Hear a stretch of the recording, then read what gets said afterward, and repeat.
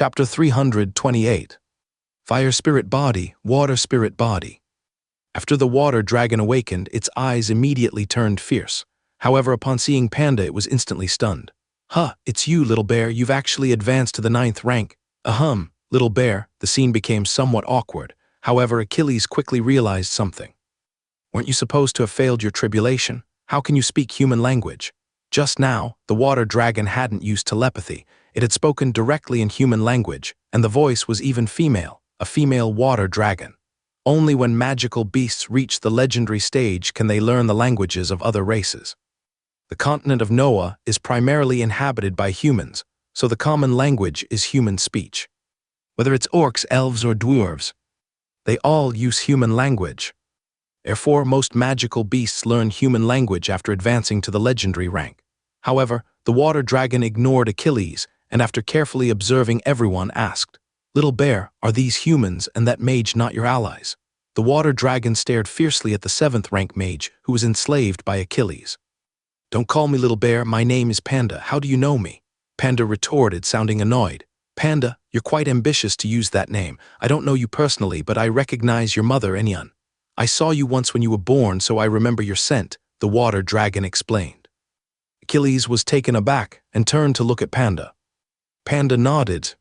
Her mother's name was indeed Enyan, an acquaintance, or rather a familiar dragon. How am I supposed to deal with this? Achilles thought to himself. However, Panda didn't pay attention to the water dragon or its mother. Instead, it said to the water dragon, "I and this young man, along with his woman, are not members of the Eye of God Guild. We came specifically to rob you because we discovered your presence.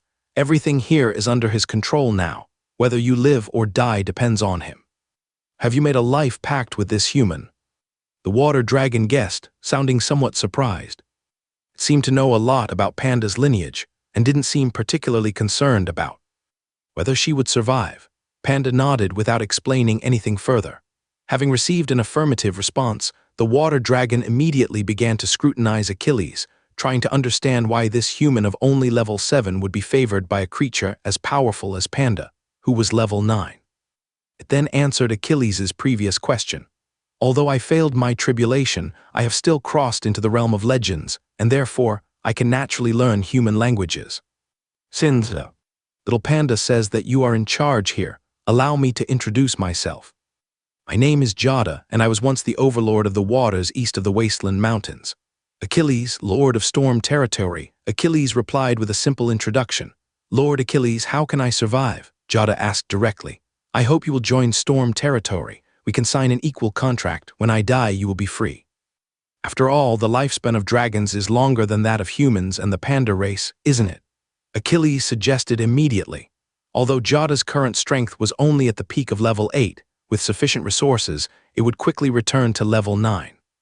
As for whether it could successfully undergo another tribulation and ascend to the legendary realm, Achilles didn't know.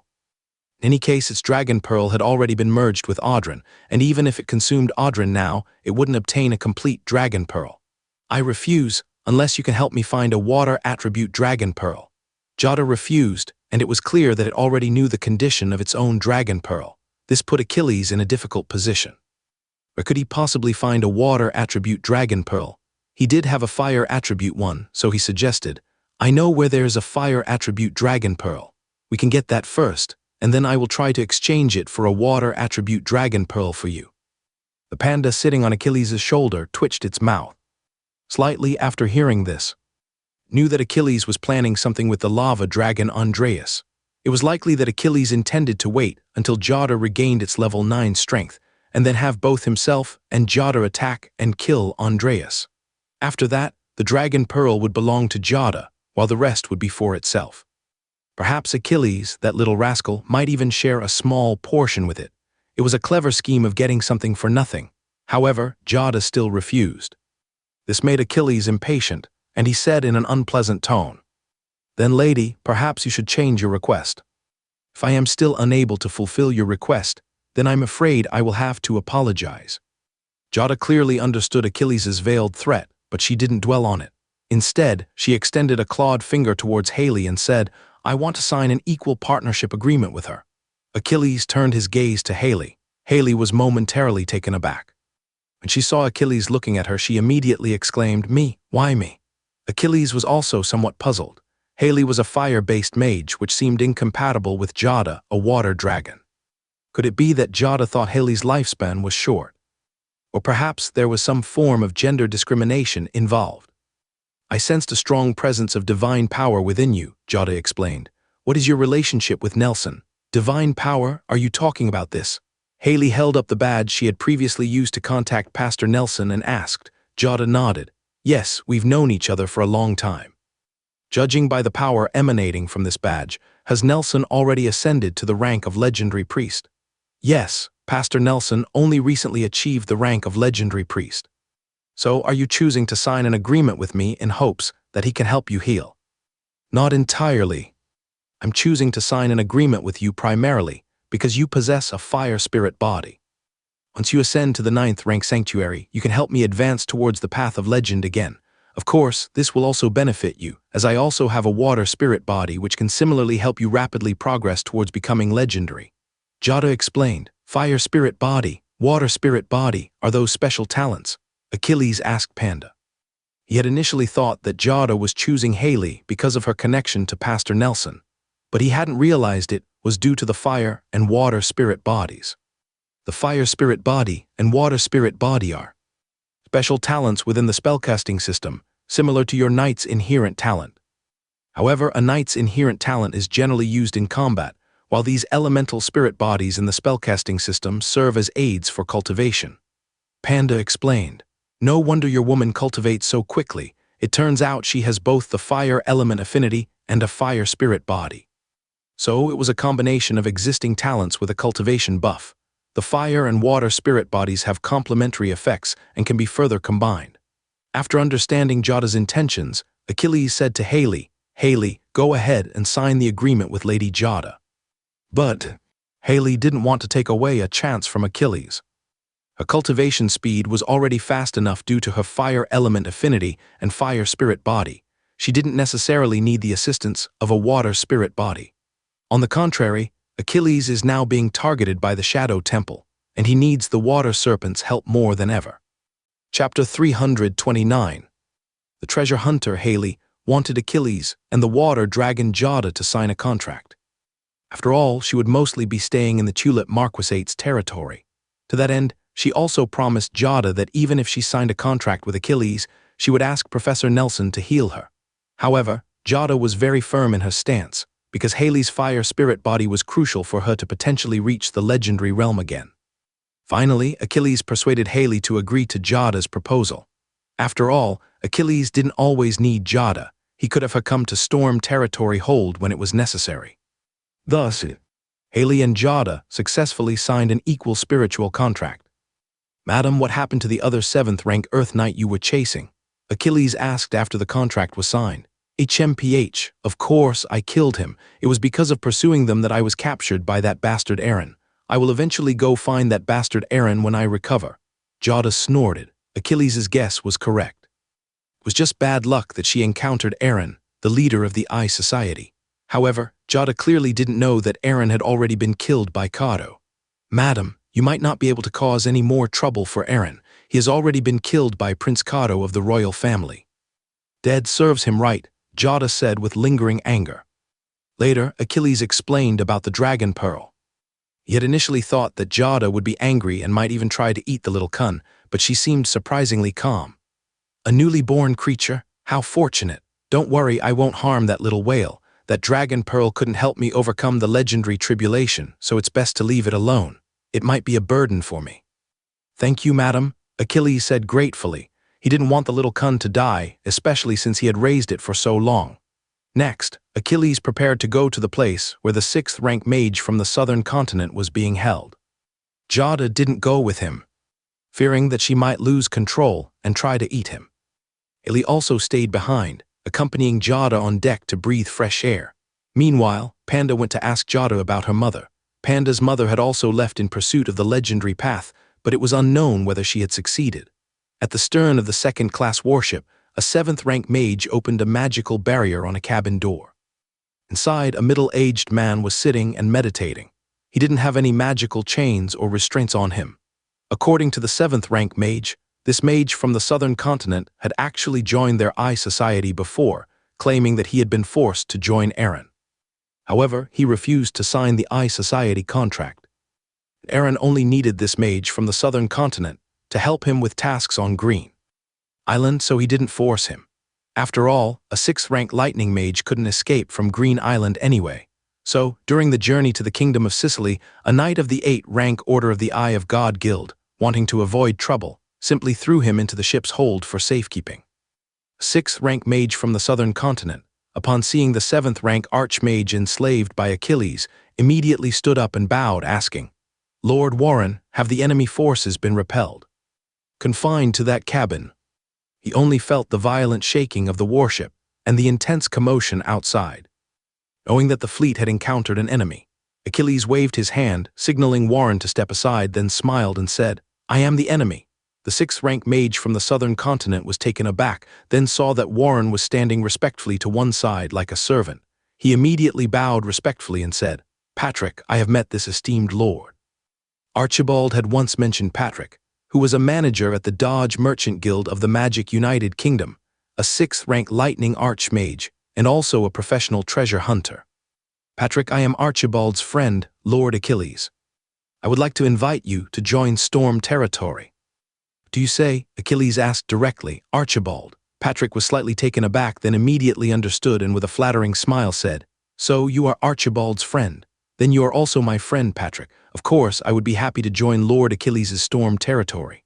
However, seeing Patrick's reaction, Achilles frowned. This was a very cunning fellow. Just moments ago, he seemed not to remember Archibald, yet he acted as if they were old acquaintances. Achilles didn't like people like that. Moreover, now that he knew about the Divine Church's prejudice against people from the southern continent, he decided that such individuals needed to be carefully controlled to ensure their reliability. Therefore, he said, "Since you are willing to join Storm territory, please open your mind and allow me to leave a mark. After all, we don't know each other very well yet." "Ah, Lord Achilles, there's no need for that," Patrick immediately refused. "If you cannot trust me completely at this time, you can restrict my freedom. I will absolutely obey." Sigh, another slot wasted. Achilles muttered to himself. He didn't bother with further explanations and directly used a method of suppression to control Patrick's mind, then immediately enslaved him using the dominance contract. After a period of enslavement, this fellow would naturally become obedient. After all, Achilles had no intention of sending him back to the southern continent. If he had agreed to the mental mark from the beginning, Achilles might have released him later.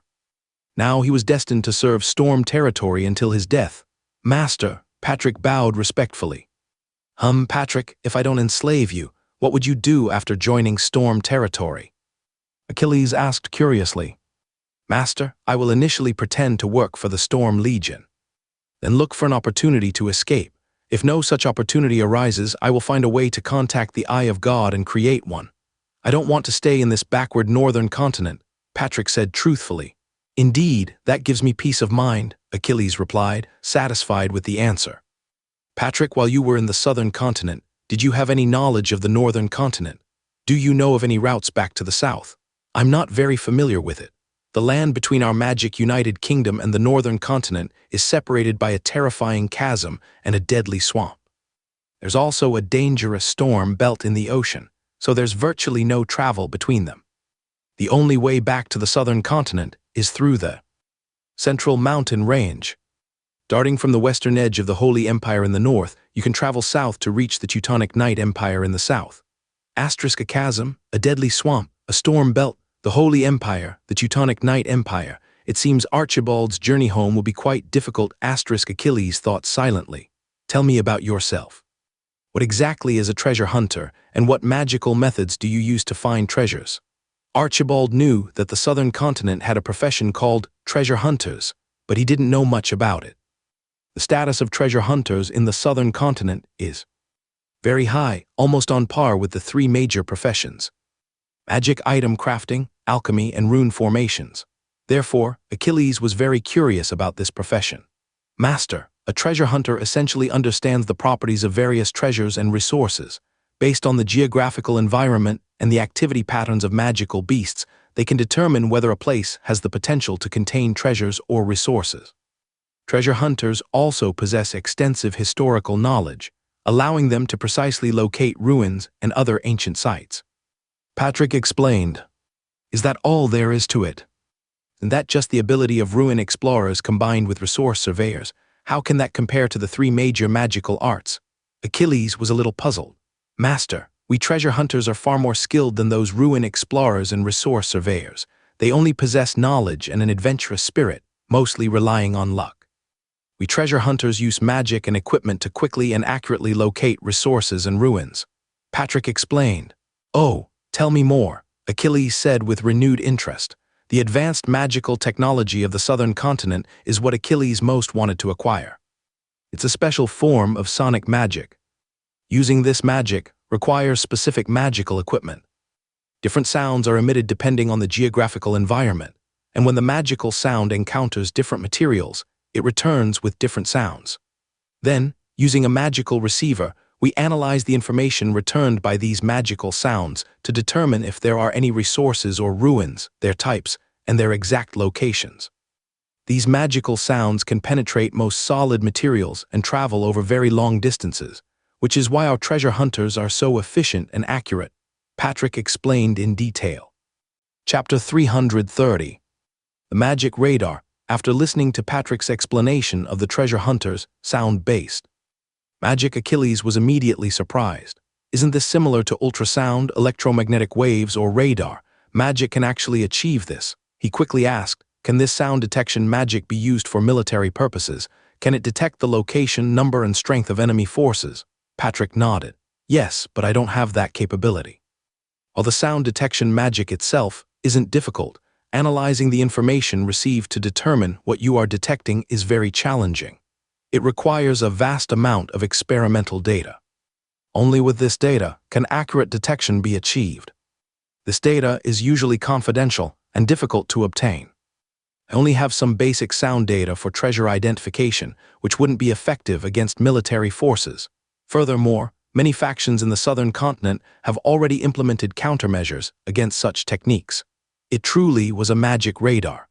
The sound data was like the encrypted codes used in espionage operations. Although there might be decryption technology available in the southern continent, it doesn't exist in the northern continent. This is very valuable and could allow Patrick to gradually develop and test the data, especially for creatures like orcs and hell demons. This would make reconnaissance much easier in the future. "What other magical techniques do you know?" Achilles asked. "Besides being a treasure hunter, I'm also somewhat of an artificer," Patrick replied respectfully. "Treasure hunting magic requires specialized magical tools, which I usually create myself. I don't know any other spells," he added. Achilles was quite satisfied. Having found a treasure hunter was already a significant achievement. He could now assist the military in reconnaissance. And since Patrick was also an artificer, learning alchemy would be much faster, which would also alleviate some of the pressure on the territory's alchemical operations. After understanding Patrick's skills, Achilles immediately gave him a complete copy of Mitchell's Alchemy and urged him to study diligently. As for Warren, the 7th-level Earth Magic Mage, he was a very useful array master. However, he was affiliated with the Eye of God Guild organization, which made things complicated. Achilles couldn't risk letting him stay in storm territory, just like Bales. At most, Achilles could assign him missions in the Grey Mountains and the Wasteland Mountains. Although Bales hadn't been contacted by the Eye of God Guild yet, Achilles was still uneasy. The powerful entities behind these cults were formidable opponents. The bishop who stood behind the Eye of God Guild was an incredibly powerful legendary figure who knew what he had placed on his followers, especially after Achilles destroyed a fleet of the Eye of God Guild and acquired the water dragon Yemagad.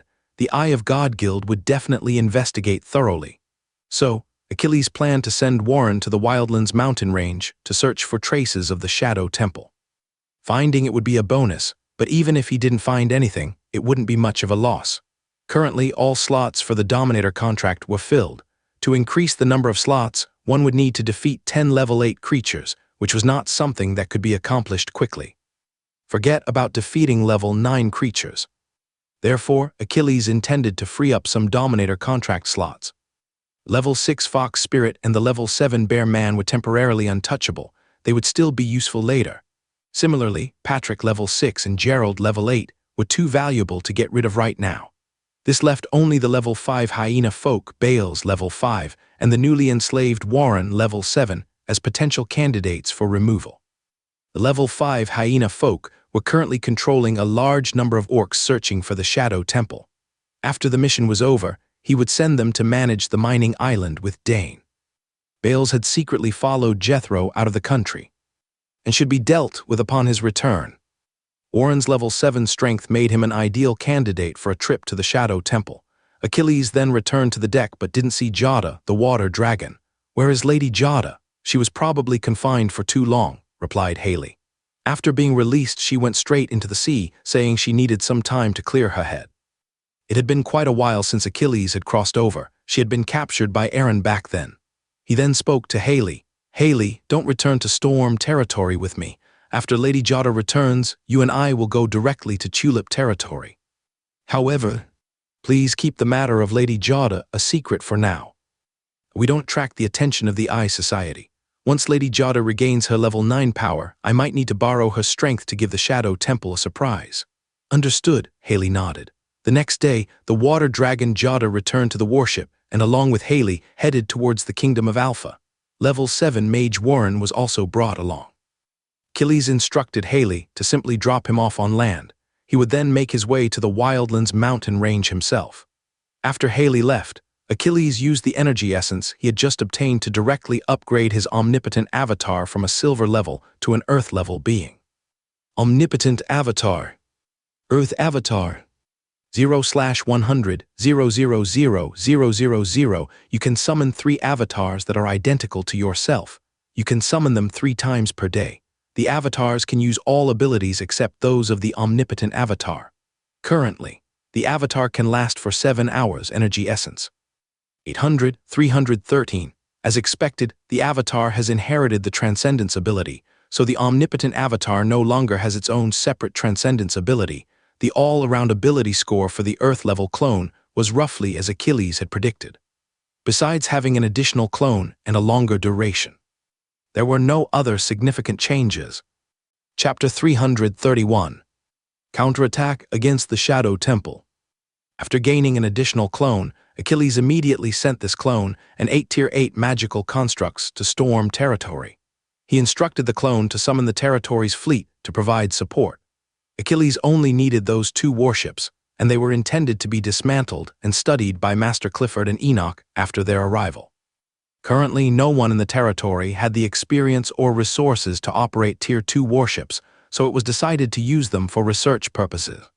This way, when the Navy expanded, the shipbuilding efforts could keep pace. Achilles didn't intend to bring any of the crew from those 2 warships back to Storm territory, nor did he plan to leave them behind. They were potential liabilities that Achilles didn't have the time or energy to manage. 2 days later, the fleet from Storm territory, led by Krill, met up with Achilles and his group. Master Clifford and Enoch, 2 renowned shipbuilders, accompanied them. The sails and masts of the 2 warships belonging to the Shadow Temple was severely damaged. Even with Achilles' wind magic, their speed was still slower than that of a Tier 4 warship.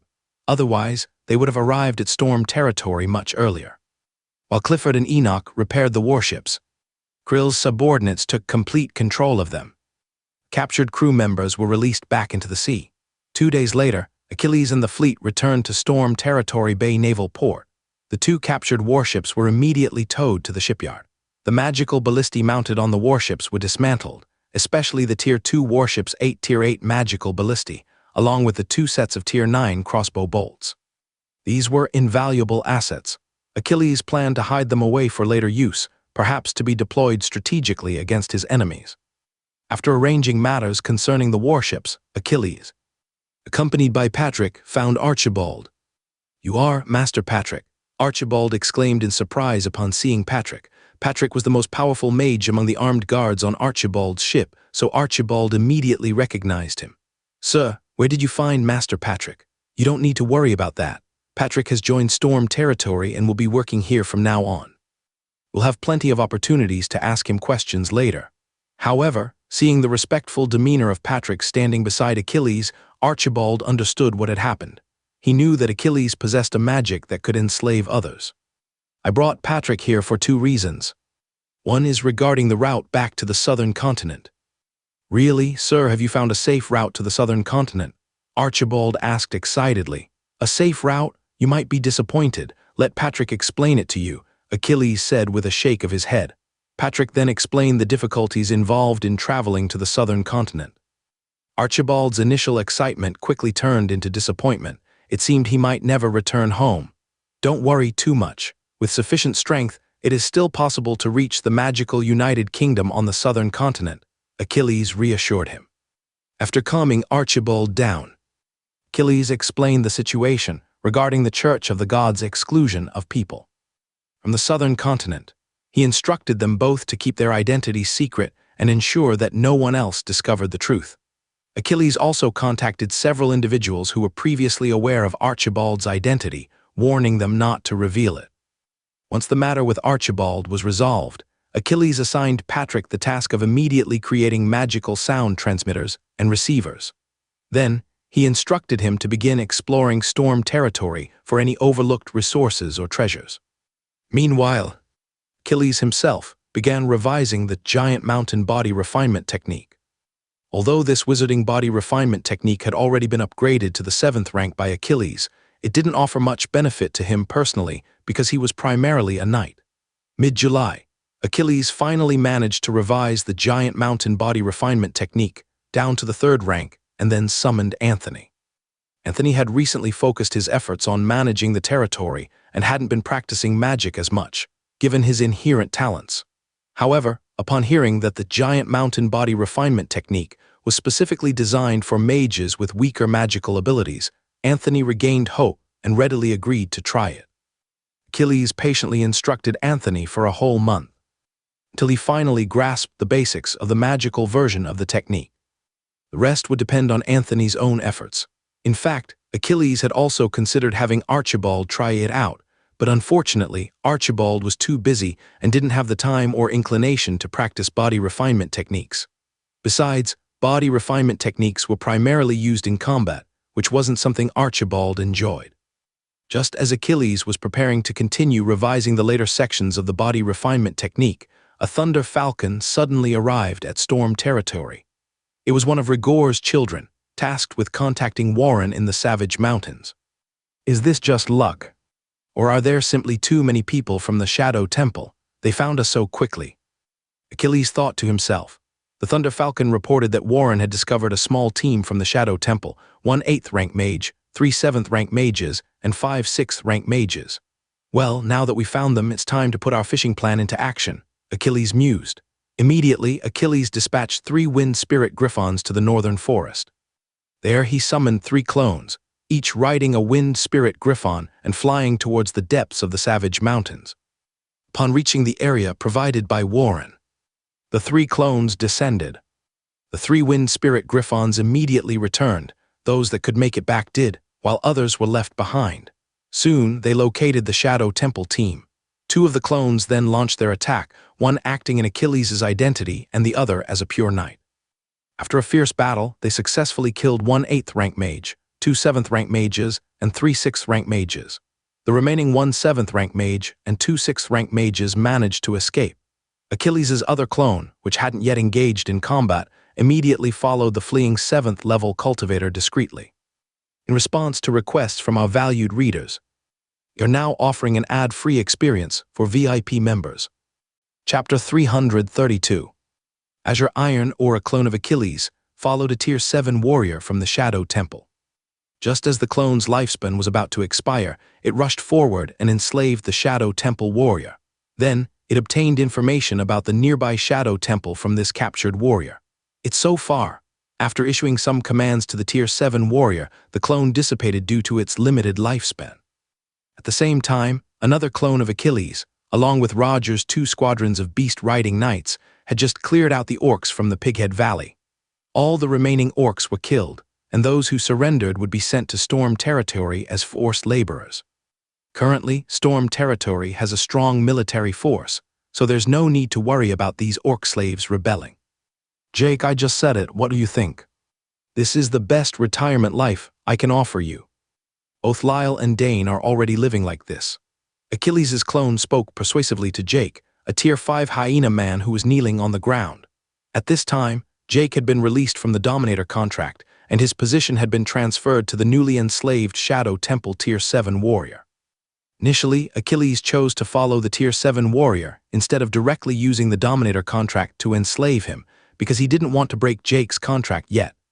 After all, the orcs under Jake's control served as valuable scouts between Storm Territory and Grey Fortress. However, the Shadow Temple's base was too far away, making it impossible to reach within the clone's lifespan. Therefore, Achilles had to abandon the Pighead Valley as a scouting post. In the future, Achilles will no longer station orc slaves in this area. After the next orcish war ends, he plans to build an outpost here. "Thank you, my lord, thank you, my lord. I am willing," Jake said repeatedly, trembling with gratitude as he knelt on the ground.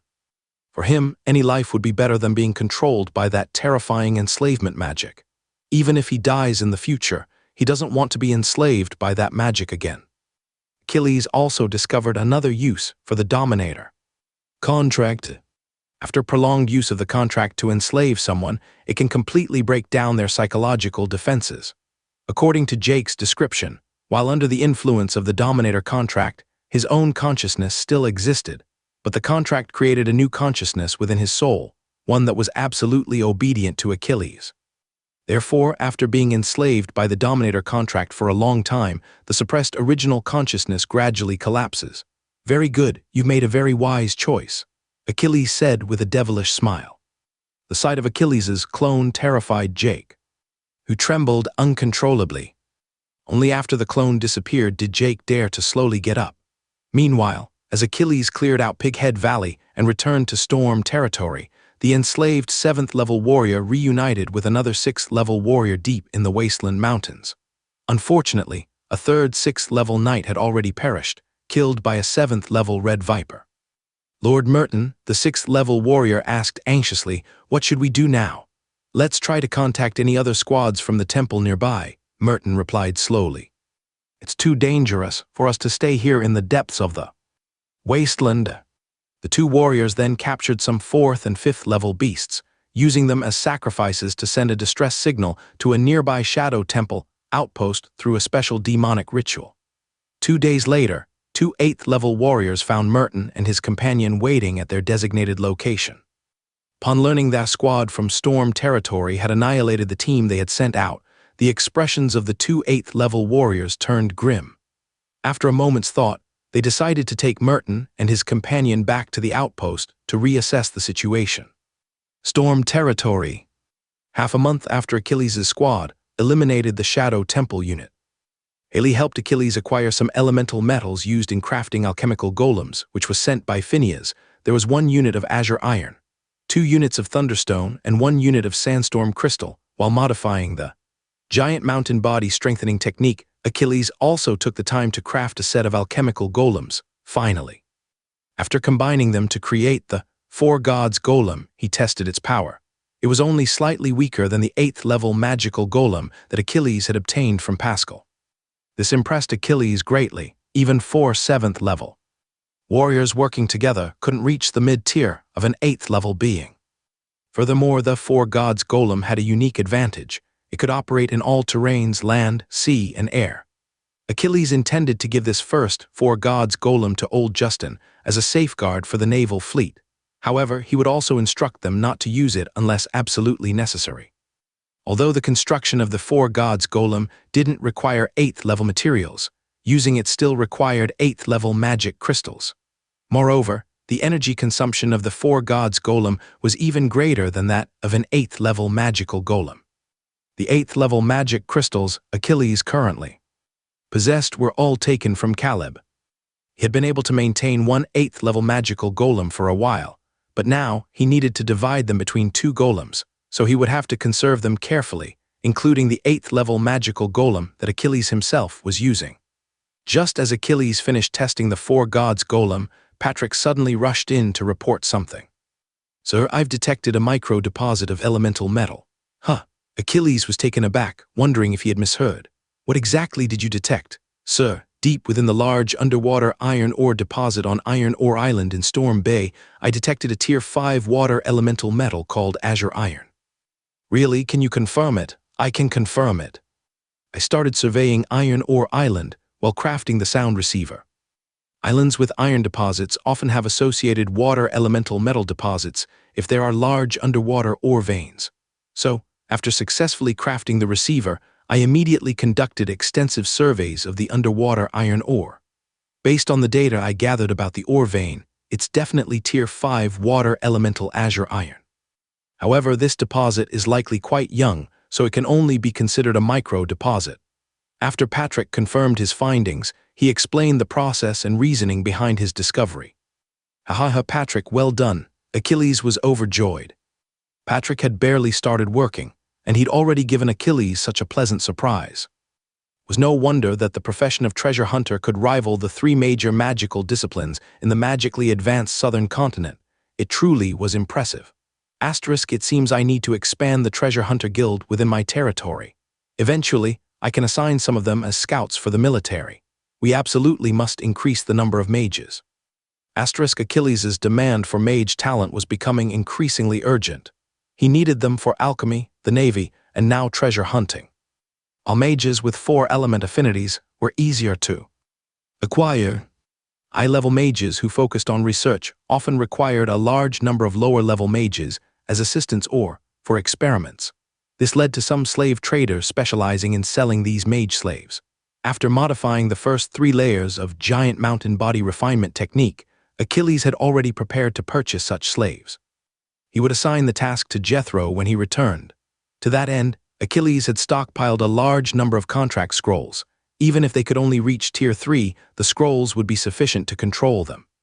Once he encountered someone with body refinement talent, he could gradually bring them over. However, alchemy, the navy, and treasure hunting required legitimate mages who could at least reach the mid-level mage rank, which would require 2 or 3 elemental affinities. This was much more difficult. The noble families that claimed to have magical lineages had accumulated their resources for centuries before they could possess a large number of mages.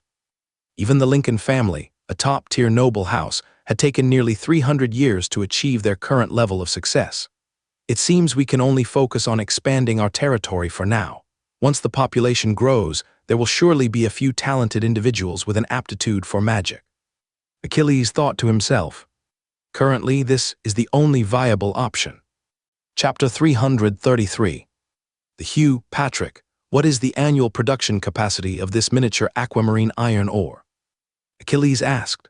While individual pieces of blue iron ore alone cannot be used to create more 4 gods alchemical constructs, producing a large number of Tier 5 Jossa shark ships can significantly enhance the Navy's strength, and the required energy source, Tier 5 magic crystals, is relatively easier to obtain.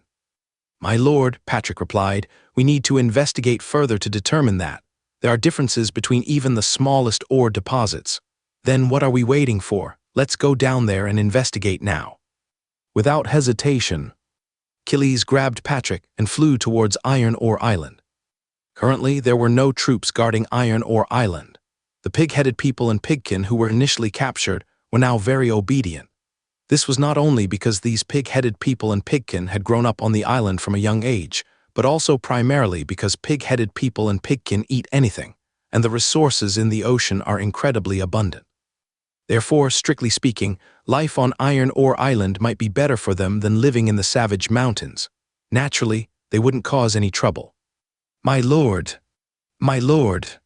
My lord! Seeing Achilles arrive, Jake and the 2 oxen immediately ran over to kneel and pay their respects. In their eyes, Achilles was a figure even more terrifying than a demon. You can go back to your work. Achilles waved his hand, dismissing the 3 orcs. There were no orcs here suitable for underwater mining, so they couldn't be of much help. And after casting water-based spells on himself and Patrick, he plunged into the sea.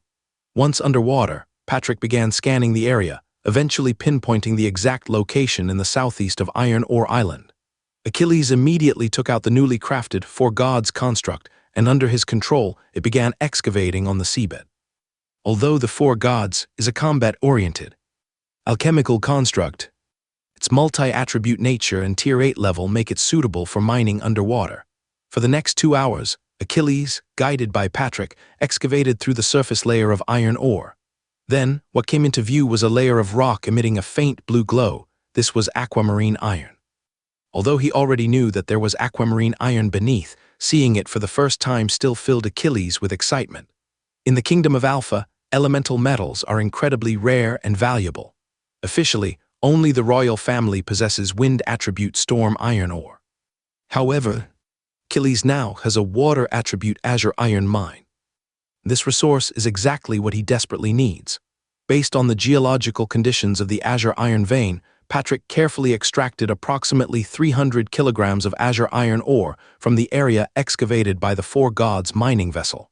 He then moved to another section and continued excavating. After finding a layer of azure iron ore, he mined out another 200 kilograms. He kept moving to different locations, some yielding over 100 kilograms, while others yielded only tens of kilograms. This completely baffled Achilles. Isn't this supposed to be a micro vein? How can it be so large? Finally, after Patrick finished mining, he filled the mine shafts with ordinary iron ore. Once they returned to the surface, Achilles immediately asked, "It was supposed to be a micro vein, but how can the coverage area be so vast?" "My lord," Patrick replied, "it is indeed a micro vein. Azure iron is formed when ordinary iron ore absorbs water elements and undergoes a transformation. Therefore, there's a possibility of finding azure iron beneath this entire iron ore deposit. Some have already formed, while others are still in the process of transforming. I've extracted almost all the azure iron that could be mined from below. The remaining ones cannot be mined. They will continue to influence the surrounding ordinary iron ore and promote further transformation. So it can regenerate. That makes it a sustainable resource," Achilles exclaimed, his eyes lighting up. "Please don't get too excited, my lord. The quality of the azure iron here isn't very high. I just extracted 1 ton of ore, but I estimate that only about 150 kilograms of azure iron can be refined from it. Also, the transformation process takes time. It might take 3 to 5 years before we can mine again." 3 to 5 years? Only 150 kilograms can produce 3 jaw shark vessels. That's a very low yield, Achilles muttered, somewhat dissatisfied. Patrick quickly added, "However, if you were to invest some magic crystals here, it could increase the yield and accelerate the transformation process." Achilles wasn't overly excited by Patrick's suggestion, because magic crystals are also incredibly valuable. Supplying a mine with enough magic crystals would be difficult. "We can discuss that later. You can use the Four Gods vessel. It will help you explore resources," Achilles said. Now that he had the azure iron, Achilles could forge a Four Gods vessel, so he gave the Four Gods to Patrick. After refining the azure iron ore and creating 3 more jaw shark giant shark vessels, Achilles retrieved Archibald's Haste Eagle and combined it with the other materials to create another Four Gods vessel. He then handed both jaw shark giant shark vessels and the Four Gods vessel over to the Navy. Having dealt with these matters, Achilles turned his attention to the Shadow Temple. Merton had reported the location of a Shadow Temple outpost, but Achilles wasn't sure if there were any Tier 9 beings present. Therefore, Achilles decided to have Panda send a clone to investigate. The outpost was too far from storm territory for a direct response within a reasonable time frame. However, at that moment, Achilles suddenly sensed that one of his Dominator contract slaves was about to lose control. Warren, Eye of God Guild. Achilles immediately identified the specific slave and used soul binding. After soul binding, Achilles felt that Warren's body had become immobile and seemed to be targeted by some force. Eyes, is this the power left behind by the bishop on the Noah continent? Achilles sensed hundreds of eyes appearing in Warren's mind. This was clearly the Eye of God Guild using the power of the bishop. Immediately, Achilles forcibly channeled magic through Warren, causing his body to explode. Next, Achilles' soul bound Bales, and after handing Bales' ring to Kunt and ordering him to immediately return to Frostmoon City, he controlled Bales' body to move away from Kunt before also detonating it, which nearly frightened Kunt to death. As expected, these people from the evil god church have been tampered with. It can pinpoint the exact locations of these individuals. Fortunately, they weren't left in storm territory. Achilles was sweating profusely at this moment. Warren's location had just been exposed. Meanwhile, in a swampy world far from the Noah continent, a massive worm covered in eyes slowly awoke. This enormous worm was the true mastermind behind the Eye of God guild, the bishop. Someone has detected the mark I placed within those slave bodies. The Noah continent? The bishop then used a trace of its power remaining at the headquarters of the Eye of God guild to track the residual energy of the mark, and flew towards the Alpha Kingdom, intending to find out who had discovered the mark it had left behind. However, as soon as it entered the Alpha Kingdom, it was stopped by another force of divine power. It was the legendary priest Nelson. HMPH, Bishop, what are you doing here? So, there's a legendary level Artemis priest here. Forgive my intrusion. The Hugh immediately dissipated his power. He wasn't foolish enough to seek out the legendary priest based on just this small amount of strength.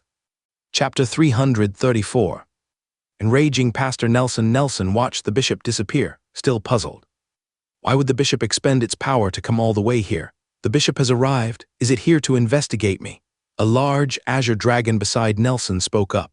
This was Yemgar, the water serpent currently receiving treatment from Nelson. Nelson shook his head, denying it.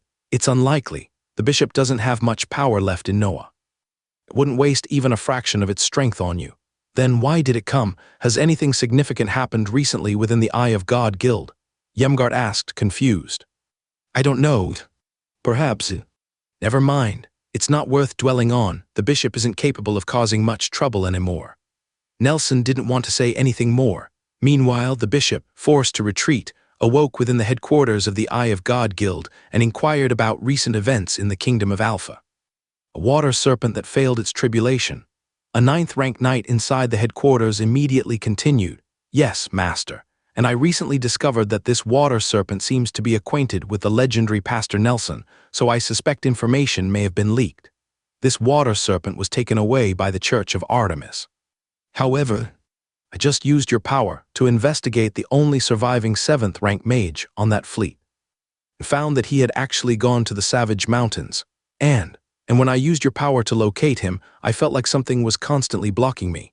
Finally, after much effort, I managed to pinpoint his location, but that 7th-rank mage immediately died. The Church of Artemis, the Savage Mountains. Because Warren had already been killed by Achilles when the bishop awoke, it hadn't noticed anything unusual. Immediately dispatch a 9th-rank member to the Kingdom of Alpha, but maintain a low profile, and have them thoroughly investigate this incident, the bishop ordered. Yes, master. The 9th-rank knight respectfully acknowledged the command. In the year 6645 of the era of Artemis, November, much of the Savage Mountains had already been covered in snow. A troop of beast rider soldiers was struggling through the terrain, with a flight squad of aerial beasts overhead. Roger, tell everyone to speed up. We need to reach the canyon area before nightfall. We'll rest there for one night, and then prepare to attack the Shadow Temple outpost tomorrow. Yes, sir. Roger immediately instructed the troops to increase their pace. This troop of beast riders was from the 2 beast rider squadrons of Storm Territory. After experiencing a false alarm orchestrated by the Eye of God guild, Achilles, accompanied by Panda, successfully located a Shadow Temple outpost using his clones and information provided by Fidge. After confirming that there were no Tier 9 individuals present, he led Roger's Beast Cavalry and Eric's Flying Tiger Squad to eliminate the outpost. Winter had arrived, making it impossible for other armies to operate effectively. The next day, Achilles launched an attack on the Shadow Temple outpost. Eric's Flying Tiger Squad continuously hurled barrels of alchemical fire at the outpost, turning it into a raging inferno. Subsequently, Achilles' undead army surrounded the outpost. Within the Shadow Temple outpost, there were a total of 4 Tier 8 individuals, 10 Tier 7 individuals, 20 Tier 6 individuals, and over 200 lower tier operatives. These included humans and orcs, but no demons. Achilles' 2 avatars, accompanied by 2 Tier 8 golems, relentlessly attacked the outpost's Tier 6 magical formations. Although there were mages maintaining the formations, they couldn't withstand Achilles' assault indefinitely. Therefore, 3 Tier 8 individuals from the Shadow Temple immediately intervened to stop Achilles' avatars and golems. Simultaneously, 5 Tier 7 individuals led 100 soldiers to confront the undead army. Achilles' summoned familiar, Fetch, remained within the outpost. He located and instantly killed the Tier 7 mage responsible for controlling the magical formations, along with several surrounding Tier 5 and Tier 6 mages. After destroying the center of the magical formation, Fetch detonated himself. Lessons learned from the Eye Society must be heeded. Any such artifacts used by these cults must be immediately destroyed afterward. With the outpost's magical defenses disabled, Achilles and his third avatar quickly stormed the base. After slaying the remaining Tier 8 knight, they began rapidly clearing the entire outpost. The two avatars in the sky also unleashed their full power, swiftly eliminating the 3 Tier 8 operatives. All 4 Tier 8 operatives of the Shadow Temple died without understanding how a Tier 7 operative could be so powerful.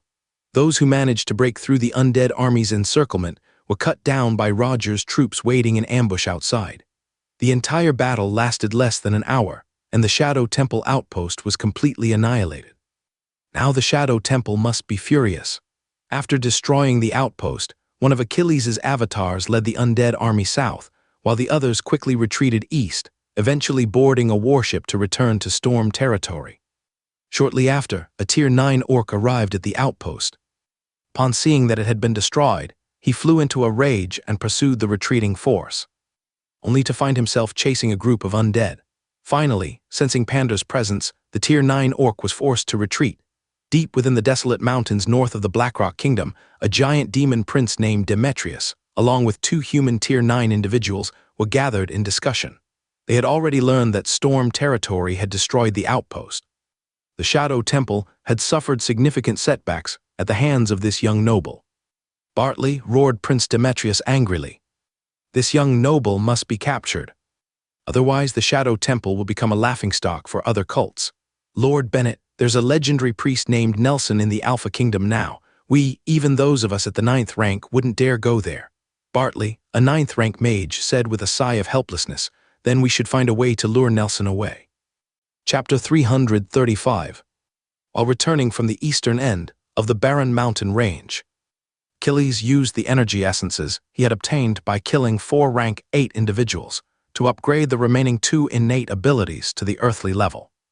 Innate abilities: Absolute Defense, Earthly Defense 0/100 000 increases physical defense, Kai defense, and magical/spiritual defense by a factor of 5.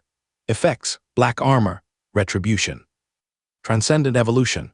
Skin: Your skin is undergoing transcendent evolution, significantly enhancing your basic defensive capabilities. Currently, the evolution is at 1/10 completion. Infinite Endurance. Earthly Endurance 0/100 000 increases physical stamina, magical energy, Kai, and spiritual power by a factor of 5. Effects: Devour the Ocean. Awakening of Embers. Transcendent Evolution. Skeleton: Your skeleton is undergoing transcendent evolution, significantly enhancing your basic endurance. Currently, the evolution is at 1/10 completion. Energy Essence 25/652/632 requires a higher base level for the next awakening. Next, I need to advance to the celestial level. This time, with the Shadow Temple and the upcoming Orcish War, I need to kill more rank 8 individuals. At that moment, a spatial distortion appeared above the warship, and Panda immediately materialized in the air. Kid, there's indeed a rank 9 individual pursuing you, and it's a rank 9 werewolf. He sensed my presence and returned. What are you planning by constantly provoking the Shadow Temple? While they fear Nelson, your constant provocations might lead them to take risks and attack you. Panda was puzzled by Achilles' repeated provocation of the Shadow Temple and offered a word of caution. Don't worry, I know what I'm doing. It's intentional. Instead of constantly being on guard against them, it's better to lure them out. That way we can prepare properly and inflict a significant blow on the Shadow Temple, giving us some peace for a while. Otherwise, we would have to be extremely cautious in everything we do. Achilles explained. You want to set a trap and eliminate an entire 9th rank sanctuary of the Shadow Temple, Panda exclaimed in surprise. That's right, Achilles said, his voice filled with killing intent. We need to show them that Storm territory isn't someone to be trifled with. Are you crazy? Panda retorted. If they decide to act, they'll definitely have a way to deal with Nelson, and they'll be well prepared. Even if it were just you plus 1 hidden Yeminger, I doubt you could eliminate an entire 9th rank sanctuary. I have other preparations, Achilles said confidently. Panda remained silent, impressed by how powerful this young man had become. At only the 7th rank, he was already planning to take down a 9th rank sanctuary. After returning to storm territory with his troops, Achilles first sent a message to Haley and then immediately headed for the capital city of Kanglin. Achilles had angered the Shadow Temple because of his help to the royal family, so now that they were going after the Shadow Temple, the royal family needed to be involved. After meeting with King Thuron, Achilles directly explained his situation. He was being targeted by the Shadow Temple and needed the support of the royal family. This put King Thuron in a difficult position. Dealing with the Shadow Temple wasn't something that could be solved simply by mobilizing troops. It required a significant number of powerful individuals. So, he sent messengers to summon either the Kado Paladin or the Crawford Sage. However, the Kado Paladin was not in Kanglin City. Only the Crawford Sage came to meet with Achilles. "I've already heard about this," the Crawford Sage said. "Ultimately, the information leaked from within the royal family, so we're naturally willing to help." The Crawford Sage often spent time with 9th rank priest Cole and was therefore aware of what happened to the ranch family previously. However, the royal family can't keep a 9th rank individual stationed at Grey Fortress indefinitely, the Crawford Sage emphasized. After all, the royal family needs 9th rank individuals in many other places. "All right," Achilles replied, "but you don't need to send someone there immediately, just wait for my signal." He didn't need the royal family to constantly protect him. King Thuron and the Crawford Sage were taken aback by Achilles' words, unsure of what he meant. Before they could ask any questions, Achilles made another request. "I also need to borrow a royal magical crossbow along with 3 tier 9 arrows." Hearing Achilles' request, Crawford seemed to have realized something. "Are you planning to ambush the Shadow Temple and eliminate their tier 9 sanctum?" Achilles nodded, not concealing anything. After discussing matters with the royal family, Achilles returned to Storm Territory. At this time, Haley had already arrived in Storm Territory. "How is it? Is Lady Jada ready?" "She's ready. She has recovered to her tier 9 sanctum state and is currently lurking deep within the eastern waters of the Wasteland Mountains. I can use a mental link to establish some connection with her so she can quickly come here." Haley confirmed. She then took out a magical ring. "This contains what you need. Thank you. I will return it to your tulip family later," Achilles said politely as he accepted the ring. "But aren't you only a tier 7 array mage? Why would the royal family help you set up an 8th tier magic circle?" The items Haley prepared for Achilles were a set of tier 8 arrays and corresponding magical materials. "No, I wouldn't want the royal family to help me with the magic circle," Achilles said. Shaking his head, a tier 8 magic circle requires a vast amount of resources, which is not much different from a tier 9 treasure. Such an important thing, the relationship between Achilles and the royal family isn't quite at that level yet. Then, "She's here. I brought in a half-elf array mage." Before Haley could ask, Achilles pointed towards the sky in the northwest direction. A figure cloaked to conceal their identity was rapidly approaching. "You know a half-elf array mage?" Haley said, surprised. "Yes, Panda knows her too. We explored an ancient ruin together before, and she is now a tier 9 half-elf," Achilles explained. Previously, Achilles had sent Wendy back to the half-elf tribe, where she learned that Feidsel, the tribal leader, had successfully advanced to tier 9 a year ago. However, Achilles would not involve Feidsel in the operation against the Shadow Temple, and Feidsel would not participate either. Her half-elf tribe could not afford to provoke the Shadow Temple. Achilles brought Feidsel here only to help him set up the tier 8 magic circle in Storm Territory. There would be no conflict of interest between Storm Territory and the half-elf tribe. Furthermore, when inviting Figgles, Panda also played a role. If Figgles hadn't been personally invited by Panda, he wouldn't have agreed to participate, and certainly wouldn't have tried to tamper with the magical formation. Chapter 336. Religious war after the elven chieftain Figisel was captured in Storm Territory. Achilles invited her to his manor. Achilles needed to keep Figisel's identity a secret to prevent information leaks that could cause trouble for the elven tribe. The Shadow Temple's methods were also difficult to guard against. Inside the manor, Achilles expressed his gratitude to Figisel for her help. "It's nothing," Figisel replied. "I can obtain this set of 8th level magic arrays myself, and I gain more benefits from it." The price Achilles asked of Figisel was that she could copy the 8th level magic array. However, there was a condition: only the elven tribe could use it, and it could not be exchanged with others. Even so, this was still a great advantage for Figisel. Achilles then handed over the 8th level magic array, Endless Hellfire, along with the materials needed to create it, and said, "Chieftain Figisel, I have already set up 2 6th level defensive magic arrays in storm territory. Therefore, you need to place the Endless Hellfire between these 2 arrays, and before I activate them, there must be no traces of the magic array visible." After receiving the magical ring, Figisel asked another question. "No problem, but I need to understand the details of the 2 defensive magic arrays that Viscount Achilles has set up. Could you tell me more?" These 2 defensive magic arrays are the War Guardians, obtained from the wizard ruins last time. Chieftain Figisel should be familiar with them, Achilles explained with a smile. "Ah, I see. Well, I haven't worked with this Endless Hellfire array before, so it might take me slightly longer." Achilles had no objections. There was still plenty of time, and the magic arrays needed to be set up before the Shadow Temple acted. It would also be difficult to deal with Nelson without them, and they wouldn't be able to set them up so quickly either. After that, Figisel began setting up the 8th level magic array in storm territory. Haley was also assigned to help, as this was a fire-based array, and Haley would need to participate in its control later on. When Figisel was setting up the 8th tier magic circle, he was very surprised to see the 6th tier defensive magic circle that Achilles had arranged. This definitely wasn't something a newly promoted 6th tier mage could create. Just a few years ago, Lord Achilles was only a 5th tier mage when he was exploring ancient ruins. In just a few years, not only has his power level risen to the 7th tier, but it seems his magic circle proficiency is also likely at the 7th tier now. He truly possesses an incredible talent. More than a month later, Figisel finally completed setting up the 8th tier Endless Hellfire magic circle, and a 9th tier Holy Crossbow and 2 8th tier magical siege crossbows from the royal family had already been delivered to Storm territory. Now, they just have to wait for news from the Shadow Temple. In mid-March of the year 6646 of the Artemis era, Pastor Cole personally came to Storm territory.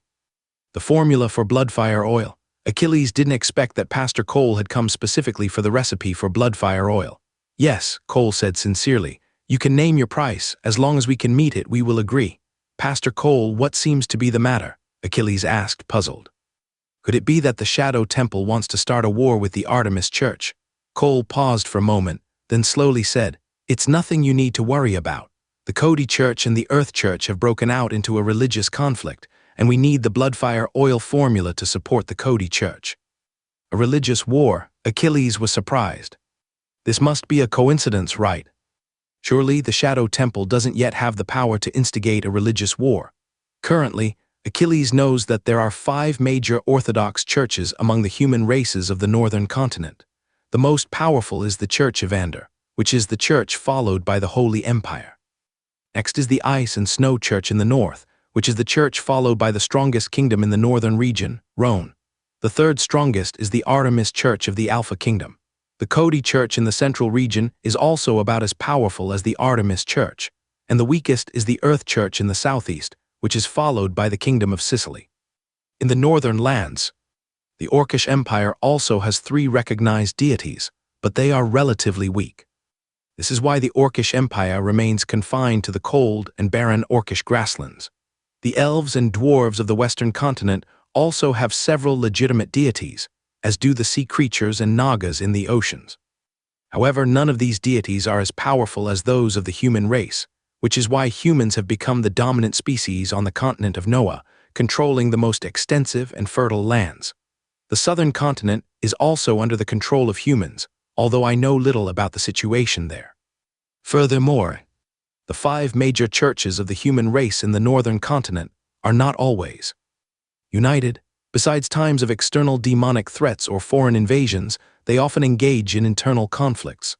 Gradually, the 5 major churches have divided into 3 main factions.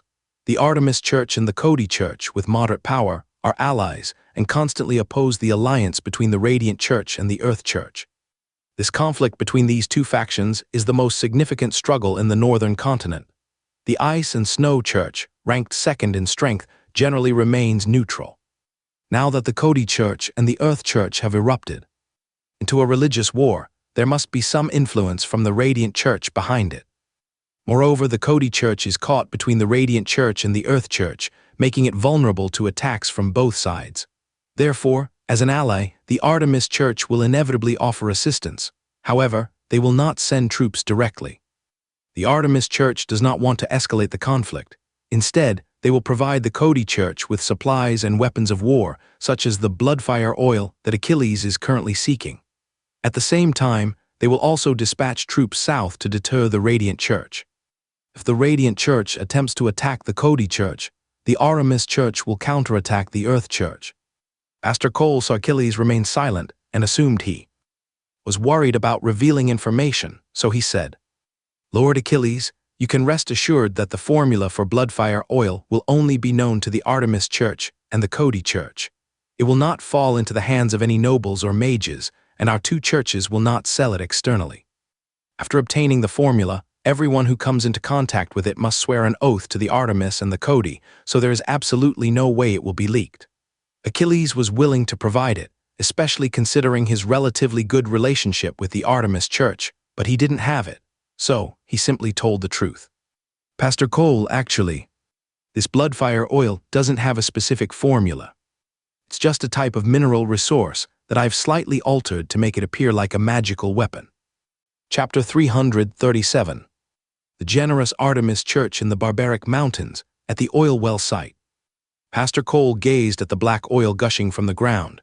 He was amazed and said, "It's incredible. There are no traces of magic here. I never thought that ordinary minerals could possess such power." "Indeed," Achilles replied, "I discovered it by chance. Because it's so easily identifiable, I used common magical materials to dye it blood red, making people believe it was a new type of magical weapon." Pastor Cole looked at Achilles and smiled. That's why the ingredients in bloodfire oil seemed so simple, yet impossible to replicate. It turns out it was all an illusion. Viscount Achilles is truly meticulous. Who would have thought that such powerful bloodfire oil could be derived from ordinary minerals? "I had no choice," Achilles said with a wry smile. "The storm territory is still weak. If I hadn't done this, I might not have been able to protect this oil well, and it could have put me in danger." "Yes, that's understandable," Pastor Cole replied. He understood Achilles' caution, but he was now faced with the difficult question of what to offer him in return. "But Viscount Achilles, I'm not sure what I can give you in exchange for this information." "It doesn't matter," Achilles said. "If the Artemis Church or the Cody Church discovers bloodfire oil on their own, you don't need to give me anything. If not, then purchase it from me. Regardless, my agreement with the royal family doesn't involve the church." Achilles had already had Patrick survey the oil well, and the reserves are enormous. Even at Achilles' current rate of consumption, it would last for 300 years. After hearing this, Pastor Cole didn't entirely agree with Achilles' proposal. After careful consideration, he slowly said, "It takes time to locate bloodfire oil deposits. Initially, you will undoubtedly have to sell it to us. We, the Artemis Church, will publicly announce that we obtained the formula from you. Otherwise, if we acquire too much at once, you won't be able to explain it. And in return," he continued, "we will still give you what is due. You said the secret of bloodfire oil is similar to a formula. Speaking of which, you are currently dealing with the Shadow Temple, so I brought you a 9th rank Holy Light Scroll, which is very effective against demonic princes from hell. Additionally, I'm giving you a Goddess Resurrection Scroll, just in case." With that, Pastor Cole handed 2 scrolls to Achilles. Achilles was surprised. 2 9th rank scrolls. The church was being quite generous, and among them there was a precious Resurrection Scroll. It was the same trick the royal family had used to deceive the Caleb and Phoenix families back then. Achilles wouldn't refuse such an offer. "Thank you for the church's help. I really need these right now. This religious war will likely require Reverend Nelson's involvement, and the Shadow Temple certainly won't miss this opportunity." Pastor Cole looked at Achilles with some surprise. "So, you know about it. Actually, Reverend Nelson specifically asked me to deliver these scrolls. He is very likely to travel to the border of the Holy Empire during this religious war to intimidate the Radiant Church there. So, it was a request from Reverend Nelson. That's why I thought the bloodfire oil formula wouldn't be worth a Goddess Resurrection Scroll." Achilles then expressed his gratitude to Reverend Nelson and the Artemis Church. Pastor Cole immediately began using his magic ring to collect the petroleum. The dyeing process would be handled by them, as they have more people, especially with the ongoing religious war. After Pastor Cole collected the oil, Achilles made a small request. "Pastor Cole, I have another request." "Oh, what is it?" Pastor Cole asked, looking slightly puzzled. Important requests should usually be made in advance. I would like the Artemis Church and the Cody Church to help me find a common mineral while they are searching for bloodfire oil. It's a relatively soft stone, yellow in color, and has a rather pungent odor. Achilles said. Achilles had inquired with Patrick, who confirmed that there were sulfur mines on the southern continent, although he didn't know what they were used for. Therefore, Achilles hadn't heard any mention of sulfur mines before. So, when Pastor Cole asked for the bloodfire oil formula, Achilles had already planned to exchange it for the Artemis Church's help in finding sulfur ore. After all, the church could search in multiple countries, and having two churches working together would be much more efficient than Achilles searching on his own. If they could find it, he could create explosives and enhance them with magic, which should have a very good effect. All right. Pastor Cole readily agreed, without asking any further questions. After Pastor Cole left, Achilles immediately found Panda. Brother Panda, this is a resurrection scroll crafted by the Artemis. The Royal Jeffrey Paladins previously used it to die once, and the upcoming battle against the Shadow Temple might be very difficult. For me, but they're mainly targeting you. Don't worry, I have my own methods, and I won't be directly confronting a 9th-tier being. Your fight is the most dangerous, so this scroll is the best fit for you. Achilles himself has the blood ash and rebirth effects, which are not as powerful as the resurrection scroll yet, but they are sufficient for now. Panda realized that he was indeed the one taking the biggest risks, so he accepted the goddess's resurrection scroll. Immediately after, Achilles began preparing for the war. First, he notified the royal family, who could now dispatch a 9th-tier paladin to guard Grey Fortress. Then, he arranged all the magical crossbows, using 7th-level concealment arrays, the World of Light and Shadow, to hide the 8th and 9th-tier crossbows. Meanwhile, as Storm Territory was making frantic preparations, deep within the desolate mountains of northern Blackrock Kingdom, several 9th-tier members of the Shadow Temple were discussing how to deal with Storm Territory. I never thought that, before we could even figure out a way to lure Nelson the Priest away, a religious war would suddenly erupt.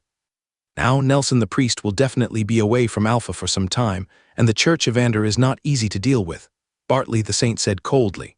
Ha ha ha, yes, I heard that the young lord is currently desperately seeking help, and the royal family has already sent a Jeffrey Paladin to Grey Fortress. Gabriel the warrior laughed loudly. HMPH, now you know how to be afraid. You thought that just because you have a legendary priest, you could disregard us, the Shadow Temple. This time, no matter how many reinforcements he brings, I will kill him, Prince Demetrius sneered. He hated Achilles the most. The previous large-scale operation in the Kingdom of Alpha ended in failure. The Shadow Temple suffered heavy losses. Not only did they lose a powerful Duke family ally with a legendary being, but even the Reaper King, who had just been cultivated to become a legend by the Shadow Lord, was killed. At that time, the Shadow Lord was so angry that he almost killed him directly. All of this was caused by that damned human lord. Now he is still relying on the existence of the legendary priest, repeatedly provoking the Shadow Temple, causing him to be ridiculed by other churches. He then issued a direct order, Bartley, you stay here. Gabriel and I will go to Storm Territory. Also, notify Bartholomew to wait for us at the eastern end of the desolate mountains. 3 9th-level sanctuaries attacked a small baronial territory. This human lord, in a way, died as he should have. Chapter 338. Collision in mid-March. News of the religious war spread among the high nobility of the Alpha Kingdom. The Church of Cody and the Earth Church clashed again, and many nations under their control were drawn into the conflict. This was not the first time such a religious war had occurred. When these faith-based conflicts escalated, even secular nobles could not remain unaffected. Currently, it was only a struggle between the Church of Cody and the Earth Church, and the Artemis Church did not need to get involved yet. However, if the Radiant Church and the Holy Empire joined the conflict, then the nations where the Artemis Church held influence would inevitably be drawn in. At that point, even the high nobility of the Alpha Kingdom might have to form an army to support the Artemis Church. Therefore, some nobles had already begun making secret preparations. At this time, the royal family dispatched Sir Geoffrey, a holy knight, to guard Grey Fortress. Shortly after, large quantities of bloodfire oil appeared on the religious battlefield, and the Church of Cody was driving the Earth Church back relentlessly. Simultaneously, 2 legendary priests from the Artemis Church, accompanied by a large contingent of church knights, appeared in the kingdom of Yuzo, keeping a watchful eye on the radiant church. Among them was Nelson, a legendary priest from the Alpha Kingdom. These reports were quickly received by the Shadow Temple. As a result, a 200-person team from the Shadow Temple, stationed deep within the Eastern Mountains, began to mobilize. This team consisted of 3 rank 9 individuals, 8 rank 8 individuals, over 30 rank 6 or 7 individuals, and the rest were all rank 3 or higher professionals, a force capable of attacking even an earl's castle. "Demetrius," Gabriel said, "you can proceed with your plan. The information is confirmed. Nelson has already appeared in the kingdom of Yuzo." "What are we waiting for?" Demetrius said fiercely.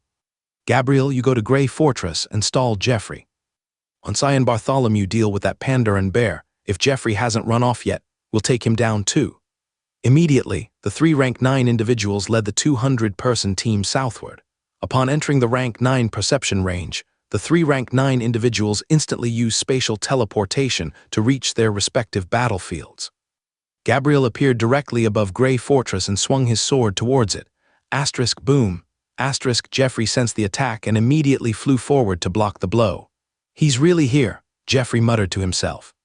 "I knew that sending me here in such a blatant manner wouldn't be effective.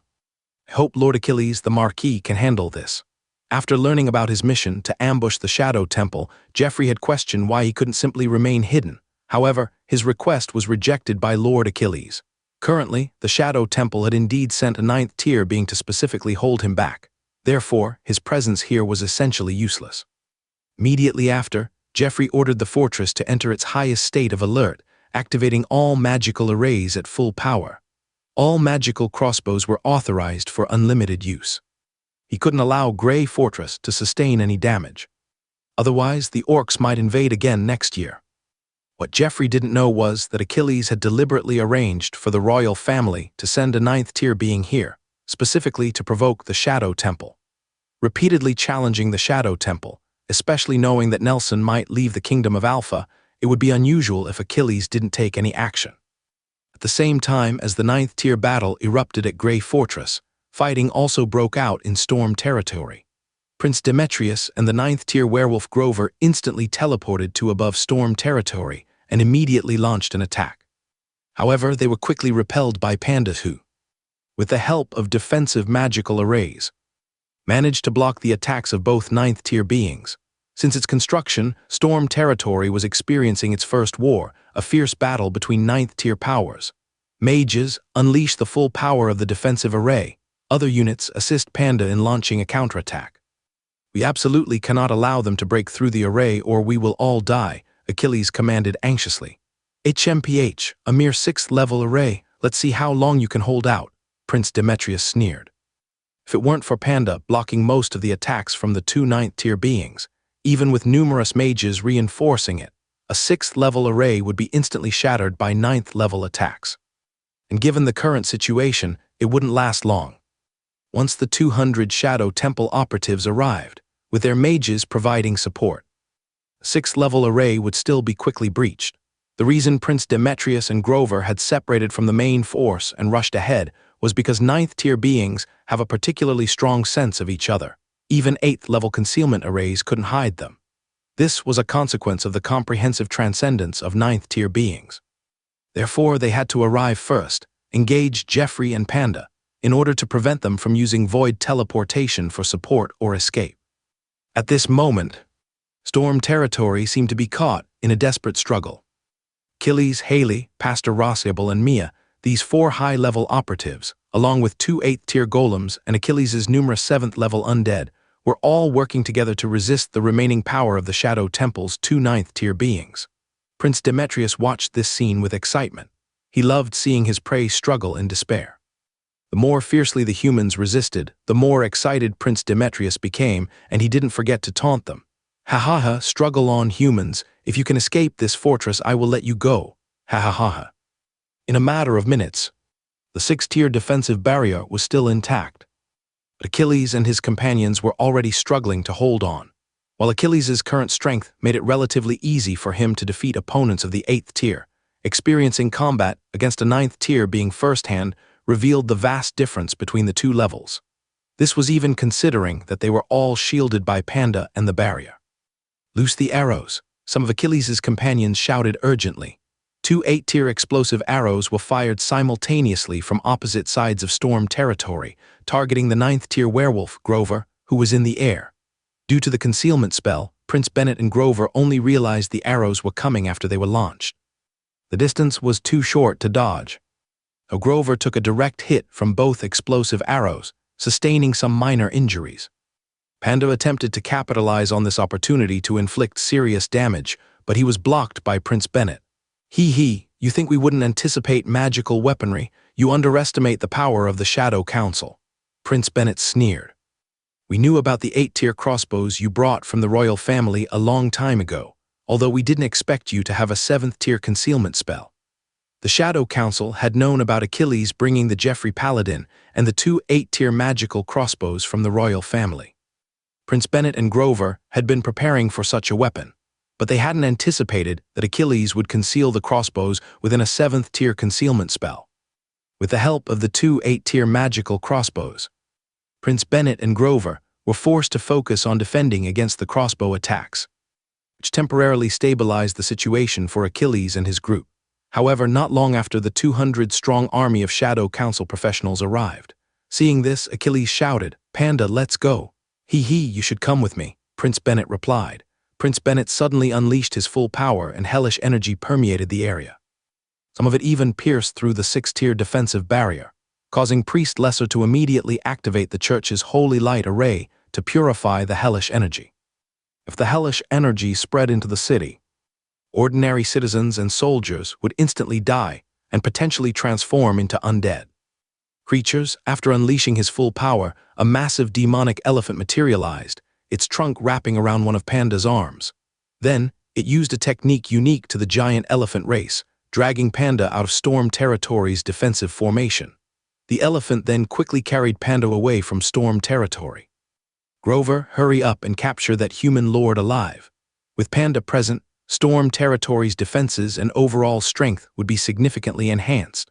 While this could inflict casualties on the Shadow Council's 200-strong army, it also posed a risk of allowing Panda to help Achilles escape. Therefore, Prince Bennett had already planned to lure Panda out of the Storm Territory battlefield. At that moment, Panda was completely bewildered. Wasn't it supposed to be Achilles who instructed it to drag away this giant elephant demon? How could the giant elephant demon have acted on its own, had Achilles and it already discussed this beforehand? Chapter 339. At this moment, Achilles also discovered that it was Demetrius who had led Panda away from Storm Territory. He found this quite strange. Could it be that Panda bribed the demon prince, intending to set up this 9th-level werewolf? Before Achilles could even finish his thoughts, the 9th-level werewolf, Grover, couldn't contain himself any longer. "Ha, humans, I'm here to devour you all." He had just been injured by an 8th-level crossbow, so these humans were now his food, a way to vent his anger. With the assistance of 3 8th-level archmages, he shattered the outer layer of Storm Territory's 6th-level defensive barrier in one blow. Grover immediately led his army into the city. However, almost instantly, he sensed something was wrong. He saw that the human lord was looking at him with a mischievous smile. Then he heard a voice, "Activate!" Boom! An endless torrent of fire elements surged forward, engulfing everyone from the Shadow Temple in an instant. Only a few slower-moving squads of mid-level professionals managed to avoid being caught in the blast. This is an 8th-level formation. "Grover, this is an 8th-level fire magic formation. We've been tricked." Seeing such intense fire elemental energy, the mages from the Shadow Temple immediately recognized it as an 8th-level fire formation. "What are you panicking about? I'm here." "What can one 8th-level formation do?" "Just means we'll have to spend a little more time," Grover said, reassuring his companions. Subsequently, the 3 8th-level archmages led numerous mages, and under Grover's command, they began searching for weaknesses in the endless fire hell. Meanwhile, inside Storm Territory, Achilles summoned 3 clones. One clone was responsible for maintaining the inner layer's 6th-level defensive barrier, while the other 2 clones entered the endless fire hell. Achilles himself, along with Haley, used their fire magic to its fullest extent, channeling it into the endless fire hell, instantly increasing its power. The The people from the Shadow Temple trapped within the endless fire hell immediately began suffering casualties. Several weaker professionals of ranks 3 and 4 were burned to death almost instantly. This enraged the 9th-level werewolf Grover. "You fools!" He immediately unleashed his 9th-rank divine technique, the wind-tearing wolf claw, which pierced through the endless fire hell and directly attacked storm territory. Fortunately, Achilles quickly activated the innermost 6th-rank defensive formation, barely managing to block the attack. However, some of the 4 still broke through the formation, causing casualties within storm territory. Damn it, 9th rank is really tough to deal with. Achilles immediately ordered the 8th rank magical crossbows to continue attacking the 9th rank werewolf. Simultaneously, another 8th rank crossbow, salvaged from the Eye of God Guild warship, silently launched its attack. The 9th rank werewolf had been focusing solely on defending against the previous 2 8th rank crossbows and didn't expect a third. As a result, it was struck by an 8th rank piercing arrow. The 9th rank werewolf inevitably sustained further injuries, and the crossbow attack caused him to momentarily lose focus on protecting his companions in the Shadow Temple. This gave the 2 clones that had already entered the endless fire hell an opportunity. They charged directly at 2 8th rank archmages, sacrificing themselves in the process. The sudden loss of life shocked everyone in the Shadow Temple. While they weren't afraid of death, they didn't want to die needlessly, especially since they should have been the ones holding the advantage. After successfully eliminating the 2 8th rank archmages, Achilles immediately turned to Haley and said, "All right, bring Jada here." Then, Achilles himself took control of the 9th rank holy crossbow and summoned the 2 clones again. He instructed them to operate 1 8th rank magical crossbow each, waiting for an opportunity. At this point, the 9th rank werewolf Grover was enraged beyond measure. Just moments ago, he had confidently reassured everyone that they didn't need to worry, but now many people were dead, and 2 more 8th rank archmages had been eliminated. It felt like a public humiliation. He prepared to unleash another divine technique, indiscriminately attacking the castle. However, he suddenly sensed a fluctuation in the void. Could it be that Jeffrey escaped from Gabriel's location? Demetrius had just left, and the only one capable of traversing the void would be Gabriel, heading towards Grey Fortress. But when he detected the strong presence of water, elemental energy, and the aura of a dragon, his heart sank. 9th rank dragon? The Shadow Temple didn't possess any 9th rank dragons. Damn it, a trap. This is a trap from storm territory. No one foolish enough to reach the 9th rank. At this moment, Grover finally understood. The panda giant bear was a fire elemental beast. It was highly unusual that they hadn't activated this 8th rank fire magic array while it was present. Now, he realized that storm territory probably didn't want to trap Prince Demetrius in this 8th rank fire magic array, because one such array couldn't contain 2 9th rank beings. And if it were just him alone, quickly break through the array. Mages, use all your power, Grover shouted anxiously. But at that moment, the water serpent Jada had already charged in. Normally, Jada's water magic would weaken the endless fire pit. However, now, Angeli was controlling the endless fire pit alone. Angeli infused her fire spirit essence into the endless fire pit, which unexpectedly merged with Jada's water spirit essence, strengthening both their powers. This astonished Achilles. The elemental affinities of spellcasters were truly amazing. It seemed that even fire and water could be combined to create a powerful effect. As the 2 9th rank beings battled within the endless fire pit, Achilles' 2 avatars immediately fired arrows simultaneously, instantly killing the last 8th rank archmage and also taking down an 8th rank sky knight. With this, the Shadow Temple lost all of its 8th rank archmages, and the 9th rank werewolf was suppressed by Jada, making it almost impossible for them to break free from the endless fire pit. Under the combined attack of Jada and Angeli, the 9th rank werewolf Grover could only struggle to hold on. He couldn't defeat them, and he couldn't escape. He could only hope that Prince Demetrius or Gabriel would come to his rescue. But how could Achilles give him that chance? Prince Demetrius was a veteran demon prince of the abyss. Achilles didn't know how long Panda could last. Therefore, Achilles didn't want to waste any time.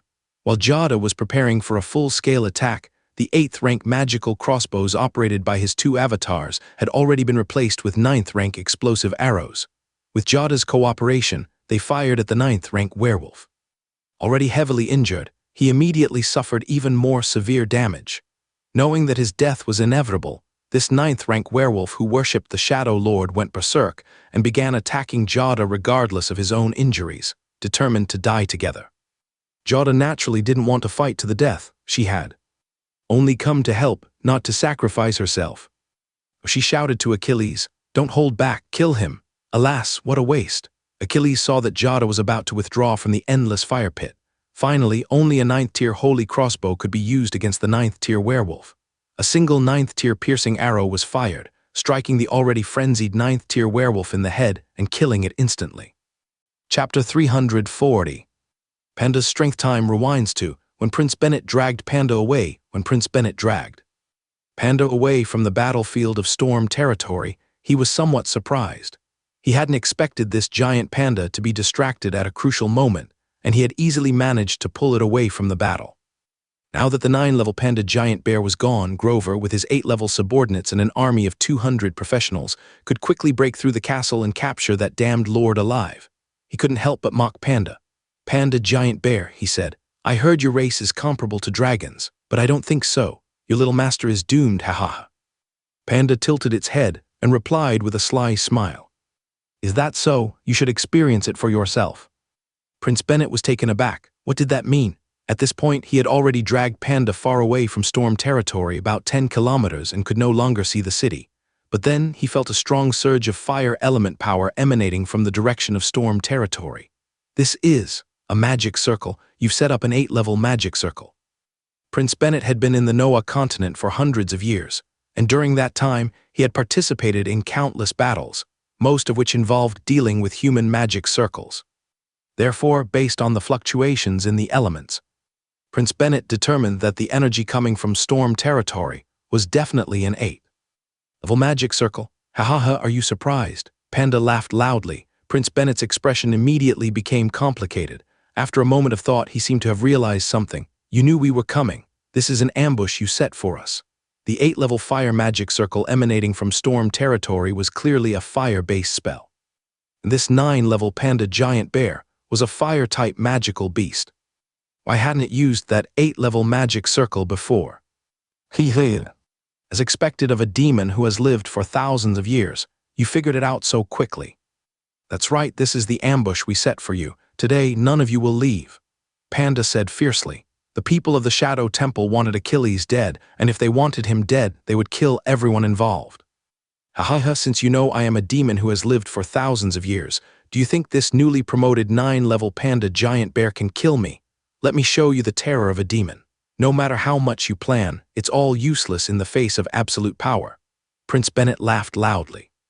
Then he immediately unleashed his full power again, and the immense force sent Panda flying. But immediately after, Prince Bennett felt that 2 8-level archmages from the Shadow Temple had been lost near Storm Territory. He couldn't help but yell in anger that Grover is such a useless fool. How can he fail to handle even an 8th-level magic formation? He immediately turned to leave. Since Storm Territory had been fortified, their mission was already a failure, and there was no need to continue fighting. If they attracted the attention of other 9th-level beings from the Alpha Kingdom, it would be trouble. Suddenly, another wave of spatial distortion came from the direction of Storm Territory, followed by the aura of a 9th-level dragon. Damn it, there's more. Demetrius couldn't remain calm anymore. Although he was confident in his ability to escape, an 8th-level magic formation combined with a 9th-level dragon meant that Grover likely wouldn't survive in Storm Territory. "What do you think?" Panda, who had flown back, also sensed Jada's aura and couldn't resist adding another taunt. "HMPH, do you really think you can stop me?" Demetrius sneered. He was already preparing to retreat. He didn't care about Grover anymore. Who knew what other defenses the Alpha Kingdom had? As a seasoned demon, he wouldn't risk his own life to save someone else. "We'll see." This demon always looked down on him, and Panda was furious. He immediately took out a large amount of Storm Territory sugarcane wine and drank several jugs in quick succession. Then, he unleashed his intent ability, creating a cloud of mist that enveloped an area of hundreds of meters, including himself and Demetrius. Boom! The area within a few hundred meters was engulfed in Panda's intent flames, and Panda's form could move freely within this fiery realm at incredible speed. Demetrius was suddenly suppressed by Panda. "How is that possible? You just broke through to the 9th level." How can you have mastered intent to such an extent? Demetrius had some experience fighting against the panda race, so he knew how powerful their intent abilities could be. Right now, Panda was completely immersed in his battle of intent, with no time to worry about his opponent. He simply kept using his intent power to attack Demetrius. Demetrius had no choice but to fight back with all his might. However, the power he prided himself on seemed useless against Panda's intent. Every time he exerted force, it felt like hitting nothingness, which was extremely frustrating. Moreover, Demetrius slowly realized that Panda not only possessed powerful, intent abilities, but his physical strength also didn't seem to match someone who had just ascended to the 9th level of the Holy Realm. This panda bear was truly extraordinary. At that moment, a very special 9th level energy fluctuation suddenly came from the direction of storm territory, and then Grover's aura disappeared. 9th level crossbow bolts. Demetrius immediately panicked. Grover was already dead, and with that 9th level dragon on its way, his own life was in grave danger. In response to requests from our valued readers, we are now offering a VIP membership option that removes all advertisements. Chapter 341, a 9th rank undead. Prince Demetrius's perception was incredibly sharp, allowing him to clearly sense the fluctuations in power emanating from the 9th rank crossbow bolts. After sensing the energy fluctuations of the previous 2 9th rank crossbow bolts, he realized that Grover's strength was rapidly increasing. He knew that Grover was making a desperate last stand. Therefore, Prince Demetrius hadn't panicked and tried to escape yet. He hoped that if Grover could break free on his own, perhaps they could both escape together. However, when another fluctuation from a 9th rank crossbow bolt appeared, Grover's presence vanished, which forced Demetrius to become alarmed. He then began frantically fleeing north. "Get out of my way!"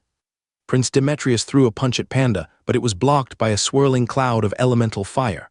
Panda also adjusted his attack and once again intercepted the escaping Prince Demetrius. Damn it! Prince Demetrius was incredibly furious, but he had nowhere to vent his frustration. This elemental fire cloud from the giant panda was too difficult to deal with. Moreover, it completely negated his ability to use his own power, which was even more frustrating than being surrounded by multiple 9th rank humanoids. Fire cloud.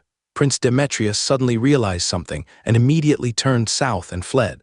Panda naturally continued to block him. However, Prince Demetrius's strength was ultimately greater. So the battlefield slowly moved southward towards the sea. Panda also understood the giant demon's intentions and desperately tried to intercept him, while secretly urging Ymgar to hurry up. Meanwhile, inside storm territory, Achilles operated a 9th rank holy crossbow and fired a 9th rank piercing arrow, killing a 9th rank werewolf. This surprised even Achilles himself. He had only intended to provide support for Ymgar. However, he hadn't expected that the 9th rank werewolf would completely lose its sanity and ignore the threat of the 9th rank crossbow bolts below, determined to die with Ymgar. This allowed Achilles to claim a 9th rank head. Now, not only did he obtain an energy essence needed for a sky-level innate talent, but he could also acquire a 9th rank werewolf transformed into an undead creature. Although the undead would be downgraded, Achilles had witnessed the difference between the 9th and 8th ranks, and he believed that this 9th rank werewolf transformation would definitely not be an ordinary 8th rank undead. He would have to test its actual strength to know for sure. Therefore, Achilles immediately summoned the undead creature from the 9th rank werewolf. The presence of this undead immediately caught Angelia's attention. She flew over to Achilles and asked hesitantly, "What is that?" "This is a 9th level undead creature." At this point, only one 8th level knight and 3 8th level warriors remained within the endless hellfire, along with a group of fewer than 100 people. Because there was no longer an 8th level archmage present, even without Haley's control, the endless hellfire could still contain these individuals for a while. "It doesn't quite seem like it. Let's try something." Achilles wasn't entirely sure, so he instructed this 9th level werewolf turned undead to enter the endless hellfire, with 2 clones accompanying him. Poof. The werewolf undead that had just entered the endless hellfire immediately unleashed a skill from its former life, the wind-tearing wolf claw, tearing an 8th level warrior from the Shadow Temple into pieces. A 9th level skill. Is it really a 9th level undead? Achilles and Haley were both surprised and also extremely excited. However, Jada immediately refuted this. Not quite. He hasn't fully reached the 9th level, he's still within the 8th level range. However, undead creatures that transform from 9th level beings can retain some memories from their previous life. That's why he was able to use a 9th level skill while still at the 8th level. But this undead is essentially half a 9th level being. It's more than capable of dealing with 8th level opponents, except for creatures like you. Jada was astonished when she saw Achilles' clones and his ability to transform beings into undead servants. Moreover, the power of the two clones fighting above was also incredibly terrifying. Achilles, who is only at the 7th level, is already this powerful. What else could he be if not a monster? Only half a 9th level. Can he still ascend to a true 9th level? Achilles immediately asked. He probably can, as long as your transformation magic doesn't restrict his level. With careful cultivation, he can likely return to the 9th level. However, if your magic has a level restriction, then you must first raise your own magical level, Jada analyzed. I see. Then I need to be very careful with this werewolf undead. I can't afford to waste its potential before it reaches the 9th level, Achilles thought to himself. At that moment, Jada glanced east and asked, "Do you have any other plans? Your panda bear is still fighting that demon prince." "Of course. Please, lady, go help Brother Panda first. You can follow him in the subsequent battles," Achilles replied immediately. Without the aid of formations or giant crossbows, Achilles' participation in the 9th level battlefield would be ineffective, and he wouldn't be able to achieve any significant results. Only Jada was able to go for reinforcements. Achilles had already informed Panda about the subsequent plan. Upon hearing this, Jada didn't say anything, but immediately used her spatial teleportation ability to rush towards Panda's battlefield. Meanwhile, Achilles continued to deal with the remaining members of the Shadow Temple, as even they could provide him with essence cores that would help him reach a sky-level power. At the same time, Clay, Roger, and Mia led their troops to pursue those who hadn't been trapped in the endless hellfire. When Jada arrived at Panda and Demetrius's battlefield, she was astonished by the intensity of Panda's domain fire cloud. This little bear just recently reached the 9th rank. How can he be so strong in that domain? Jada, stop him. If he escapes into the sea, my intoxicated domain will be suppressed. Panda immediately transmitted a message to Jada. Because once in the sea, Panda's domain power wouldn't be able to reach its full potential, and thus his domain fire cloud would be unable to restrain Demetrius's immense power. Jada's strength had just recovered to the 9th rank, and she wouldn't be a match for Demetrius in the sea either.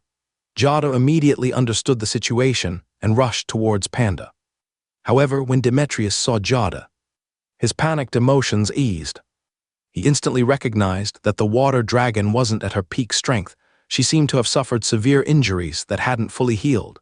There's no way this one dragon and bear can defeat me, he thought.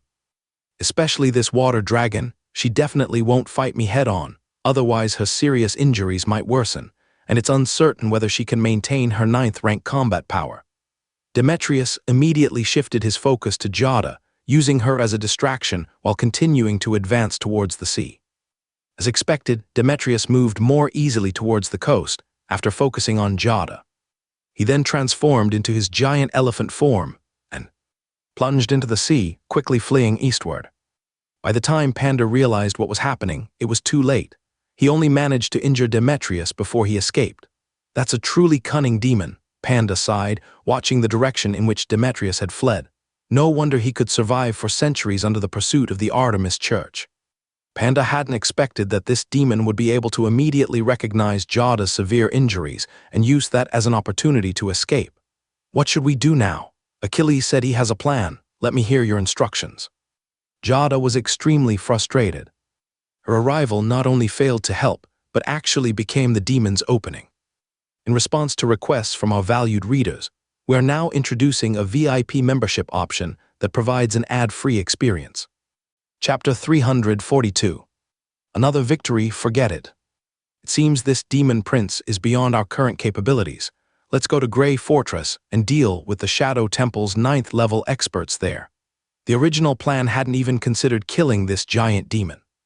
After all, during the previous Hell Channel incident, not even 7 or 8 9th level sanctuaries combined from the kingdom and the church were able to defeat it. Panda only wanted to test his increased strength. Immediately after, Panda used spatial teleportation to head towards Grey Fortress, with Jada close behind.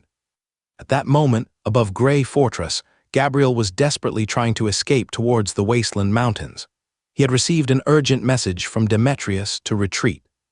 While Geoffrey didn't know what was going on, he couldn't let Gabriel run away. So he put all his effort into hindering him. As the battlefield slowly shifted from above Grey Fortress to the edge of the Wasteland Mountains, two spatial distortions suddenly appeared. This alerted both sides in the battle, as neither knew who the incoming 9th-level experts were. Then, Geoffrey became excited. The one who had arrived through spatial teleportation was Panda, and he was accompanied by a 9th-level dragon, clearly allies. It seemed that they had won at Storm territory.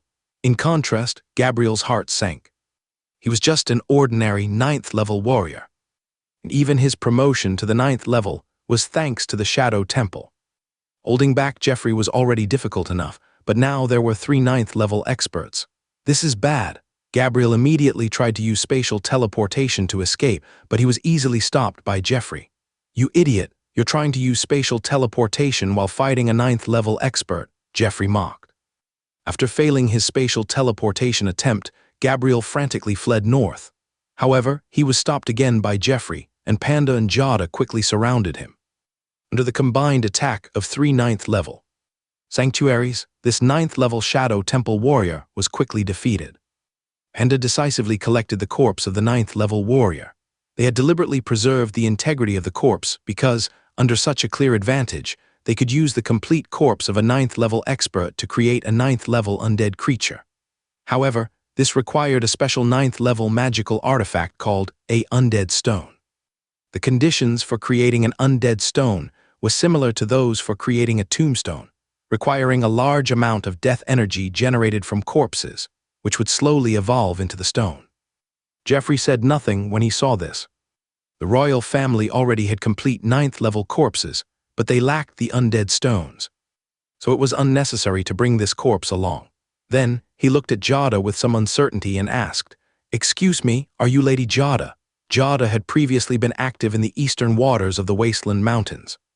Although she wasn't within the Alpha Kingdom's territory, she was relatively close, so the 9th-level experts within the Alpha Kingdom were aware of her existence.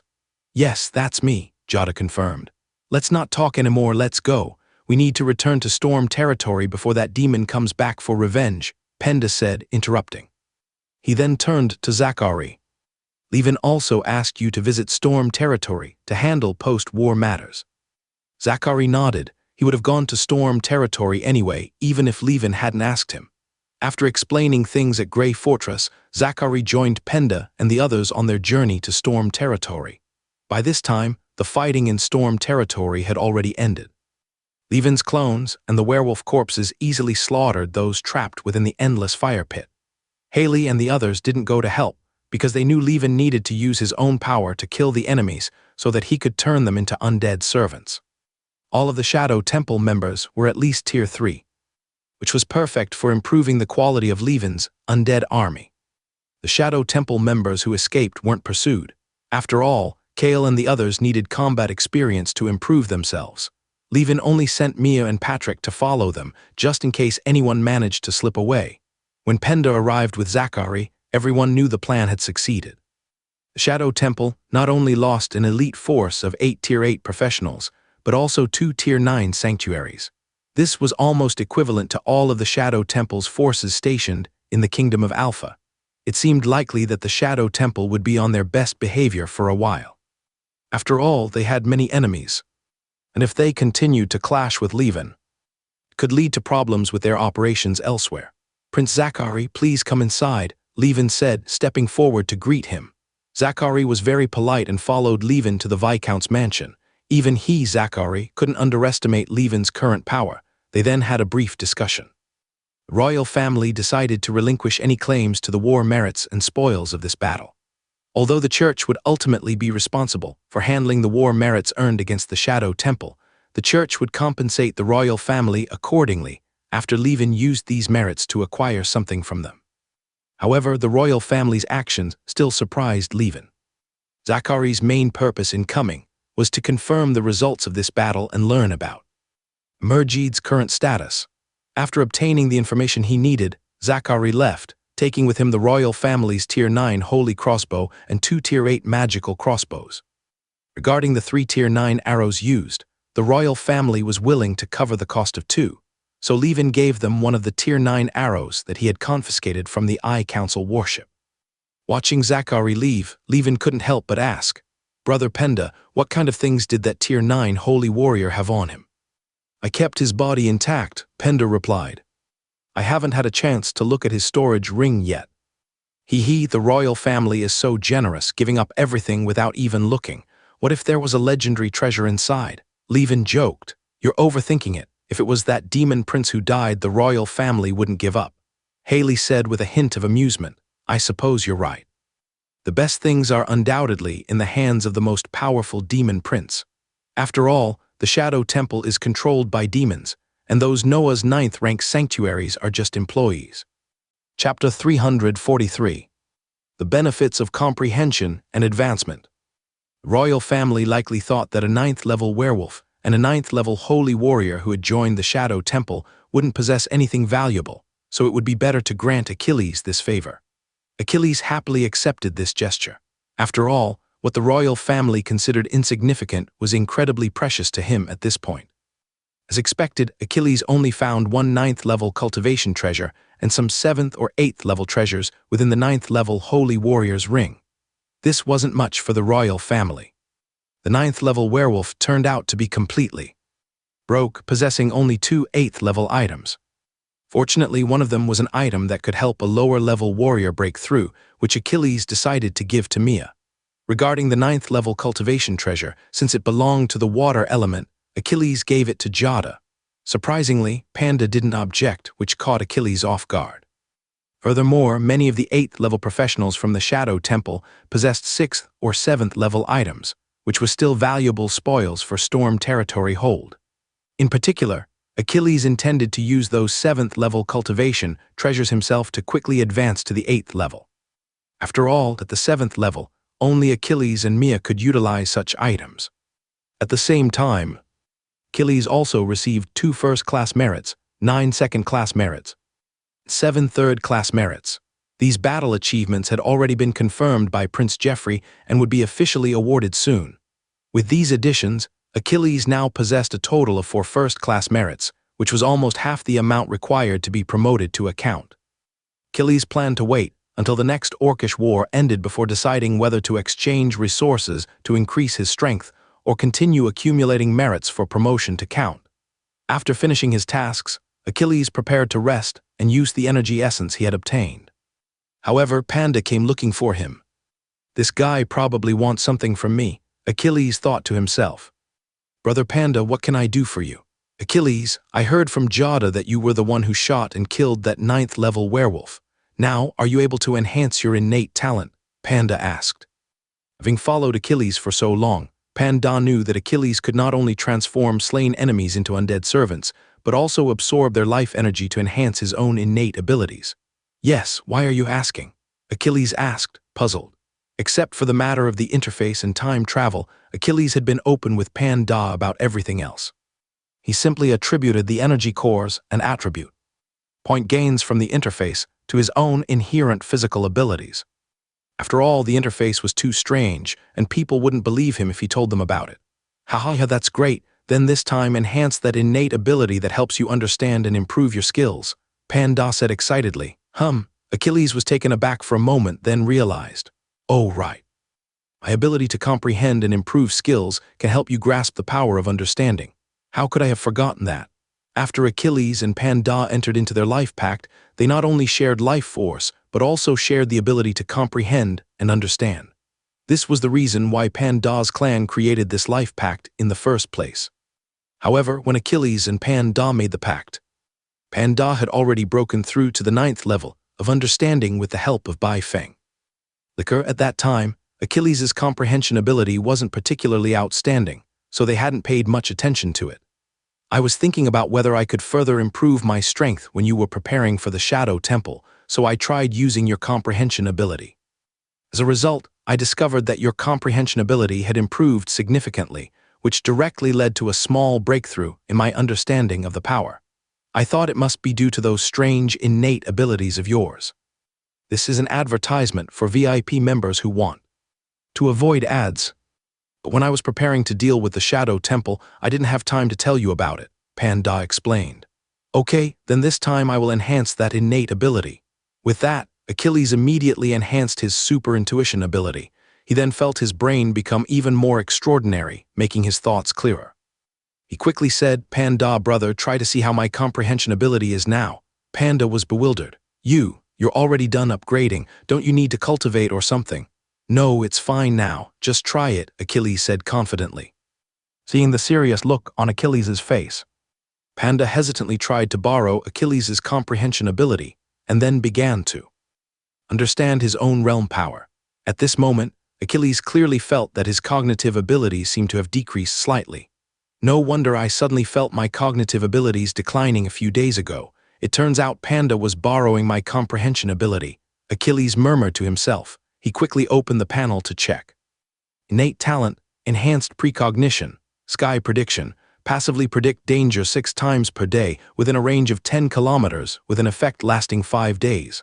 Also able to sense malicious intent directed towards you from within 2 kilometers. Special effects, transparency, enhanced senses, transcendent evolution. Your brain is undergoing transcendent evolution, significantly enhancing your comprehension and cognitive abilities. Currently, the evolution is at 1/2 completion. Energy essence, 102, 687, 528, requires increasing base level for next awakening. The transcendent transformation has already reached half. If I advance to rank 8 and further enhance my innate talent to the sacred realm level, wouldn't I be able to achieve complete transcendence directly? Although enhancing the innate talent to the sky realm level, like advancing to the earth realm, didn't grant any other benefits, this direct transcendent transformation to half completion is likely more helpful to Achilles than regaining special effects. After all power originates from a foundation. If Achilles could achieve half transcendent evolution for all his innate talents, he might be able to stand a chance against a rank 9 sacred realm warrior, and he's currently only at rank 7. Next, Achilles used the remaining energy essence to enhance his ultimate power. Now that he has clones, his survivability is sufficient. Increasing attack power is crucial for maximizing the effectiveness of his clones. Ultimate power, sky power, increases current physical strength, martial energy, magical spirit power by 5 times. Special effects, blood burning, flaming body. Transcendent evolution. Your hands are undergoing transcendent evolution, significantly enhancing your basic strength. The current level of evolution is 1/2 complete. Chapter 344.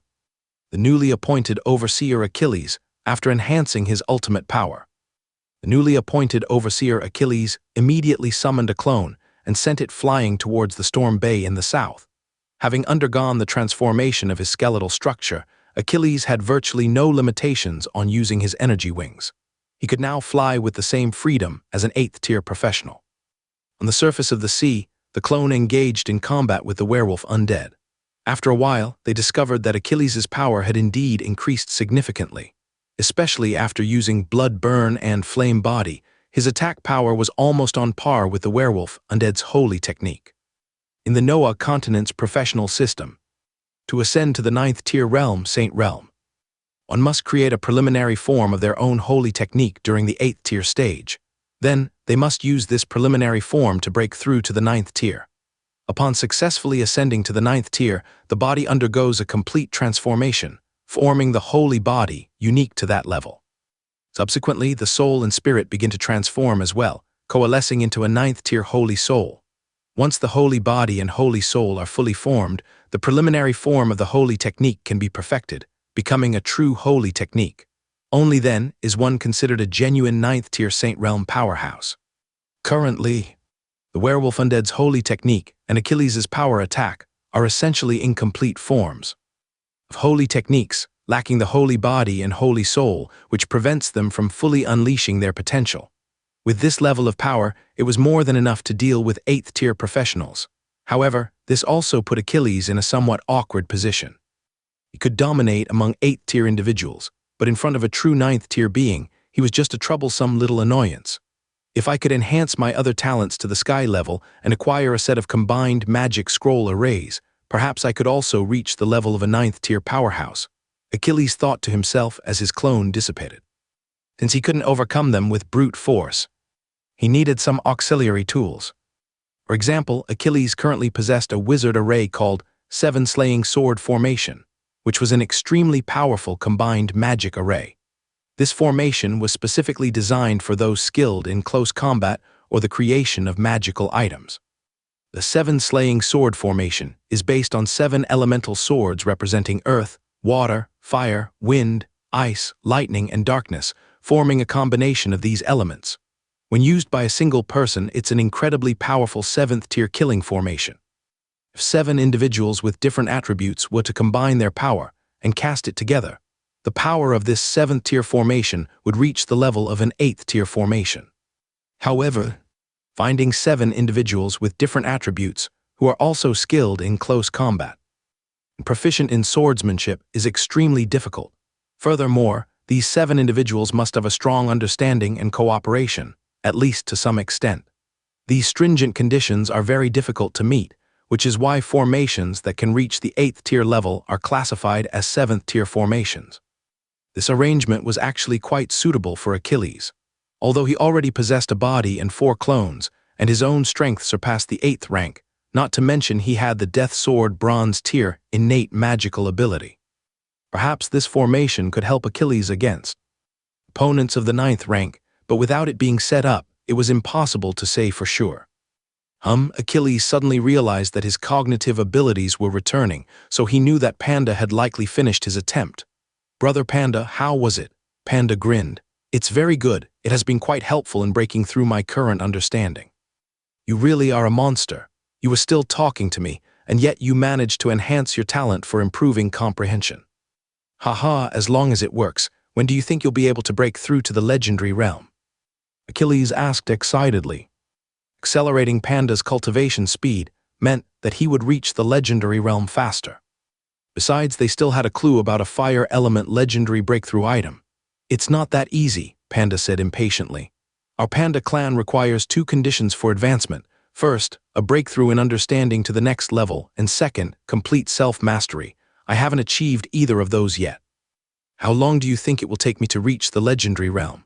"All right, then you need to hurry up, otherwise, the fire element legendary item held by the Fox clan might not be yours," Achilles said casually. Panda wasn't putting much effort into his cultivation. If he had been more diligent, he would have noticed that Achilles' brain enhancement had taken so long. It was time to put some pressure on him. Panda was stunned. He was about to say that this kid was only at the 7th rank, but then he remembered that his woman was likely about to reach the 9th rank, and humans generally cultivate faster. And she also possessed both fire element and spirit body talents. Now, with Yemuge's water spirit body assistance, she might even break through to the legendary realm before him. Thinking this, Panda didn't even bother to speak. He immediately teleported back to his residence to begin cultivating, as flying seemed like a waste of time. Meanwhile, Achilles felt his cognitive abilities declining again and was somewhat bewildered. What would happen if Panda continued to diligently cultivate using Achilles' comprehension ability? Although Achilles didn't need to cultivate diligently, he still needed his enhanced cognitive abilities for certain things, such as setting up formations or modifying them. So, Achilles immediately went to find Panda to discuss a compromise. They would have to alternate their cultivation. This greatly angered Panda, who was just starting to work hard. "Are you trying to deliberately hold me back so that your woman can become a legend first? Don't forget that we are one." Achilles was speechless at this point. The statement sounded very awkward. He simply ignored him and left. He didn't believe Panda would stay diligent for long. He was sure it was just a temporary burst of enthusiasm. A few days later, Panda indeed relaxed his training again, although he was slightly more diligent than before, but it no longer affected Achilles' progress. Soon after, Haley and Jada prepared to leave. Achilles asked Haley to help him collect 7 types of 7th-tier elemental metals as quickly as possible. He wanted to acquire the ability to challenge the 9th-tier realm soon. At the same time, Achilles also sent messages to the royal family, as well as to Leonard and Howard, the heir to Duke Lincoln, indicating that he was willing to pay a high price for 7th-tier elemental metals. The Lincoln family definitely possessed some of these elemental metals. Achilles remembered that the Black Stone Duchy was rich in metal resources, and it was certain that there were many elemental metals among them. Therefore, although the Black Stone Duchy is just a duchy, its strength is not inferior to that of an ordinary kingdom. This is also why the Black Stone Duchy dared to constantly oppose the Alpha Kingdom. As a former member of the Black Stone royal family, the Lincoln family must have their own channels to obtain rare elemental metals from the Black Stone Duchy. A month later, the royal family efficiently delivered 7th-tier elemental metals of the fire, lightning, and ice elements to Achilles. These were likely already in stock within the royal treasury, so when they learned that Achilles wanted to buy them, they simply sent them over. At this time, news spread throughout the Alpha Kingdom about Storm Territory's ambush on the Shadow Temple, the killing of a 200-strong army led by 8 8th-tier individuals, and the elimination of 2 9th-tier powerhouses. Previously, some nobles had thought that Storm Territory might become the next powerful noble family. But now things were different. Storm Territory already possessed the strength comparable to a newly promoted earl. Combined with Achilles' astonishing talent, it was inevitable that Storm Territory would become the next major noble family in the Alpha Kingdom. Many nobles began to consider how to deal with this new power. The resources of the Alpha Kingdom are limited. Every time a new powerful noble family emerges, someone else's resources will inevitably decrease. Meanwhile, Achilles, who was studying the 7 absolute sword formation in Storm Territory, suddenly received a confidential message from Gerald, the deputy leader of the Eye of God Guild organization. The Eye of God Guild organization is now aware that Jada, the water dragon, participated in the ambush on the Shadow Temple. The headquarters of the Eye of God Guild has dispatched Vigo, the leader of the Eye of God Guild in the Black Stone Duchy, to the Alpha Kingdom and is planning to target Storm Territory. In response to requests from our valued readers, we are now introducing a VIP membership option that provides an ad-free experience. Chapter 345. After Prince Demetrius of the Giant Mountain Legion escaped, Achilles knew that the matter concerning Jada could no longer be concealed.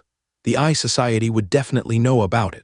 However, they didn't have a 9th-level sanctuary in the Alpha Kingdom, so Achilles had hoped to have some time to relax. But unexpectedly, the Eye Society directly sent their 9th-level leader from the Black Stone Duchy. However, despite this unexpected development, Achilles wasn't afraid of the Eye Society. After all, he had just killed 2 9th-level sanctuary masters. Thinking about this, Achilles couldn't help but sneer. I didn't have time to deal with you before. But now that you've come to me, I won't be polite.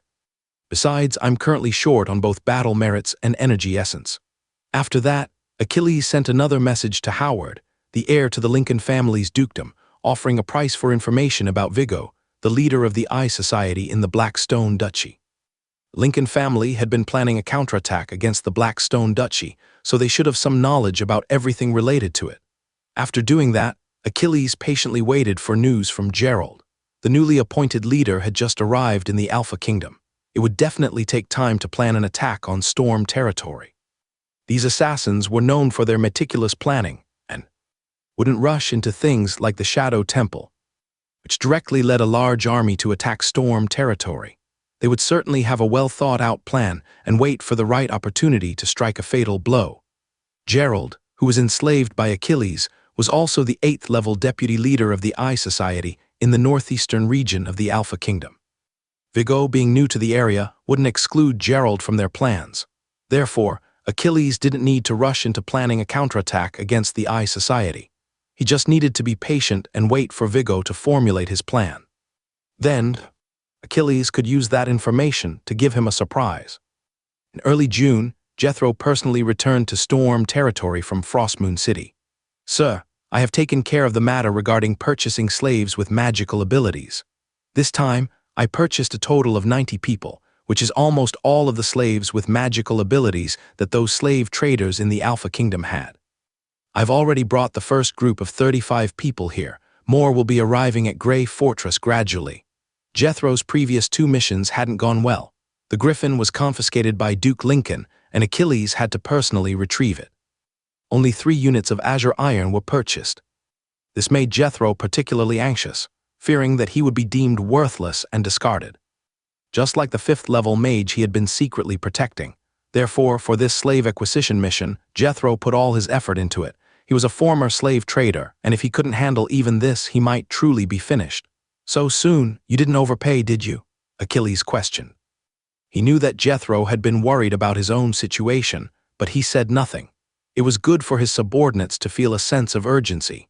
As long as he didn't actually oppress them, there was no need to worry about the opposite effect. "My lord, absolutely not. Because we bought in bulk, we got a significant discount. Total cost was only 30,000 gold coins and some sugar." Jethro quickly explained. That's acceptable. For now, let's put the magic slaves aside. Focus on securing those 20,000 ordinary farm laborers, and then you can stay in Frostmoon City." Achilles instructed immediately. "Yes, my lord." Jethro respectfully took his leave. Achilles immediately summoned the first group of 35 magic slaves. These individuals were between the ages of 15 and 30, and they had been identified as possessing magical aptitude, but hadn't yet begun any formal magical training. They were also magic apprentice-level slaves. Available, but their price was much higher, which wasn't cost-effective for Achilles. After all, he didn't need magic apprentices to do menial labor. Achilles planned to have all of these individuals undergo training in a modified version of the giant mountain body refinement technique, forming an army that combined magical and physical prowess. He had already chosen a name for this unit, the Giant Mountain Legion. The current group of 90 was just a trial run. If it proved successful, Achilles planned to continue purchasing more slaves of this type on a large scale. Achilles personally met with these individuals to determine if any of them were spies planted by other factions. Once he confirmed that there were no such agents, he handed them over to Anthony. Anthony's cultivation of the giant mountain body refinement technique had reached the first stage, and for now, he was responsible for training these people. Originally, Achilles intended for Anthony to lead the Giant Mountain Legion, but Anthony declined. He explained that he had been primarily focused on managing territories and had not participated in actual combat, so he felt he would be unable to fulfill the role effectively. Achilles considered this and realized that Anthony was right. Furthermore, the territory was constantly expanding. There were still few people qualified to manage it. Therefore, Achilles decided that Anthony could simply focus on training them. Anthony was certainly capable of doing this. After all, he had previously worked as a teacher for aspiring mages. In the following half-month, all 90 magical slaves arrived at Storm territory. Achilles discovered 2 spies among the new arrivals. He then used the Dominator contract to forcefully enslave them. To Achilles' surprise, one of the spies was sent by the Dalton family. The Dalton family had been repeatedly reprimanded by Achilles and Haley in the past, and even Earl Ian had been forced into early retirement. The current Earl of Dalton is his eldest son, Ernest. Since Ernest took power, he has actively worked to improve relations with the Tulip family, becoming much more compliant. It was unexpected that they would now be attempting to plant spies within Storm territory. What does the Dalton family want? Achilles did not obtain any useful information from the slave spy. His sole purpose was to infiltrate. Therefore, Achilles instructed Anthony to find an opportunity to make an example of the Dalton family spy, sending a clear message to the other magical slaves to work harder. At the same time, Achilles informed Haley about the Dalton family's attempt to plant a spy, asking her to investigate the situation in the Tulip territory as well. The other spy was from the Eye of God organization. Achilles had known this all along because this individual had been selected by Gerald. However, since this spy was communicating with Griffiths, Achilles had no choice but to enslave him. Later, this slave could potentially turn the tables and devise a plan to target Vigo, the leader of the new branch of the Eye Society. Chapter 346. The Seven-Blade Sword Formation, soon after the magic slaves of the Giant Mountain Legion began their training. Jethro quickly resolved the issue of the 20,000 ordinary serfs and had them all transferred to Storm territory. Jethro truly lived up to his background as a slave trader. He was remarkably efficient when it came to buying and selling slaves. Achilles praised Jethro highly and gave him some rewards, such as allowing Jethro's eldest son, Morris, to attend the Storm Territory Academy of Magic. This deeply touched Jethro, who shed tears of gratitude and repeatedly bowed to Achilles, vowing to work even harder for the territory to repay his lord's kindness. Achilles smiled and sent Jethro back to Frostmoon City. Given that Jethro seemed particularly skilled in dealing with slaves, Achilles decided to assign him specifically to slave-related matters. As for other trade affairs, Achilles would have to find someone else.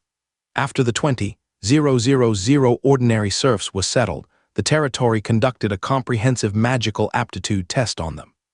The results were quite satisfactory. 2 individuals with 3 elemental affinities were discovered, which seemed to confirm the rarity of mages. These 2 individuals with 3 elemental affinities were Lancaster, a 30-year-old man primarily attuned to wind magic, and Adeline, a 13-year-old girl primarily attuned to ice magic. Both would be sent to the Storm Territory Academy of Magic for 3 months of basic training.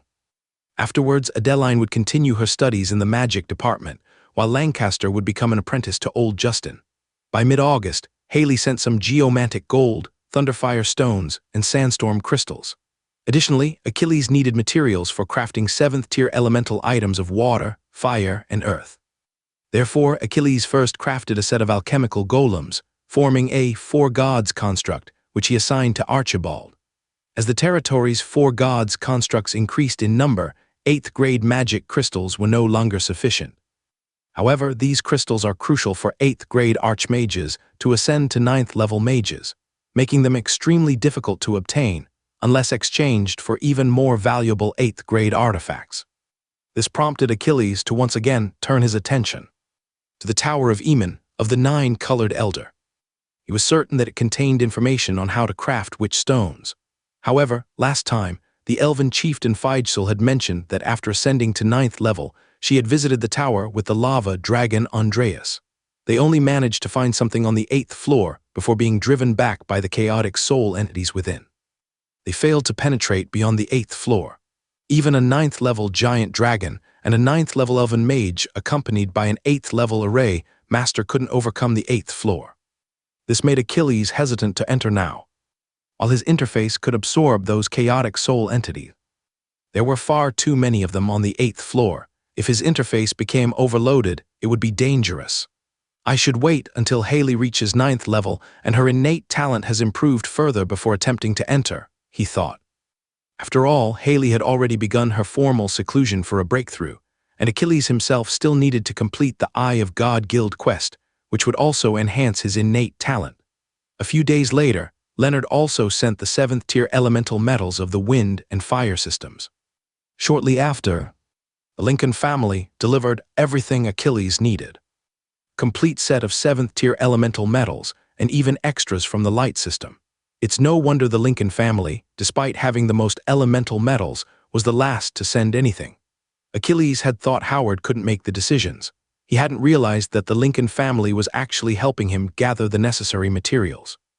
This must be due to the influence of the Shadow Temple battle. The Lincoln family is willing to put in extra effort. It seems that when the Lincoln family counterattacks Blackstone, Storm Territory must send troops. While there are intrigues and betrayals among nobles, certain principles must be followed, otherwise they risk being isolated. The Lincoln family also sent intelligence about Viggo, the leader of the Eye of God Guild organization. Viggo, a 9th-tier knight with distinctive physical characteristics. He has been the leader of the Eye of God Guild in the Blackstone Duchy for over 100 years. His signature skill is Shadow Strike, a highly specialized assassination technique that is extremely difficult to defend against. It's so detailed, it seems the rumors are true. The Blackstone Duchy doesn't treat the Eye of God Guild organization like Alpha Kingdom does. And there are actually many secret collaborations between them. Rumor has it that they have close ties with the Blackstone royal family, the Lexus clan. It is said that Viggo was once invited by the Lexus family to assassinate members of the Lincoln family, causing significant casualties. However, before the Lincoln family could retaliate, the then leader of the Alpha Eye of God Guild exam fought a fierce battle with Viggo, warning him not to overstep his boundaries. Each branch of the Eye of God Guild organization is competitive, and their performance determines the rewards they receive from the bishop. Therefore, the Eye of God Guild have strict rules against assassinations across jurisdictions unless assistance is actively sought. Ultimately, Viggo never entered Lincoln's territory. This enraged the Lincoln family, who later launched retaliatory attacks on the Eye of God Guild within Blackstone, but these were not professional operations and had little effect. Therefore, when Howard sent the elemental metals, he also offered to help Achilles deal with Vigo for free, but Achilles refused. With his own perception abilities, he is essentially a natural counter to assassins. So, Achilles felt he could handle the Eye of God Guild on his own. He even didn't invite Jada, fearing that too many people would steal the glory. Achilles then began crafting the 7 deadly swords and set up a fixed formation using them. After testing by Achilles and Panda, Achilles, along with his 3 clones, indeed possessed the power to contend with a 9th-tier sanctuary within the 7 deadly sword formation, although it was extremely difficult. Perhaps it's because Achilles didn't have enough people. However, the 7 deadly sword formation is purely a killing formation. Its power is still quite impressive. Even Panda would feel chills when caught off guard by it. With the 7 deadly sword formation in Panda, they would be more than capable of defeating Vigo. Subsequently, Achilles refined a scroll containing the 7 slaying sword formation. Because the primary material for the formation was the 7 slaying swords, refining the scroll itself was relatively straightforward. Next, he could deliberately create opportunities for the assassins of the Eye of God Guild. Chapter 347. The Wandering Hunter. During this time, the Eye of God Guild organization had infiltrated Storm Territory with 3 spies through various means. Storm Territory is now a large fortress with a significant population, and as a result, markets have naturally sprung up. According to Achilles' plan, merchants have begun appearing in Westgate. However, most of these merchants are owned by nobles, and the remaining few are backed by certain noble families. In this hierarchical world, without a noble background, you can barely even farm peacefully. Of the 3 spies, one was operating as a merchant in Westgate. The other 2 spies were similar to the mages who could control beasts, possessing comparable abilities. One was stationed in the northern forest, and the other in the Grey Mountains, closely monitoring Storm Territory. Due to insufficient slots for the Dominator contract and limitations on what could be done, Achilles eliminated the spy in the northern forest. The merchant spy and the spy in the Grey Mountains were both brought under Achilles' control. Despite the new leader, Vigo's, caution, he was destined to suffer due to Achilles' Dominator contract. Everyone providing him with information is now a contract slave of Achilles. Everything he knows has been revealed to him by Achilles. Therefore, after the autumn harvest, Achilles took advantage of this time to expand the population and military within his territory, as well as oversee the construction of Forts 1 and 2 on the Cairn River. He deliberately traveled back and forth between Grey Fortress and Storm Territory. Although Achilles' actions were clumsy and easily aroused Vigo's suspicion, he couldn't resist the fact that the 3 spies and Gerald were all under Achilles' control. With their support, Vigo gradually began to believe in Achilles' seemingly unusual behavior. In late October, Achilles brought Panda to Grey Fortress to deal with matters related to the body-tempering potion. He then heard about a pure-blooded female elf slave who had arrived at the slave market, which piqued his interest. After finishing the business, he and Panda went together to visit the slave market. The agents from the Eye of God organization, led by Griffiths, had already infiltrated the slave market. This pure-blooded elf slave was actually brought in by Griffiths. Lord Achilles of Storm Territory has 2 half-elf companions and 1 full elf companion, a secret that is not widely known. Therefore, Griffiths deliberately acquired this pure-blooded elf to see if he could lure Lord Achilles to the slave market. After all, the slave market is a chaotic place, perfect for covert operations and ambushes. Moreover, its location on the western edge of the fortress makes it easier to retreat after an attack. At the slave market, Griffiths, disguised as a slave trader, saw Lord Achilles and Panda approaching leisurely. Any remaining doubts he had vanished. Lord Achilles was known for his caution. The fact that even a slave was accompanied by a 9th-level magical beast seemed normal. Otherwise, Griffiths might have become suspicious. When Lord Achilles approached the pure-blooded elf to examine her, the slave trader enthusiastically provided information about the elf. Esteemed Lord Achilles, this pure-blooded elf is only in her early 60s. According to elven age classifications, she's still a minor and therefore still a virgin. Furthermore, she is a 2nd-level windrunner hunter with a very wild nature. We haven't tried to tame her. After all, the original flavor is. He chuckled. The elf, locked in a cage by magical chains, glared fiercely at Lord Achilles. If her gaze could kill, Lord Achilles would have been riddled with holes by now. A virgin, a windrunner hunter, Lord Achilles was surprised and then suspicious. Such a valuable specimen. How did she end up in this remote place like Grey Fortress? Are you trying to deceive me? Windrunner hunters are a unique profession among the elves. A combination of martial arts and magic, excelling in both close combat and ranged attacks with magical bows. Their status is second only to elven mages within elven society. An untamed virgin pure-blooded elf windrunner hunter would definitely fetch a high price at an auction in the capital city of Kanglin. It's impossible that she would end up in a place as remote as Grey Fortress. Such a valuable item definitely shouldn't be found in a remote place like Grey Fortress, but since Lord Achilles is here, she could naturally also be here, the slave trader said with a smile. Achilles was taken aback. Suddenly, Viggo, disguised as a slave trader, launched his most powerful skill, Shadow Strike. Directly at Achilles, who was within striking distance. Even with a 9th-rank panda sitting on Achilles' shoulder, it couldn't withstand this fatal and inescapable attack. Roar! The panda could only angrily swipe at Viggo, hoping to force him to retreat. However, Viggo's Shadow Strike was much faster than the panda's attack. Just as the panda extended its claws, Achilles' head had already been pierced. Viggo immediately blocked the panda's counterattack. Boom! The panda's furious attack was not easily deflected. Viggo was sent flying, sustaining injuries. The panda, however, was relentless and quickly pursued him. But as the panda chased after Viggo, it saw a pair of terrifying eyes, which caused a sharp pain in its mind, slowing down its movements. Viggo, the leader of the God Eye Guild, immediately laughed and rushed out of the slave market, preparing to fly west. HMPH, if you come, don't leave.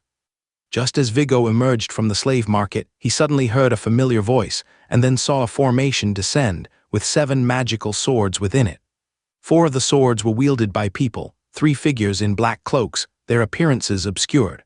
The appearance of the 5th person, however, left Viggo speechless.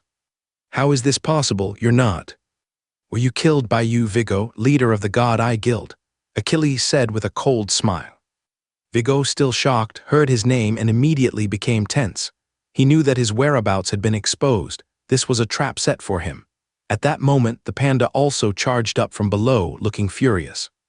Damn it, what kind of strange trick is this? How could I not detect his 9th-rank aura? He had bet with Achilles earlier that, with its presence, there was no way a 9th-rank being would come to assassinate him. This 9th rank wasn't just for show.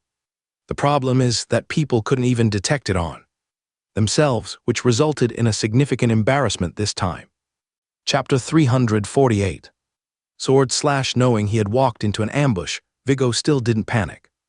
As the most elite assassin, anyone he could kill wouldn't be easy prey. He often encountered various traps and ambushes, and this situation wasn't new to him. Lord Achilles, Viggo said, I underestimated you. I don't know how you manage to control people within the Eye of God Guild, but you surely can't think that this will be enough to kill me.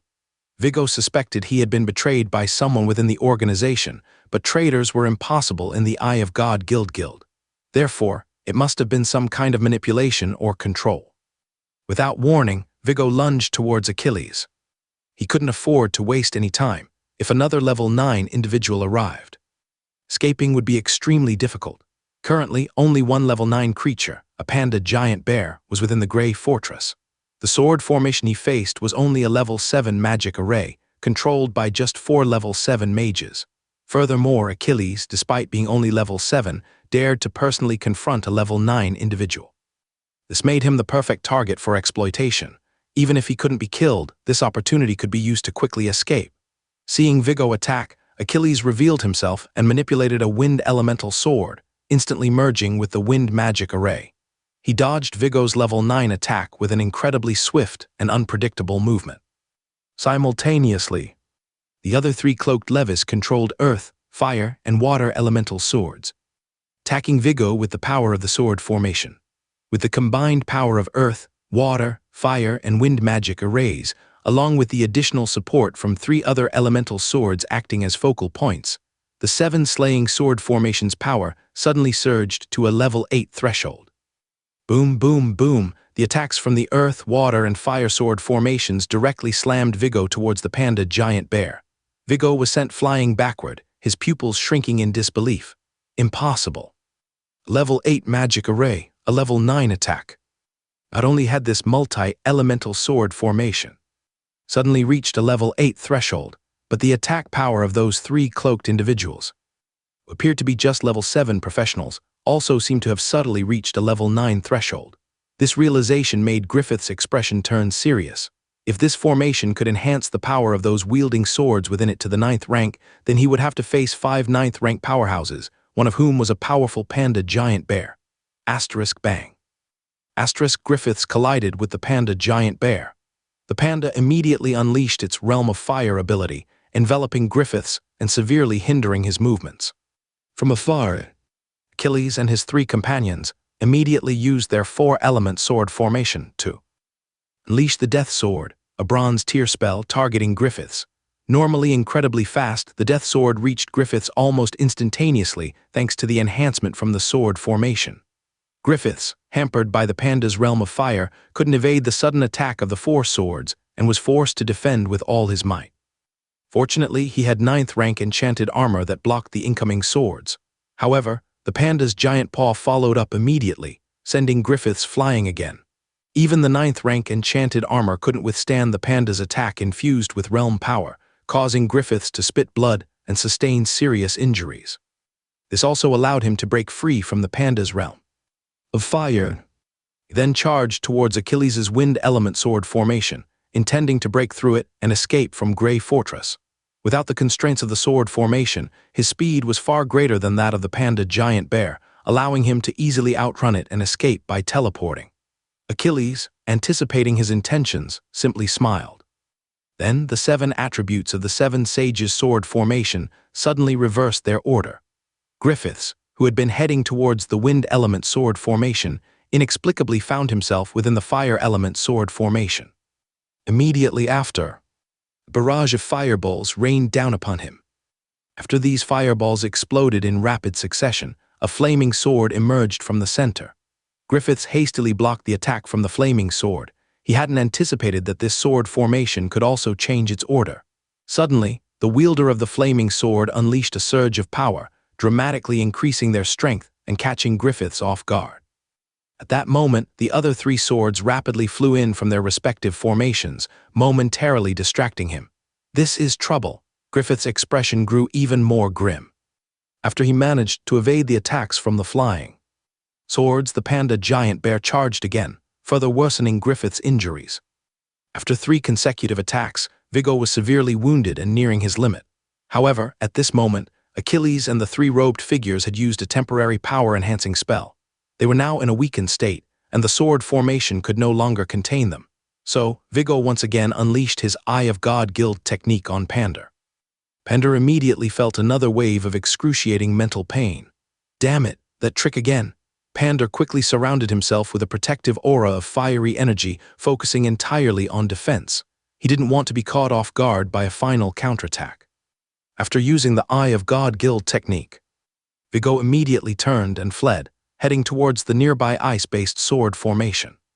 The 4 sword wielders were too weak to maintain the reversed rotation of the formation, and there was no one defending the ice formation, making it an ideal escape route for him. The robed figures in the earth-based sword formation saw Viggo's actions, and their expressions brightened. "This is our chance."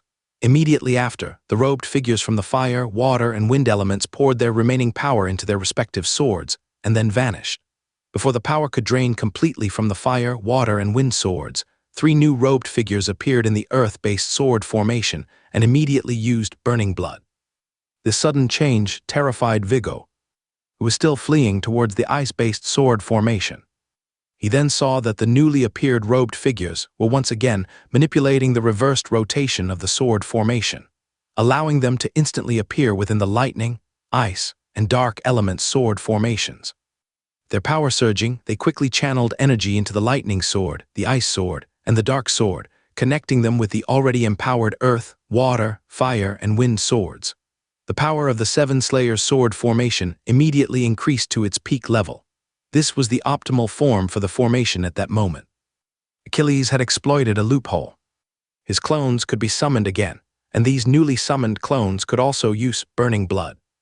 He used this ability to bring 4 individuals together to push the 7-person sword formation to its peak performance. Once the 7 Slayers sword formation reached its optimal form, all the power was concentrated within the ice-based sword formation. The clone there immediately unleashed extreme ice hell and then swung the ice sword towards Viggo, who had already entered the ice-based sword formation. At this moment, the power of the ice-based sword formation surged dramatically. Extreme ice hell instantly froze the severely wounded Viggo, and he could only watch helplessly as a sharp, icy blade was aimed at him. PFFT, a human head soared high into the air and was then instantly encased in ice. Chapter 349. Jada rank 9, although Panda already knew that Achilles, with the help of formations and his various talents, had reached a combat power level of rank 9, he was still shocked to see him personally kill this rank 9 being. This kid is truly a monster. In just a few years, he's gone from rank 1 to this. After personally slaying Griffiths, Achilles felt a surge of excitement. It feels great to kill a rank 9 being without relying on the rank 9 holy crossbow. Achilles, within the earth-based sword formation, used his malevolent perception ability to scan the surroundings, confirming that there were no immediate dangers. He then retrieved Griffith's corpse and flew over to Panda's side. The 3 clones and the 7 absolute sword formation were also retracted. Previously, for safety reasons, Achilles had always exposed the clones within the wind-based sword formation, drawing enemy attacks. The true form was hidden within the earth-based sword formation. The speed and agility of the clones in the wind-based formation made them the primary targets, ensuring that Griffiths wouldn't suspect anything. The earth-based sword formation had the strongest defenses, making it the most difficult to break through. Therefore, if Griffiths wanted to escape quickly, he certainly wouldn't try to force his way out from there. When Achilles and Panda returned to the slave market, they found it surrounded by a large number of soldiers. Commander Adam of Grey Fortress was trying to control the chaotic situation, and any slaves who dared to cause trouble were immediately executed. Upon seeing Achilles and Panda arrive, he immediately approached them. "Lord Achilles, what happened? Was that a rank 9 being just now?" Adam was eager to know exactly what had transpired. The battle he witnessed clearly involved a rank 9 being. If a rank 9 being had infiltrated Grey Fortress and he wasn't aware of it, then, "Lord Adam, don't worry too much. The one who infiltrated was a rank 9 assassin from the God Eye Guild. It's normal that the fortress couldn't detect them. You won't be blamed for this. Furthermore, that rank 9 assassin has already been killed by Brother Panda. The fortress's alert system can now be deactivated. After all, formations consume a lot of magic crystals." Achilles naturally understood what Adam was concerned about. A rank 9 assassin from the God Eye Guild, and it's been killed. Adam exclaimed in surprise. However, this also brought some relief.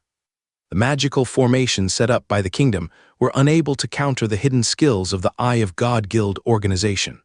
Therefore, the kingdom generally wouldn't hold anyone accountable for actions taken against members of the Eye of God Guild, especially a 9th rank assassin. Regarding Lord Achilles, Adam wanted to know more details about what happened, as the incident occurred at Grey Fortress and he needed to report it upwards. "I will be reporting this matter to Frostmoon City later. It won't involve Grey Fortress directly because that assassin was sent to target me. Since a 9th rank saint had been killed, the war merit earned would be considered a first-class achievement. However, this couldn't be redeemed at Grey Fortress, so Achilles planned to personally go to Frostmoon City. Then I thank Lord Achilles," Adam said gratefully. Military commanders like them generally dislike dealing with matters related to the Eye of God Guild organization. And this time, it was a 9th rank assassin. Brooke would have preferred to stay far away, as he wouldn't get any credit for it anyway. Just as Achilles was about to leave, he suddenly saw a pureblood elf woman being held under strict guard. Him can't let her go to waste. He then said to Adam, "Lord Adam, this elf woman was brought here by the 9th rank assassin from the Eye of God Guild. She was sent to lure me to the slave market. Fortunately, Brother Panda was vigilant, or I might have been in trouble. This is a promotional message for VIP members who want an ad-free experience. However, I already paid for this elf woman, so..." Upon hearing this, Panda couldn't help but scoff.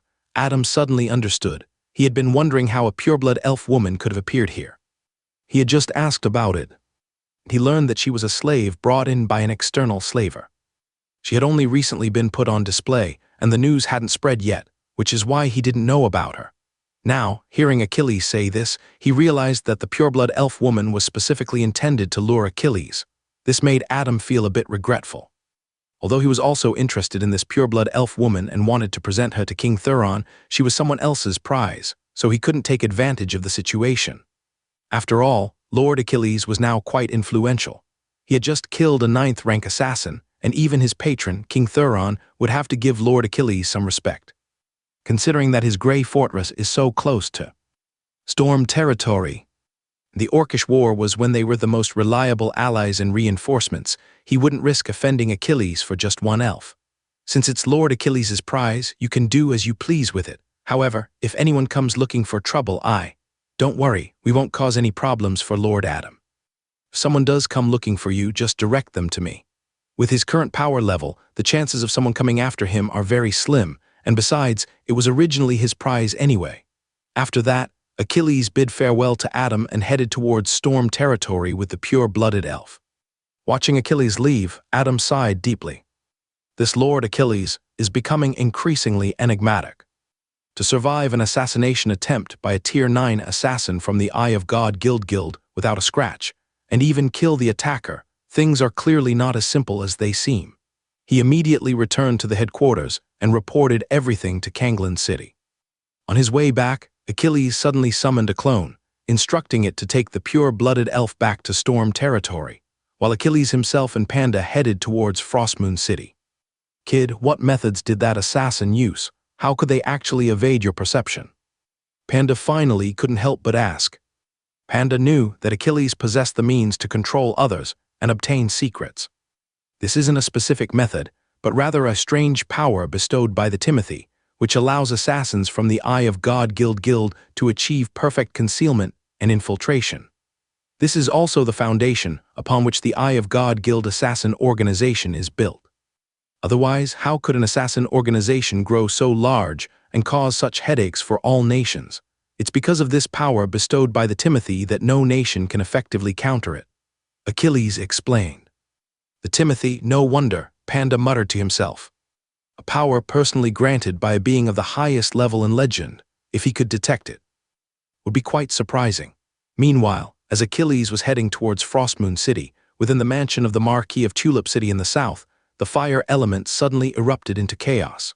The 2 Tier 9 elders and Jada who were guarding there immediately used their powers to contain the chaotic fire elements, preventing outsiders from sensing anything unusual.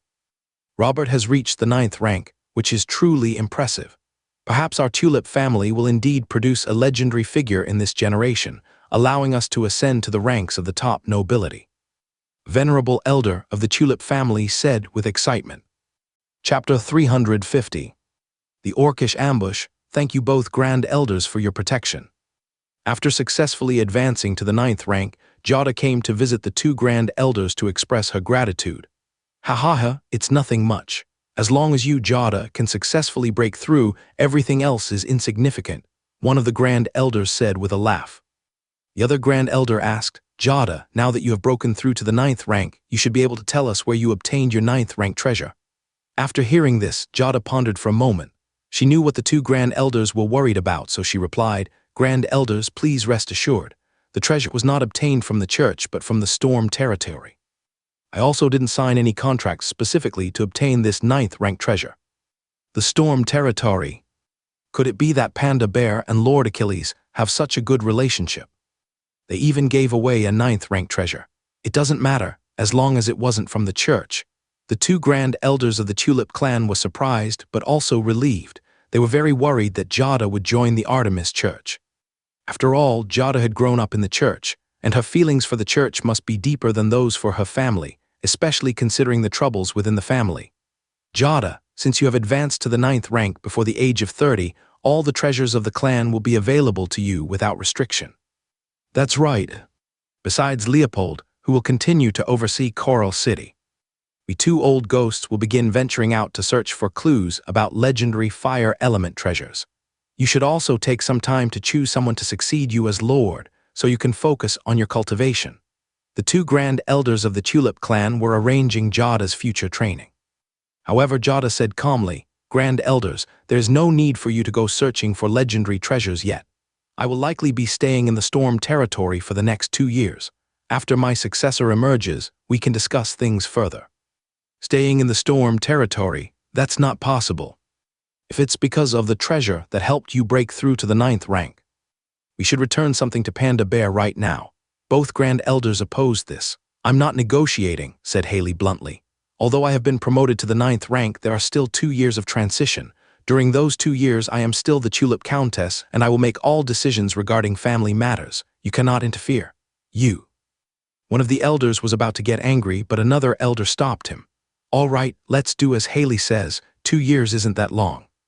Haley then sent the 2 Tulip elders away. Ferdinand, how could you agree to Haley's demands? Storm territory is not safe, one of the elders said. What else could I have done? Did you hear what Haley said?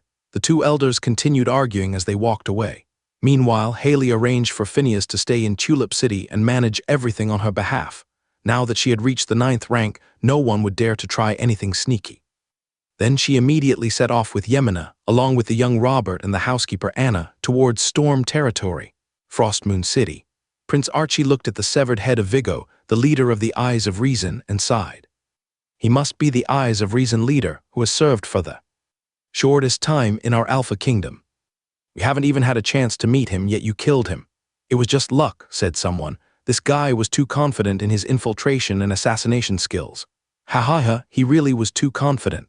Lord Achilles had just slain 2 9th rank members of the Shadow Temple, and he still dared to assassinate you. That's practically suicide. Prince Archie naturally didn't believe it was simply luck. The royal family knew that Lord Achilles had previously purchased elemental metals and inquired about information regarding Viggo from the Lincoln family. Now it seemed clear that Lord Achilles had known all along, that the Eyes of Reason were targeting him, so he set a trap for the newly appointed leader, Viggo, and killed him. However, the Eyes of Reason had suffered consecutive losses of 2 9th rank leaders in Alpha Kingdom, which was good news for the royal family. Next, the Eyes of Reason would either become quiet and dormant or seek trouble with Storm Territory. After receiving a first-class commendation, Lord Achilles immediately returned to Storm Territory. Once back in Storm Territory, Lord Achilles finally had time to examine Viggo's ring. The results certainly didn't disappoint Achilles. The man who had served as the guild leader of the Black Stone Kingdom for over a century was, as expected, incredibly wealthy.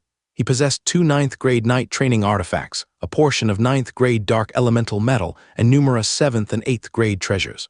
Among these, there were many different types of elemental metals. 5 portions of 7th grade wind elemental sand were used to craft the Haster Eagle ship. Additionally, he had Viggo's 9th grade enchanted armor and the 9th grade enchanted longsword he wielded. The combined value of all these items was almost equivalent to the treasures found in the Paschal Holy Relic ruins.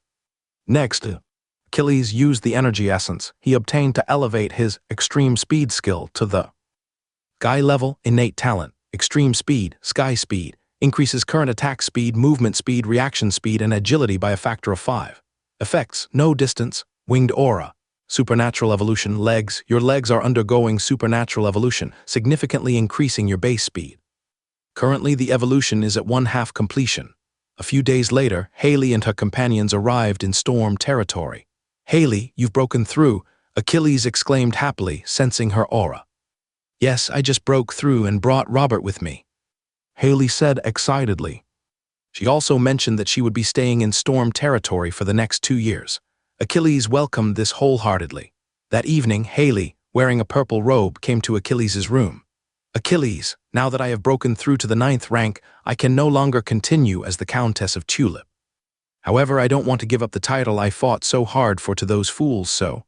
Achilles was initially surprised, but then he understood what Haley meant. He immediately picked her up in a hug. Ha, then let's work even harder.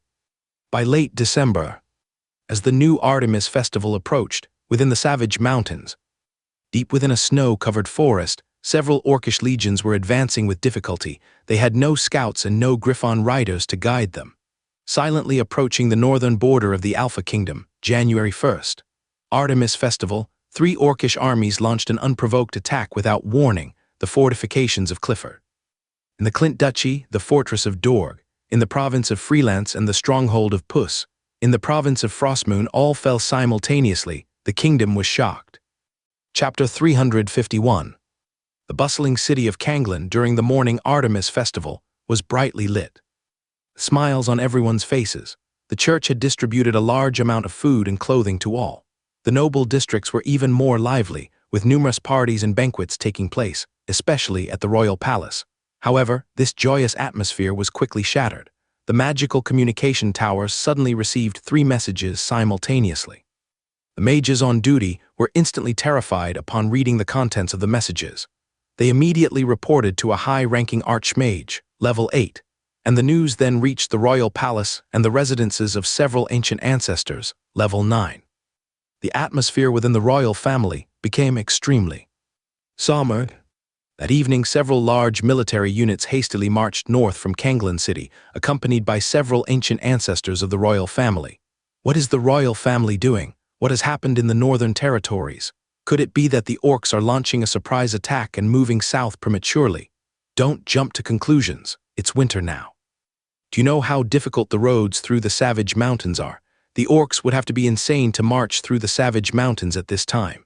You might be right. Perhaps there's a rebellion by a cult in some province in the north. That's likely. It seems those hidden troublemakers have emerged from the shadows. If Viscount Achilles had killed more of those cult's level 9 saints, they probably would have stayed quiet. Ha, you're putting too much pressure on Viscount Achilles. He's already angered both the Shadow Temple and the Eye Society. He probably doesn't even dare to leave his home anymore. After noticing the sudden movement of troops within the royal family, some noble youths at the various parties began discussing the matter. However, most was simply engaging in idle chatter, seemingly unconcerned. Only the noble youths from the northern territories who were attending the palace banquet grew serious. They had seen King Thuron leave abruptly and not return. Lord Edward, could it be that the orcs are really launching a surprise attack? Yorick of the Crawford family asked anxiously. Edmund, what do you think? Howard turned to Edmund of the Lothar family. Stop guessing here and go find out what's going on. Whatever it is, it won't be good news for us in the northern territories. Today is Artemis Festival, and while the soldiers on duty are working, many others are supposed to be on leave. The fact that a military unit is rushing north suggests that only those on duty would be mobilized. The lack of proper assembly time further indicates that something serious must be happening in the north. After speaking, Edmund turned and walked away, followed by Howard from the Lincoln Duke family, Yorick from the Crawford Marquess family, and Carrick from the Zerk Marquess family. Just as they stepped out of the banquet hall, a grand mage of the 8th rank rushed in. Yorick, something terrible has happened. The orcs launched a surprise attack, and Clint Duchy has fallen. Our families have instructed us to immediately seek reinforcements from the royal court. Hearing this, the representatives from the 4 powerful noble families were instantly filled with dread. Especially Yorick from the Crawford family. Clint Duchy is of vital importance to the Crawford Marquisate. Its fall is a grave matter. More importantly, the orcs have actually invaded from the south during winter, which means that no border nobles are likely prepared for this. This news has only come from Clint Duchy in the Crawford territory. What about other regions? The 4 of them were visibly shaken, immediately realizing the gravity of the situation. For the orcs to cross the barren mountains in the dead of winter would require a significant investment. This suggests that their plans are far-reaching. They immediately sought out Lord Hardin and requested an audience with King Thuron, Storm Territory. Achilles had just finished a barbecue dinner with the key commanders of his territory, generously rewarding them with resources. Angelina, who was present, watched in astonishment. She thought to herself, no wonder Clairoger and the others are progressing so quickly in their training. Turns out that this is how Achilles rewards people. However, Angelina didn't say anything. While Achilles' actions might not align with the long-term development of a noble family, Storm Territory is a newly established noble house located on the dangerous northern border. Perhaps only by acting in this way can they quickly establish themselves. Later, after Achilles and Angelina returned to the courtyard of the Viscount's manor, a cute little chubby boy ran up, looking pitifully at them. Father, Mother, I want to eat barbecue too. To his surprise, Angelina had a stern expression on her face. Robert, it's already so late. Why haven't you gone to sleep yet? This chubby little boy was Achilles' son, Robert Storm Territory, and he was already over 3 years old. Haley was particularly strict in her education of young Robert. Although Achilles felt a pang of sympathy for his son, he knew that this world was a place where the strong preyed on the weak, so being strict wasn't necessarily a bad thing. He patiently instructed him, "Robert, what your mother said is correct. You are still growing, and you should go to bed early and wake up early to develop good habits." Just as Achilles was patiently teaching Robert, trying to prevent him from getting beaten by his mother, Mia rushed in. "Sir, something terrible has happened. The orcs have launched a surprise attack." As Mia quickly reported, she also handed Achilles the information that had been sent by Pastor Rossable. "What? Orcs?" Achilles thought he must have misheard. What orcs in this freezing weather? The last time he destroyed an outpost of the Shadow Temple, he only brought a squadron of magical beasts, and even venturing deep into the savage mountains during the harsh winter was difficult. How could a large orc army possibly cross the entire savage mountain range? However, after reading the message that had come from Kanglan City, Achilles took a sharp breath and his hands trembled slightly. Seeing this, Haley immediately signaled Anna, the housekeeper, to take Robert away. "Are the orcs really here?" After taking a deep breath, Achilles handed the letter to Haley, indicating that she should read it herself. Then he spoke seriously to Mia. "Go and notify all officers who are not on duty and all officials of the territory. Come immediately for a meeting." Haley, after reading the letter, said in disbelief, "This is madness. The orcs are insane. They have paid such a price. Could it be that they want to destroy our Alpha Kingdom?" For the orcs to try to destroy the Alpha Kingdom was not simply about seizing resources and people. It would reignite a major war between the two races. Although this idea seemed crazy, it was something that had to be considered now. Regardless of whether it's true or not, we must prepare for this. You should immediately send someone back to Tulip territory to make preparations and be ready to support us, or we may need to seek refuge in Tulip territory ourselves. After Achilles finished speaking, he seemed to have thought of something and immediately divided himself into 3 clones, each heading towards Grey Fortress, the Goblin Valley, and the eastern mountain range of the Savage Mountains. Then, he sent Panda personally to Kine River Fortress to oversee the situation and detect any potential Tier 9 orcs in advance. He also instructed Haley and Jada to retreat to the eastern end of Storm Territory Peninsula. If the situation deteriorates, then Storm Territory having 3 Tier 9 sanctuaries is its greatest advantage, and it absolutely must not be revealed prematurely. Chapter 352. Fire at Grey Fortress. The banquet at the Earl's mansion had just ended. Some people hadn't even made it home when they were called back by soldiers from the personal guard. Everyone inquired with each other, but no one knew what was going on. When almost everyone was present, Achilles entered, his expression grim. Achilles first gestured for everyone to sit down, then said seriously, "Ladies and gentlemen, war has come." Upon hearing this, everyone sat up straight, ready to follow orders. Because Storm Territory had been dealing with the Shadow Temple recently, the territory had already been in a state of heightened alert, so no one was entirely surprised by the outbreak of war. The orcs have advanced south again. The Cliff Fortress in Lord Crawford's territory, the Dogger Fortress in the province of Freelance, and the Puss Fortress in the province of Frostmoon have all fallen, and there may be fierce battles happening in other areas, but we haven't received reports from the front lines yet. Gasps. The commanders of Storm Territory were shocked to hear that it was an orcish war. It was winter, and yet the orcs had already breached 3 important fortresses. Before everyone could process this shocking news, Achilles began issuing orders. "Clay, Garcia, you 2 leave immediately to reinforce your respective fortresses. Old Justin, Cyril, your navy should also set sail immediately to provide support to the fortresses along the Kine River. Eric and Landon's Flying Tiger Squadron will accompany you. Your main task is to gather intelligence for the fortresses and fleets. Avoid engaging in combat unless necessary." "Yes, sir." The 6 men immediately acknowledged the orders. They then quickly left the conference room, accompanied by officers from their respective units. "Roger, Ingmar, your cavalry should also patrol along the eastern bank of the Kine River. If you spot any orcs crossing the river, eliminate them swiftly." "Understood, sir." The cavalry officers immediately began preparing. "Park, make sure all troops are ready, including auxiliary forces. Be prepared to provide support at a moment's notice.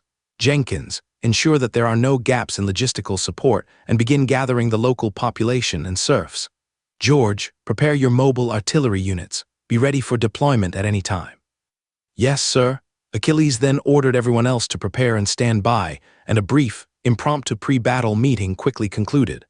At that moment, Achilles' 3 clones had already flown to their respective reconnaissance locations. The very thing Achilles feared most happened. A legion of draconian dogfolk was attacking Grey Fortress. One of Achilles' clones immediately moved from the south towards Grey Fortress.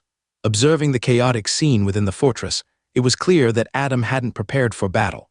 The orcs attacking from outside were all elite troops and royalty, with no supporting infantry or cannon fodder. Furthermore, a water elemental archon of the 8th rank was present, accompanied by dozens of mid-rank water and ice archons, rendering Grey Fortress's bloodfire oil largely ineffective. Grey Fortress would not hold. Adam, immediately evacuate all civilians and serfs from the south, and notify all nobles in the southern region to evacuate as well, and have them retreat to Frostwind City. Frostwind City was formerly the city of Lord Fisher, a massive castle originally intended for a count, now under royal administration. Adam recognized that Grey Fortress could not be defended, so he agreed with Achilles' proposal, considering Achilles held command over the fortress. As the evacuation of civilians from Grey Fortress began, the clone heading towards the eastern end of the Savage Mountains was ambushed by an orc archon of the 9th rank shortly after entering the area. It was instantly killed with a single blow. Achilles also sensed this 9th rank orc and immediately unleashed his battle intent, confronting the creature. Meanwhile, the clone heading towards the Pigfolk Valley continued to scout north, and as expected, discovered another legion of draconian dogfolk 20 kilometers north of the valley.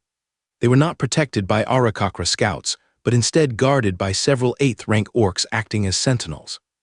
Upon arrival, this clone was immediately detected, and 3 8th rank orcs quickly surrounded it.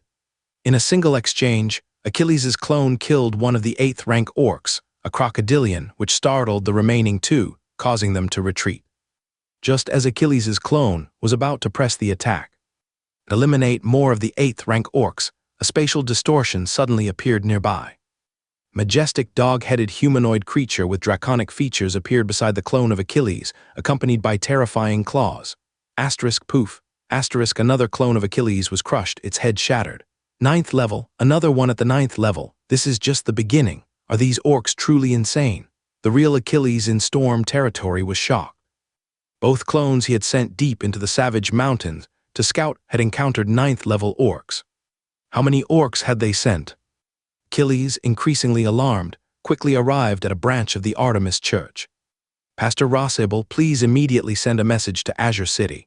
Grey Fortress is about to fall. We have an unknown number of orcish armies within the Savage Mountains, and we've confirmed the presence of 2 9th level orcs. 2 9th level orcs. Rossable was equally shocked. Without asking any questions, he immediately began relaying the message to the capital city. The orcs' actions were highly unusual. It was possible that the Artemis Church would also intervene. After notifying Azure City, Achilles summoned 2 more clones. One clone, carrying the 7 slaying sword formation, flew towards the Cairn River to support Panda, preventing him from being surrounded. The other clone headed towards Baron Archibald's territory. Since Grey Fortress was about to fall, Baron Archibald's territory would inevitably be affected. This territory had been chosen for Archibald by Achilles himself, but now.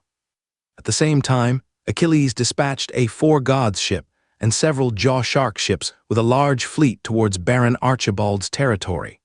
Most of these ships were fishing boats, with a few cargo ships used by Achilles to transport building materials.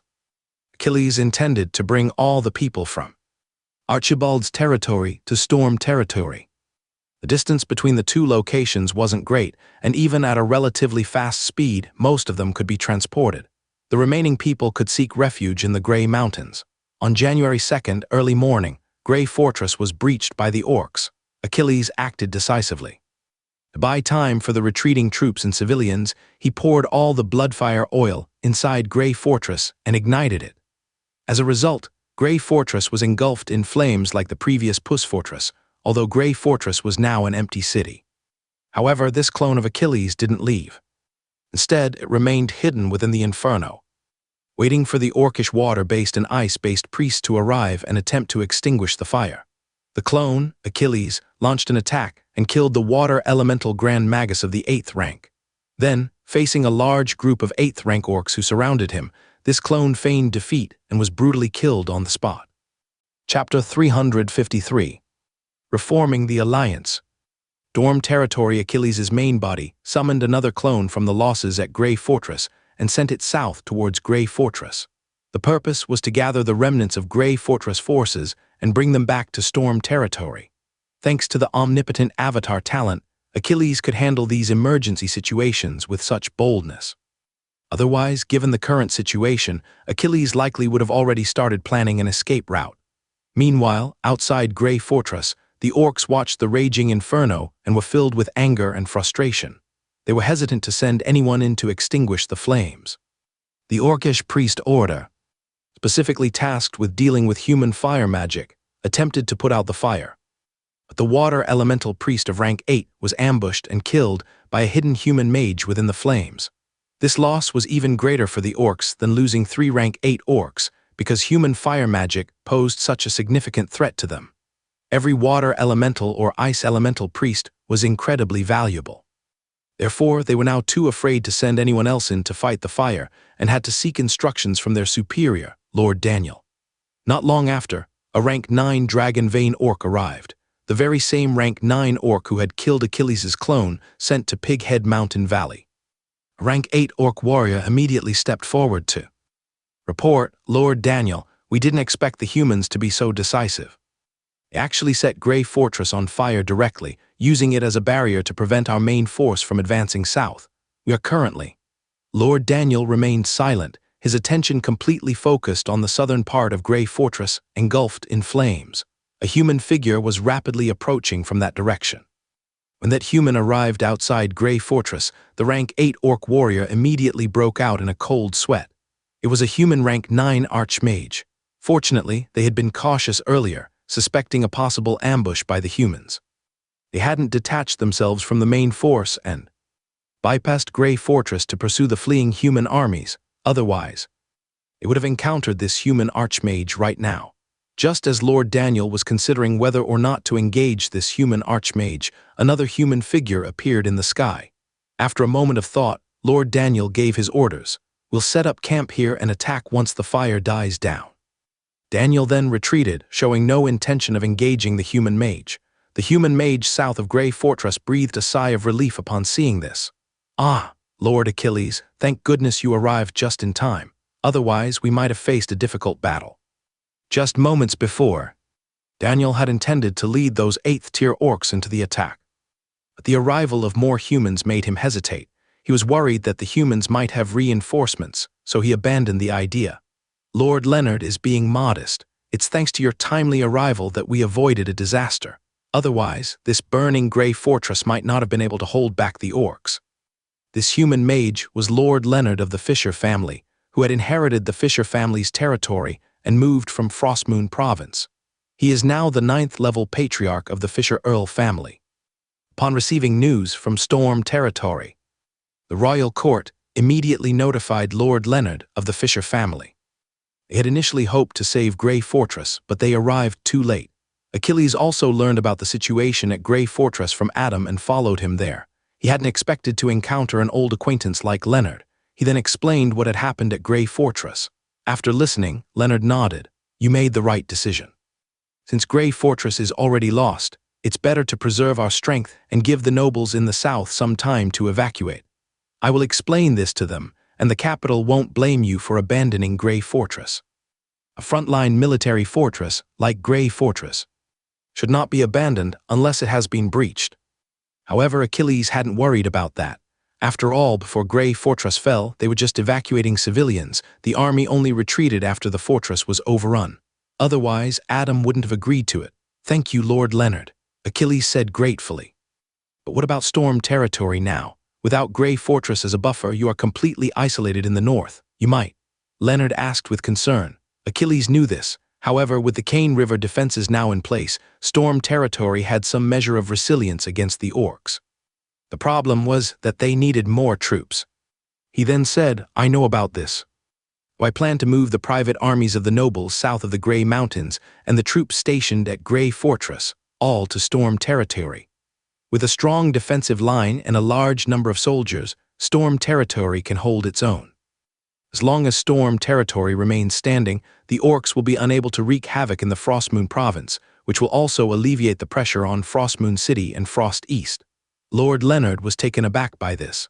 Viscount Achilles is quite courageous. Even at this time, he doesn't want to abandon his territory. But how do you plan to transport these troops to storm territory? Storm territory already has a small fleet, along with numerous fishing boats and cargo ships. There's a small port in Baron Archibald's territory. I'm currently transferring people from Baron Archibald's lands, Achilles explained. A small fleet. Leonard was astonished. He, as a count, didn't even have a single warship yet, but storm territory had already built a small fleet. He then fell into deep thought before finally deciding. Viscount Achilles, I can order the troops from these baronial territories to move to storm territory. However, I expect you to help me build a navy for the Fisher family after the conflict, of course, with appropriate compensation. Achilles' authority only extended to a portion of the Grey Fortress garrison. The barons would absolutely not follow him to storm territory. In their eyes, storm territory was undoubtedly a death trap. Therefore, Achilles had initially planned to seek reinforcements from the 4th Legion stationed in Frost East City. However, now that Lord Leonard was here, Achilles didn't need to go through such an indirect route. The Fisher family was a branch of the royal family and had previously been the leading noble house in this region. Leonard could certainly command these barons, so Achilles directly agreed to Lord Leonard's request. Yes. Next, Lord Leonard ordered all the barons present to mobilize their private armies by force. Achilles then found Adam, and after a lengthy discussion, Adam agreed to Achilles' proposal. He was eager to redeem himself, as he, being the commander of Grey Fortress, had failed to protect it. And so, the troops from Grey Fortress and the 6 baronial territories south of the Grey Mountains began to gather in Baron Archibald's territory. The coalition force that Achilles assembled during the previous Orcish War has once again gathered in storm territory. Chapter 354. Clarifying Interests and Gains. After the fall of Grey Fortress, the royal family ordered the 6 barons south of Grey Fortress to move to storm territory for support. This was also meant to complete Achilles' plan, aiming to reduce any resistance from the other 5 barons besides Baron Archibald. Furthermore, the royal family ordered all barons and nobles around Frostwind City to relocate to Frostwind City, where they would operate under the command of the Fisher family alongside the 4th Legion. Not only did the ancient ancestor Leonard Fensaint arrive from the Fisher family, but an entire legion was also heading north. Due to the suddenness of the conflict, and because Frostwind City had previously been a stronghold of the Fisher family, the royal family decided to have the Fisher family oversee the operations in the north. This allowed the Northeastern Legion to focus on defending Munchado City. At the time the royal order was issued, one of Achilles' avatars had already brought some bloodfire oil and arrived at Grey Fortress with Leonard Fensaint. The 2 of them used the burning bloodfire oil to block the entrance to Grey Fortress for a full day and night. During that day and night, Achilles had already transferred all 5 companies of soldiers from Baron Archibald's territory, along with over 8,000 serfs, to storm territory. On the morning of January 3rd, the 9th level Dragon Vein Gnoll, Daniel, finally could not bear it any longer and charged forward, engaging in a fierce battle with Leonard Fensaint. Subsequently, the remaining 6 8th level orcs bypassed Grey Fortress and attacked Achilles' avatar. Achilles' avatar fought while retreating, successfully preventing these 6 orcs from breaking through his defenses and disrupting the retreat of the main force. In fact, he seized an opportunity to behead one of the 8th level minotaurs. This terrified the orcs. This robed figure, who appeared to have a strength below the 8th level, was actually so powerful. Therefore, the orcs abandoned their plan to use high-ranking professionals to disrupt the human retreat. After extinguishing the large fire at Grey Fortress, they began slowly moving the main force south towards Grey Fortress. When 2 battalions of wolf riders arrived, they were led by 2 8th level orcs and continued south to intercept the retreating human forces. Unfortunately, this orcish army lacked any eagle-folk sentinels, and Achilles' strength was too great, preventing the 8th level orcs from effectively hindering the human retreat. As a result, These 2 battalions of wolf riders failed to locate the main body of the retreating human army in time. Most of the commoner serfs managed to escape into Frostwind City. The remnants of Grey Fortress and the private army of the Baron were hiding in the port of Archibald Baron's territory. After a day of searching, the Orcish cavalry discovered that all the nearby baronial territories were deserted, with all supplies burned. They only captured a few serfs in some remote villages. Therefore, the orcs believed that all the humans had fled to Frostwind City. Finally, after seeing the fire raging in Archibald Baron's city, they lost interest in continuing the search, as it was already nighttime and difficult to conduct a thorough investigation. Daniel also had to accept the failure of the surprise attack and annihilation plan. He immediately ceased fighting with Leonard Fenson and began to hold Grey Fortress, waiting for the arrival of the main force. However, Leonard Fenson did not return to Frostwind City. Instead, he remained south of Grey Fortress, seemingly buying time for Frostwind City. In reality, he was giving the military forces of Archibald Baron's territory time to board ships. At this point, 2,000 remnants from Grey Fortress, along with 8 companies from Renshaw Baron's territory, 6 companies from Warner Baron's territory, 6 companies from Lancaster Baron's territory, 4 companies from Harold Baron's territory, and 4 companies from Shane Baron's territory, totaling 4,800 people, arrived at the port of Archibald Baron's territory. To our valued readers, we are introducing a VIP membership feature that removes advertisements. The Storm territory only had about 40 ships available for transport, and each ship could only carry 2,000 people to Storm territory at a time. Fortunately, the distance from the port of Archibald Baron's territory to the mouth of the Kyne River was relatively short, with a round trip taking only 3 hours. Therefore, Leonard Fenson still needed to hold out for one night until all the troops had boarded before he could return to Frostwind City. In this way, within less than 3 days, the initial confrontation at Grey Fortress came to an end. Although the orcs successfully captured Grey Fortress, they did not eliminate many human soldiers and failed to seize any supplies. The nobles in the south, during their evacuation, followed the royal decree and burned all supplies that could not be quickly transported. Therefore, in this initial confrontation, the orcs gained very little advantage, largely due to the fire set by Achilles. January 3rd, evening, inside Storm territory. Lord Lai invited all the commanders of the Allied forces for an emergency meeting that night. Everyone present, besides Baron Archibald and Deputy Commander Adam, had a rather grim expression on their faces. "My lords," Lai began, "we are old friends, and we have cooperated before. I understand this mission is risky, and you may be hesitant. However, the rewards will be immense. This orcish war is likely to be massive. Grey Fortress and Fort Puss have already fallen, and I suspect Fort Maka won't hold out for long. The province of Frostmoon is on the brink of collapse. Only Frostmoon City and Eastwind City can still be defended. Therefore, holding Storm territory hold becomes crucial. I don't need to tell you how much collective merit will be gained by defending this territory after the war," Lai said slowly. However, these barons understood that earning such merits would not be easy. They were still unsure if they could successfully defend Storm territory hold. Asa, who had been promoted to baron alongside Archibald, directly asked, "But Lord Lai, you mentioned that this war will be very large. Grey Fortress and Fort Puss have already fallen, and the situation in Frostmoon Province is extremely unfavorable. If the orcs, after capturing Grey Fortress, launch a full-scale attack on Storm territory hold, what can we possibly use to defend it?" Hearing the question, Lai didn't waste any time with pleasantries. He immediately brought out a map of the Kyne River defense line. Talking more would be less important than instilling confidence in everyone. "Please look at this," Lai said, pointing to the map. "The only land route for a large army to reach Storm territory hold is through the Kyne River on the west side. If the orcs want to attack Storm territory, they must cross the Kyne River."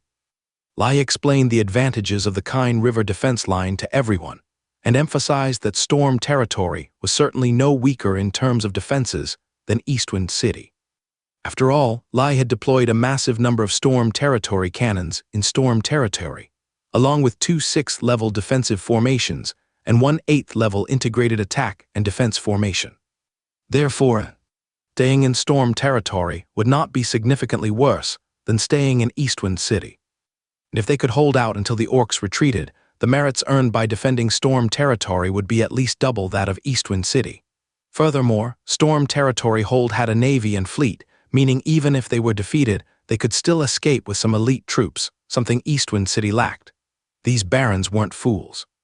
After weighing the pros and cons, they decided to fully cooperate with Lai in defending against the orcish invasion. They had no other options anyway. Moreover, they had worked with Lai before, and his abilities and fairness were well known. We understand. It must be Lord Achilles who gave the order. We will follow his instructions completely. Chapter 355. The first line of defense in the northern frontier falls the combined forces currently stationed. At Storm territory have approximately 10,000 soldiers. Storm territory itself has roughly half that number. Within those forces, the Navy consists of only 1,200 soldiers from Storm territory. In terms of cavalry, Storm territory has 1 company of regular cavalry and 2 squadrons of magical horse riders. Grey Fortress has 4 squadrons of regular cavalry and 3 squads of beast mount cavalry. The combined forces of the 6 baronies have 6 squadrons of regular cavalry and 3 squads of beast mount cavalry. The archers are primarily composed of 1 company from Storm territory, 3 squadrons from Grey Fortress, a total of 4 squadrons from the 6 baronies. Additionally, Storm territory has 2 squads of elite Flying Tiger cavalry.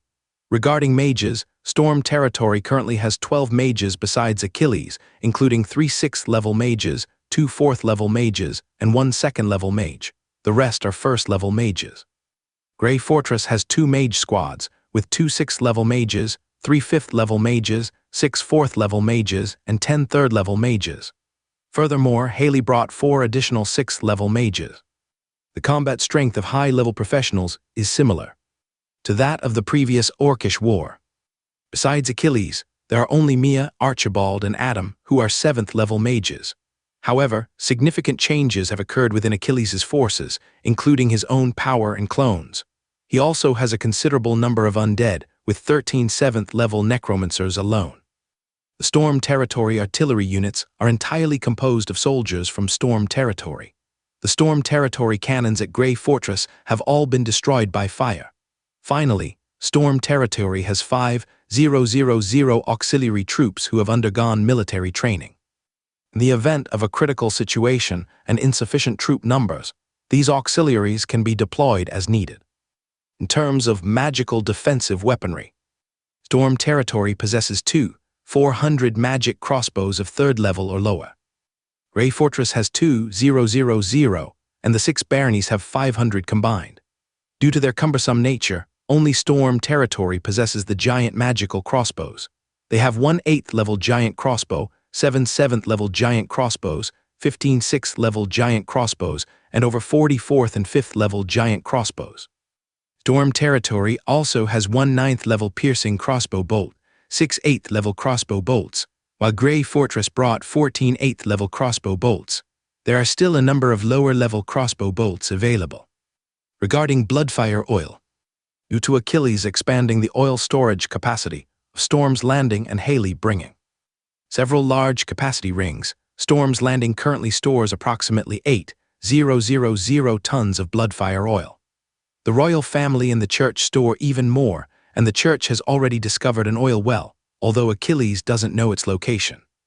After everyone expressed confidence in defending Storm's Landing and agreed to follow Achilles' orders, Achilles began assigning combat tasks. The 2 fortresses along the Kine River are only battalion-level defensive structures, capable of accommodating a maximum of 2,000 soldiers. I have already deployed 1 battalion at each location. Therefore, Asa will lead 1,000 troops to guard Fortress Number 1, and Baron Cadden will lead 1,000 troops to guard Fortress Number 2. Additionally, Captain Kendall and Captain Locke will lead 1,000 soldiers behind Fortress Number 1, while Howard, Neville, and Lancaster will lead 1,000 soldiers behind Fortress Number 2, ready to provide support at any time.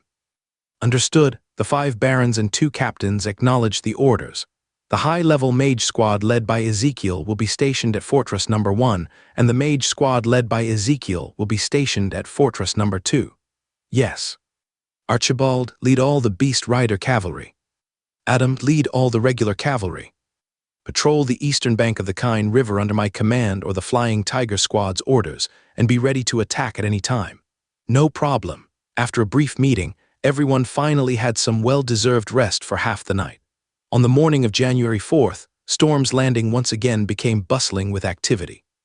Due to the significant increase in frontline troops, Jenkins was forced to expedite the delivery of supplies to the front lines.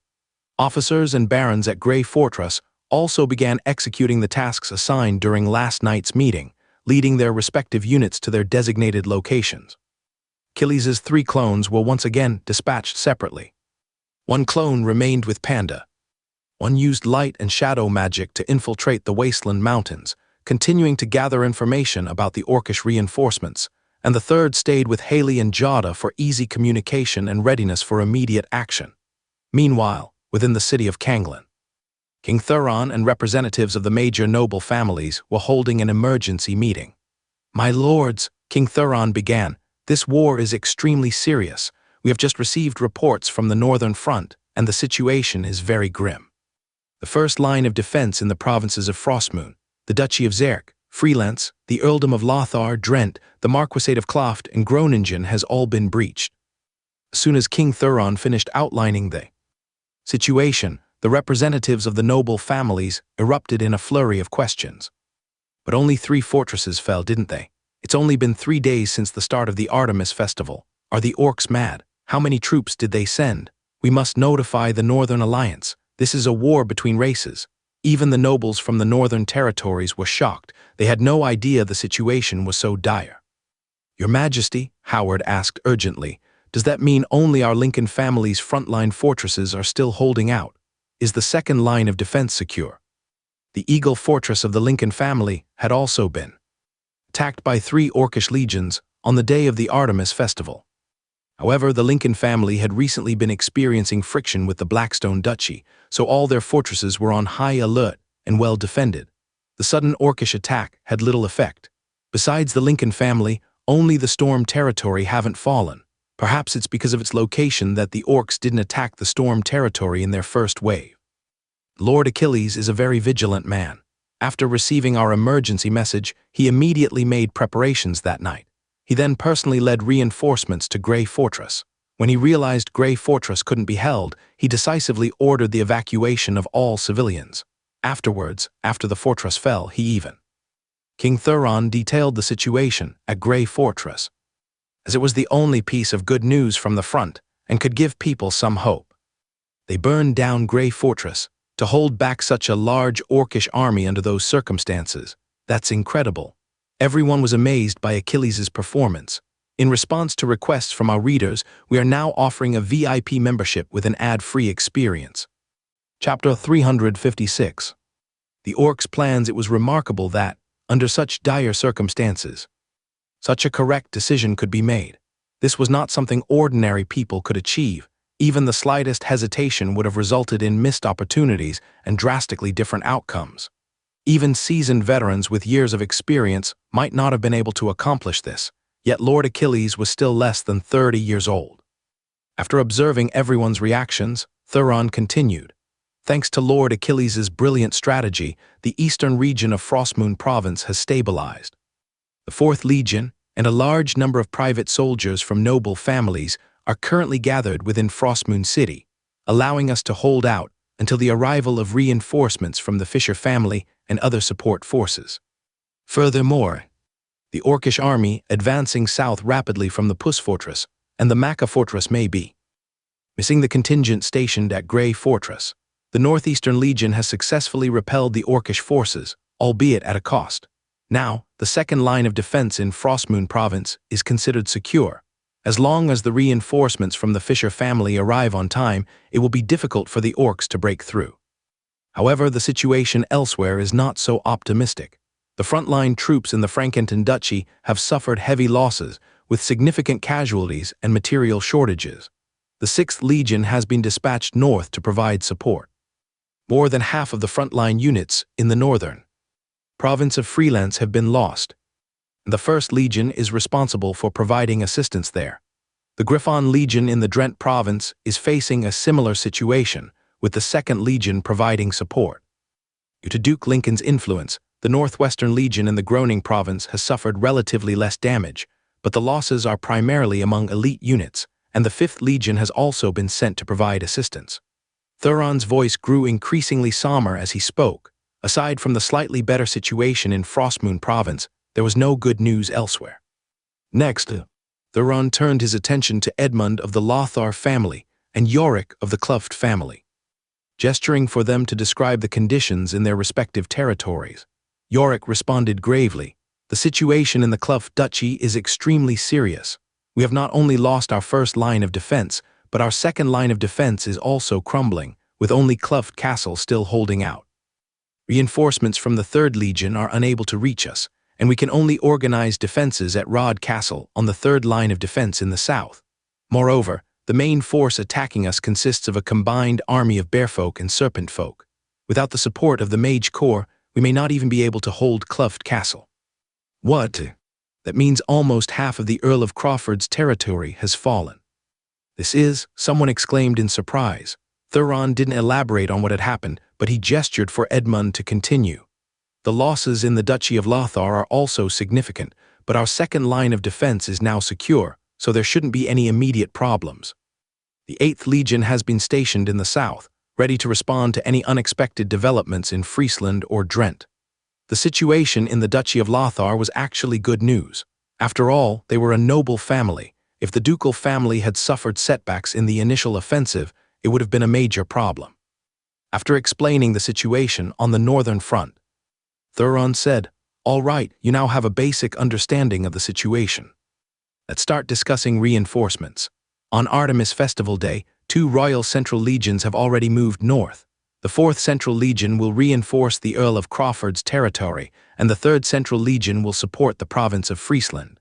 Furthermore, the county of Fisher is also on its way to reinforce Frostwind City. Lord Leonard has already engaged with a 9th-level Dragonscale Houndman. As for how to provide support in other areas, please discuss it among yourselves." The people present looked at each other. And then the representative from the Venus family spoke. "Your Majesty, what kind of support do we need to provide this time? Should we form a joint army, or should we be responsible for a specific region?" Thuron listened carefully and began to ponder. He was also considering this issue. However, Howard from the Lincoln family said, "I think it's best to focus on a specific region. After all, this is just the beginning, and the situation has already become like this. What will happen later?" "Howard is right," Edmund of the Lothar family added.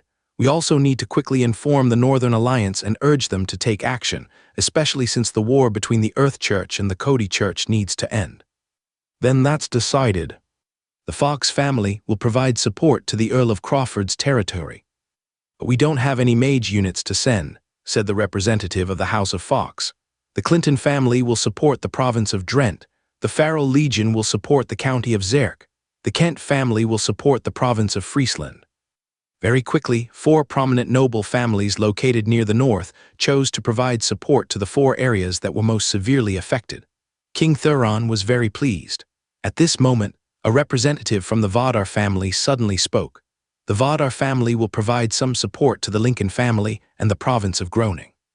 However, the Church must intervene to resolve the issues with the Blackstone Duchy and the Kingdom of Allah. The Tulip family feels the same way.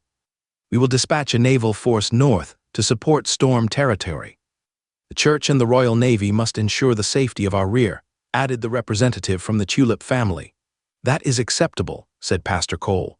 "The situation in the Kingdom of Ron is even more intense than it is here. The orcs seem to be specifically targeting us and the Kingdom of Ron, the strongest among us, and have not attacked other nations. Therefore, the Icewind Church has already intervened. The war between the Earth Church and the Cody Church will soon end, and Pastor Nelson will return shortly.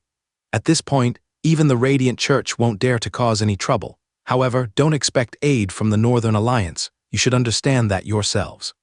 King Thuron replied. "So it was. The orcs were only targeting the Kingdom of Alpha and the Kingdom of Ron. Everyone understood that this would not escalate into a racial war, so other nations are simply enjoying the spectacle. In that case, we, the remaining 6 families in the south, will prepare supplies for the front lines. Furthermore, the Venus family will dispatch 2 mage squadrons to the territory of Lord Crawford, said the representative from the Venus family. Then, let's get started quickly. The situation on the front lines can change at any moment, King Thuron immediately said. In storm territory, Achilles had received the results of the meeting in Kanglin City and learned that the kingdom of Ra was also under a fierce orcish assault. Surprisingly, weaker nations were not attacked. It seems the orcs are not starting a racial war. They simply want to cripple the 2 strongest human kingdoms in the Savage Mountains once and for all. This would prevent any future complications during their southern campaigns. That's quite clever, Achilles thought to himself. January 15th. The orcish reinforcements had gradually gathered at the first defensive line they had occupied in the northern frontier, preparing to launch an attack on the second defensive line. However, the intelligence from Grey Fortress was unusual. The orcs were not rushing south towards Frostwind City, but instead dispatched 3 main armies to the banks of the Kine River, launching a fierce assault on Storm territory. In response to requests from our valued readers, we are now introducing a VIP membership option that provides an ad-free experience. Chapter 357. The Battle of the Kine River, Part 1 Night. After the first day of fighting ended, how was the battle today? Haley and a projection of Achilles were conversing about the day's events, hidden away in the easternmost part of Storm Territory Peninsula. Achilles shook his head gravely. It wasn't very optimistic. The orcish first wave launched 2 entire legions directly into the attack. One legion was responsible for attacking the 2 fortresses, while another was tasked with finding a weak point to exploit. Many orcs managed to cross the Kine River. Fortunately, we have enough cavalry units within our territory and the fleet is patrolling, otherwise we wouldn't be able to hold out. It seems the orcs intend to destroy Storm territory before attacking Frostwind City. That's not a good sign. They definitely want to eliminate us first. We received news from Frostwind City that they haven't seen any orcish forces there. The orcish army at Grey Fortress hasn't moved south, while the orcish armies in other regions have already begun attacking the second line of defense in the northern frontier. Achilles had already received information from Kanglin City, confirming that the orcs' second major offensive had begun. Should I commit half a legion from here into the battle now, or should we send Schubert's fleet? Haley suggested. Currently, half a legion of reinforcements from the Tulip family had arrived at the easternmost point of Storm Territory Peninsula. There was a relatively hidden bay port here, newly constructed by Achilles specifically for concealing his navy.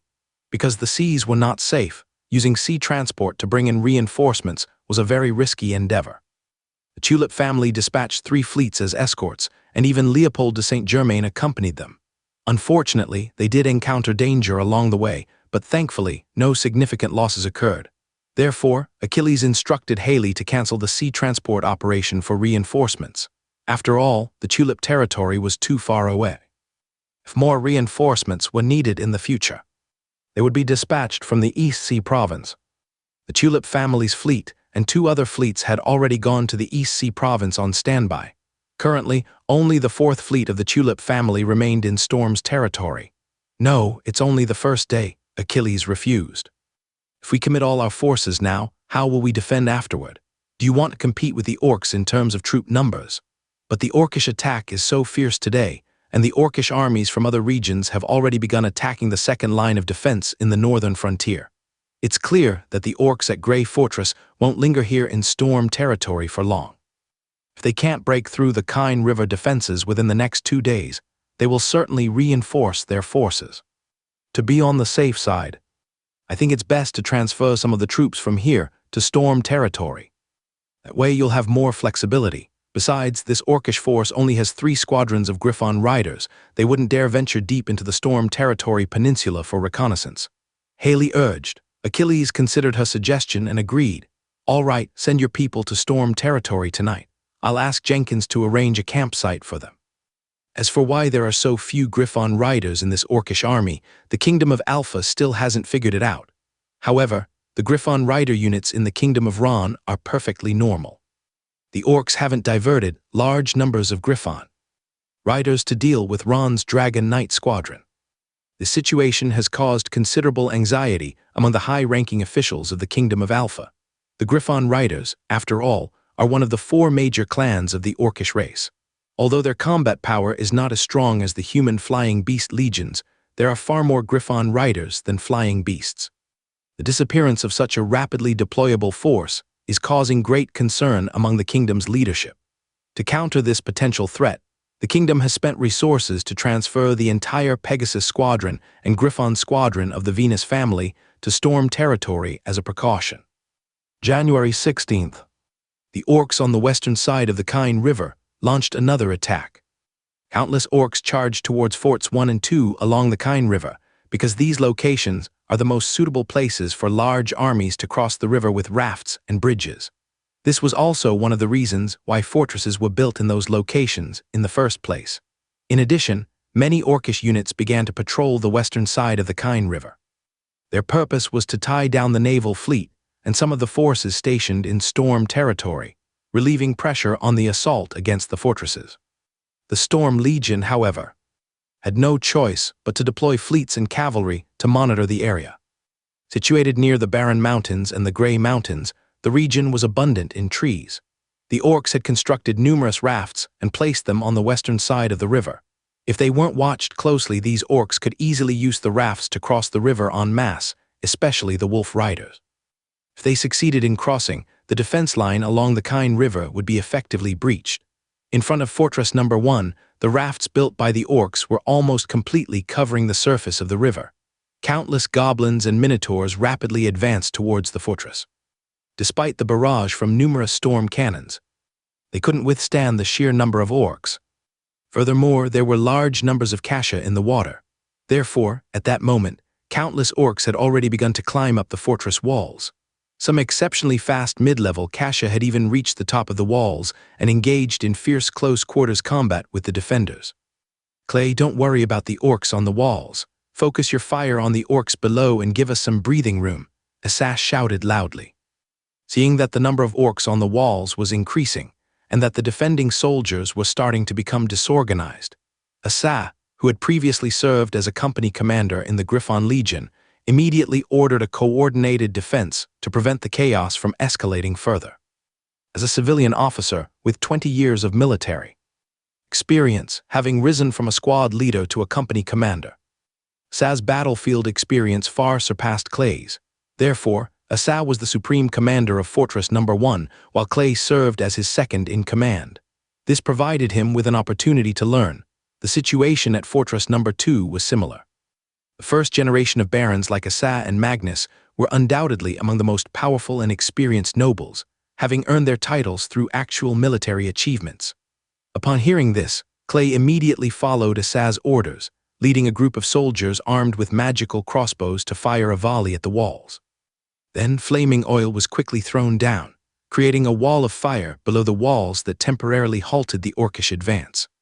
Quickly kill all these orcs. Focus the magical crossbows on the mid to high-level orcish mages and prevent them from reaching the walls.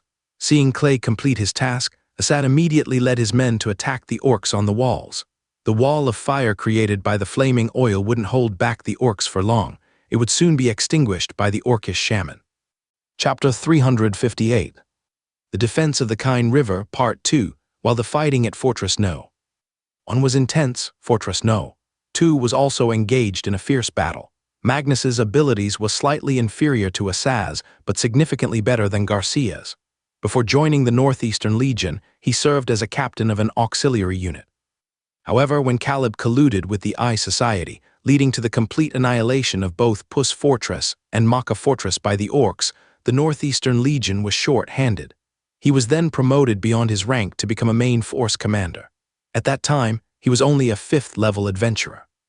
Later, he was assigned to Puss Fortress, where he gradually accumulated combat achievements, eventually reaching the 6th level. During Caleb's internal rebellion, he repeatedly distinguished himself in battle and earned the title of Baron. At this moment, Magnus at Fortress No. 2 was also fighting bravely against the enemy. "Garcia, don't be stingy with the crossbow bolts. The orcs aren't engaging us in a war of attrition." Garcia, a genius from the Lyman Wolf tribe, may have been accustomed to hardship, and he always tried to maximize the benefits when using resources during wartime. Understood. Garcia looked at the endless waves of attacking orcs and finally understood. He immediately ordered the magical crossbows to fire with full power. The battles between the sky-level warriors at both fortresses were currently being held back by 2 clones of Achilles. However, Achilles wasn't using his full strength to kill these 8th-level orcs. Instead, he was using the 7 deadly swords formation, relying on the formation and puppets to barely withstand the attacks of 3 or 4 8th-level orcs. Fortunately, he had previously designed a plan to eliminate the Eye Society leader, Griffiths, which allowed Achilles to create 3 sets of the 7 deadly swords formation. Currently, the main force from Grey Fortress hadn't moved south. Achilles couldn't afford to show too much strength. Furthermore, he didn't know how many 9th-level orcs were outside, and he couldn't display his near 9th-level power. This would be detrimental to any subsequent counterattacks. Of course, if the orcs continued to reinforce their forces and intended to conquer Storm territory, there would be no choice but to defend with all available strength and request support from the royal family. The royal family would be more than happy to provide assistance because it would keep the orcs completely contained in Storm territory, preventing them from moving south. This situation wouldn't be beneficial for either the orcs or Storm territory. Achilles could only hope that the orcs wouldn't stubbornly remain in Storm territory. Soon, night fell and the fighting finally ended for the day. The soldiers in both fortresses immediately collapsed, utterly exhausted. The orcs had been attacking since morning without a moment's rest. One wave of orc attacks would fail, and another would immediately follow.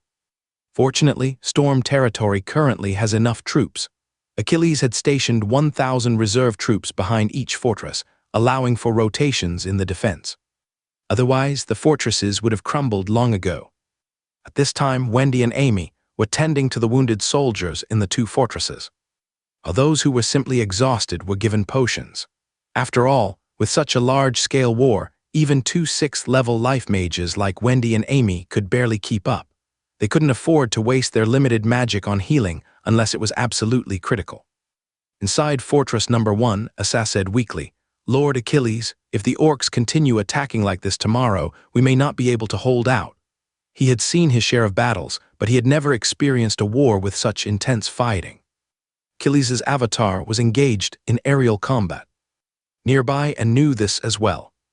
3,000 soldiers rotating on defense, over 500 had already been killed in just 2 days, and even more were wounded. Without Wendy and Amy, they likely wouldn't have held out today. I have sent scouts to investigate. If the orcs continue to reinforce their forces from the rear, I will send reinforcements to you. We must hold this line at all costs. While Storm Territory City is well defended, we cannot allow the orcs to easily break through the Kine River defenses. Otherwise, things will become much more difficult here. This is the best place to wear down the orc forces. The 2 days of fighting had also cost the orcs nearly 5,000 lives, significantly impacting their morale. To maintain such a high level of aggression, they would need to send in reinforcements. But aren't we only left with 2,000 main troops? Reinforcements are not very effective in this kind of war, Harold pointed out.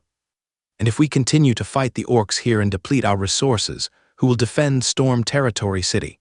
Don't worry, we won't be short on troops. Half a legion from the Tulip family has already arrived at Storm Territory City, and more reinforcements from the kingdom are on their way. Even if the orcs attack Frostwind City with all their might, we can still defend Storm Territory, Achilles said encouragingly. You should know what the orcs are trying to achieve with this war. They've already suffered heavy losses from crossing the barren mountains in winter, so they're the ones who should be worried. Reinforcements have arrived. That's great. Then we can fight the orcs with confidence. The middle-ranking officers were overjoyed to hear about the reinforcements. Even Harold, Kendall, and Locke were excited, although they knew that more troops meant a more intense battle and more casualties. However, they didn't care about that, as long as there was a way to retreat and they could hold Storm territory. The more intense the fighting, the more war merits they would earn. That was what mattered most to them. On the morning of January 17th, Achilles dispatched an additional 1,000 reinforcements to each of the outer fortifications. This was the last major force available in Storm territory. If more troops were needed, they would have to call upon reinforcements from the Tulip family. With the arrival of the reinforcements, Harold and Cain knew that the orcs on the other side had also sent reinforcements. Last night, Achilles had sacrificed one of his avatars to scout and discovered that the orcs had dispatched Another large unit. The fighting resumed on the third day. Because both sides now had reinforcements, the battle continued relentlessly until nightfall. On the fourth day, the orcs deployed a large number of level 6 and 7 mages into the battle, making the fighting even more intense.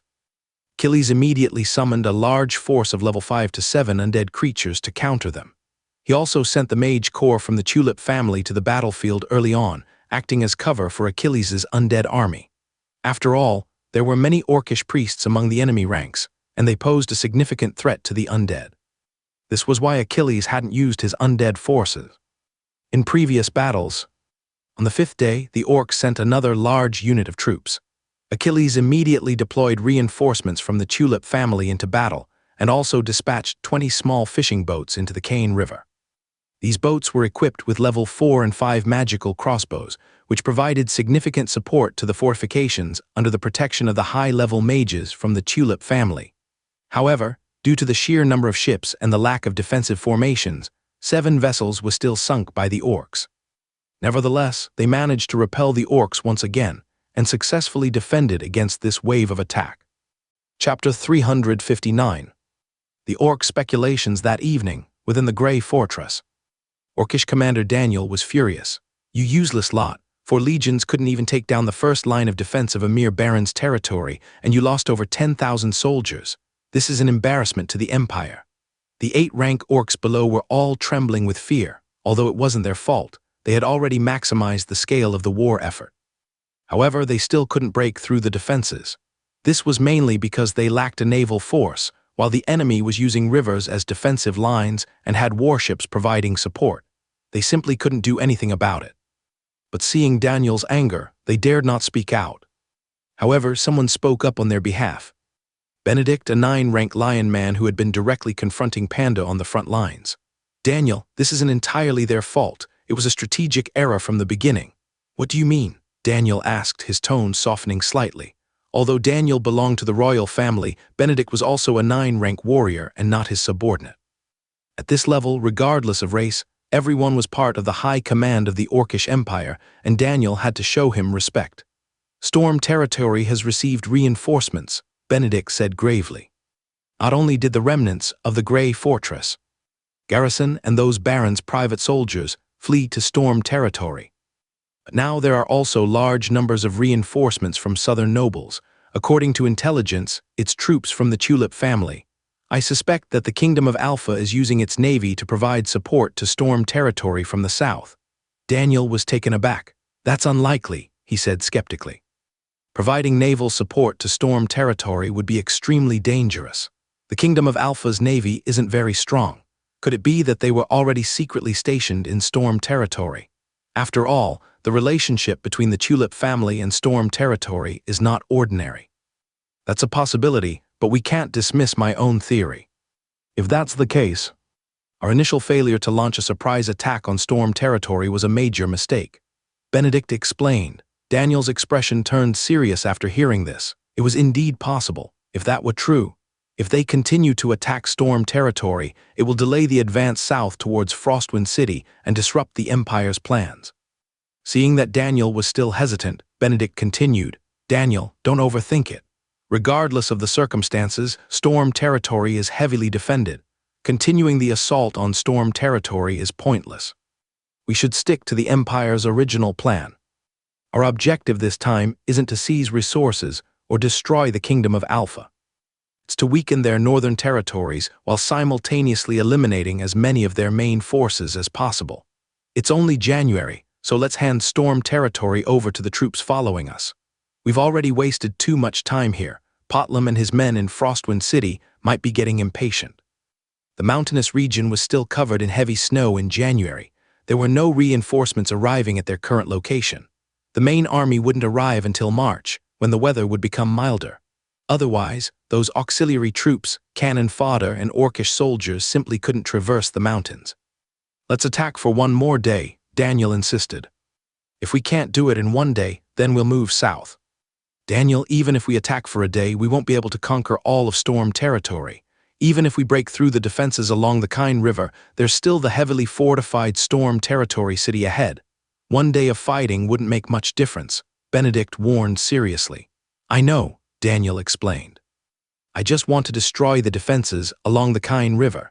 That would reduce the pressure on the troops following us and make our rear more secure. But what if we don't take the Kine River defenses in one day? Should we continue to fight?" Benedict still disagreed with continuing the offensive. "Just one day," Daniel decided. "I'll personally lead the attack, and regardless of the outcome, we will stick to the original plan." Benedict remained silent after hearing this. He could wait for a day. Later, Benedict stayed at Grey Fortress, while Daniel headed towards the front lines along the Kine River. January 20th, Daniel reinforced the troops already stationed at the Kine River battlefield with another legion and launched a fierce attack on the two fortresses guarding the river. This time, Daniel recalled all the scattered units that were harassing Storm Territory's forces on the western shore and brought them back to participate in the assault on the fortress. Since Storm Territory had ample reinforcements, these small detachments were of limited use for harassment. Upon realizing the situation was unfavorable, Achilles immediately committed all his troops to the battles at both fortresses. He also dispatched the 4th Fleet of the Tulip family to reinforce Fortress No. 2, as only Tier 2 warships could reach that location. Storm Territory Fleet, including those fishing boats equipped with giant crossbows, were deployed to Fortress No. 1. When Daniel saw the Tulip family's fleet, he realized that the Kingdom of Alpha was likely providing significant naval support to Storm Territory. Continuing the fight in this location would be pointless. Therefore, the battle lasted only half a day before the Orcish forces withdrew. Achilles knew that the Orcs were no longer willing to engage Storm Territory in a protracted conflict, and he breathed a sigh of relief.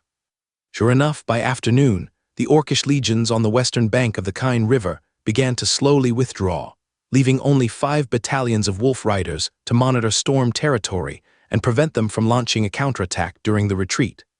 Achilles dispatched clones to alternate in monitoring the Grey Mountains. Once they confirmed that all the Orcs had retreated to Grey Fortress, he immediately instructed Pastor Rossable to relay the message to Frostwind City so they could prepare. On January 23rd, the Orcish forces from Grey Fortress finally marched out, heading towards Frostwind City. Subsequently, Haley returned to Storm Territory, and Jada suddenly arrived as well. Achilles, last night, a Tier 9 Dragon Vein headman appeared in the deep sea south of here. He found a large Kasha tribe with a Tier 9 sanctuary and stayed there for a while before returning. He also detected my presence, but ignored me. A Tier 9 Dragon Vein headman, that's one of the Orcish commanders. What was he doing looking for the Nagas? Is he trying to form an alliance with them to attack us? Pandal asked, puzzled.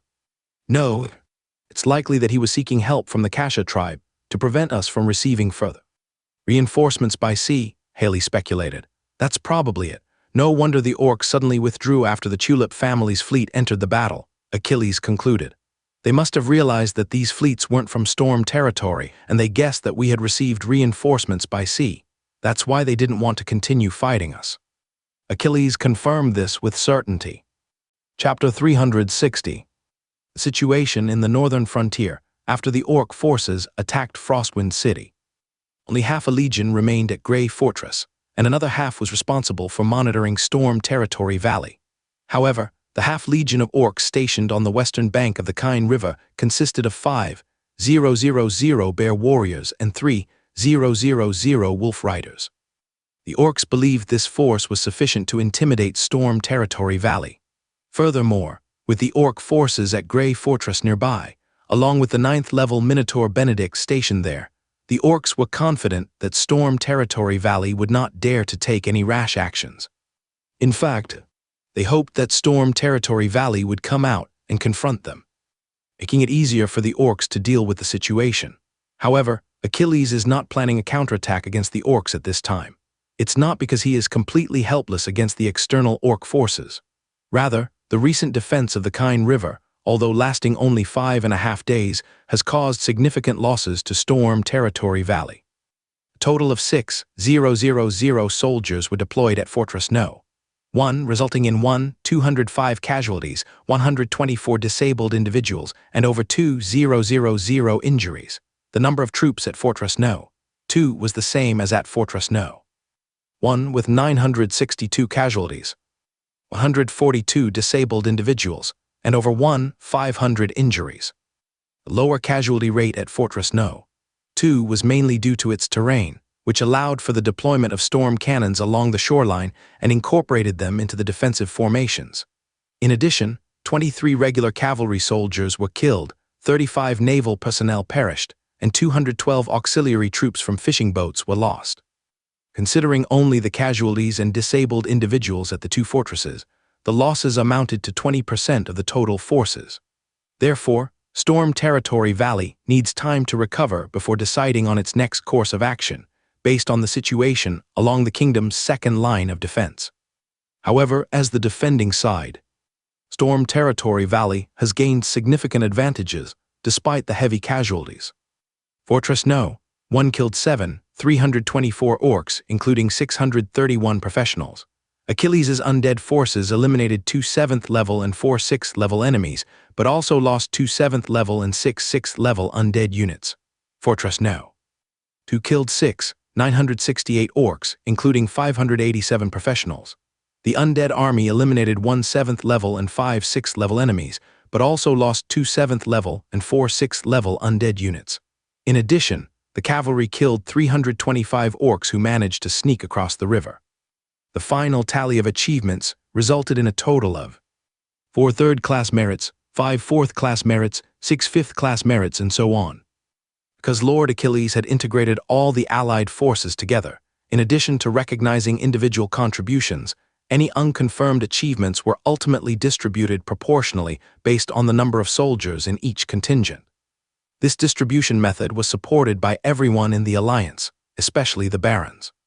They understood that this was a gesture of humility from Lord Achilles, as their armies were significantly weaker than his compared to Storm Territory.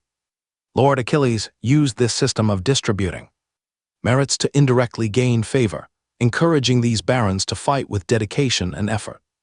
Whether it was Storm Territory or Lord Achilles himself, neither lacked the ability to award such merits.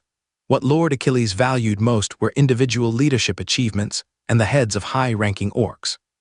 For example, during the attack on Grey Fortress, when Lord Achilles used fire to repel the orcish army and helped Grey Fortress and several baronies withdraw their forces, the royal family directly awarded him 5 second-class merits. What was regrettable for Lord Achilles was that the 3 8th-tier creatures killed at Grey Fortress and in the Wasteland Mountains could not be counted towards his achievements because there were no bodies recovered, nor any verifiable evidence. Subsequently, after confirming that the orcs had begun attacking Frostwind City, Lord Achilles convened a meeting of the allied forces to inform everyone about the losses sustained during the war and the merits earned. This was the most important information for the alliance members. Immediately afterward, he held another meeting with the officers of Storm Territory, instructing Parker to replenish the ranks of each unit that had suffered casualties. War is the best form of training. Only by constantly replenishing manpower can a new generation of elite soldiers be rapidly trained. After the allied forces of Storm Territory entered a period of rotation and rest, Lord Achilles began investigating further details about the orcs. On January 28th, a clone of Lord Achilles, riding a 6th-tier Shadow Lion, searched for traces of the orcs in the deeper parts of the Wasteland Mountains. He eventually confirmed that the orcs had no more reinforcements available. Lord Achilles immediately relayed this information to Kanglan City. Winter campaigns across the Wasteland Mountains are extremely difficult, and it is unlikely that any auxiliary races would be able to cross them. Based on Kanglan City's estimates of the orcish forces in various regions, it was determined that approximately 10% of the orcish force had been lost during their crossing of the Wasteland Mountains. This figure applies to the royal and elite races. For auxiliary races, the losses would likely be over 50%. Therefore, reinforcements for the orcs were not expected to arrive until March. It's now confirmed that the orcish reinforcements won't arrive for another month. Should we start preparing a counterattack? Haley asked. Yes, we can. We will prepare while monitoring the situation on the second line of defense in the northern frontier, especially around Frostwind City. Whenever an opportunity arises, we will strike and eliminate the orcish forces outside, Achilles replied, his voice tinged with determination. He then turned to Haley. Haley, you can contact your family's elder now and ask if they are willing to come. If not, I will find someone else. Understood. I will do my best to persuade them, Haley responded. Meanwhile, after Achilles informed the city of Kanglin about the orcish reinforcements, the royal family and the Lincoln family immediately organized reconnaissance missions. They confirmed the reliability of Achilles' information. The royal family then notified all major nobles, urging them to expedite the arrival of their second wave of reinforcements. It was crucial that these reinforcements reached the northern frontier before the orcish forces arrived, ensuring a strong second line of defense. The royal family hoped to have the second line of defense fully fortified before the orcish reinforcements arrived, effectively preventing the orcs from crossing it. Retaking the first line of defense would be too costly and impractical. Regardless, the orcs would eventually withdraw by the next winter. They would never risk staying in the kingdom of Alpha for long. At this time, the first wave of reinforcements from the southern nobles had largely arrived. Except for Lord Crawford's territory, which remained unstable, the second line of defense in other areas was generally secure. Immediately, the royal family dispatched the 8th Legion from the Black River province to Lord Crawford's territory. They also sent reinforcements that Vadar family had been sending to the province of Groningen. Currently, the forces supporting Lord Crawford included the 4th Legion from the central region, the 3rd Legion and the 8th Legion from the northern frontier, 2 legions from the Fox family, 1 legion from the Vadar family, and 2 legions stationed in the territory by the Crawford family itself, totaling 8 legions. Under the leadership of Sir Cato and the Celtic holy warriors from the Fox family, they set out north from Rodcastle to counter-attack the orcs. The losses incurred here must be recovered as quickly as possible. Otherwise, Lord Crawford's castle would not be able to withstand the arrival of the orcish reinforcements, which could potentially become a weak point in the entire northern frontier defense. In response to requests from our valued readers, we are now introducing a VIP membership option that provides an ad-free experience. Chapter 361. Frost City, February 8th. After suffering heavy losses, the reinforcements organized by the royal family finally managed to repel 4 orcish legions that had breached the second line of defense in Lord Crawford's territory. They also retook the eastern and western fortresses, which, together with Crawford Castle, helped re-establish the stability of the second line of defense in Lord Crawford's territory. Due to the heavy losses suffered by the Crawford family on both the first and second lines of defense, these reinforcements remained stationed there to assist the Crawfords in defending against the orcish threat. However, this means that Lord Crawford's territory will not receive a second wave of reinforcements. For now, their current forces are already significantly stronger than those in other regions. For example, in the Frostmoon province, there are a total of 16 orcish legions, twice as many as in Lord Crawford's territory. Of these, 7 legions are besieging Frostmoon City, while another legion is stationed at Puce Fortress and Malka Fortress. 6 legions are besieging Frost City, with 1 legion stationed at Grey Fortress and Storm Territory. 1 legion was lost in Storm Territory. In contrast, the defending forces in Frostmoon Province are woefully inadequate. The army in Storm Territory is not even worth mentioning. Only half a Northeastern Legion, along with 2 legions, composed of private soldiers from various baronies. 1 second-line legion were defending Frostmoon City. The defense of Frost City consisted only of 1 main force, the Fisher family's 4th Northern Legion, plus 1 legion from several baronial private armies in the surrounding area, and another legion formed by 3 Viscounts' private soldiers stationed behind the front lines. Compared to Frostmoon City, the defenses of Frost City was significantly weaker. If it weren't for the fact that the army in Storm Territory delayed 8 legions at Grey Fortress for nearly 10 days, and gave the various baronial forces time to gather their troops in Frost City, the 4th Northern Legion might not have been able to hold out until the Fisher family's main force arrived. Battlefield of Frost City. Achilles has been continuously sending his clones to observe the situation in Frost City. For several days now, trying to deal with the remaining orcish forces, the fighting here is even more intense than the battles on the Kine River defense line. This is because Frost City has 3 walls that can be attacked, and the orcs are able to commit a larger number of troops at once, fortunately. The Fisher family focused on magic and had invested heavily in Frostwind City. The city's defensive magical barriers were at a level 7 strength. far superior to Grey Fortress and Storm Territory. Furthermore, Leonard, master of level 7 magical arrays, had also established a level 7 killing array within Frostwind City to compensate for the lack of high-level combat power. Otherwise, the orcish forces would overwhelm the defenders with their constant attacks. Even minor mistakes could lead to heavy losses for the garrison. After a day of intense fighting, Leonard convened a meeting of the entire military command. Currently, neither Leonard nor Daniel, the level 9 Dragon Vein Gnoll, had yet joined the battle. Both sides were engaged in conventional city sieges. "Lord Leonard," said Eldrick, the commander of the 4th Legion and an 8th-level Sky Knight, "the orcs are attacking us with 3 legions simultaneously, rotating without pause. This is causing us significant losses. We can't continue like this." Yes, another voice chimed in. "The orcs seem to have gone mad. Aren't even diverting troops to raid and pillage, they're just relentlessly attacking us with no regard for casualties. What are they trying to achieve?" Quincy, an 8th-level Wind Mage, was perplexed. He had never encountered such a war against the orcs. In the past, when the orcs moved south, their primary goal was to raid populations and resources. If they found a fortress too difficult to conquer, they would often send a portion of their forces to surround it, using expendable orcish troops to wear down the defenders' morale and weapons, while other units dispersed to conduct raids.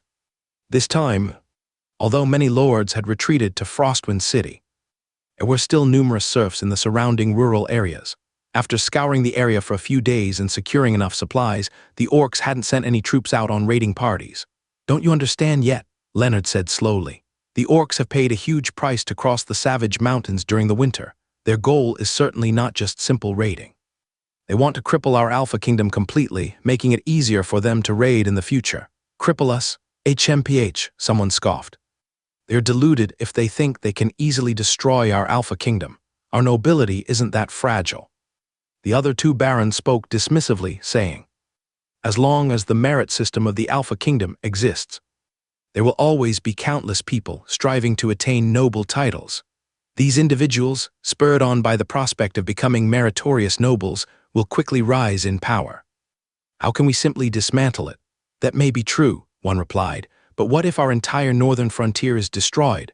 You should know that the kingdom's merit system relies heavily on the support of the royal family and the nobility of the northern frontier. The nobles in the south deeply resent the merit system, especially the century-long service requirement. If the orcs destroy the northern frontier, our northern noble families will be decimated. We still have the leverage to control the southern nobles. Can the merit system even function properly with just the royal family support?" Leonard Fasten said sternly. The 3 barons, along with the commander of the 4th Legion and the current Earl Surgeon, all turned pale after hearing Leonard Fasten's words. Indeed, as Leonard Fasten had pointed out, the strength of the northern noble families has long suppressed the southern nobles, maintaining the continuation of the merit system. If the northern frontier falls, power will revert to the southern nobility, and who knows what will happen then. "So what do we do next?" Surgeon asked, his voice filled with apprehension. "This is only the first wave of orcs. Next month, a constant stream of orcs will pour south. Even if we win or lose, the orcs will achieve their goals. As members of the northern nobility, they absolutely cannot allow the merit system to collapse. Otherwise, they would become mere watchdogs and cannon fodder for the southern nobles in defending against the orcs." Yes, Leonard Fasten sighed. The orcs' strategy is indeed cunning. With a small price, they can disrupt the delicate balance between the north and south of our Alpha Kingdom. He then changed the subject. "However, it may not be entirely impossible to resolve this situation. The royal family has already ordered all nobles across the kingdom to form a second wave of reinforcements, especially those powerful southern noble families. If we can gather reinforcements from the entire kingdom, the northern frontier might suffer heavy losses, but maintaining the balance is still possible. As for what comes next, it's obvious. We must continue fighting the orcs relentlessly, without any hesitation. Reinforcements from another legion of the Fisher family are already on their way. Lord Lai of Storm Territory has contacted me. They are ready to act, but they need us to hold back the orcish army here. Even if it means fighting outside the city walls and sacrificing ourselves, we must delay them." Chapter 362. Storm Territory's counterattack. Is Storm Territory planning a counterattack against Grit? Fortress, with their current troop strength, they intend to launch a counterattack. When the news of Storm Territory's impending action reached those present, it didn't elicit excitement. Instead, it sparked surprise, doubt, and a hint of worry. They actually hoped that Storm Territory wouldn't take such a risky move. They had some understanding of the situation there, and being able to hold back half a legion was already quite good for Frostwind City. Furthermore, next month, when the Orcish reinforcements arrived, fighting would inevitably break out again in Storm Territory. At that time, even more Orcish forces could be held back. If they were to launch a risky counterattack now and fail, Frostwind City would face a situation similar to what Frostmoon City had experienced. However, Frostwind City's defenses were not as strong as those of Frostmoon City. Moreover, Frostwind City was closer to the front lines. Without Storm Territory's containment and assistance, their pressure would be immense. If they didn't receive more reinforcements by then, they might not be able to hold out. "Don't worry, everyone," said Leonard Fensaint with confidence. "You may not know much about Lord Achilles, but he is someone who never takes unnecessary risks. Since he is planning this action, it means he has a very high chance of success. All we need to do is cooperate with him. Cecil, send a message to the family and ask General Ulysses' legion to accelerate their advance. North, perhaps we will need his strength at that time." Everyone looked at each other, surprised that Leonard Fensaint had so much confidence in Lord Achilles. "Think about it," he said. "Has Lord Achilles ever suffered a defeat against the orcs?" Seeing that everyone still seemed hesitant, Leonard reminded them thoughtfully. Everyone immediately began to recall, and they realized that he was right. "That's true. He hasn't just lost battles. I don't think he's even taken any setbacks. He always quietly accomplishes surprising things. The kingdom has been unstable in recent years, with frequent upheavals in other regions. For example, the neighboring Pyrrhus Fortress and Maca Fortress have both fallen one after another, resulting in heavy losses for their defending forces each time. However, Grey Fortress has always been exceptionally strong. Not only did it never fall, but it could also counterattack the enemy. Although it fell this time, there were no significant losses and the orcs didn't gain any advantage. Lord Achilles was involved in all of this. Perhaps this is the same situation. Understood, Father. I will immediately notify General Gall to expedite his march. Leonard Cecil rose quickly and left. You should also reorganize your troops and prepare multiple contingency plans so you can adapt to any situation, Leonard instructed the others. Yes, Lord Leonard. In Storm Territory, within Achilles' private training room, Achilles had just absorbed a 7th-tier knight training artifact. After finishing his training, he opened his character panel. Name: Achilles' basic skills. Flame Breath Technique. 7th-tier Earth Knight, 842,103,514/1 billion. Attribute points, 1,000,000, 84%. If I use 3 more 7th-tier artifacts within the next 3 months, along with accumulating attribute points, I can break through to become an 8th-tier Sky Knight. Over the past 2 years, Achilles has almost exclusively focused his attribute points on training the Flame Breath Technique. He'd also used 12 7th-tier Knight training artifacts, which allowed him to advance the Flame Breath Technique to 84% completion. The reason he chose to prioritize advancing his Knight level this time is mainly because he has more Knight-related 7th-tier training artifacts available. He has fewer Mage-related artifacts, and it's also more difficult to acquire them. After all, the most common professions in the Northern Continent are close combat knights and warriors, while mages are relatively less common, simply because there are fewer magical artifacts available in the Northern Continent. After finishing his training, Achilles learned that Haley had returned, so he immediately went to find her. "How is it? Has Elder Tulip arrived?" "Yes, Ferdinand and Gilbert have already arrived at the hidden port on the eastern side. And when I went to pick them up, I also visited that 9th-level Kasha and told him that we weren't there to seize marine resources and warned him not to interfere," said Haley. "Your warning won't have much effect. Even after they discover our fleet, they will still attack. If we need reinforcements later, we absolutely need a 9th-level escort, and we'll have to get closer to the coastline.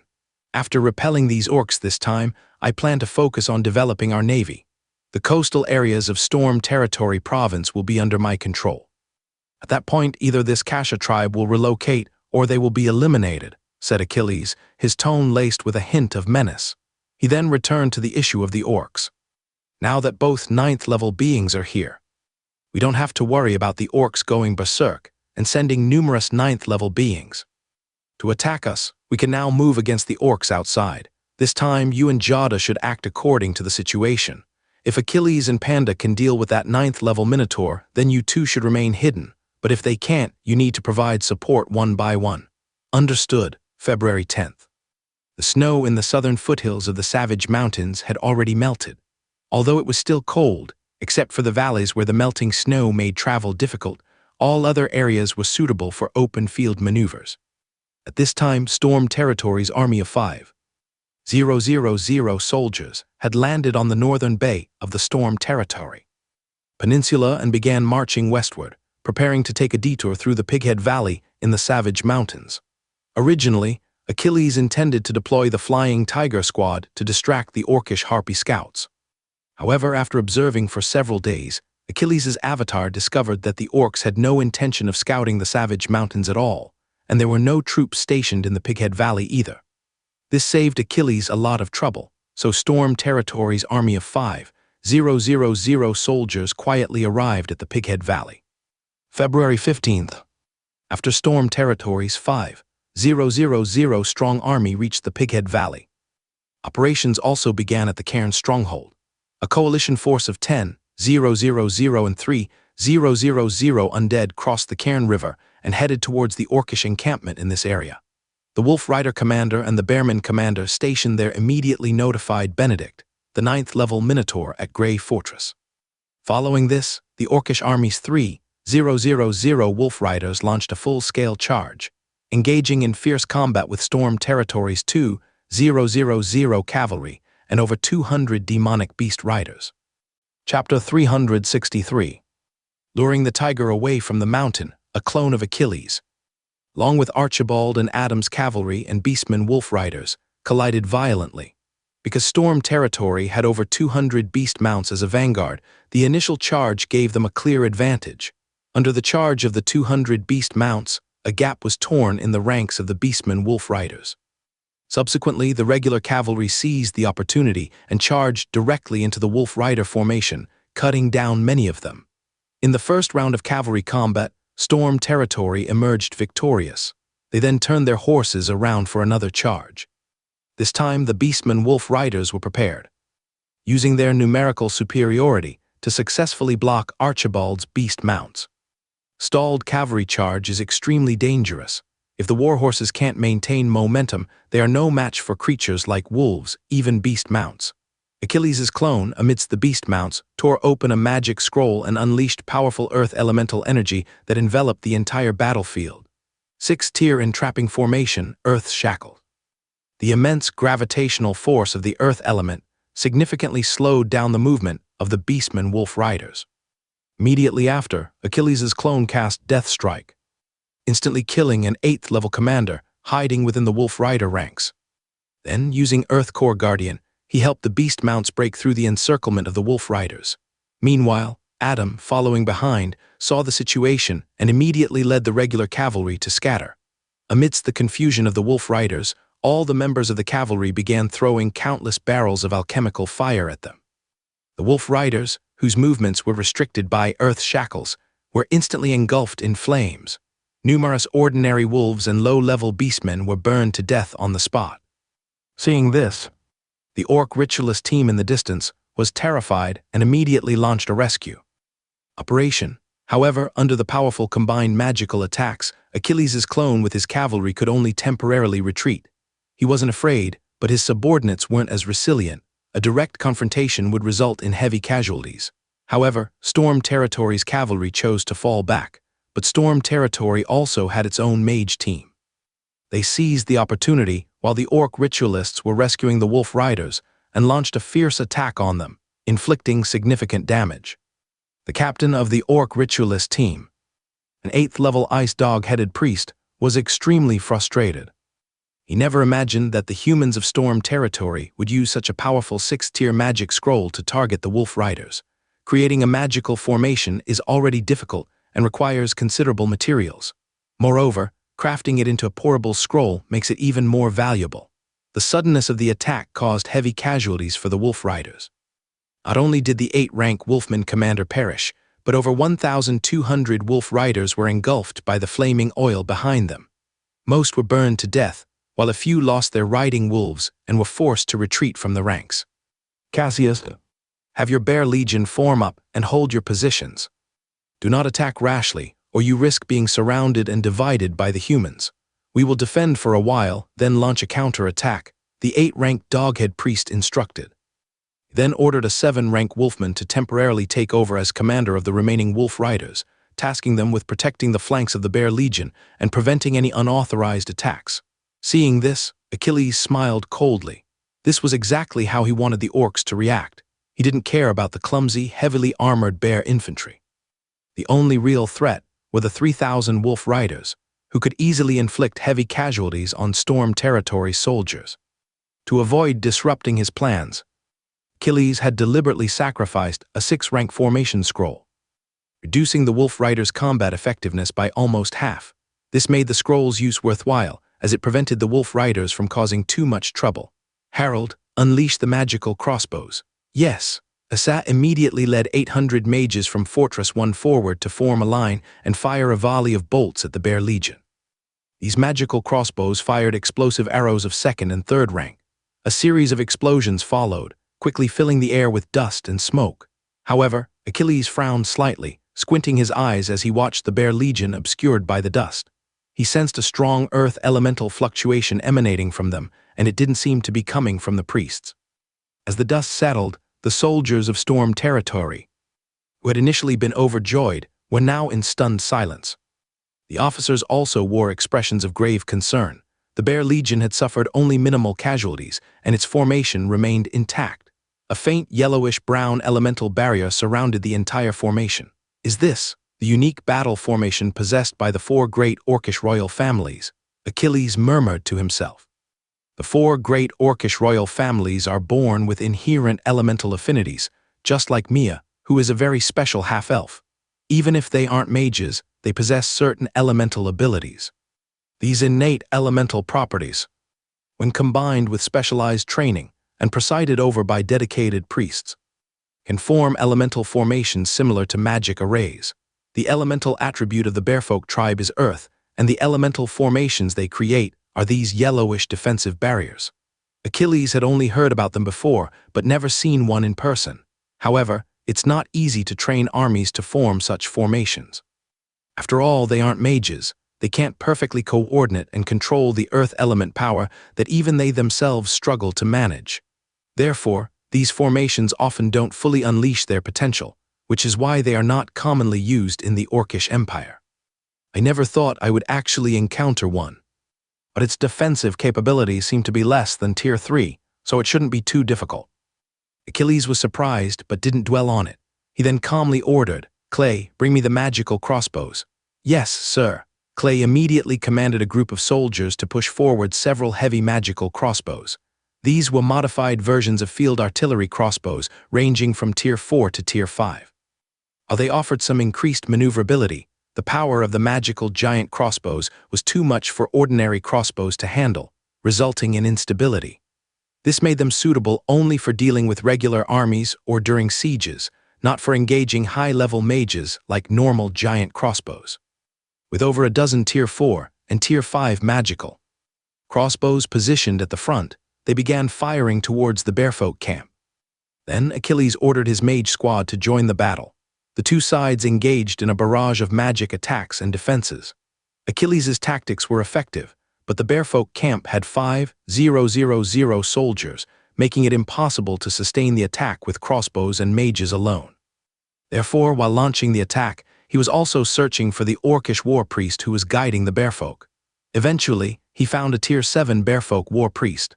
He then used Death Strike to eliminate the Tier 7 Bearfolk war priest, breaking the Bearfolk formation. Seeing this opportunity, Sa and Magnus immediately ordered their magical hand crossbows to attack. At the same time, Achilles deployed his 3,000 undead army to support Clayman and Adam's cavalry in their charge. This perfectly coordinated attack overwhelmed the Orcish forces, quickly leading to a rout. However, Achilles didn't order a full-scale pursuit. Instead, he gave the orcs a chance to regroup. Finally, too, bearfolk and 800 wolf riders were forced back to a hill near the Grey Mountains. They used the terrain to their advantage and managed to hold off Storm Territory's attack. Achilles immediately ordered a halt to the attack, blocking the orcs' escape route westward. He then began using field artillery to bombard them with massive stones and incendiary oil. Now we just have to wait for the beasts from Grey Fortress to appear. Hopefully we can catch a few more. Chapter 364. Recapturing Grey Fortress, just as Achilles was easily defeating the horde of orcs on the western bank of the Kine River, a 9th-level aura suddenly appeared from within the desolate mountain range to the north, rapidly approaching Grey Fortress. HMPH, is this someone trying to stop me from going to reinforce the western bank of the Kine River? Benedict, the 9th-level minotaur guarding Grey Fortress, recognized the aura as belonging to a panda bear. He suspected that the bear was coming to prevent him from reinforcing the orc forces on the western bank of the Kine River. He immediately ordered, "Nikolai, leave a squad of priests and a company of soldiers behind. The rest should go reinforce the western bank of the Kine River. However, don't rush, be wary of human traps. The orc legions there aren't likely to be wiped out instantly." Benedict received 2 reports from the front lines. The first reported that Storm Legion had deployed its forces. The second report indicated that Storm Legion had mobilized a large number of mages and even magic scrolls, defeating the wolf riders on the western bank of the Kine River. Now, the orcs there could only focus on defense and needed their reinforcements. Benedict was somewhat worried that it might be a trap set by Storm Legion, so he instructed the goblin priests not to rush to the rescue. If things got too dangerous, they should retreat immediately. Although the goblins weren't cavalry, they were faster and had more stamina than the orcs. With the support of numerous priests, as long as they avoided falling into human traps, a retreat would be possible. Understood, Lord Benedict. However, before the goblin army could even leave the city, Panda had already arrived at Grey Fortress. Benedict immediately charged forward, engaging Panda in a fierce battle north of Grey Fortress. This effectively trapped the goblin army within the fortress. If they were to rush out recklessly, they risked being caught in the crossfire of a 9th-level conflict. Benedict was well aware of this. He intended to draw the 9th-level battle into the desolate mountain range. However, it seemed that Panda also wanted to trap Grey Fortress's army as well. No matter how Panda attacked, he remained on the main road north of Grey Fortress, always maintaining a distance from the fortress itself to avoid being attacked by the orcs within. There were quite a few 8th-level orcs inside. This infuriated Benedict, and also led him to suspect that the orc army on the western bank of the Kine River might be in grave danger. Therefore, he launched a full-scale attack. After sustaining some injuries, he finally managed to shift the 9th-level battle into the desolate mountain range. The goblin army inside Grey Fortress immediately set out, rapidly heading towards the Kine River. Meanwhile, several 8th-level orcs stood on the edge of the desolate mountain range, preventing Panda from suddenly attacking and causing casualties among the main force. Panda smiled inwardly upon seeing this. He hadn't expected that Achilles' prediction would be so accurate. The more he tried to obstruct them, the less suspicious these orcs became, and the more readily they went to reinforce their comrades. At the same time, one of Achilles' clones, accompanied by 2 squads of flying tiger soldiers, intercepted a half-company of Griffon scouts west of the Pig Head Valley. Because there were no powerful individuals among these Griffons, Achilles easily defeated them. Only about 10 Griffons managed to escape back to Grey Fortress. Achilles didn't completely wipe them out to avoid raising suspicion. Those few remaining Griffons wouldn't have been much of a threat anyway. Currently, only this half-company of Griffons remains in the Grey Mountains region. The rest are located near Frostwind City. After dealing with the Griffons, Achilles investigated and discovered that the Dragon Vein Doghead army within Grey Fortress had already set out. He immediately led the Flying Tiger squads back to the west bank of the Kine River. Before nightfall, Achilles personally eliminated the remaining orc forces on the west bank of the Kine River. Only a small number of orcs scattered and fled into the Wasteland Mountains. An 8th-level Doghead priest judge and an 8th-level bear commander also escaped into the Grey Mountains and were intercepted by Achilles' clone, who successfully enslaved them. Achilles then assigned tasks to the 2 captives, ordering them to quickly return to Grey Fortress. That night, as the dragon-veined doghead army from Grey Fortress was about to enter the ambush circle set up by Achilles, Commander Nikolai suddenly became alert and immediately ordered his troops to form a battle line. He's quite perceptive.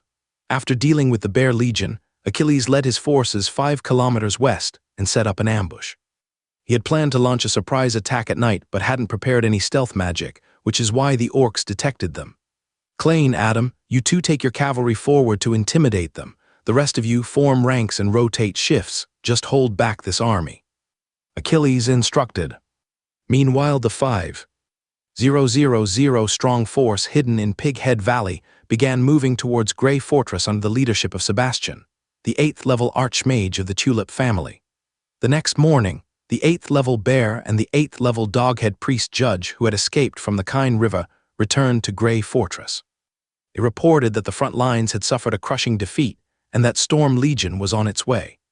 This news shocked the remaining dragon-veined doghead warriors in Grey Fortress, who immediately dispatched the surviving Griffons to the Wasteland Mountains to notify Benedict and Daniel in Frostwind City.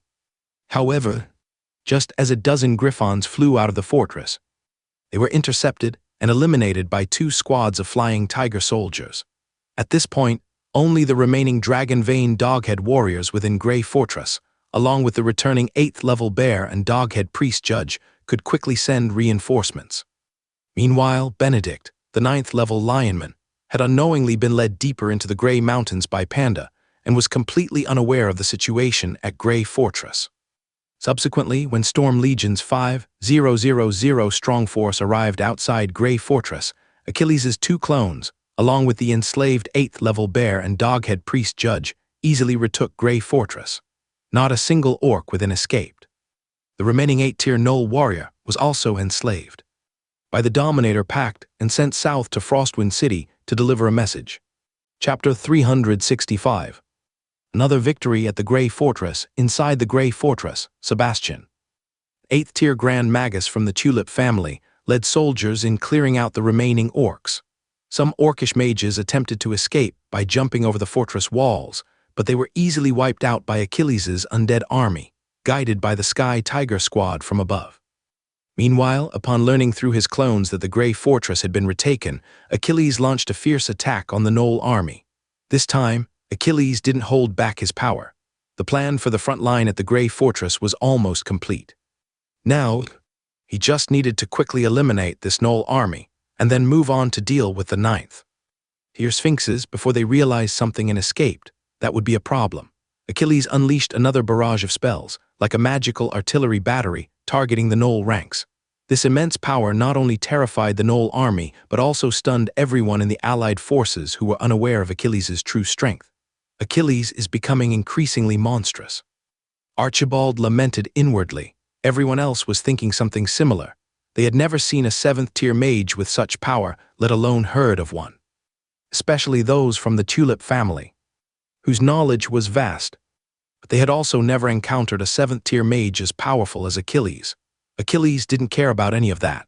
He threw all his remaining undead, except for those still clearing out fleeing orcs in the Grey Mountains, into the attack. This included 2 9th-tier undead who had been transformed from holy domains. When these 2 undead, capable of using 9th-tier holy techniques, joined the battle, the Gnoll defenses, already weakened by Achilles' assault, instantly crumbled. Attack! After the orcish defenses were broken, Achilles ordered his army to attack.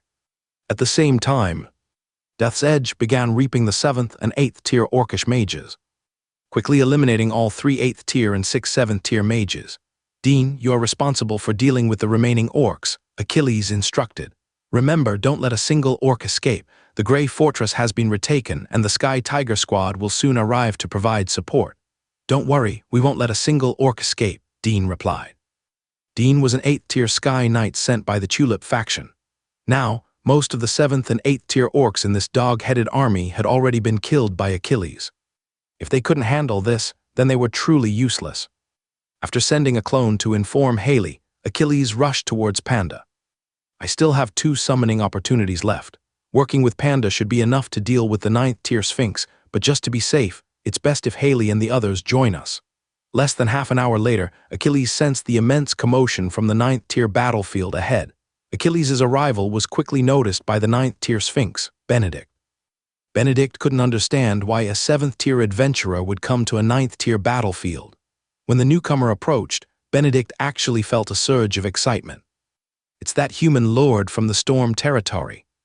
Benedict turned and charged towards Achilles. However, Panda, having used his special ability, was much faster than him.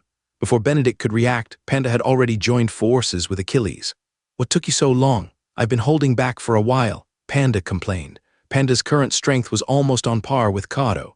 He had been concealing his power because he was worried that the 9th-tier Sphinx would run away. "I couldn't help it.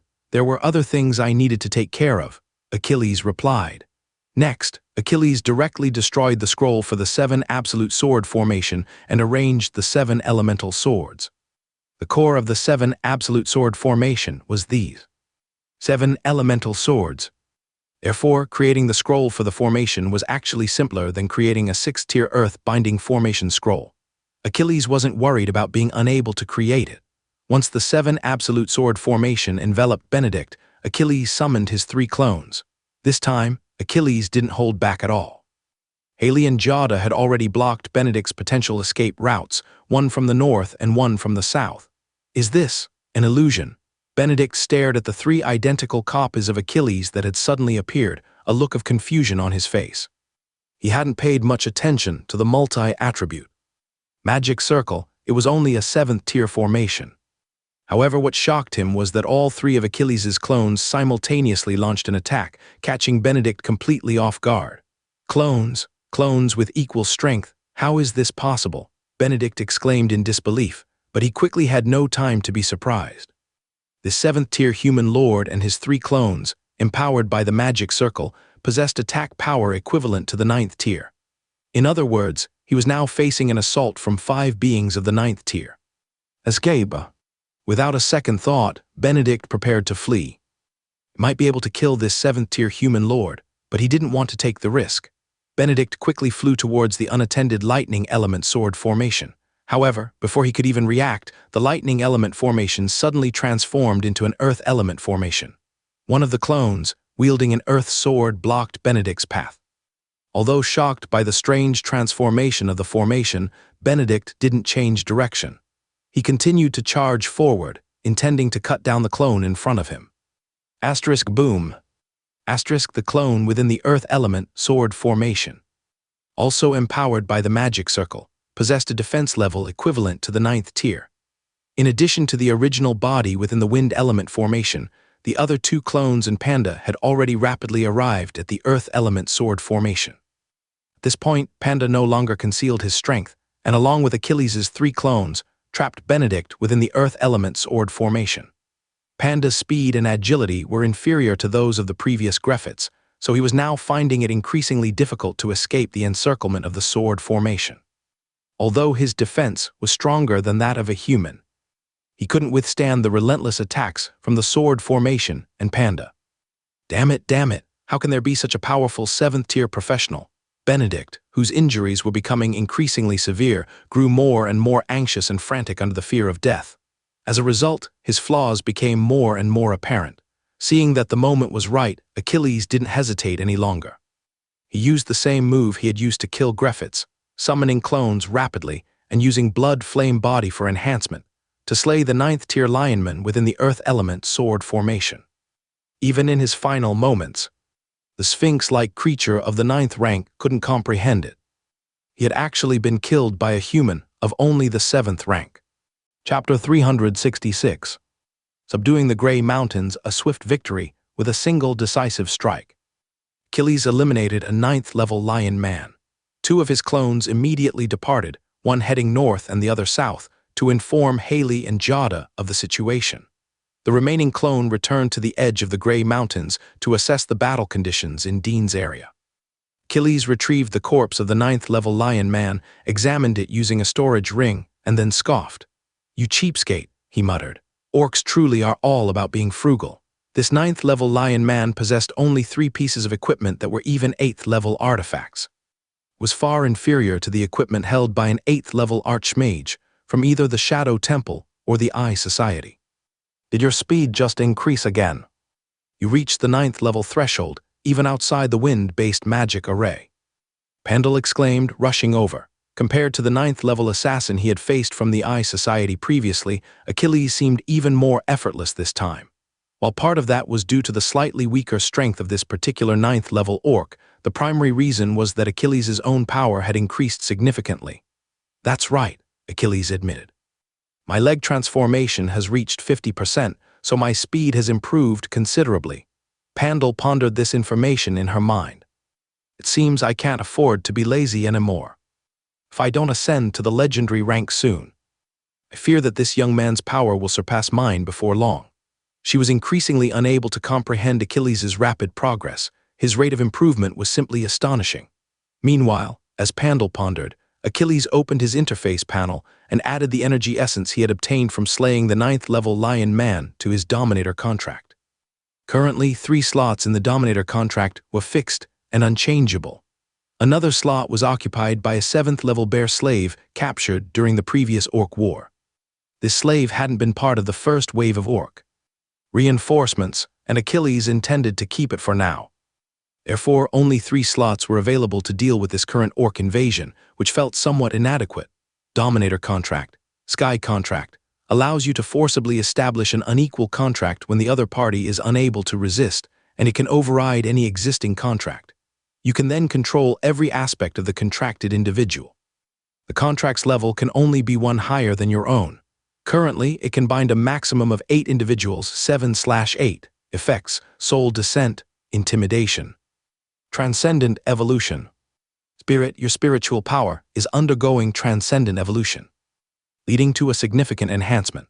The current level of evolution is 1/2 complete. Energy Essence, 85,246,848, requires increasing the base level for the next awakening. During this period, Achilles has killed 7 Tier 8 orcs and 10 Tier 7 orcs. Therefore, he only needs to kill 2 more Tier 8 orcs to unlock another innate talent. Let's go back. We need to quickly deal with the orcs in Frostwind City, otherwise Grey Fortress won't be able to hold out. Achilles and Panda immediately flew towards Grey Fortress. At this time, the battles in the Grey Mountains were nearing their end. Dean, Archibald, Adam, and others are currently clearing out the remaining goblin troops that have fled into the Grey Mountains and the Wasteland Mountains. It's relatively easy to clear out those in the Grey Mountains, but it will be more difficult to deal with those who have escaped into the Wasteland Mountains. Fortunately, all officers above the mid-level rank within the Goblin army were specifically targeted, and none of them managed to escape. Achilles' avatar arrived to assess the situation and immediately summoned 3,000 undead to specifically clear out the remaining goblin troops in the Wasteland Mountains. The Storm Territory Alliance forces are focusing on clearing out the Grey Mountains. The Grey Mountain bandits led by Mo King have also joined the operation.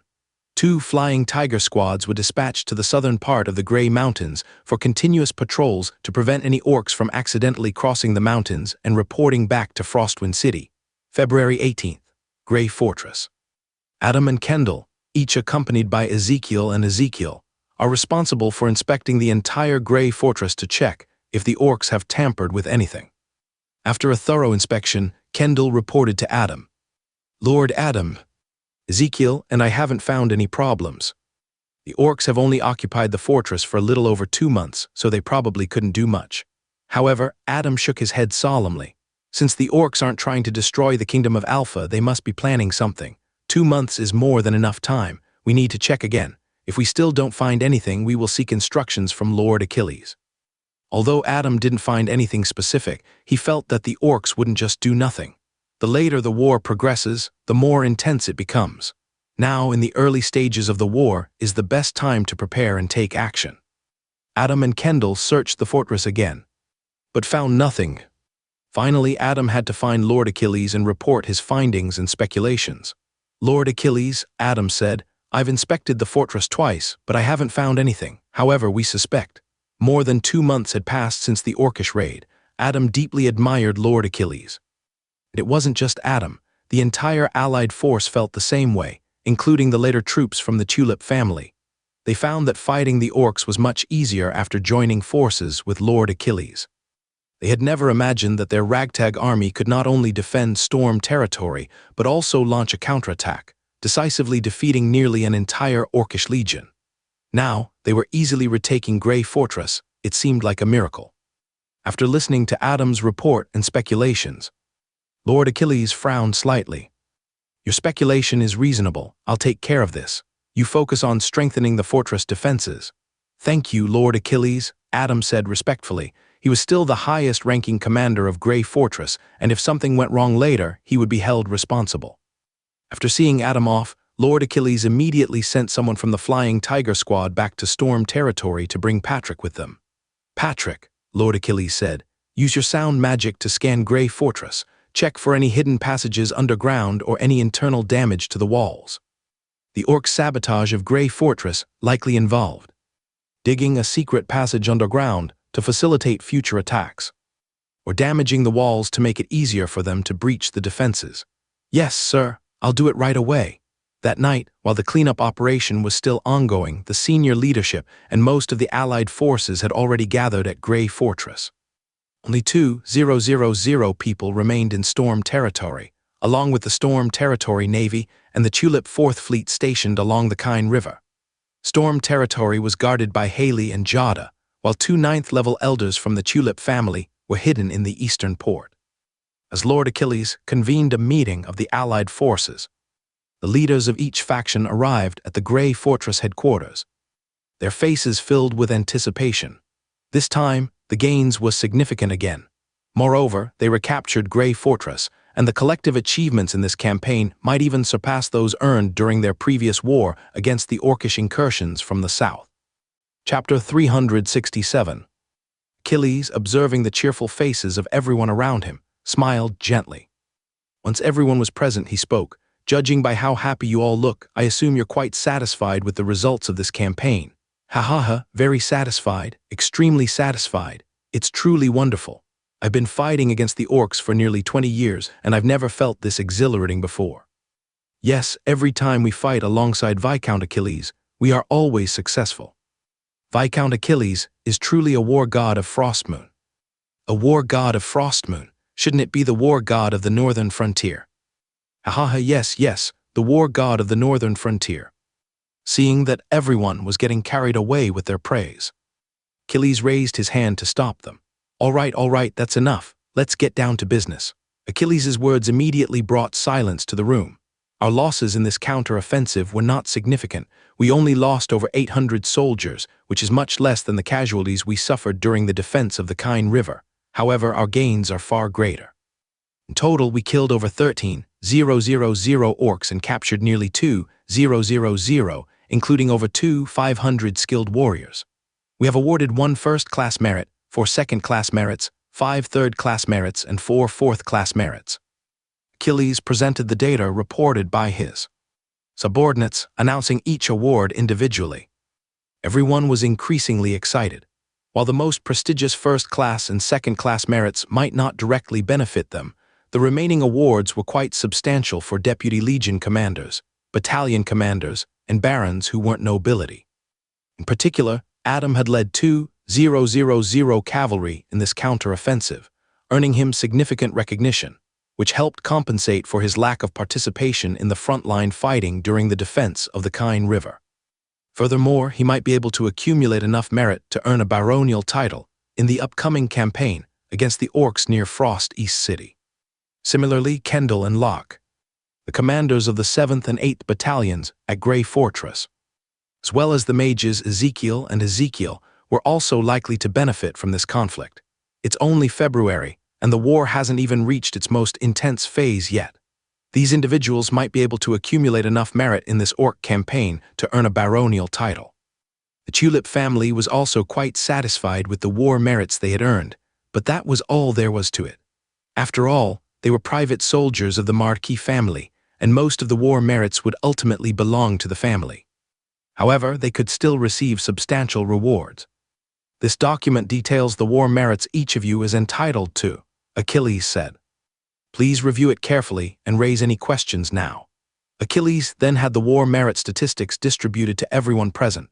Everyone quickly glanced at their allocations and nodded in agreement, indicating that there were no issues.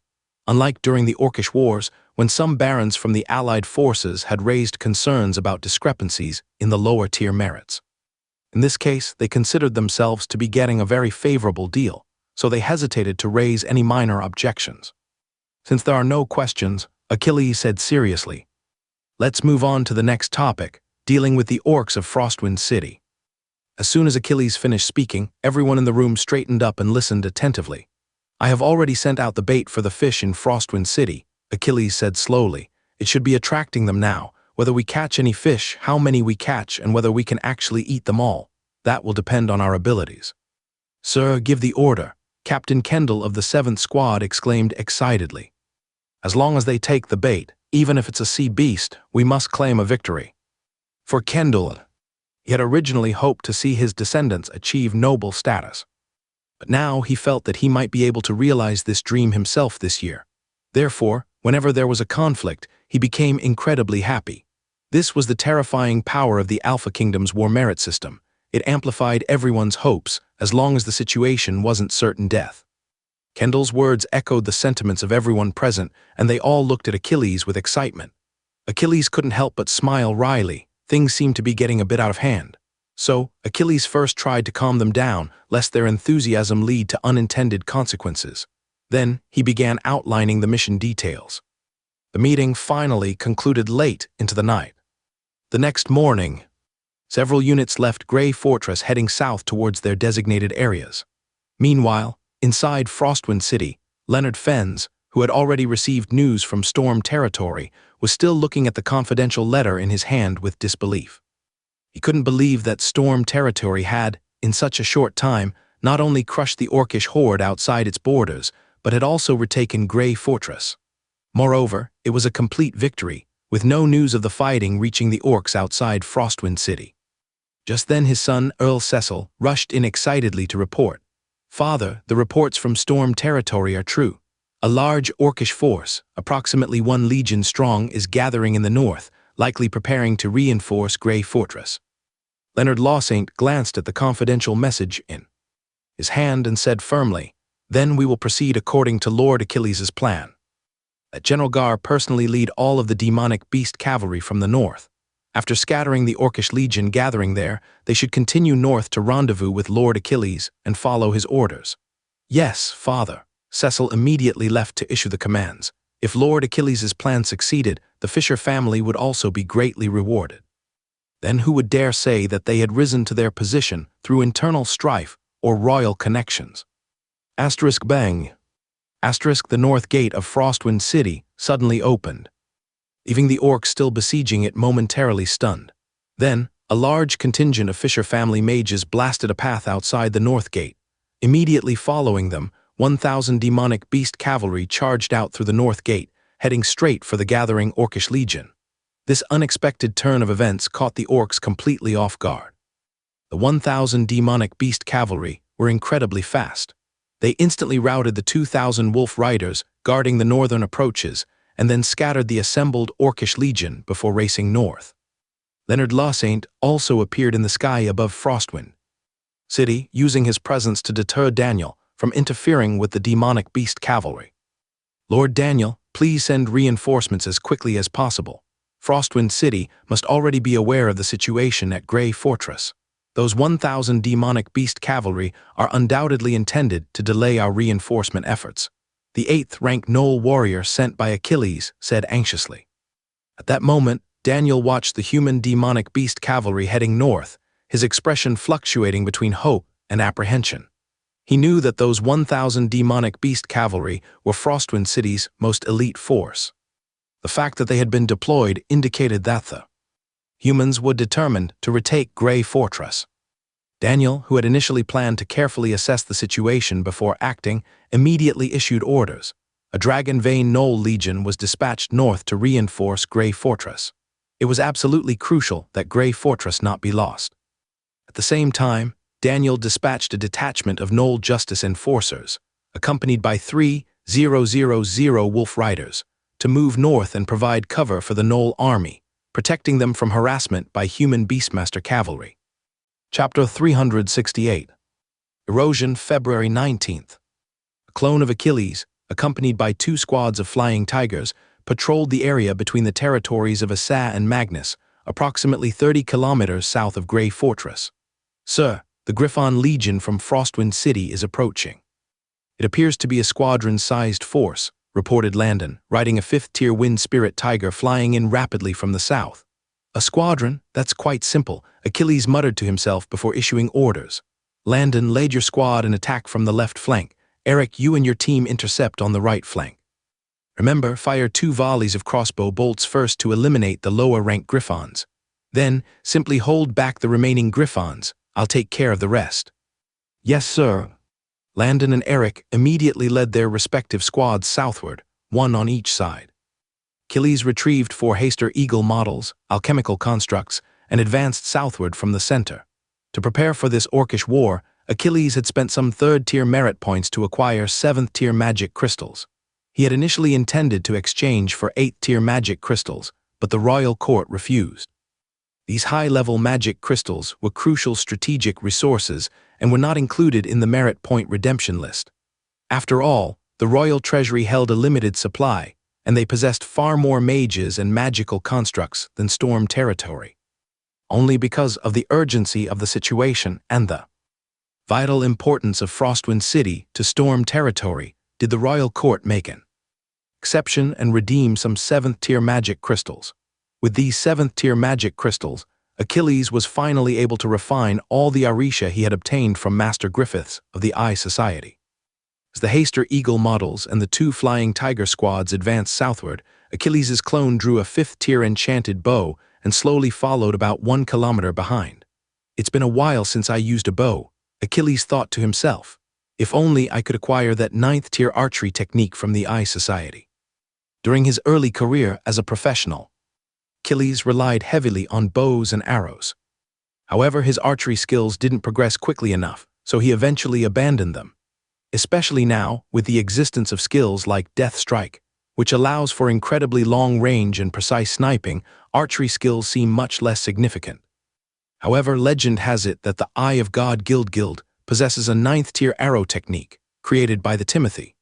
Only those who are true archer prodigies and have already mastered the 9th-tier realm can travel to the Eye of God Guild headquarters to learn this technique. Those assassins who master this archery skill are so powerful that even 9th-tier powerhouses fear them. Just as Achilles was contemplating the 9th-tier arrow technique of the Eye of God Guild, the sounds of battle ahead pulled him back to reality. He simply glanced upwards and unleashed a volley of 9 arrows. 9 figures from the Eagle Man squadron fell from the sky at a distance of 1 kilometer, including the squadron leader, an Eagle Man of the 6th tier. Although Achilles' archery level wasn't high, his mental strength and magical power were immense.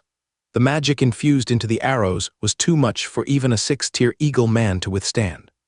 Then, one after another, arrows flew from Achilles. Eagle Men within a 2-kilometer radius began to fall. This was still with Achilles using relatively low-level bows and arrows. Otherwise, he could easily have expanded the kill range to 3-5 kilometers. After Achilles eliminated over 20 Eagle Men in just a few minutes, the entire Eagle Man squadron was terrified. Such a skilled archer was practically their natural enemy. The aerial speed and agility that the Eagle Men was so proud of proved useless against such archery skills. So, the remaining Eagle Men scattered and fled. Achilles focused on pursuing those who were trying to fly north, eliminating them one by one, forcing the remaining Eagle Men who still want to complete their mission to turn around and run. After all, life is more important than any mission. Seeing the fleeing Eagle Men, Achilles didn't continue the pursuit. As they had come, reinforcements from the orcs were likely on their way. Once this orcish reinforcement was dealt with, nearly half of the orcish legions in eastern Frostmoon province would have been slowly eliminated by Achilles. Then, dealing with the remaining forces besieging Frost East City would be much easier. Land and Eric, continue patrolling this area to prevent those Eagle Men from returning. Once you detect the orcish reinforcements, you can return. Yes, sir, the 2 replied. Next, Achilles summoned the over 30 harpies he had just slain to assist the Flying Tiger squad in patrolling the skies. At noon, while Eric was on patrol, he discovered a large group of human riding beasts. Upon receiving the news, Achilles dispatched Archibald to intercept them, instructing the beast riders from Frost East City to proceed to a designated location for an ambush. Shortly after the beast rider unit arrived, a squadron of orcish justice priests and 3,000 wolf cavalry, escorting a Gnoll legion, also entered the Flying Tiger Squad's patrol area. Upon discovering this, Landon and Eric decisively ordered their troops to retreat north, disappearing from the sight of the orcish army. The commander of the Gnoll legion frowned slightly and slowly said, "Clay, you and Ants, move ahead and assess the situation at Grey Fortress. If things are serious, engage in combat there." Because the Harpies were unable to penetrate human aerial units, this Gnoll legion commander was concerned about the situation at Grey Fortress. He hadn't even considered an ambush. After all, this area was essentially orcish territory, and human forces on the front lines was severely understaffed. The Gnoll legion commander then ordered his troops to accelerate their advance.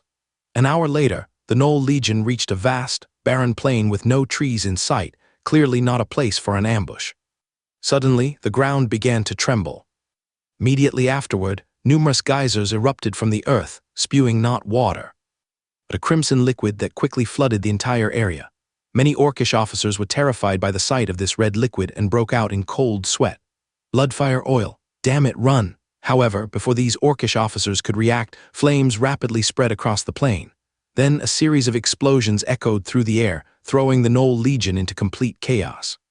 The fire divided the Gnoll legion into countless fragments, overwhelming the ice and water justice priests who were accompanying them. Just as the orcish forces were in disarray, large numbers of troops emerged from beneath the ground, outside the perimeter of the flames, completely surrounding the Gnoll legion engulfed by the fire. Achilles' 3 clones, along with the 8 enslaved Tier 8 beastmen, silently infiltrated the fiery battlefield. Among them were Pei Jai and Clay, 2 Tier 8 dogheads who had just been dispatched to Grey Fortress. Chapter 369. Daniel's fury night fell. The soldiers of Storm Territory were still cleaning up the battlefield. This meticulously planned ambush had lasted less than half a day. Most of the orcs were either killed or captured, with only a few managing to escape. The exact figures for casualties and captures hadn't been tallied yet, as the cleanup was still ongoing. "Lord Achilles is truly remarkable," said Howard, who was overseeing the battlefield cleanup, "to devise such an ambush in this location." "Indeed," agreed Neville. "Setting up an ambush in a place like this, even the elite mages of the Holy Empire would likely fall victim to it." The location for the ambush had been personally chosen by Achilles. When the officers and barons heard that he planned to set up an ambush in the desolate, open area between Asaz's territory and Magnus's territory, they were all astonished. Such a vast and barren landscape made it virtually impossible to set up an ambush, even with concealment magic. However, Achilles had anticipated this reaction and used it to his advantage, creating a highly successful trap. The specific method of setting up the ambush wasn't particularly difficult.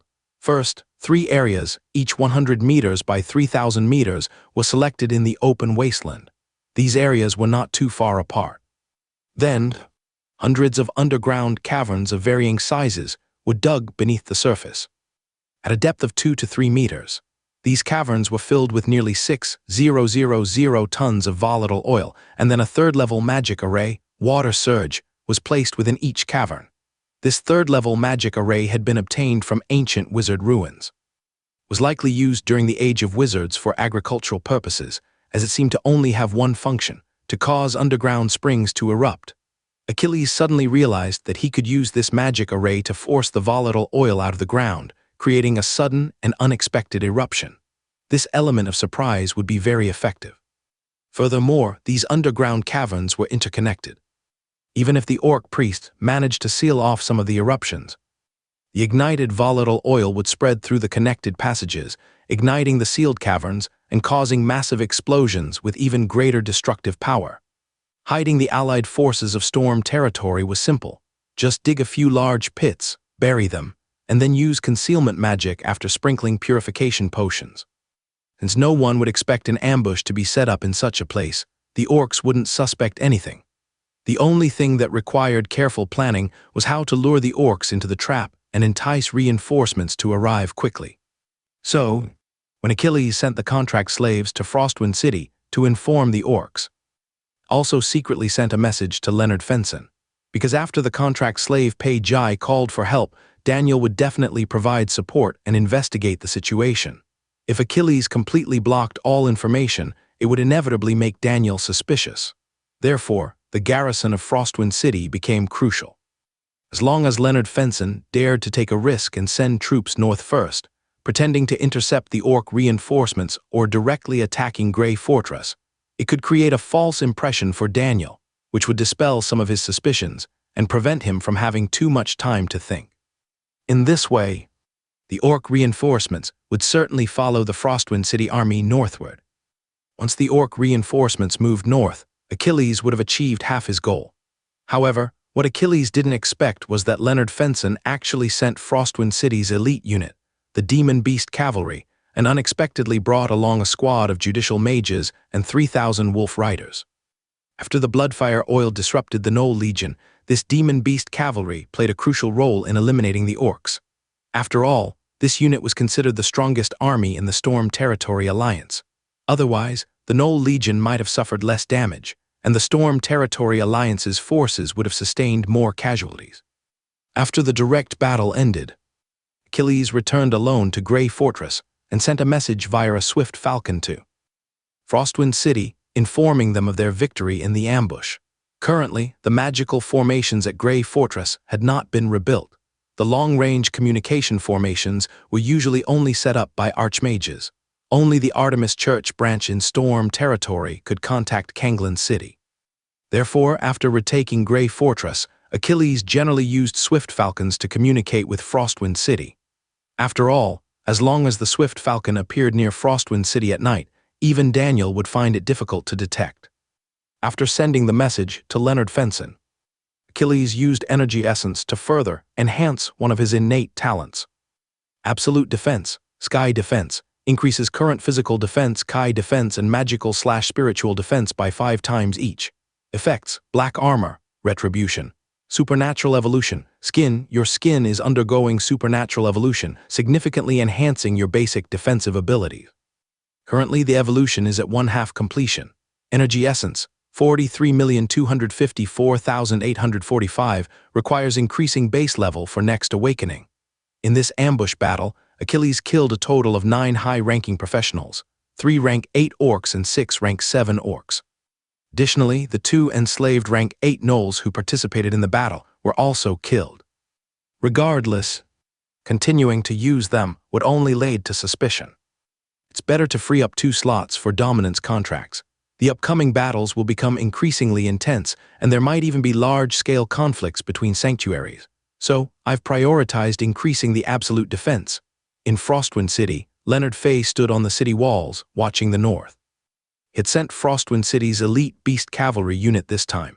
If anything happened to Viscount Achilles and his men, it would be a significant loss for him.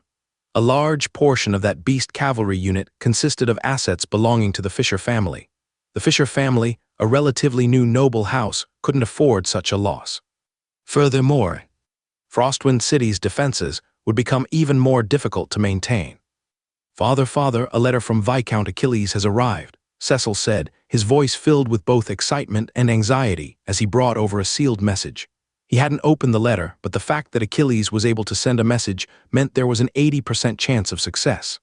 Leonard Fay quickly took the letter and examined it. His eyes widened and he burst into laughter. Ha! I knew Viscount Achilles wouldn't engage in battles without a plan. They successfully ambushed that goblin army unit. Most of the goblins were killed or captured, and the 3,000 wolf riders were completely wiped out. This means Frostwind City is temporarily safe. Now it's the orcs outside who should be worried. Cecil was overjoyed upon hearing this. Although Viscount Achilles played a major role in this ambush, the Fisher family would undoubtedly also receive significant credit for their contribution. Leonard Fay then instructed Cecil to prepare for any potential consequences. The orcs, having received the news, would likely be furious and might take action. Sure enough, near midnight, a roar of anger echoed from the orc camp, followed by an overwhelming wave of malice that spread outwards. Daniel, a 9th-level dragon vein goblin, leaped into the air, preparing to fly north for revenge, but he was stopped by the aura emanating from Leonard Fay. "Daniel, what are you doing out so late?" Leonard Fay asked mockingly. At the same time, Frostwind City's troops began mobilizing, and even the northern gate was opened, as if ready to launch an attack at any moment. Seeing this, Daniel's veins bulged in his forehead, and his fists were clenched tightly, clearly consumed by rage. However, he quickly regained his composure and said coldly to Leonard Fay, "Leonard, don't think you've won just yet. Reinforcements from the Orc Empire are on their way, and when they arrive, it will still be your people who suffer." After speaking, Daniel returned to the camp. Soon after, the Orc army began to shift its position. The orcs that had been surrounding Frostwind City now converged towards the western side of the city. Later in the night, an 8th-level goblin ritual judge quietly headed north, eventually crossing the Grey Mountains and flying deep into the Savage Mountain Range. In response to requests from our valued readers, we are now introducing a VIP membership option that provides an ad-free experience. Chapter 370. Alchemical Transformation of the Human Body, seeing Daniel return to the military camp. Leonard Fensaint remained on the western wall, continuing to monitor the movements of the orcs. A while later, Cecil returned and arranged the troops before coming back again. "Father, what are the orcs planning? Are they preparing to retreat westward?" Leonard Fensaint shook his head. "It's unlikely. Daniel would never give up so easily. He still has nearly 4 legions at his disposal. As long as he doesn't continue attacking Frostwind City, he can still keep us contained within the city walls. I don't know if Lord Achilles can achieve something, but sending our Frostwind City troops out to fight against the 4 orcish legions in an open battle would undoubtedly be a disaster. So Daniel is probably planning to stall for 10 days or so, waiting for reinforcements from the orcs. Then the advantage will shift back to the orcs. That seems likely. We can only wait for news from Lord Achilles then. If we can't deal with those 4 orcish legions outside, Grey Fortress remains in danger, and Frostwind City will still be on the front lines." Cecil agreed wholeheartedly. At that moment, at Grey Fortress, the Fisher family's Ulysses led a squadron of beast mounts back to Grey Fortress. Not long after, Archibald and Adam also returned with their combined cavalry forces from Storm Territory. These 2 cavalry units had been chasing the fleeing orcs for nearly half the night, killing many orcish stragglers along the way. With the return of these 2 units, the ambush was officially declared over. The troops tasked with clearing the battlefield had already returned and were busy tallying the results. Meanwhile, Achilles was preparing his next plan. Just then, Horus approached to report, "Sir, we have news from Frostwind City." Bring it here," Achilles said without looking up. Then he suddenly realized something and looked up in surprise. "Horus, who sent you?" The person who came was actually the captain of Achilles' personal guard, although he was essentially Mia's errand boy. "Sir, I came on my own accord. Lady Wendy's magic is incredibly powerful. Although I lost my left arm, my injuries are not serious. I am now a 4th-tier great warrior, and this is such a good opportunity to fight. I don't want to miss it," Horus said firmly. During the defense of the Kine River, Horus was severely injured while fighting at Fortress No. 1, losing his left arm. However, Horus also managed to break through during that critical moment and advanced to become 4th-tier great warrior. Breaking through is usually a good thing, but in this case, it resulted in a disability. It's hard to say whether it was a blessing or a curse. Achilles had originally planned to keep Horus at the Viscount's estate, perhaps as captain of the guard, but he wasn't going to let Horus continue fighting. Horus was a veteran of Storm Territory, having grown from a thief into what he is today, which is quite remarkable. Helping Achilles train the guards would be a good place for him. However, it seemed that Horus didn't want to retire early. Achilles saw this and couldn't say much. After thinking for a moment, he said slowly, "Since you don't want to withdraw from the battlefield, I won't force you, but your current condition really prevents you from continuing to fight." "Sir, I can." "Wait, let me finish. I'm saying that you shouldn't participate in battles now not that you can't participate at all. Go find Archibald and ask him to try making you an alchemical prosthetic arm." "An alchemical prosthetic arm?" Horus looked confused. "Yes, it's a fake arm made using alchemy. If successful, it might even enhance your abilities. You can always come back and rejoin the fighting later," Achilles explained. "Is there such a thing, sir, are you?" Horus clearly didn't believe it. "Just go find Archibald, he'll explain everything to you," Achilles said with a smile and a scolding tone, then dismissed Horus. Human alchemical modification is a technique from Mitchell alchemy that uses alchemy to modify the human body. The modified person becomes much stronger. However, this alchemical technique is used by wizards to enhance their own bodies, bringing them to their full potential. Therefore, These alchemically crafted limbs are essentially wizard equipment, requiring elemental magic to activate and draw energy from. Similar to alchemical golems, they also require magical energy. Knights cannot use them. Achilles had previously considered some modification ideas, but he didn't have time to pursue them. Now is a good opportunity for Archibald to research and experiment. After sending Horus away, Achilles began to examine information about Frostwind City. The contents were as Achilles expected, which was the situation he least wanted to see. Frostwind City still had 4 legions of troops. The 9th-level Dragon Vein Dogman leader was now preparing a defensive strategy. He wasn't withdrawing from eastern Frostmoon Province to join forces with the orcs in Frostmoon City, nor was he continuing his attack on Frostwind City, and he certainly wasn't planning to attack Grey Fortress. This meant that the army of Frostwind City would be powerless against them.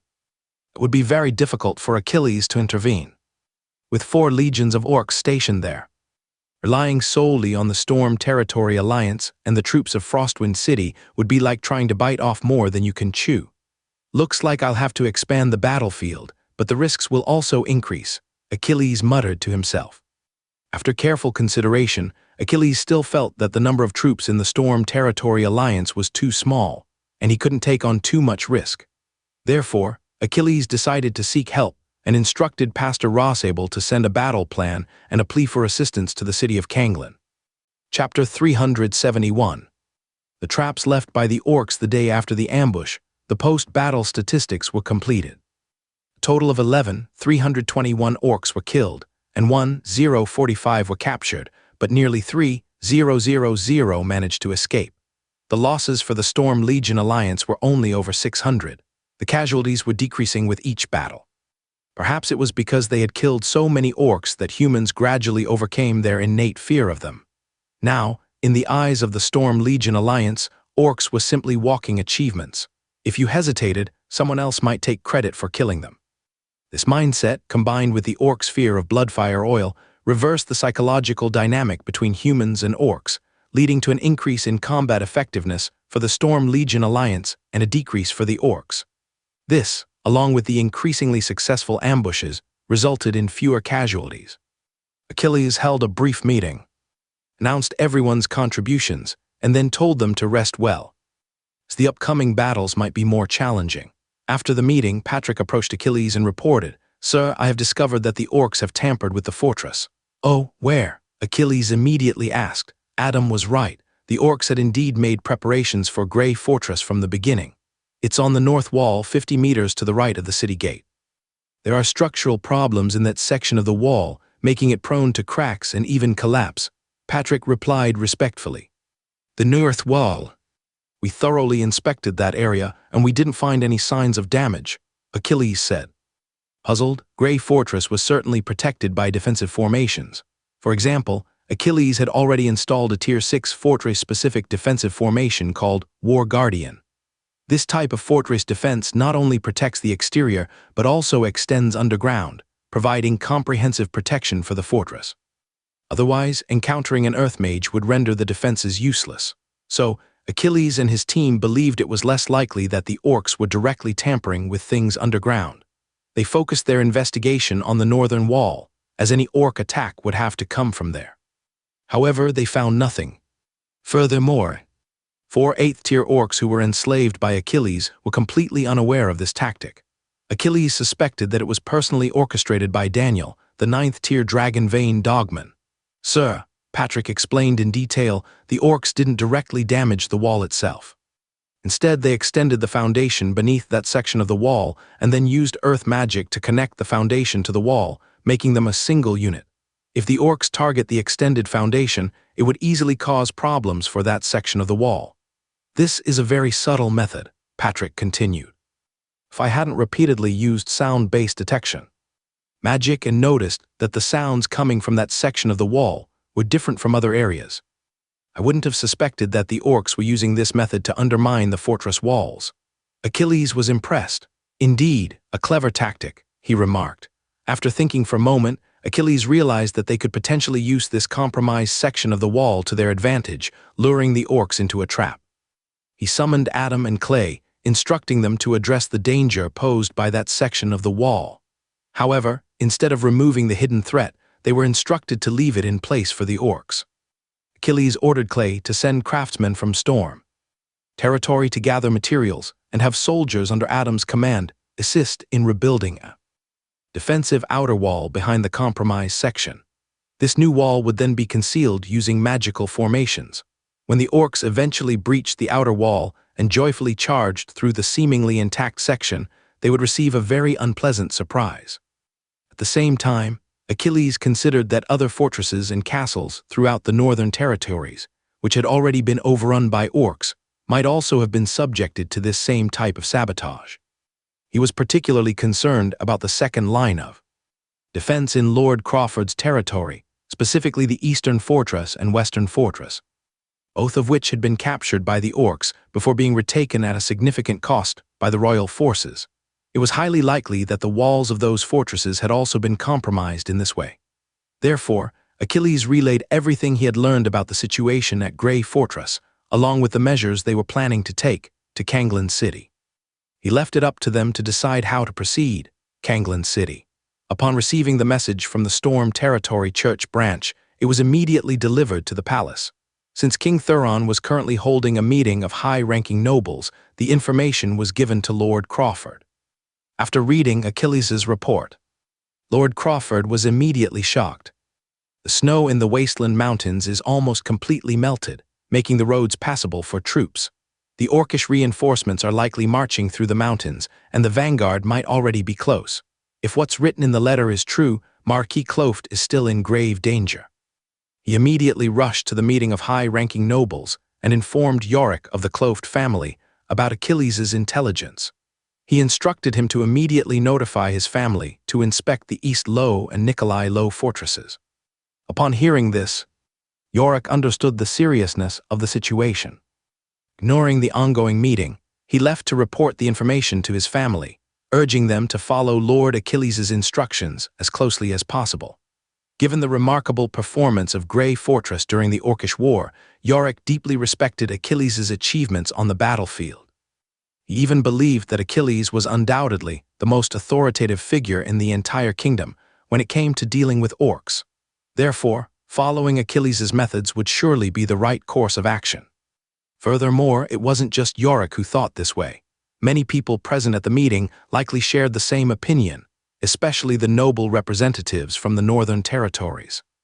The purpose of their meeting was to discuss the ongoing situation in the Grey Mountains and review Achilles' war plan, which had been sent earlier.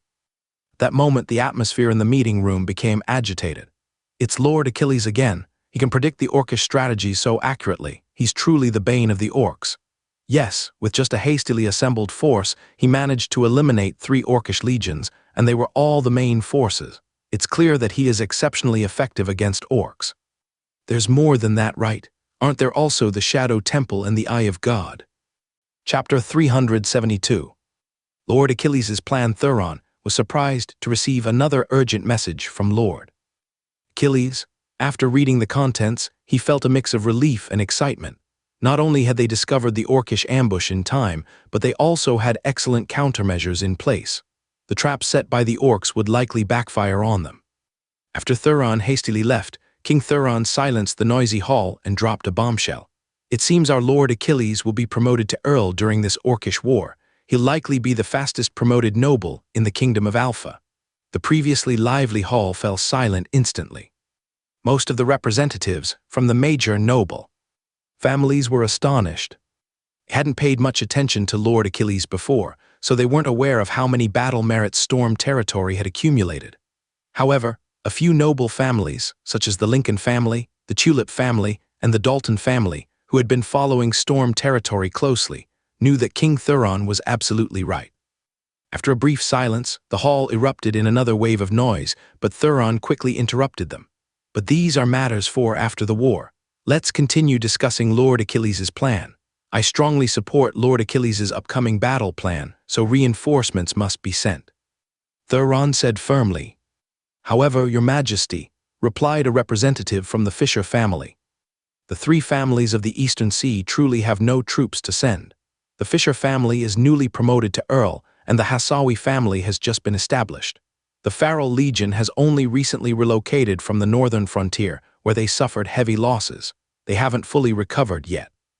During the final battle at Grey Fortress, the Fisher family cooperated perfectly with Lord Achilles' plan, achieving a significant victory that completely resolved the immediate danger in the eastern part of Frostmoon Province. They had done their part. This gave the Fisher family some leverage in these high-level meetings. They no longer had to simply echo the royal decrees, as they were the only ones who had achieved significant results on the northern front. "Yes, Your Majesty," said a representative from the Kent family. "The second wave of reinforcements from both the Kent and Fisher families has already arrived at the front lines. Lord Kent himself is en route to Frostmoon City." While the Kent family held the title of Marquis, they were relatively new, and the royal family wouldn't directly allocate troops to them. Without Cato's personal assistance, the Kent family might not have even been able to send a second wave of reinforcements, let alone a third. Just as a representative from the Pharaoh Legion was about to voice their concerns, King Thuron interrupted him.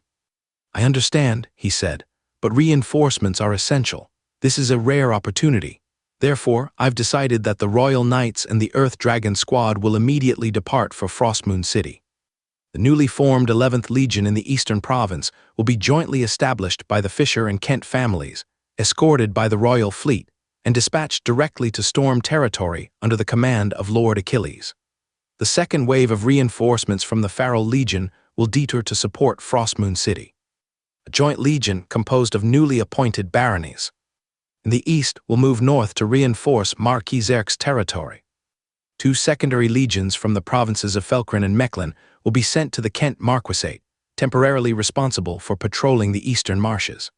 The Dalton family and the Slade family will each dispatch a legion to quickly move north to the Flying Swallow province, where they will await further orders.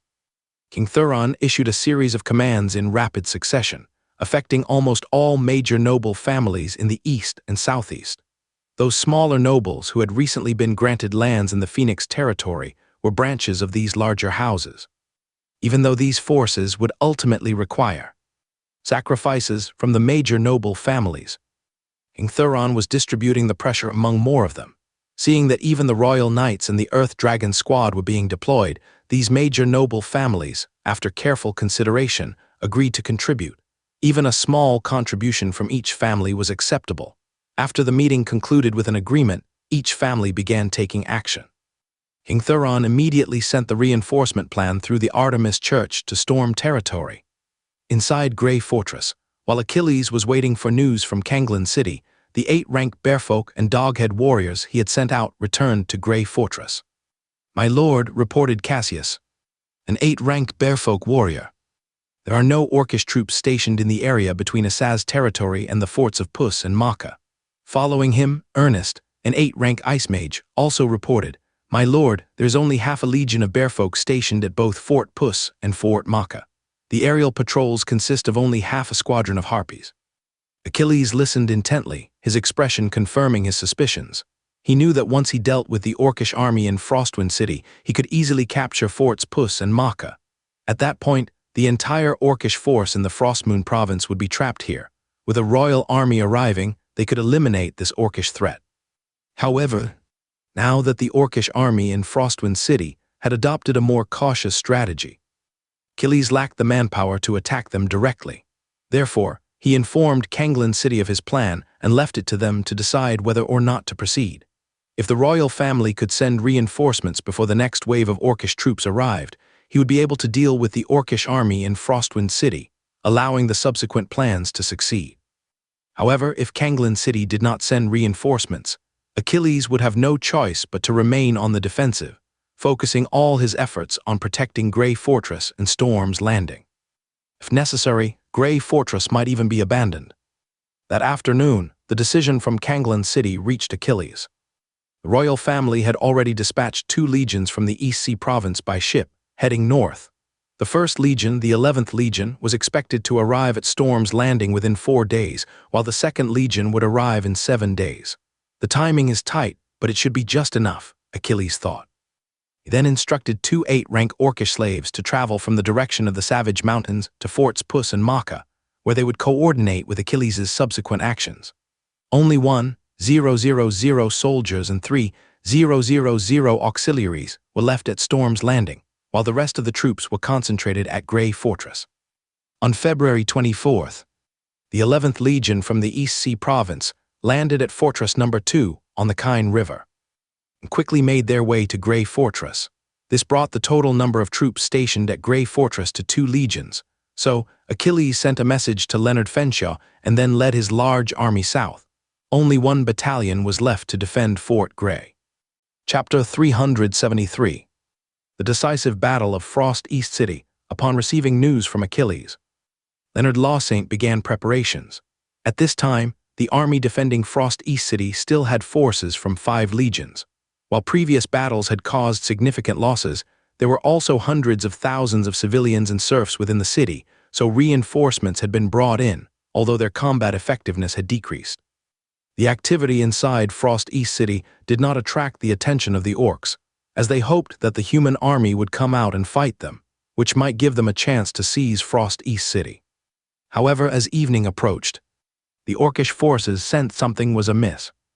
None of the harpies sent on patrol to the north had returned. The 8-rank lion man responsible for the patrols immediately reported this information to Daniel, a 9-rank dragon-veined dog-headed man.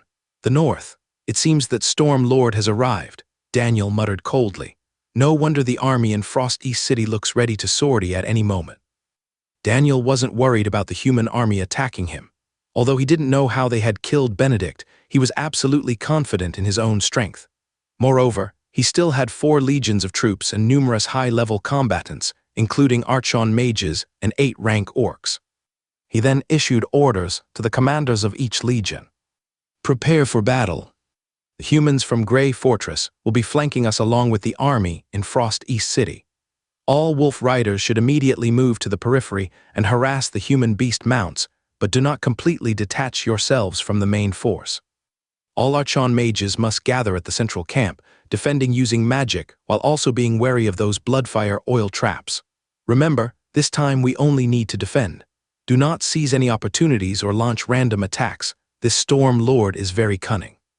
Soon, numerous faint lights appeared throughout the orcish encampment, and the troops began frequent movements, finally settling down around midnight. As dawn broke on the second day, Achilles led a coalition army of nearly 1 legion and appeared near Frost East City.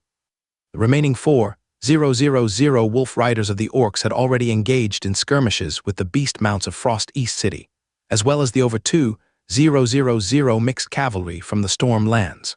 However, these wolf cavalry units remained constantly around the edges of the orcish army, never straying too far. If they were to be overwhelmed, these wolf riders would quickly regroup with the main force. The demonic beast-mounted cavalry also dared not approach too closely. Seeing this situation, Achilles was not worried at all. Instead, he was delighted. The orcs' tactics confirmed that the 9th-ranked dragon-veined gnoll was being extremely cautious. He had clearly adopted a purely defensive strategy, intending to stall until the arrival of reinforcements from the northern orcish army. Being overly cautious when caution isn't needed, and not being cautious when it's crucial. The orcs' current cautious deployment essentially put them on display, waiting for Achilles to draw his sword and strike. Send a message to Ulysses, tell him to meet the reinforcements from Frost East City as they exit the city, and we will join up with them. Yes, sir. A personal guard quickly ran towards the demonic beast-mounted cavalry unit. A few moments later, the movement of the demonic beast-mounted units caught the attention of Earl Cecil. Consequently, both gates of Frost East City opened simultaneously. 5 legions exited the city in a rapid and orderly formation. All the 8th-rank professionals stood on the front lines, watching the orcs warily. Leonard, the arch-sage, had relinquished command to Cecil from the beginning and was intently focused on Daniel. Lord Achilles, why do you only have less than 1 legion's worth of troops? The 11th Legion from East Sea Province. Earl Cecil, rest assured I have everything arranged. From now on, your forces will be under my command. I hope you will cooperate. Achilles interrupted Earl Cecil's questioning and emphasized that the command authority over the army belonged to him. I understand. Lord Achilles, please be at ease. You will absolutely follow your instructions. Cecil sensed that Achilles had other plans, so he readily relinquished command of the troops and began eagerly anticipating action. He had been hearing reports from the north for a while, and today was finally his chance to experience it firsthand. Achilles took over the overall command of the entire army and immediately launched an attack. Numerous field artillery pieces fired massive stones and barrels filled with incendiary oil towards the orcs' front lines. Immediately following, Cecil led a Fisher family legion and a Count's legion to attack the orcish left flank. Achilles' 3 clones, along with the Storm Territory Alliance army and another Fisher family legion, charged towards the right flank. The remaining 4th Legion and Baron's Legion remained in the center, continuing their standoff with the orcish main force. The decisive battle for Frostwind City officially began. Kill! Kill! Tens of thousands of soldiers clashed on both flanks, a cacophony of shouts and screams filling the air. Although the orcish army was significantly stronger, Daniel had issued incorrect defensive orders, leaving them in a reactive position. This gave Achilles' side an opportunity to utilize their magical crossbows. The armies attacking on both flanks were following tactics devised by Achilles, using magical crossbows and hastily assembled groups of skilled artisans as a vanguard to break through the orcish lines, followed by the main force. This meant that despite their strength, the orcs were unable to fully deploy their power. Some 8th-rank orc officers recognized this flaw, but they dared not disobey Daniel's orders. Daniel was like a bloodthirsty beast. Anyone who angered him would suffer the consequences. At this time, Daniel was engaged in combat with Leonard the Paladin and Panda. He remained above the main force, using the assistance of the lower-ranking justice mages to hold off both Leonard and the giant panda bear. Leonard was a newly promoted paladin, and his strength was no match for Daniel's. Previously, Leonard could only withstand Daniel by utilizing the magical formations within Frostwind City. However, Panda's power was surprisingly formidable, not significantly weaker than Daniel's. Combined with its natural defenses and difficult-to-penetrate aura, it even managed to put pressure on Daniel. "Panda Bear," Daniel roared angrily. "You killed Benedict, yet you concealed your true strength." He believed that Benedict had been ambushed and killed by the secretly powerful Panda. Panda ignored him, simply increasing the intensity of its attacks. However, defeating Daniel in a short time seemed unlikely. The two sides fought fiercely for an entire day, without pause. When they were exhausted, they would retreat and allow other units to take their place. This intense and brutal fighting resulted in heavy losses on both sides. Moreover, the human side suffered far greater casualties than the orcs, simply because they were less powerful. Even the best strategies could only be effective for a limited time. After nightfall, the fierce battle finally came to an end. Chapter 374. After the battle of the day ended, the human forces retreated to their camp, exhausted. Some soldiers were so tired that they fell asleep as soon as they reached the campsite, a clear indication of how close they were to their limits. In contrast, the orcish side still seemed to have reserves. After the fighting on the 9th level battlefield also concluded, a Goblin Legion commander risked his life to inform Daniel about the flaws in the daytime battle. "Yes, we did overlook something. The Empire's warriors can't simply remain completely passive, can they? Tomorrow. No, tonight's battle you can push back for a certain distance, but after repelling the humans you must not pursue them." Daniel adjusted his strategy. Tonight, several Legion commanders looked confused. "HMPH, you all need to be prepared. The humans suffered heavier losses today than we did. That cunning Storm Lord definitely has another plan. A night attack is the most likely scenario," Daniel said confidently. Sure enough, in the late hours of the night, the forces from Frosty City launched a surprise night attack. This excited the orcish officers immensely. The victory of the day, combined with Daniel's seemingly prophetic predictions, boosted the morale of these orcs back to the level they had at the beginning of the war. The orcs, who were well prepared, gave the human raiding party a severe blow and then decisively launched a counterattack. However, suddenly, another deafening roar of battle erupted, coming from behind the orcish camp. In the rear of the orcish camp, which was completely unaware of what was happening, soldiers were being slaughtered, losing their armor and weapons. This quickly affected the troops engaged in combat at the front lines. How could there be human forces in the rear? This is impossible. Daniel, who was already engaged in battle, looked incredulous. He had assigned wolf riders and griffon knights to patrol both flanks of the orcish army, making it impossible for a human force to silently sneak around to their rear. Therefore, there was only one possibility. The humans had reinforcements that were hidden in reserve, waiting for this very moment. "You have reinforcements," Heh, of course. Otherwise, would we be foolish enough to engage you in battle outside the city? Leonard Faceint said mockingly. At the same time, he was overjoyed and even more impressed with Achilles. Almost every action of the orcs seemed to be within Achilles' predictions. No wonder the orcish forces at the front lines of Grey Fortress were defeated so quickly. Daniel was furious and launched a desperate counterattack, determined to drive back Leonard Fawson and Panda so he could return and rally his troops. If he could regain control of the army, the orcish forces might not collapse, and they would still have a chance. However, just then, 7 figures suddenly emerged from below, positioning themselves between Daniel and the squad of justice priests. 4 of them unleashed a sword formation, completely blocking Daniel's protective barrier around the justice priests. The remaining 3 charged towards the justice priest squad below. You, Storm Lord, you're asking for death. Daniel recognized one of the figures separating him from the justice priests. It was the very Storm Lord he despised most. His anger became almost uncontrollable. Ignoring Leonard Fawson and Panda, who was still battling him above, he raised his hand and attacked downwards. The night raid was designed to draw the orcs' attention, creating an opportunity for the 11th Legion, which had already circled around to the orcs' rear. They were the true main force of the attack. With the orcish forces drawn to the front lines, their rear was completely unprepared, making them easy targets for the 11th Legion, who quickly routed them. The fleeing soldiers then crashed into the orcish front line, and a complete collapse became inevitable.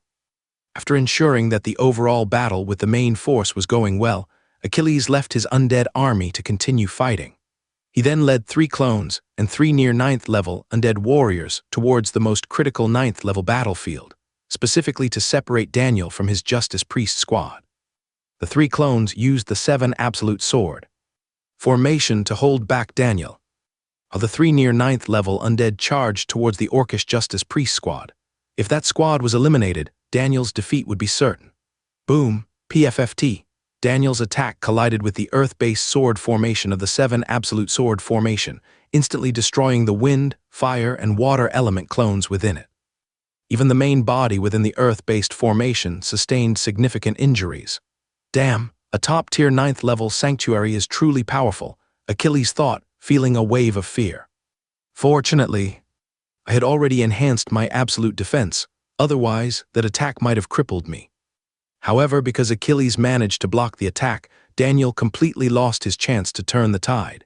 He no longer had any opportunity to reunite with the Justice Priest squad. While attacking Achilles, Panda and Leonard Fawson were also relentlessly targeting him, causing him considerable injuries. Furthermore, Panda moved at incredible speed and without the interference of the Justice Priest squad, directly dragged Daniel away from the main battlefield. Leonard, the Archmage, quickly followed. At that moment, his mind was reeling with disbelief. He had never imagined that Achilles, still at the 7th rank, already possessed the combat power of the 9th rank. It was truly terrifying. After the battle on the 9th rank battlefield shifted, Achilles didn't immediately follow. Daniel was too powerful. If Achilles went, he would likely become the target, causing trouble for Panda and the others. Therefore, after summoning his clones again, Achilles attacked the orcish priest squad below. There were 4 8th rank priests in that squad. Mages are naturally effective against undead creatures, and in such a short time, one of the 3 near 9th rank undead had already been eliminated. However, with the arrival of Achilles and his clones, the orcish priest squad was quickly defeated.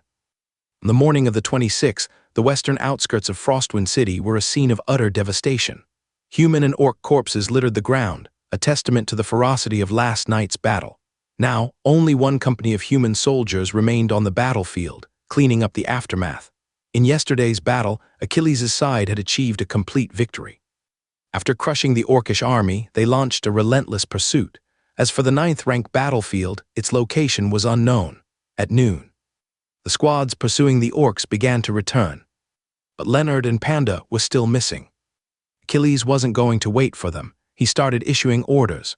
Barrett, take the 4th Legion to Grey Fortress. Until you receive orders from the royal family, the 4th Legion is responsible for defending Grey Fortress. Yes, Lord Achilles, Barrett said respectfully. Commander of a frontline legion addressing a baron as Lord showed just how much respect Barrett held for Achilles. Quinlan, lead your 11th Legion and immediately depart for Puss Fortress. Ulysses, take your legion to Maca Fortress. Remember, speed is essential. Any soldiers who can't keep up should be left behind to find a place to hide. Yes, Lord Achilles, the two replied. Quince, Bastian, and Eulia, you three barons are responsible for continuing to defend Frostwind City. Do not relax your vigilance. There is still a stronger orcish legion in Frostmoon City to the southwest. Understood, the three barons responded. Earl Cecil, lead all the cavalry to recapture Puss Fortress and Maka Fortress. Ha, no problem, said Earl Cecil excitedly. Subsequently, Lieutenant Achilles and Earl Cecil led a force of 6,000 mixed cavalry towards the fortress of Pusa and the stronghold of Maka, moving at a rapid pace. Chapter 375. A Perilous Journey to Grey Fortress. After the 6,000-strong mixed cavalry force set off towards the northwest, the group quickly split into two. Achilles and Cecil led a vanguard of 1,000 beast rider units towards Puss Fortress, while the remaining 5,000 regular cavalry headed for Maka Fortress. During last night's battle, Achilles had slain 5 rank 8 orcs, 6 rank 7 orcs, and over a dozen rank 6 orcs. He now had enough energy essence to enhance one of his innate talents. This time, Achilles chose the Undying Constitution, aiming to improve his resilience. He didn't want to be instantly crippled if he encountered another powerful rank 9 opponent like Daniel. Undying Constitution increases current physical recovery rate, high recovery rate, and magical spirit recovery rate by a factor of 5. Special effects: blood incineration, rebirth from ashes, transcendent evolution. Blood. Your blood is undergoing transcendent evolution. Your basic constitution and resistance to negative effects are being enhanced. Currently, the evolution is at 1/2 completion. Energy essence 754,844 requires a higher base level for the next awakening, while Achilles was heading towards Puss Fortress. A large orcish army appeared south of the desolate mountain range bordering the Grey Mountains. A vanguard force of 3,000 leopard-headed orcs moved through the forest, concealing their movements.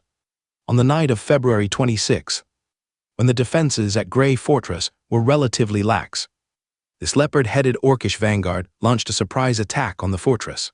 In an instant, numerous leopard-headed orc warriors swarmed onto the walls, engaging in fierce combat with the station soldiers.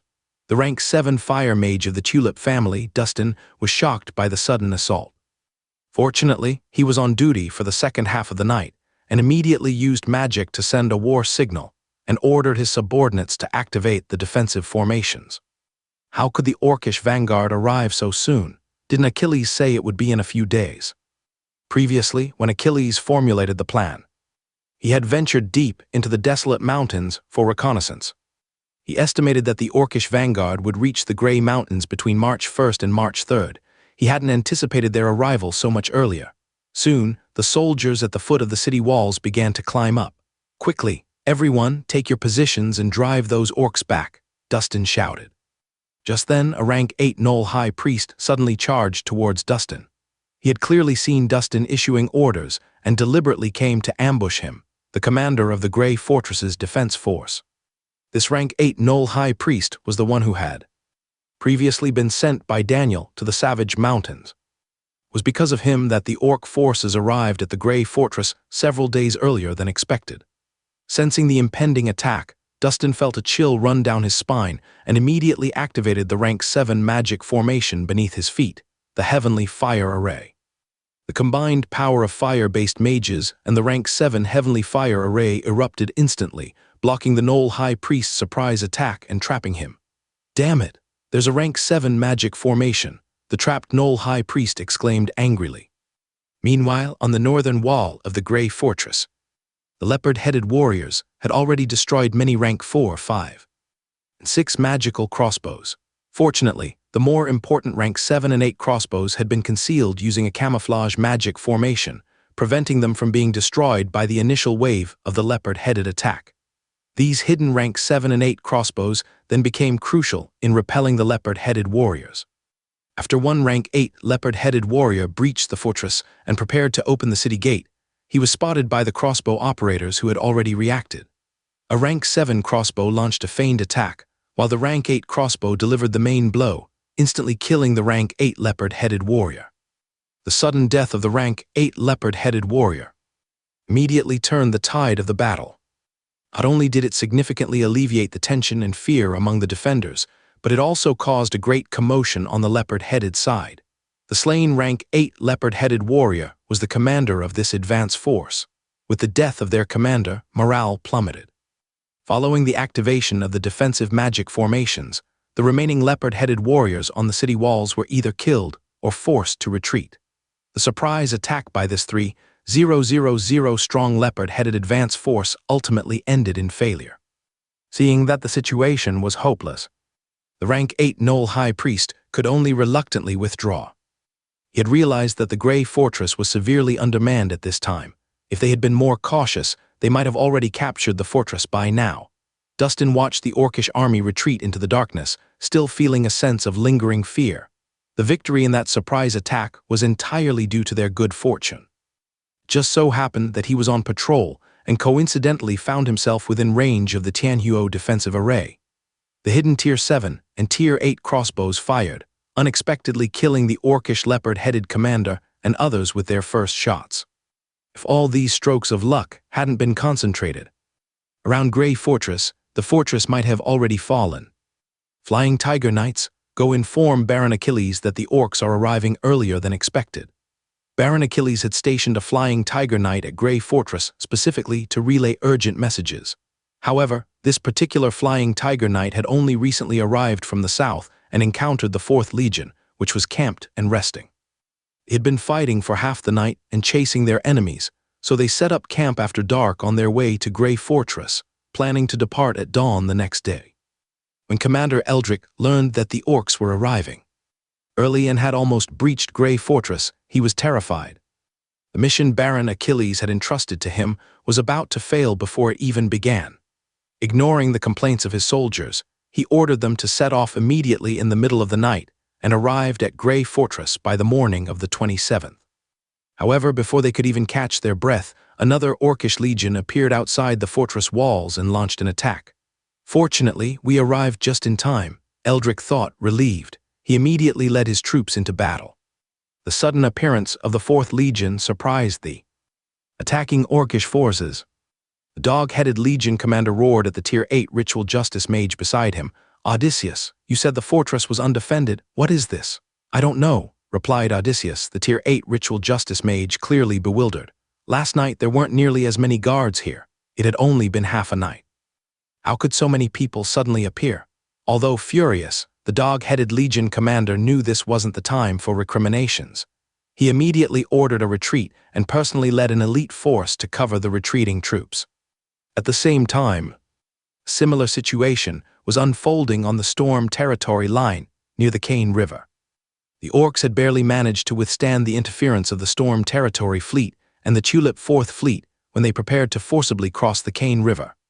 Suddenly, a much larger fleet appeared from downstream on the Cane River and rapidly approached, successfully driving back the orcs who were already celebrating their apparent victory.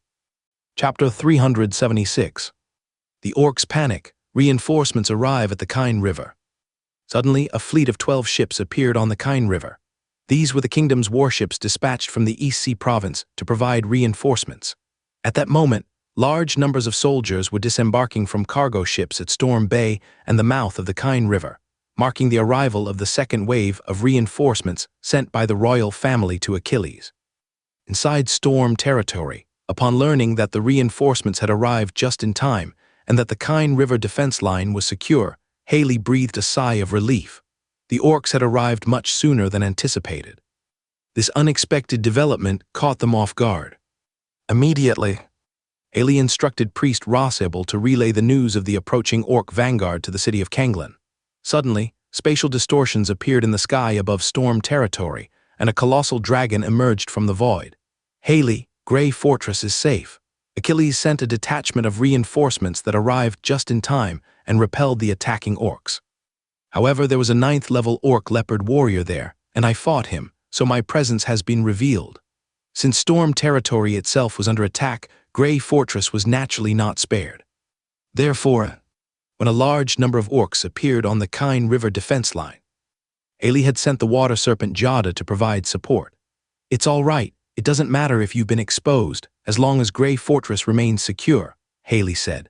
Grey Fortress is not only crucial for Achilles' upcoming major battle in Frostmoon Province, but also serves as a vital safeguard for the security of Storm territory. Since you've already been revealed, why don't you go to Grey Fortress and defend it? I can handle things here, Haley continued.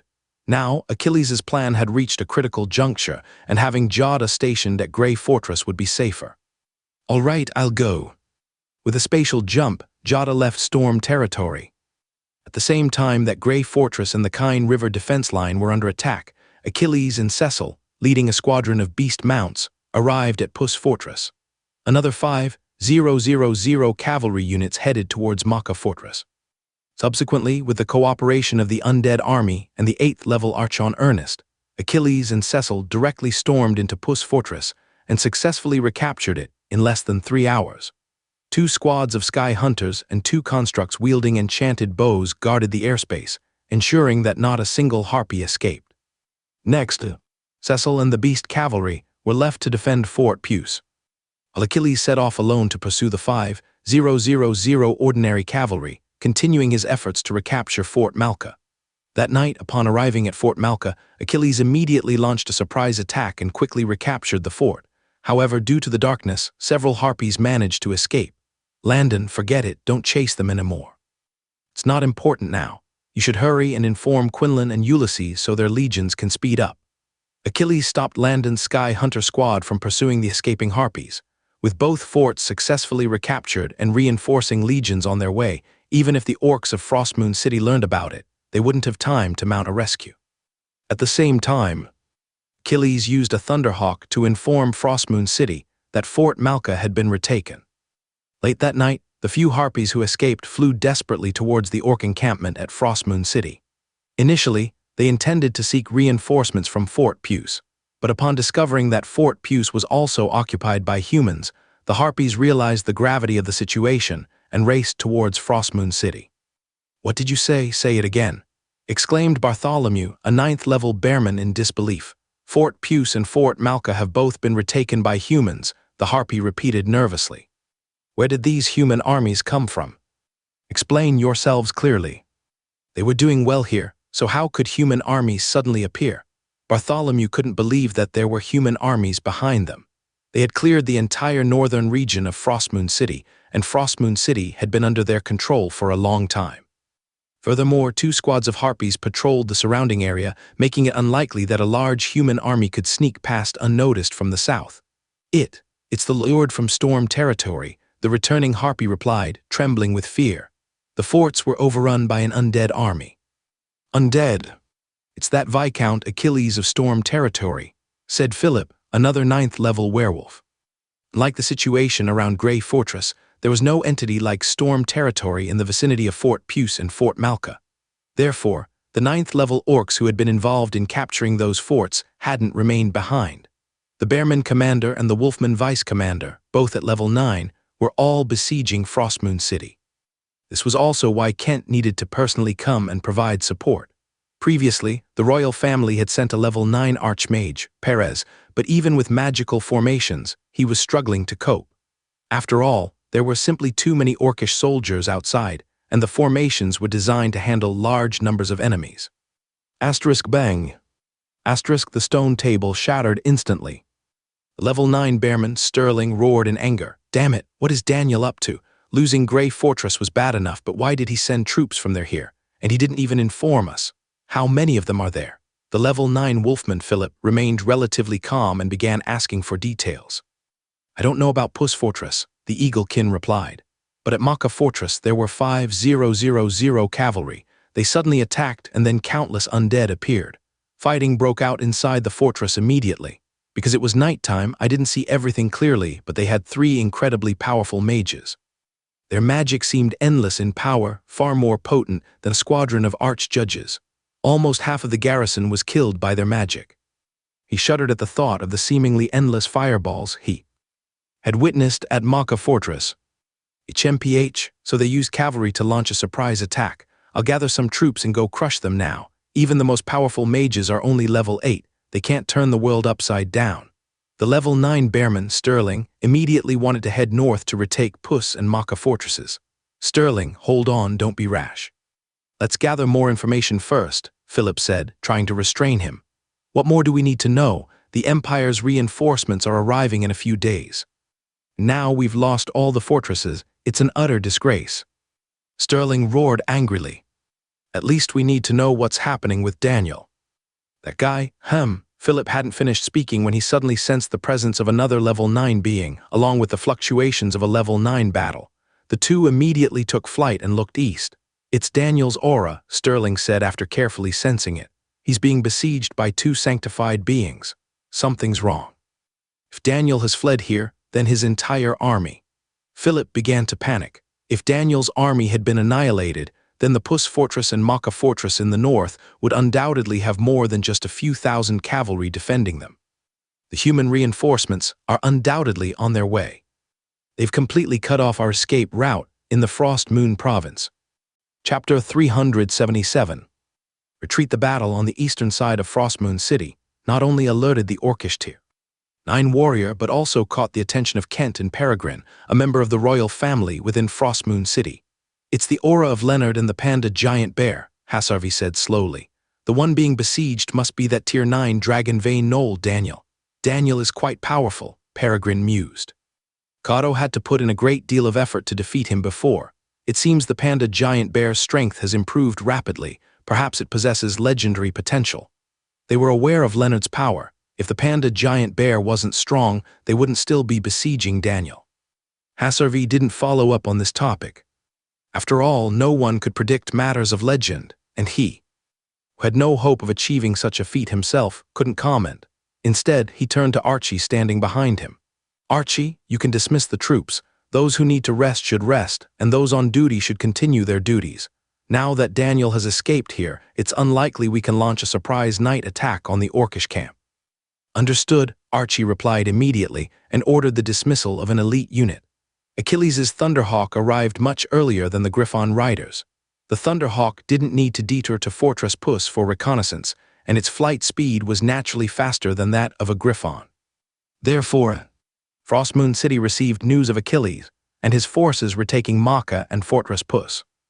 Before the Orcs did, Hasarvi and Peregrine immediately assembled an elite force, hoping that if the Orcs received the news and attempted to march north to reclaim the fortresses, they could launch another surprise night attack.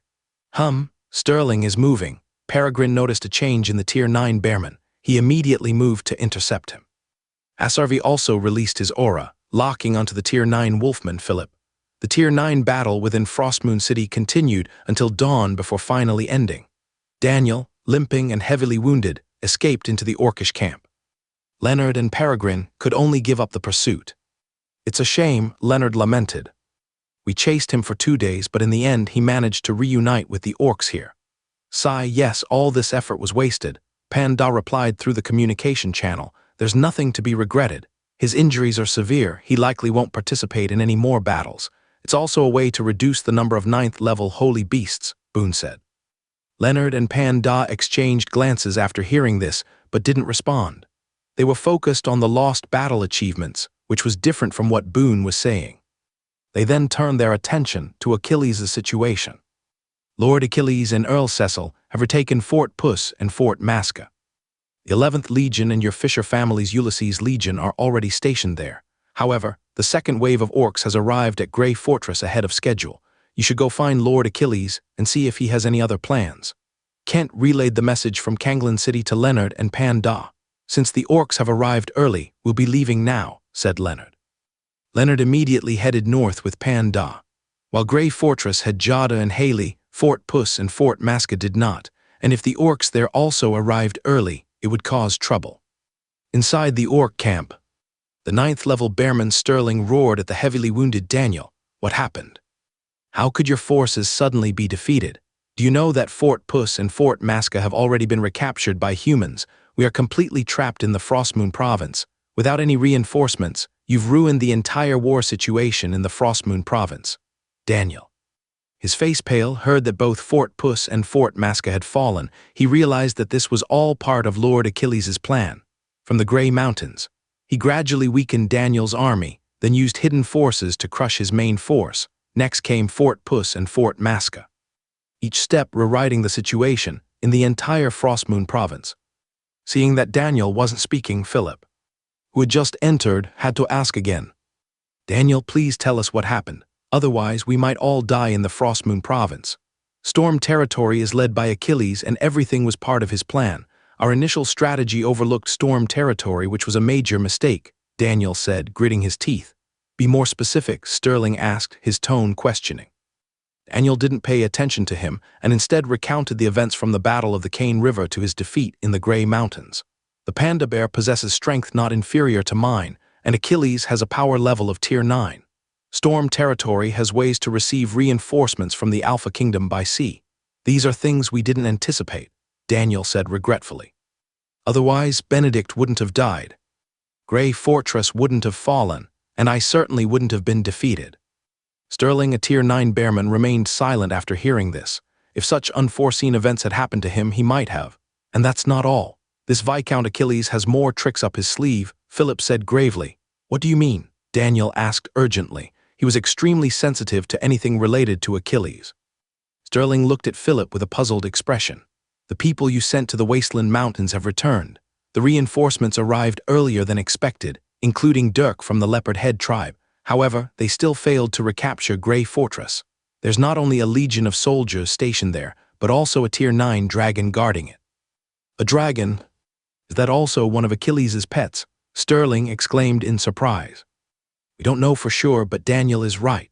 Our biggest mistake was underestimating Achilles of Storm territory, so let's not dwell on who's to blame now. We need to figure out how to escape from the Frostmoon province. Humans won't miss such an opportunity. Given Achilles' planning and caution, the fortresses in the north are undoubtedly heavily guarded. Even if we attack from both north and south, we might not succeed, and our army is likely already on its way. Philip said sternly. Sterling and Daniel didn't object. They began to discuss how to escape from the Frostmoon province. On the 29th, suddenly the orcs of Frostmoon City began to gather in the north, then split into two groups. One group moved north, while the other moved west, slowly retreating. Chapter 378. The Earth Dragon Knight Squad. Orcish retreat. The commotion caused by the Orcish retreat was quickly noticed by the guards of Frostmoon City. However, at this moment, they were powerless to act. Currently, there were still 5.5 legions of orcs present. In contrast, Frostmoon City's forces were even weaker than those stationed in East Frost City. Defending Frostmoon City would be easier than defending East Frost City, relying on the city's strong defensive capabilities. Watching the orcs split into two groups to retreat, Boone speculated. Are the orcs planning to retreat simultaneously towards both Puss Fortress and Maka Fortress? Possibly, replied Hassaravi. But we need to be wary of the possibility that they might try to sneak around and escape. South or west? Escaping west into the territory of Count Zerk is a possibility. As for escaping south, that's less likely. If Puss Fortress and Maka Fortress was still in orcish hands with a constant stream of reinforcements, they might indeed head south. But in the current situation, if they go south, they would have no chance of survival. Most of the forces here are composed of bear folk nobles. It's unlikely the orcs would treat them as expendable. I'm just speculating. If they feel there's no way out, they might do something like that. That's true. Then let's follow them, said Boone. Hassaravi nodded and instructed Archie, who was behind him. Archie, send a Sky Eagle Knight to inform the Ferment Family Legion and the Royal Knights stationed further back. Tell them to intercept the Orcish army heading west. The Sky Eagle Squadron should deal with the Harpies, preventing them from guiding the Orcish legions. Leave one legion within the city walls for defense. The remaining legions should march northeast to join forces with the troops from East Frost City and operate under the command of Lord Achilles. You lead all the cavalry and follow the Orcish army heading north, providing Lord Achilles with information on their location. After speaking, he and Boone used a high-level stealth technique to disappear, leaving behind only traces of their presence. The 3 9th-tier orcs quickly detected Hassaravi and Boone's pursuit and broke away from the main force, leading them astray. Once the 9th-tier orcs were out of sight, Prince Archie led 4,000 cavalry towards the Orcish army heading north. Among these 4,000 cavalry, 1,000 were mounted on magical steeds. Therefore, as long as Archie didn't initiate an attack, the orcs would be unable to effectively engage him. At most, they could send out some wolf riders for minor harassment. March 1st. The vanguard of the orcish army arrived simultaneously outside Puss Fortress and Maka Fortress and immediately launched an assault. Suddenly, a large number of troops emerged from within the fortress, causing heavy losses to their initial assault force. "We're too late," muttered a 9th-level minotaur outside Pu's fortress. "Sterling and his people are in trouble now." They were originally scheduled to arrive 2 days later, but they received an urgent message from Sterling, informing them of the dramatic events that had occurred in Frostmoon Province. Therefore, he and another 9th-level crocodilian hastened to Pu's fortress and Maka Fortress, hoping to reach the fortresses before the troops from Frostdong City. However, they were still too late. They were outmaneuvered by the defenders within the city, who had concealed a large force in the military camp, evading the Griffon's reconnaissance. This led to a blind attack, resulting in the loss of an entire company of soldiers. At that moment, Penda's aura appeared inside Pu's fortress, immediately locking onto the 9th-level Minotaur, who was so frightened that he immediately ordered his vanguard unit to retreat. Sterling's urgent message had already explained the general situation in Frostmoon Province, so this 9th-level Minotaur naturally knew that Penda was not someone to be trifled with. Meanwhile, at Maka Fortress, a similar situation unfolded. The 9th-level crocodilian chose to engage Leonard Fells in a probing battle, but after realizing he couldn't gain an advantage, he temporarily withdrew. After all, they only brought the forces of one vanguard unit. To attack the fortress and indirectly support Sterling, who was trapped inside, they needed to wait for the arrival of the main force. It remains to be seen whether Sterling can hold out until then. Orcs are not good at defending fortresses, and they lack defensive weaponry. Even if they occupy some baronial castles, the situation won't improve much. At this time, Achilles had already joined forces with Earl Cecil and 6,000 cavalry, as planned with the troops from Frostdong City and Frostmoon City. Currently, only one baronial legion is defending Frostdong City. Therefore, Achilles now has nearly 7 legions under his command, including 2 entire legions of main force units. This force is sufficient to deal with the 2 orcish legions retreating north. However, what puzzled Achilles was that Frostmoon City had sent all its forces to this side. Could the Royal Knights and a single Feral Legion be enough to defeat the 3 orcish legions in the west? Achilles didn't have much information about the strength of the Royal Knights. He wasn't sure if they were a force comparable to the Behemoth cavalry. As for the Earth Dragon Riders, he knew even less. He only knew that they could contend with a 9th-level sanctuary, but he was unaware of how terrifying the Earth Dragon Rider unit could be against ordinary troops. At this time, the 3 orcish legions retreating westward encountered the Feral Legion, which was blocking their path southwest of Fort Maka. Without hesitation, they launched a direct attack. They had to quickly reach the territory of Baron Frankenstein. Only there did they have a chance of survival. "So, you're planning to retreat to Baron Frankenstein's territory?" The commander of the Feral Legion looked at the approaching orcish army without fear or worry. Their mission was simply to hold back the orcs and complete some final tasks. The Royal Knights were the main force responsible for dealing with these 3 orcish legions. Therefore, they only needed to rely on the terrain to withstand the attack for a while, and once the Royal Knights arrived from the south, their job would be done. Half an hour later, the first line of defense of the Feral Legion was easily broken by the orcs. As the orcs prepared to assault the second line of defense, 5,000 Wolf Riders, who were supposed to flank the Feral Legion from the south, suddenly retreated in a panic, with barely 1,000 remaining. Just as one of the Bearman Legion commanders was preparing to investigate, a rumbling sound came from the south, followed by a feeling of the ground shaking. "Earth Dragon, there are Earth Dragon Riders. Quickly organize the Bearman Legion for defense," shouted a 7th-level Wolfman at the front. The Bearman Legion Knights had already sensed something terrifying approaching. Upon hearing the mention of Earth Dragon, their fur stood on end, and they roared loudly. "Defend! Quick, defend towards the south!" However, the roar of the Bearman Legion commander was quickly drowned out by a series of roars that sounded like those of a Tyrannosaurus Rex. The wolves ridden by the Wolf Riders at the rear were so frightened that they collapsed to the ground, foaming at the mouth and falling unconscious. This terrifying roar brought the entire battlefield to a standstill, with everyone looking towards the south. A massive scaled beast, its shoulder height exceeding 2 meters and its total length approaching 5 meters, emerged from behind the hill. Its body was covered in layers of scales similar to those of an alligator gar, each movement causing the scales on its surface to make a sound like clashing metal. Its limbs were thick and powerful, covered in layered folds of skin that resembled the enchanted plate armor worn by knights. However, its defensive capabilities far surpassed any enchanted plate armor.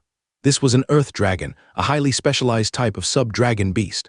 Their strength typically ranged from the 7th to 8th rank. However, even an 8th rank earth dragon could not fly. Despite this, their combat power on land was stronger than that of flying 8th rank sub-dragon beasts. In particular, their defensive capabilities were sufficient to withstand attacks from a 9th rank sanctuary, which is why earth dragons paired with 8th rank knights could contend with a 9th rank sanctuary. Next came two-headed, three-headed, a total of 24 earth dragon behemoths, charging towards the orcish army with an intimidating presence. Chapter 379. Subduing the Frost Moon Alpha royal family, all 24 earth dragon beasts belonging to the royal family were male. Among them, there were 14 of level 7 and 10 of level 8. In addition, the royal family also had 1 level 8 earth dragon and 6 female earth dragons specifically responsible for breeding. As for how many young earth dragons there are, or whether there are any hidden adult dragons, no one knows. These 2 squads of earth dragon knights were the elite of the royal army, holding a similar status to the royal mage corps. The royal family equipped each squad with level 8 sky knights on their earth dragons. Therefore, although there are only 24 riders in each earth dragon squad, they consist of 34 level 8 and 14 level 7 individuals. This concentration of high-level professionals makes their combat power incredibly formidable, not to mention the terrifying defensive capabilities of the earth dragon beasts themselves. Sacred Law mages attack those earth dragon knights quickly cast defensive spells on the Bearman Legion. The charge of the 2 earth dragon knight squads was so powerful that it overwhelmed the momentum of the 3 orcish legions. This invisible intimidation caused the commander of the Bearman Legion and the captain of the Sacred Law mage squad to become tense, leading to conflicting orders. In this moment of chaos, the 2 earth dragon knight squads had already charged to the front lines of the Bearman Legion. Despite their bulky appearance, earth dragons are surprisingly fast, even faster than mid-level magical steeds. Boom, bang. The first 10 level 8 earth dragons crashed directly into the still imperfect defensive formation of the Bearman Legion. The bears, standing at 2 meters tall and naturally suited for heavy infantry combat, were like paper in front of the earth dragons, instantly torn apart. Following this, the 2 earth dragon knight squads charged relentlessly into the orcish horde, leaving a trail of destruction in their wake. Even when the level 8 Bearman Legion commander attempted to intercept them, trying to fly up and attack the eyes of the leading earth dragon, he was impaled by a 5-meter-long spear wielded by a level 8 knight riding on the earth dragon's back, and then torn in half by the force of the charge. Fear, despair, helplessness, and panic quickly spread throughout the orcish ranks. As the earth dragon knight squads charged forward, completely shattering the orcish formation, the royal knights followed closely behind, charging towards the demoralized orcish army. In just 1 hour, the 2 earth dragon knight squads and the royal knights completely annihilated all 3 orcish legions. During this time, the orcish legion commanders and the Sacred Law mage squad attempted multiple defensive maneuvers, even counterattacks, but they were repeatedly crushed by the earth dragon knight squads, ultimately leading to a complete rout as the orcs scattered in disarray. Those orcish officers, ranked between levels 7 and 8, were all captured by the 24 earth dragon knights, and none escaped. After crushing the orcish army, the 2 squads of earth dragon knights quickly moved east to reinforce Achilles and his forces. Meanwhile, the royal knights and the feral legion scattered to pursue the fleeing orcs. Despite having 3 legions of troops, the orcish force collapsed within just an hour under the charge of the earth dragon knights. This resulted in a large number of orcs escaping. Otherwise, the royal knights would have also gone east to provide support. East of Frostmoon City, while the earth dragon knight squads were defeating the 3 orcish legions on the west side, Achilles, with his 7 legions, finally caught up to the main orcish army. Based on the marching route of these 2.5 legions of orcs, they were likely planning to move south and attack the territory of Count Fisher. At this time, the family of Count Fisher was very vulnerable. If these 2.5 legions of orcs managed to reach Count Fisher's territory, it would be disastrous for him. Cecil, the earl who was pursuing Achilles, sensed the orcs' intentions and was visibly shaken. Next, Achilles personally led 6,000 cavalry and joined forces with Archie, the prince, who had 4,000 cavalry. The combination of 2,000 beast mount cavalry and 8,000 regular cavalry completely suppressed the 4,000 wolf riders within the orcish army. Any wolf rider who dared to venture out was immediately surrounded and killed by the Frostmoon Knights. With this force of 10,000 cavalry acting as a deterrent, and without the support of the wolf riders, the orcish army could no longer continue its advance. Otherwise, the 10,000 Frostmoon Knights would slowly but surely wear them down. The orcs, with no hope of escape, retreated to higher ground to make their last stand. After surrounding them, Achilles didn't immediately launch an attack. Instead, he assembled his field artillery and continuously bombarded the orcish positions with incendiary shells. On the morning of March 2nd, the bombardment with incendiary shells had been ongoing intermittently throughout the night, leaving the water and ice magic users within the orcish army exhausted. However, Achilles still showed no intention of launching an attack. At this time, Prince Archie approached him. "Achilles, are you planning to slowly wear down this orcish army?" "Yes," Achilles replied. "After all, the only forces here now are just the vanguard legions. The main force won't arrive for another 6 or 7 days, so we don't need to rush." Prince Archie frowned slightly after hearing the news, seemingly wanting to say something. Seeing this, Achilles quickly asked, "Is there a problem with the operation against the orcish army in the west, Your Highness?" Just moments ago, a Sky Eagle Knight had arrived to report something to Prince Archie. "No," Prince Archie explained. "The Sky Eagle Knight just reported that the 3 orcish legions in the west were already defeated by a Dragon Rider squad yesterday. The Royal Knights and the Feral Legion are currently pursuing the retreating orcs. The Dragon Rider squad is on its way here and should arrive this afternoon, so..." He trailed off, leaving some things unsaid. "That's incredibly fast. Those were 3 entire orcish legions, including half of them being Bear Clan warriors," Achilles exclaimed in astonishment. He had only surrounded that orcish force yesterday, and now it was already over. It was unbelievable. However, after his initial shock, Achilles understood Prince Archie's meaning. Prince Archie needed military achievements.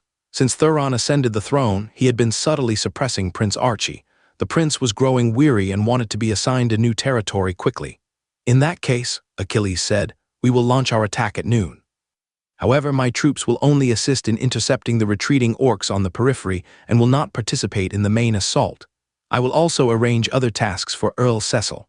Therefore, your forces will be the primary attacking force. As for the judicial mages, I can take care of them."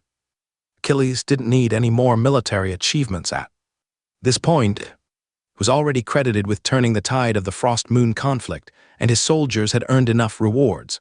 So, there was no need for him to compete with Prince Archie for glory. It would also reduce unnecessary casualties among his troops. "Thank you, Lord Achilles," Prince Archie said gratefully. Achilles had grown to a level where he could rival the prince. In fact, due to the current internal problems within the royal family, Achilles' status was already surpassing that of Prince Archie. Later, Achilles found Earl Cecil and explained the situation to him. Cecil readily agreed, as he had already earned quite a few military achievements this time. The Fisher family had no plans to be elevated to the rank of Marquess. At noon, Achilles deployed large quantities of bloodfire oil, igniting the entire orcish encampment. Then, Prince Archie led the main army of Frost Moon City in a fierce assault on the orcish camp. Achilles and Earl Cecil, along with their high-level mages, charged directly towards the judicial mages within the orcish ranks. Under Achilles' magical suppression, they quickly eliminated this relatively small group of judicial mages. In the afternoon, when the Dragon Knight squad arrived, Prince Archie had already concluded the battle. Chapter 380. Astonishing achievements. Lord Achilles commanded a force of 7 legions, completely surrounding the orcs. The rank 8 flying orcs were particularly important targets. Therefore, after several orc officers who dared to lead the charge were killed, a full 10,000 orcs surrendered, discarding their weapons. Among them were many orcish warriors of ranks 5 and 6. After the battle ended, Prince Archie first assessed his own side's casualties. He breathed a sigh of relief when he found that the losses were not significant. This was because this offensive had been initiated by him for personal reasons, and heavy casualties would have caused problems. He then sought out Lord Achilles and Earl Cecil to express his gratitude once again. "Thank you, Lord Achilles and Earl Cecil, for your assistance." "You're welcome," said Lord Achilles politely. "We are all nobles of the Frostmoon province, and we have all received considerable favor from your highness in the past." "Haha, I don't think I was much help to Lord Achilles." Seeing Lord Achilles being so polite, Prince Archie felt very pleased. After this orcish war ended, he would request to be assigned to a different territory. "All right, let's not stand on ceremony here," said Earl Cecil, looking displeased as he saw the Dragon Rider squadron approaching. "Captain Eldrick is here." Eldrick was a member of a minor branch of the royal family. He had previously followed Thuron, and after Thuron ascended to the throne, he was appointed captain of the Dragon Rider squadron. Earl Cecil disliked Eldrick very much. In his words, that fellow's eyes were always looking for an opportunity. When the Fisher family was still a marquisate, Earl Cecil often frequented Canglin City and had many dealings with this Eldrick. It is likely that Earl Cecil had been greatly offended by him, which was one reason why he was willing to help Prince Archie. Lord Achilles understood Cecil's sarcasm, but simply smiled. Since killing the Caleb, he had stopped paying attention to internal affairs of the royal family. In any case, with his territory and strength, he didn't need to curry favor with the royal family.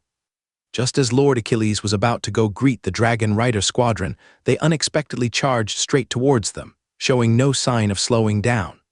They knocked over many soldiers along the way, including some of Lord Achilles' personal guards, but the dragons had restrained their power, so there were no casualties.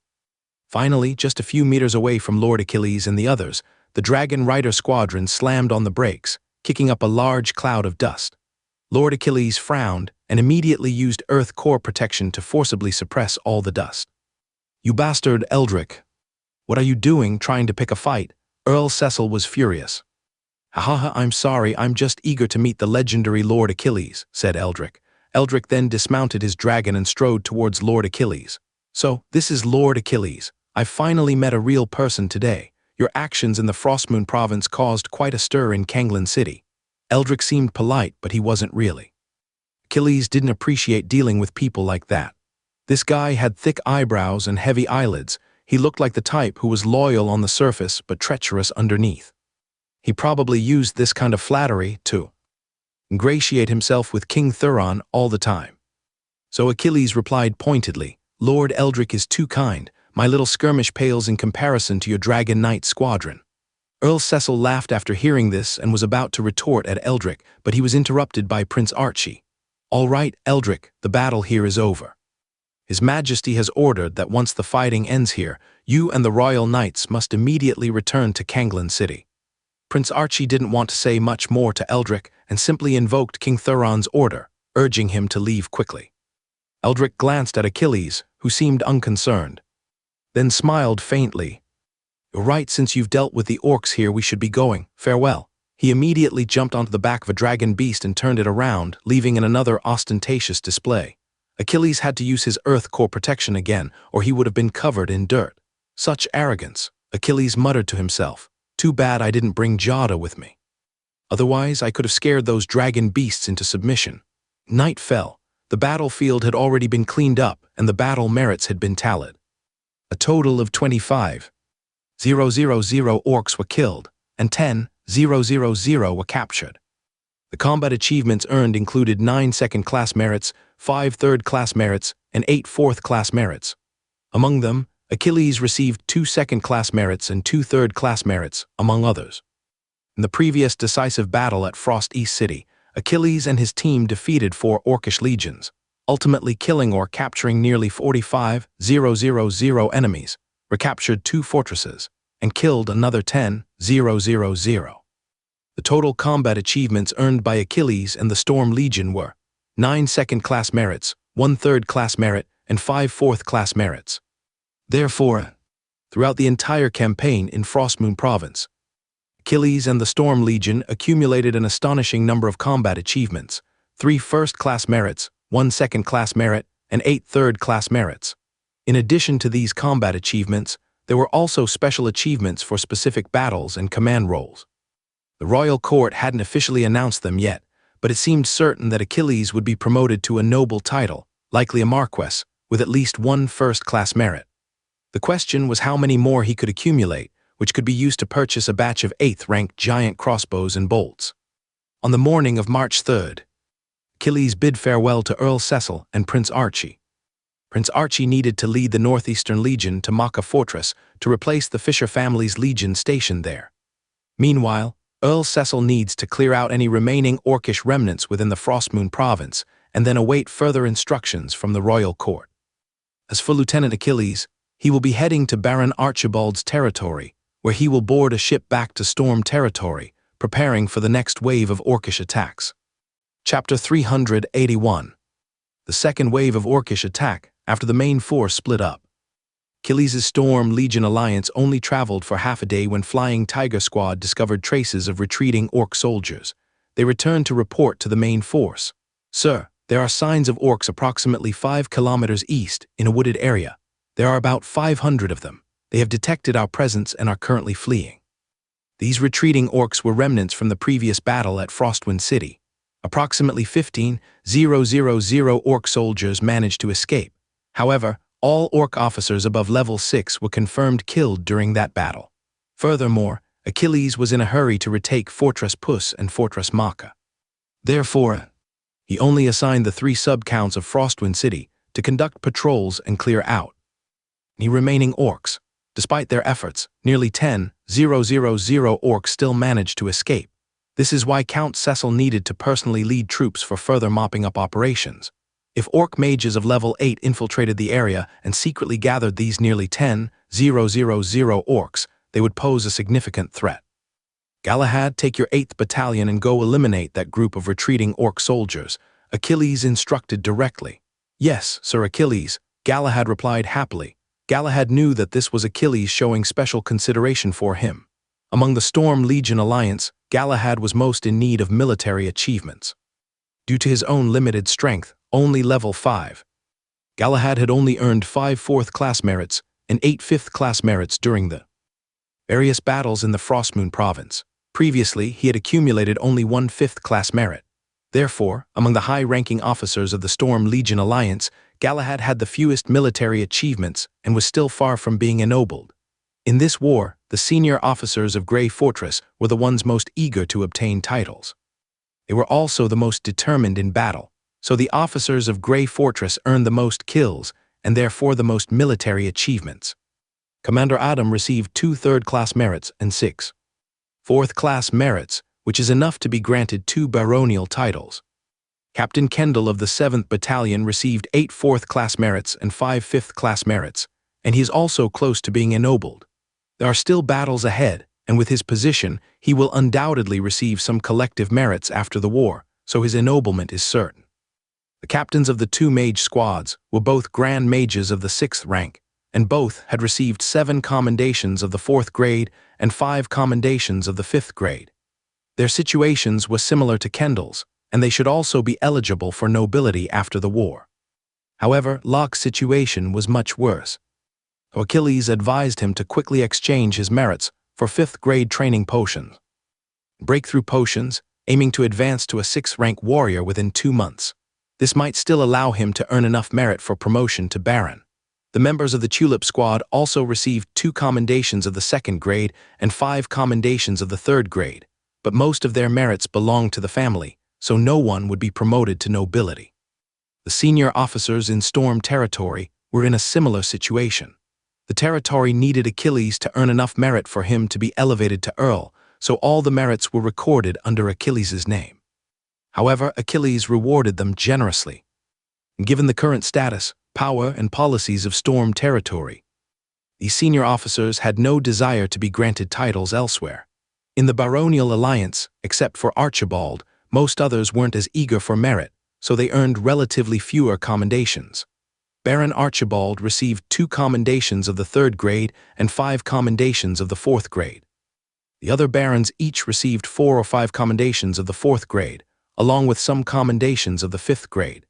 Because of Achilles' prestige within the Allied forces, no one dared to object when he intervened on Locke's behalf, so Locke managed to earn another commendation of the 5th grade this time. March 5th. The Allied forces boarded ships at Baron Archibald's territory, and it took them a day and night to land completely in Storm territory, including the garrison troops of Grey Fortress and the Baron's private soldiers. The royal family did not issue any further orders, effectively allowing them to continue fighting under Achilles' command. Therefore, the number of troops currently stationed in Storm territory has reached 2 entire legions, which is more than enough to handle any retaliatory actions by the orcs. Just a few days after Achilles returned to Storm territory, Panda and Jada also arrived simultaneously. Kent and Piers had already replaced them in guarding Puss Fortress and Grey Fortress. What was the result of the 9th rank Holy War? Is Daniel dead? Achilles asked urgently. The 9th rank Dragon Vane Knowles undoubtedly hated Achilles intensely, and Achilles was well aware of this. Therefore, he was most concerned about whether Daniel had survived. Having a top-tier, 9th level sanctuary with enemies outside is definitely not a good thing. Achilles has now offended both Prince Demetrius of the Shadow Temple and the Eye of God Guild Society. No, Jada replied. Boone said that both Lum and Philip are dead, but Daniel escaped. What did you say? Achilles suspected he might have misheard. Those who should be alive aren't, and those who shouldn't be dead actually died. The Feynman family sent 2 9th level sanctuary experts directly, Panda explained. Together with Kent and Boone, they killed both Lum and Philip. As for Daniel, according to Kent, he was pretending to be severely injured. He took the opportunity to escape when both Lum and Philip were fighting desperately. Another cunning fellow, Achilles sighed. Yes, you'll probably need to bring more people with you on future trips. You seem to be making enemies faster than I can keep up, Panda said worriedly. Achilles felt embarrassed. He couldn't really be blamed for this. With Panda and Jada's return, along with Achilles, who had just entered the 9th level of combat power, plus the 2 legions of soldiers and the defense line at the Cane River, the security of Storm territory was basically guaranteed. The day after Panda returned, Boone, a paladin, suddenly visited Storm territory. Haley, who was hiding her true strength, immediately retreated to the eastern hidden bay. Boone came to set up a communication array in Storm territory, which would be used to maintain contact with Frostmoon City. This way, Storm territory and the 3 major fortresses could communicate quickly, and reinforcements could arrive promptly if needed. Achilles had no objections to this, so he chose a location next to the Artemis's church branch for Boone to set up the array. The area was protected by holy light arrays, ensuring maximum security. On March 10th, the second wave of orcish forces from across the Frostmoon province arrived at the 3 major fortresses and outside Storm territory. After a day of rest, the orcs launched a full-scale offensive.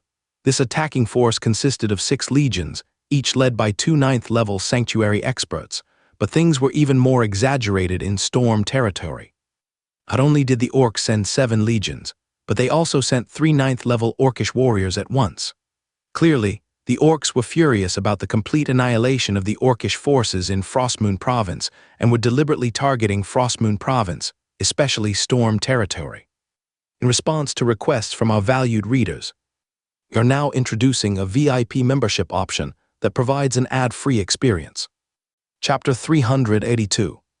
The war at the 8th rank. This war, like the first wave of Beastmen armies, began without any probing.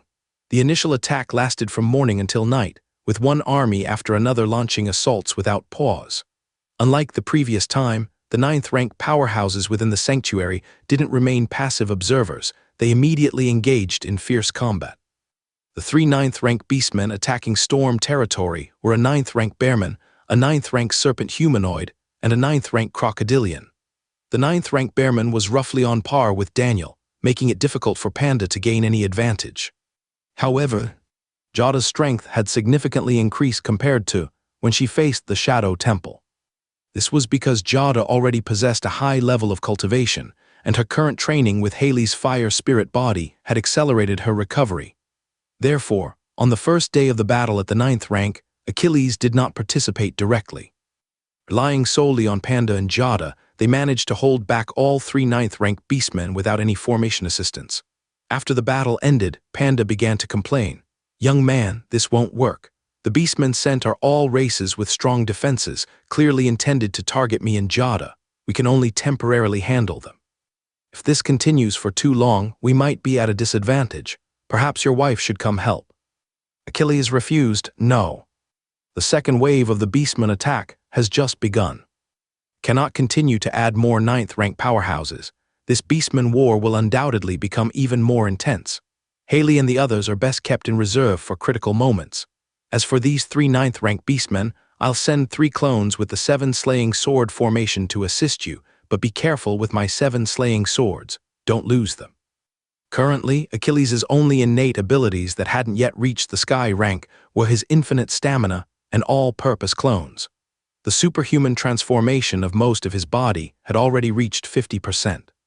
As long as he avoids a direct confrontation with someone. On Daniel's level, providing support to Panda and Jada to handle these 3 9th rank beastmen is manageable. Since his physical form isn't directly involved, there's minimal risk. All right, I suppose we'll have to do this for now. Are we just going to drag this out until the war ends? Do you have any other plans? Panda asked again. Let's stick with this approach for now. The orcs' unusual behavior hasn't revealed their specific goals yet. They've put so much effort into getting to this point, and it certainly isn't the outcome they wanted. Besides, the orcish Griffon Legion hasn't even appeared yet. Any plans I have would be useless. Achilles replied helplessly. However, Yemigad asked with some concern, are you saying that the orcs will continue to escalate the war? Currently, there are already over a dozen Tier 9 sanctuaries involved in the fighting within just the Frostmoon province. It's easy to imagine how many Tier 9 sanctuaries would be participating in the entire Northern Front battlefield. If the scale of the war continues to expand, it will be difficult to comprehend. Yes, it will definitely continue to escalate. Otherwise, why would the royal family be so eager to recall the royal knights in the Dragon Rider Corps? However, we don't have to worry too much. Storm territory is located in a remote area and isn't directly connected to the mainland. The orcs' primary target certainly isn't us. Even if they hate Storm territory, they wouldn't sacrifice everything just to attack us first. After hearing this, Yemigad felt relieved. As long as the orcs don't attack them first, things might be different after the Northern Front battlefield between their alliance and the Kingdom of Alpha is decided. Perhaps the war will already be over by then. In the following period, the war continued daily as usual. However, apart from the battles on the first day, where many elite orcish units were deployed, the subsequent battles mainly involved auxiliary races such as boar men, goblins, and gnolls. By early April, the orcs had already lost 4 auxiliary legions along the Kine River defensive line. Such intense fighting naturally also caused significant losses to the Storm Territory allied forces. Fortunately, the internal situation in Frostmoon Province has stabilized, and the citizens of the baronies have returned to their respective territories, allowing the private armies of the baronies to be constantly reinforced. Combined with the substantial war merits offered as rewards, this helped maintain the morale of the allied forces. Then, in mid-April, news arrived simultaneously from the 3 major fortresses in Frostmoon Province.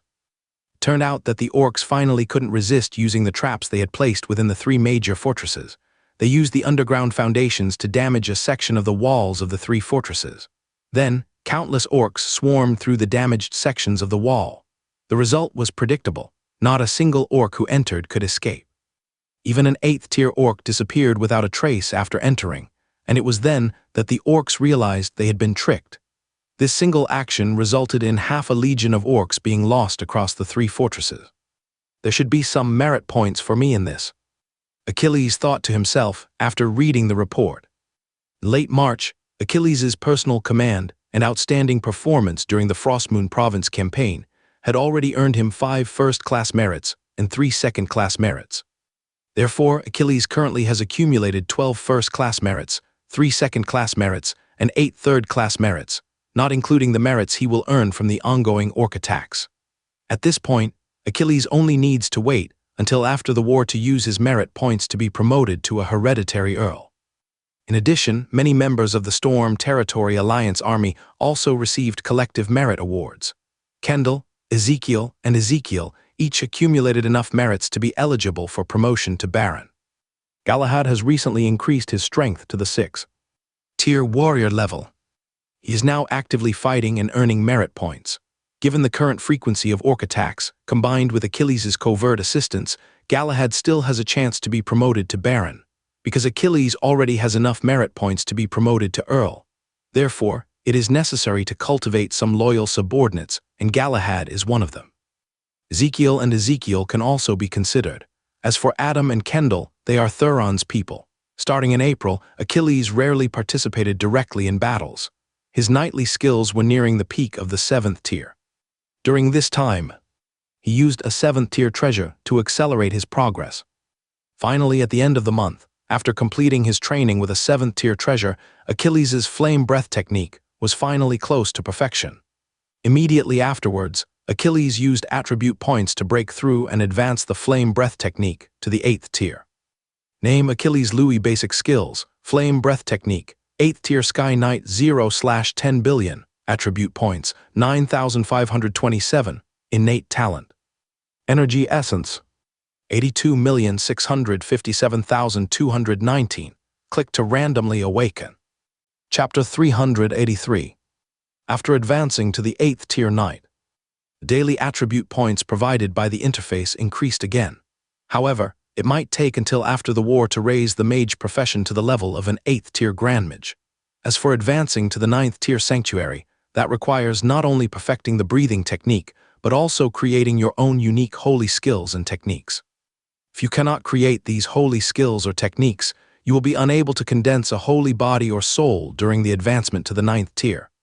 In that case, your strength would be comparable to that of a transformed undead creature of the 9th tier, making you only a half-finished 9th tier sanctuary. After reviewing all the data on the interface, Achilles awakened his 9th innate talent. This time, after awakening this innate talent, Achilles felt changes within himself before even checking the interface. Knight Life Seed. Feeling that the life seed was changing, Achilles didn't have time to check the interface and quickly focused his mind on sensing the life seed. This is fundamental to the knight profession. If something goes wrong, his strength would be significantly diminished, because all innate talents are dependent on the knight profession. He saw a slight spatial fluctuation begin within the life seed, which then started to expand. Achilles felt that his life seed was rapidly expanding. The life seed, originally the size of a pigeon egg, now felt like it had expanded countless times. No, it's not the life seed itself that's expanding, there's a space appearing inside. When the life seed stabilized, the diameter of the space within it was a full 1 kilometer. Achilles then quickly checked the interface to see what this 9th talent actually was. Dimensional space, initial stage 0/100. A dimensional space is born within the knight life seed.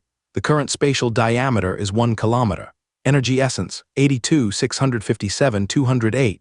A dimensional space. Is it a storage space like Pandal's realm space? That doesn't seem very useful. No, the life energy here is very concentrated. Could it be able to accommodate living creatures? Thinking this, Achilles immediately wanted to try it out. However, since there were no suitable experimental subjects available, Achilles decided to upgrade the dimensional space first and see what other changes might occur. As the level increased, the data for the dimensional space attribute on the panel constantly changed, growing from a basic level to a top-tier one, with the size of the space continuously increasing.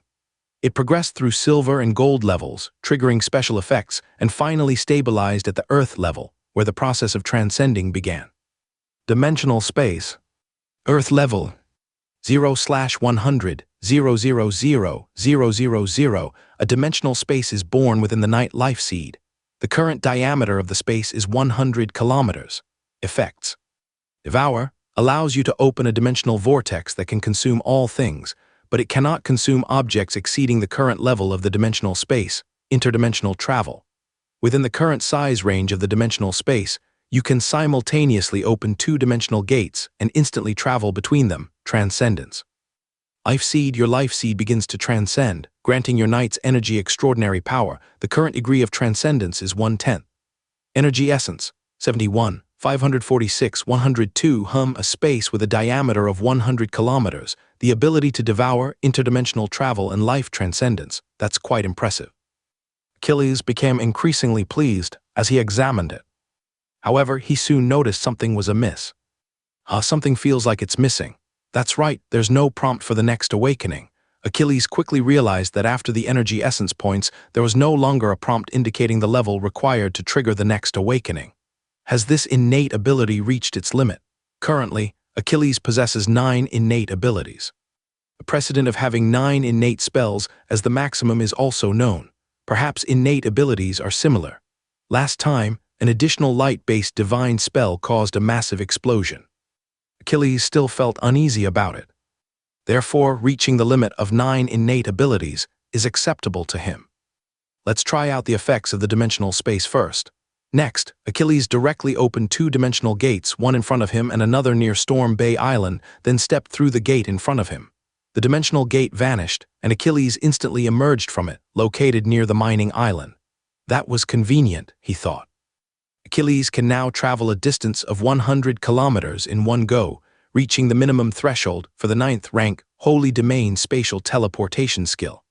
This effectively adds another 9th rank skill to his repertoire. Next, Achilles randomly caught a small bird and placed it inside the dimensional space within the life seed. As expected, the bird could survive in the dimensional space. However, there seemed to be no gravity or similar forces present. The bird could only helplessly float within the dimensional space, completely unable to move. Furthermore, the dimensional space lacked a sky or ground. It was simply a relatively large void. It's not like a legendary demiplane, which is an incomplete miniature world that generates various material plane elements based on the power of a legendary being. However, Achilles was already thrilled that it could accommodate living creatures. Currently, Achilles knows that only the demiplanes of legendary beings can contain living things. Others might exist, but they are certainly extremely rare and valuable. Achilles then tested the devouring effect. The dimensional vortex he created had a diameter of 100 meters, but it could only be activated within a radius of 3 kilometers around him. Moreover, due to the current dimensional space being only at the Earth level, the dimensional vortex is easily destroyed by forces of the 8th rank or higher. Therefore, this effect is currently not very useful, as Achilles' enemies might be below the 8th rank. After testing the dimensional space, Achilles checked his own strength. Since becoming an 8th rank knight, all the basic improvements granted by his innate talent have been doubled. This means that Achilles' current knight combat power has completely reached the 9th rank threshold. The only drawback is the lack of powerful holy techniques for attack. However, this can be compensated for with the 7 slaying sword formation and the blood-burning effect. Therefore, even without Panda's help, his main body combined with his 3 clones could unleash the full combat power of a 9th rank holy domain by using the 7 slaying sword formation. In the upcoming battles, Achilles' 3 clones can assist Jada in holding back the 9th rank Crocodilian and the 9th rank Serpent Man. Panda can then focus on dealing with the strongest opponent, the 9th rank Bearman. As the war progressed into mid-June, changes began to appear on the northern front. While some areas remain stable, other regions targeted by the orcs have forced the kingdom to constantly reinforce its troops just to barely hold the line. Chapter 384. The Eagle Men, May 13th. The orcish forces suddenly reinforced 5 legions in the province of Groningen. Because Groningen had relatively few reinforcements available, only the 5th Legion and 3 private armies belonging to barons, previous reinforcements from the Vadar family had already been dispatched to the territory of Lord Cluft. Therefore, this sudden influx of orcish troops led to the fall of Parsons Castle, a key stronghold on the western front of Groningen's 2nd line of defense. The royal court immediately notified the Lincoln family for assistance, emphasizing the urgent need to recapture Parsons Castle. Simultaneously, the Vadar family was instructed to organize reinforcements and move north to support the province of Groningen. Now, the Artemis Church has intervened, strictly prohibiting internal conflicts among humans during this orcish war. Those who instigate conflict will face severe punishment from the church itself. This means the Vadar family no longer needs to worry about threats from Blackstone and Allah. 5 days later, the orcs reinforced their forces in the territory of Lord Zerk. Fortunately, the province of Frostmoon had already been pacified. The Feral Legion had already returned to its original base in Feral Legion to provide support. Additionally, 2 legions from the Fisher family were stationed in western Frostmoon, ready for deployment. Therefore, the orcish reinforcements targeting Lord Zerk's territory achieved little success. On May 22nd, the orcs launched a major offensive against the province of Freelance. 2 legions, originally stationed in the province of Flying Swallow, arrived ahead of schedule. This resulted in heavy losses for the orcs. At the same time, the Duchy of Lothar seized the opportunity and dispatched a combined cavalry force consisting of 2,000 demonic beast riders and 8,000 regular cavalry. This force directly attacked the area between the first and second lines of defense in western Freelance province, routing the orcish reinforcements heading towards the second line. Because the orcs lacked cavalry support, the Lothar family's cavalry inflicted heavy casualties, killing nearly 30,000 orcs. Finally, they joined forces with the Dalton Legion to recapture a key fortress on the western side of Freelance province's first line of defense. This not only failed to achieve any gains for the orcs, but also resulted in them losing a fortress. It is important to remember that the first line of defense in Freelance province consisted of only 2 fortresses. If the eastern fortress falls, the orcish armies of Freelance province might suffer the same fate as those in Frostmoon province. Therefore, reinforcements were urgently sent to the eastern fortress. Including a unit of Bearfolk warriors, orders were issued that under no circumstances should the defending troops leave the city for combat. Kanglin City. Lord Crawford, studying the report in his hand, had a grave expression on his face. The scale of the fighting across the entire northern front had almost reached the level of a racial war. The orcs have already deployed nearly 3 million troops to the Kingdom of Alpha, while the kingdom has committed close to 600,000 soldiers. Currently, nobles in the south are continuously sending reinforcements north to deal with various unforeseen circumstances.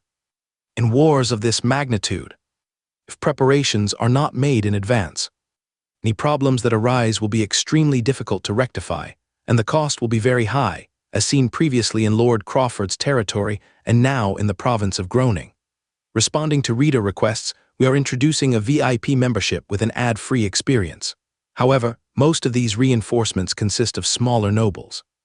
Among the larger noble houses, the Duchy of Venus has dispatched a squadron of mages and 2 main military units. Other marquises and earls have only sent 1 unit each.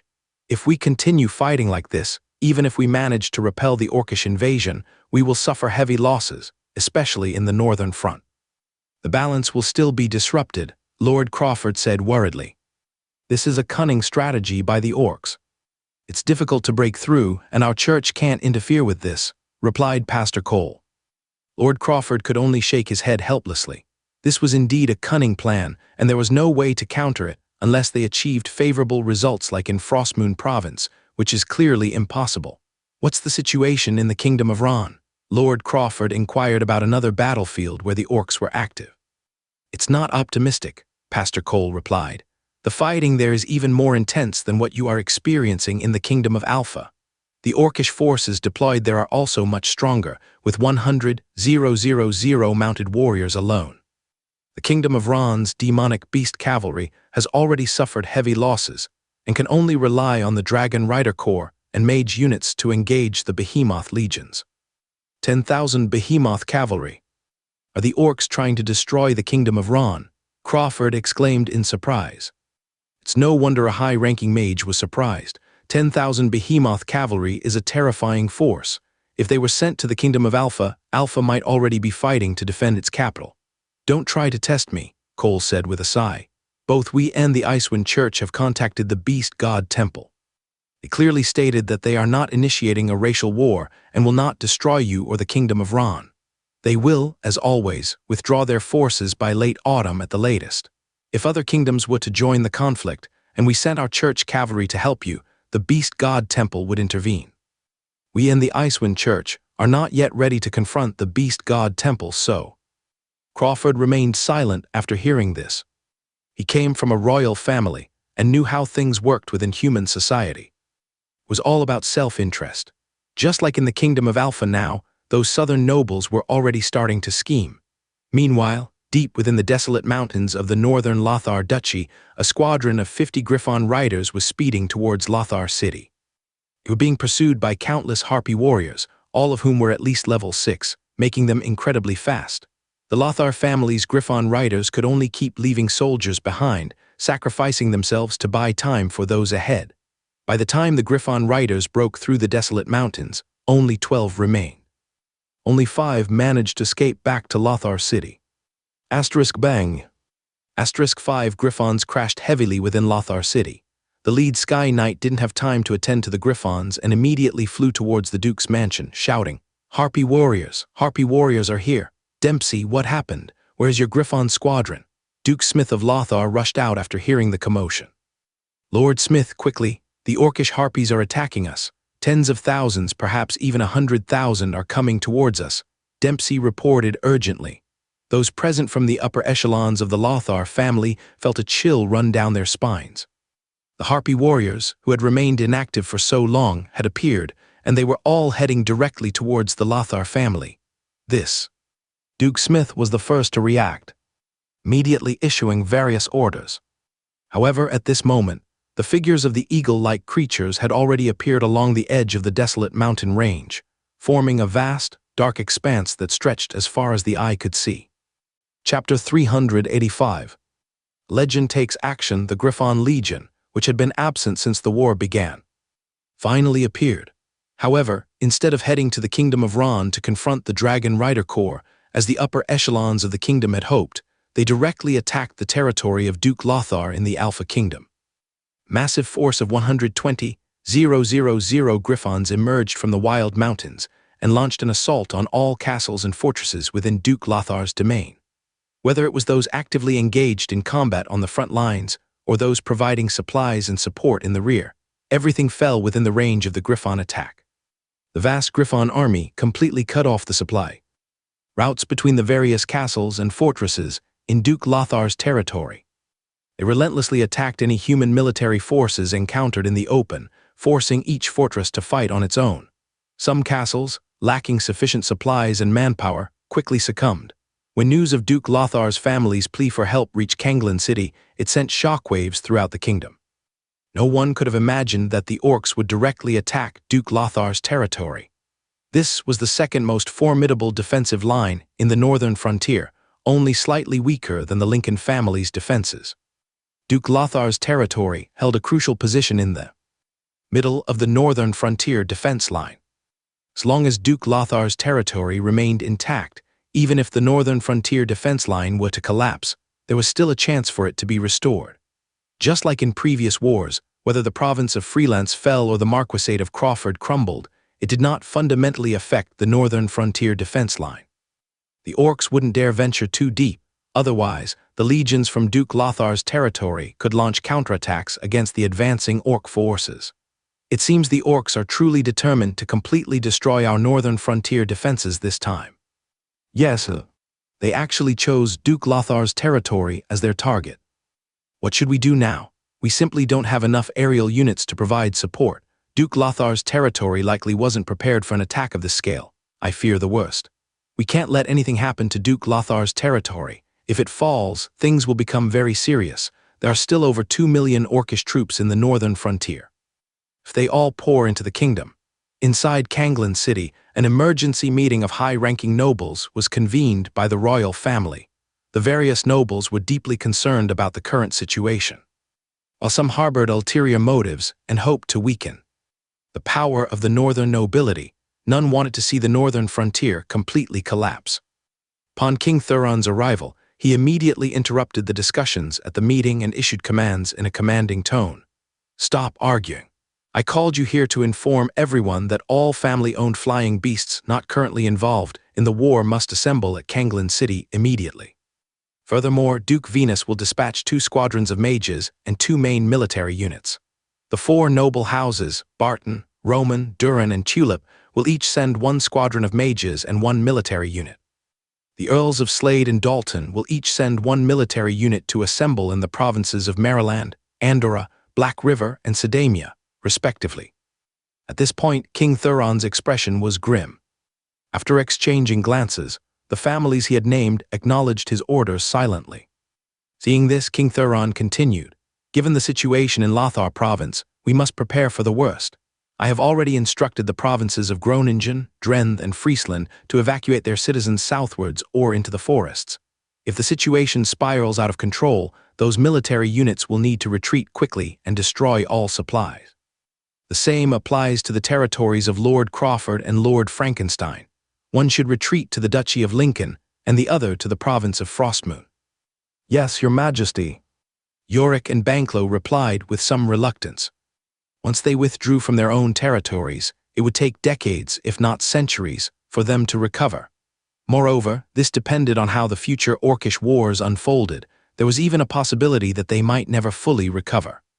On the 27th, a force of 1,000 flying beasts had assembled within Kanglin City, including 300 Pegasus squadrons and 100 Griffon squadrons from the Venus family. However, what surprised everyone was that the royal court did not send this aerial unit to support Lothar province. Instead, they sent it to the province of Frostmoon. Supporting Lothar province might have been pointless at this stage, but now Kanglin City itself was no longer safe. Everyone assumed that the kingdom would keep this force in place to defend Kanglin City, as the distance from Lothar province to Kanglin City was not great, and such a large force of winged humanoids could pose a threat to Kanglin City. Finally, the royal court issued an explanation. This was the last-ditch effort to save the northern border defenses. Since the central region could no longer be held, they would focus on protecting the two ends. As long as the Lincoln Duchy and the Frostmoon province remain, they can still restrain the large armies of the beastfolk on both sides.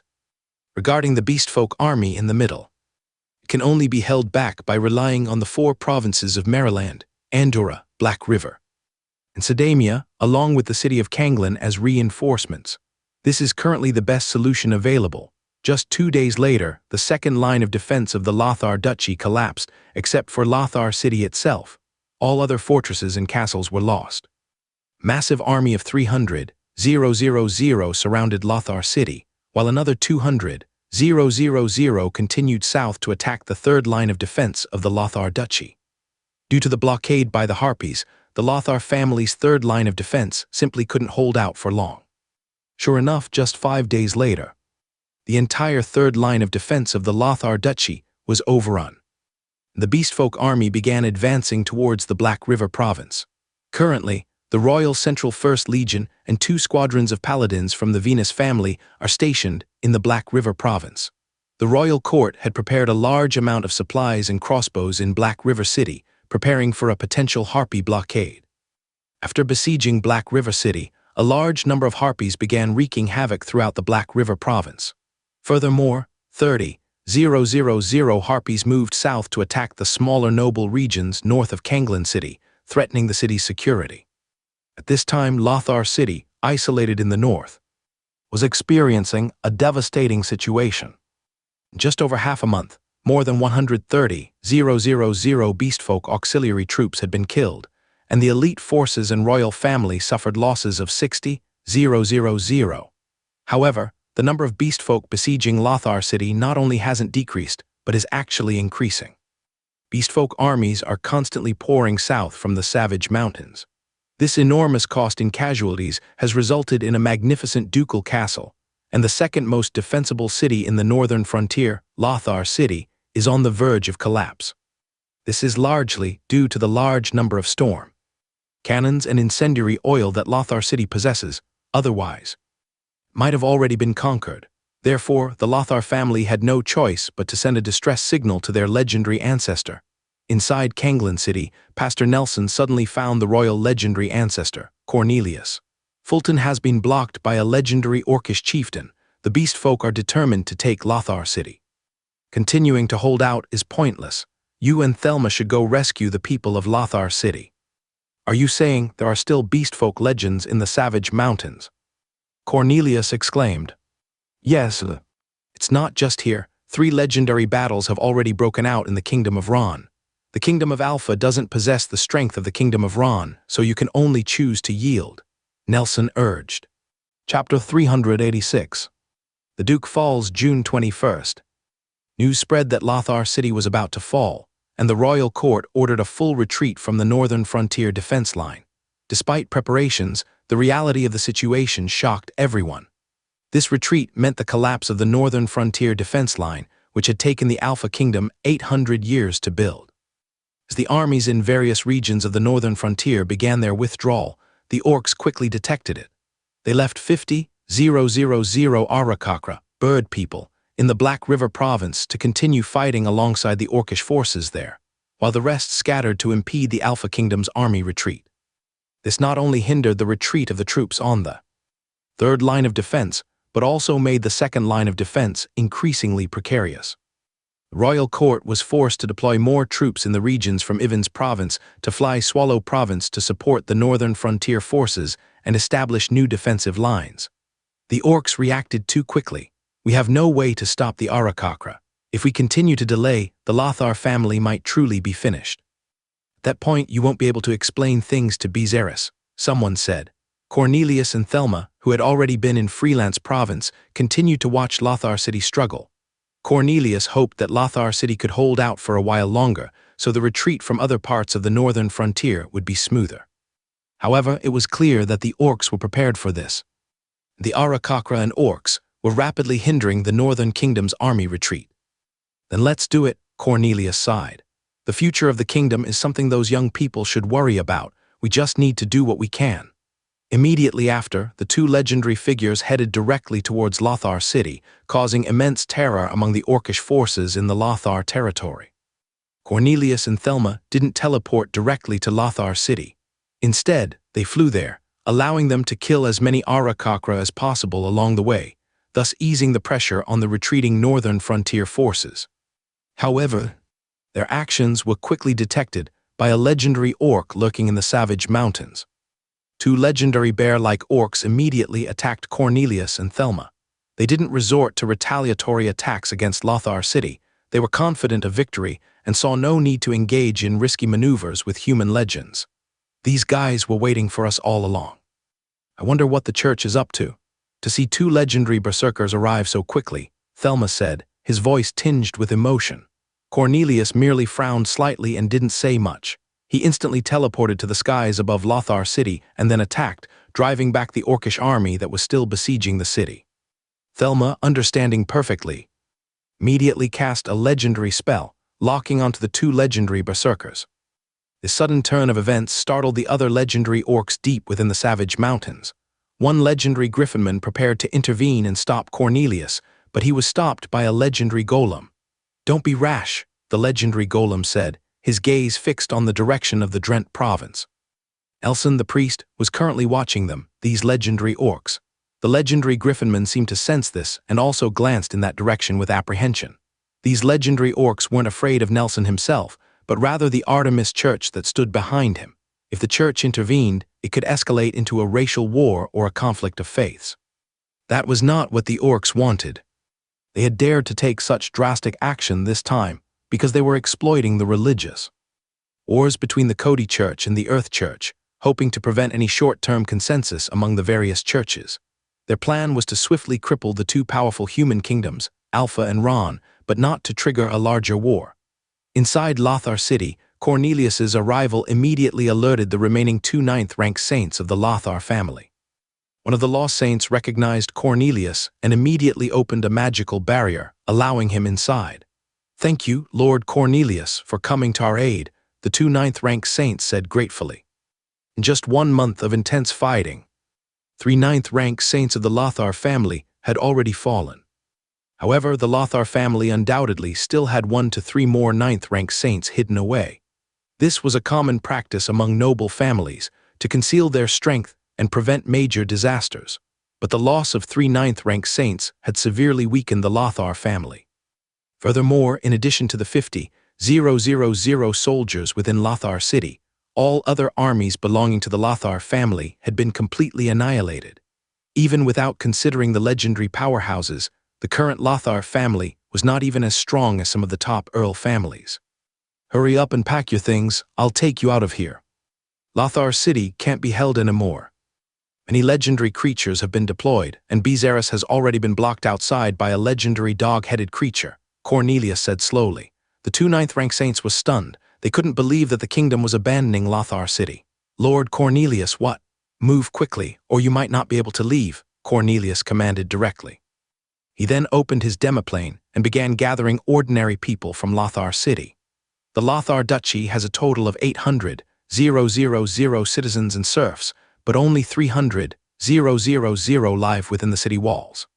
The remaining 500,000 are scattered throughout the region, with less than 100,000 having fled to the Black River province. Whether they will survive is still uncertain. Watching Cornelius use his legendary power to bring ordinary people from Lothar City into his demiplane, the 2 ninth-rank saints of the Lothar family felt utterly devastated. The Lothar family had suffered a devastating blow.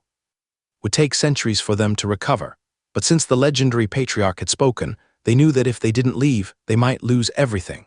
Therefore, the Lothar family immediately began taking action, using magical rings to transport everything they could move. The family members also started entering Cornelius's demiplane one by one. However, some members of the Lothar family were unwilling to leave. These were mostly elderly members of the family, including Duke Smith, the current head of the Lothar family. "Elder Anser, I won't be leaving. Just give me some bloodfire oil," Duke Smith said. As for the successor to the title of Duke of Lothar, it doesn't necessarily have to be Edmund. The family will decide. Although he was already 70 years old, Duke Smith, a 9th-rank archmage, looked frail and aged. Anser looked at the elderly Duke Smith and tried to persuade him. "Smith, the current situation isn't entirely your fault." "Anser, let's do as Smith said." "We respect his choice," Sir Archibald, a 9th-rank paladin, sighed. "All right, then, under the arrangement of the 2 ninth-rank saints, the entire city of Lothar was evacuated. After Cornelius closed his demiplane, he glanced at Duke Smith and over 30 other people who refused to leave, along with the 2 ninth-rank saints. Finally, he reluctantly used void travel to leave Lothar City. When the legendary being left, the orcish army poured into Lothar City. Inside the city gates, only 34 people stood in formation to face the enemy. There were 9th-rank archmages, 5th-rank silver knights, novice warriors, and even ordinary soldiers. After igniting the flammable oil at the city gates, they launched an attack on the orcs who had breached the walls. Chapter 387. A Desperate Retreat. Lothar Falls. News of the Duke of Lothar's death in battle at Lothar quickly spread throughout the kingdom. Rumors also circulated about the involvement of a legendary figure. At that moment, Achilles, who was in storm territory, received this news. "The Duke of Lothar didn't even leave. I don't know what to say," Achilles muttered. Since a legendary being had intervened to save some people from Lothar, the Duke of Lothar's decision to fight and die must have been his own choice. This kind of situation is likely only found among the nobles in the northern territories of the Alpha Kingdom. It's not that nobles elsewhere are necessarily more afraid of death, rather. They prioritize their interests above all else and wouldn't engage in things they consider pointless. Only the nobles in the northern territories of the Alpha Kingdom, under specific circumstances and family upbringing, would do things beyond the understanding of ordinary nobles. At the same time, the fate of the Lothar family served as a stark reminder to Achilles. He had been having an easy time dealing with the orcs, which led him to develop a sense of complacency. Just like in this incident involving the Eagle people, which directly resulted in the fall of the Lothar territory. If it weren't for the intervention of a legendary being, the entire Lothar family, except for those who were away from home, might have been wiped out by the orcs. The fact that an entire ducal family could be so vulnerable against the orcs made Achilles realize how insignificant his own storm territory was, like an ant compared to them. He had yet to attract the attention of those legendary orcs. "I need to be more cautious when dealing with the orcs in the future," Achilles thought to himself. "At least, I need to secure a safe escape route for storm territory." He then looked towards the eastern seas. For storm territory, the safest escape route would be through the ocean. However, the Kasha tribes living near the coast posed a significant threat. They wouldn't tolerate human nobles establishing themselves in the sea. However, the Kasha tribes near the coast were far less dangerous than the orcs. Therefore, Achilles had already decided that his next area of focus for development would be the ocean. As for the barbarian mountain regions around Pighead Valley, he would put those plans on hold for now. The entire northern defense line of the Alpha Kingdom was already struggling to hold, and if Achilles were to expand into the barbarian mountains, it would be impossible for the orcs not to notice this area. 3 days after the fall of Lothar City, the province of Freelance was subjected to a concentrated attack. The Dalton Legion, which had previously allied with the Lothar family, and achieved significant victories in reclaiming the western fortress of the first line of defense in the province of Freelance, suffered a devastating blow. Yorkian Griffons and Wolf Riders directly cut off the Dalton Legion's retreat route.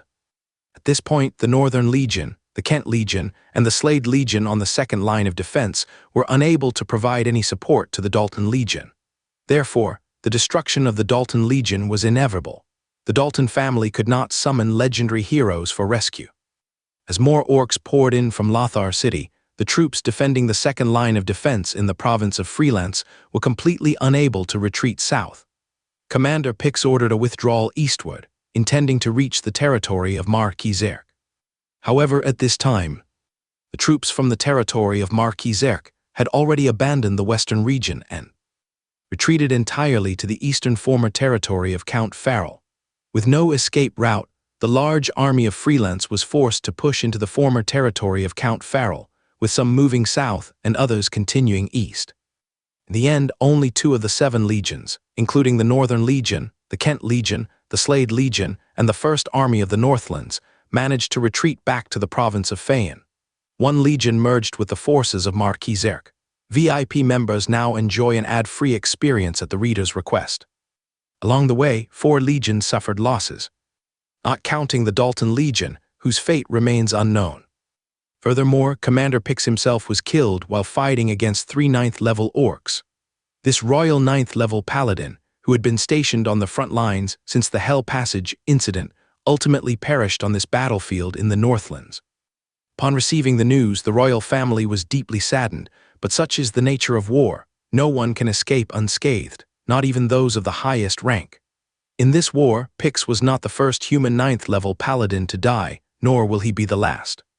The battles in other regions were no less intense than those in the province of Freelance.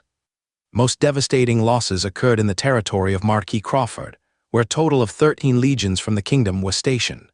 Due to its strategic location, the troops in this region were among the first to begin their retreat. However, the orcs were determined not to let so many elite troops of the Alpha Kingdom escape. The battle was inevitably brutal.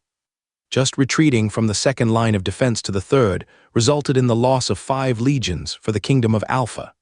Next, they had to assist the provincial army of Drenthe in their retreat. After all, Drenthe is located near Lothar territory, and its vast area meant that without the assistance of troops from Lord Cluft's domain, the soldiers of Drenthe might not have been able to withdraw at all. Drenthe was garrisoned by the Griffon Legion, the 2nd Northern Army, 2 Clinton Legions, and 3 Baronial Legions, totaling 7 legions.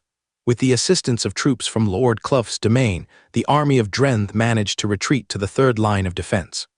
The subsequent withdrawal of troops from the province of Andorra was assisted by other units of the kingdom. In the end, only 3 legions were able to return. After the Drenthe forces retreated to the third line of defense, Lord Cluft troops split into 2 groups, one heading south towards Dallas Province and the other west towards Groningen Province, before continuing westward to the territory of Duke Lincoln. As Cato led 4 legions in a retreat westward, news arrived that Pix had fallen in battle. This filled Cato with grief and anger. Pix was Cato's senior, and while his talent and strength were average among those at the 9th rank, he was excellent at training younger generations. Cato, being the most talented of his generation, naturally received special attention from Pix, and their relationship was that of both mentor and friend. Now that Pix had fallen in battle in the north, how could Cato not be filled with grief? Later, during the westward retreat, Cato encountered 3 9th-rank orcs who attacked him. This gave the enraged Cato an outlet for his emotions. He single-handedly defeated the attack of the 3 9th-rank orcs, killing 2 of them. Only 1 exceptionally strong 9th-rank bear man managed to escape. The news spread, shocking everyone and further demonstrating Cato's strength. Finally, thanks to Cato's bravery, the 4 legions retreating westward suffered only half a legion in losses before joining forces with the troops defending the third line of Groningen. However, the 4 legions retreating south were not so fortunate. By the time they reached Dallas Province, only 2.5 legions remained. Furthermore, the Cluft family lost another 9th-rank saint, adding to the loss of 1 9th rank during the previous defense of Cluft Castle. Now, the Cluft family has only 2 remaining 9th-rank saints. Chapter 388. secret plans for the second line of defense in the Groningen province. The Lincoln family directly dispatched 3 legions and 2 Tier 9 Holy Domain powerhouses to reinforce the troops stationed there. They even sent their only Earth Dragon Knight squad. Their mission was not only to evacuate the northern forces and civilians from Groningen to the Duke of Lincoln's territory, but also to hold back the orcs and help Kato stabilize the third line of defense in the Groningen province. Due to its location, the third line of defense in Groningen could not be abandoned.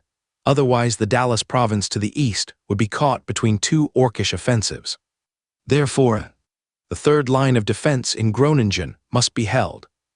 The Dallas province would have to abandon half of its northern territory and focus on defending the central region centered around Dallas City. The orcs were clearly aware of the Alpha Kingdom's intentions, so they concentrated most of their forces from the Drenthe province, the Earl of Clofard's domain, and the Groningen province itself, sending them all to Groningen. This brought the scale of the war in Groningen up to the level previously seen in the Lothar region. Fortunately, there were now the Royal Central 4th Legion, the Northwest Legion, the Northern Frontier 3rd, 5th, and 8th Legions, and a legion from the Vadar Duke's family stationed there.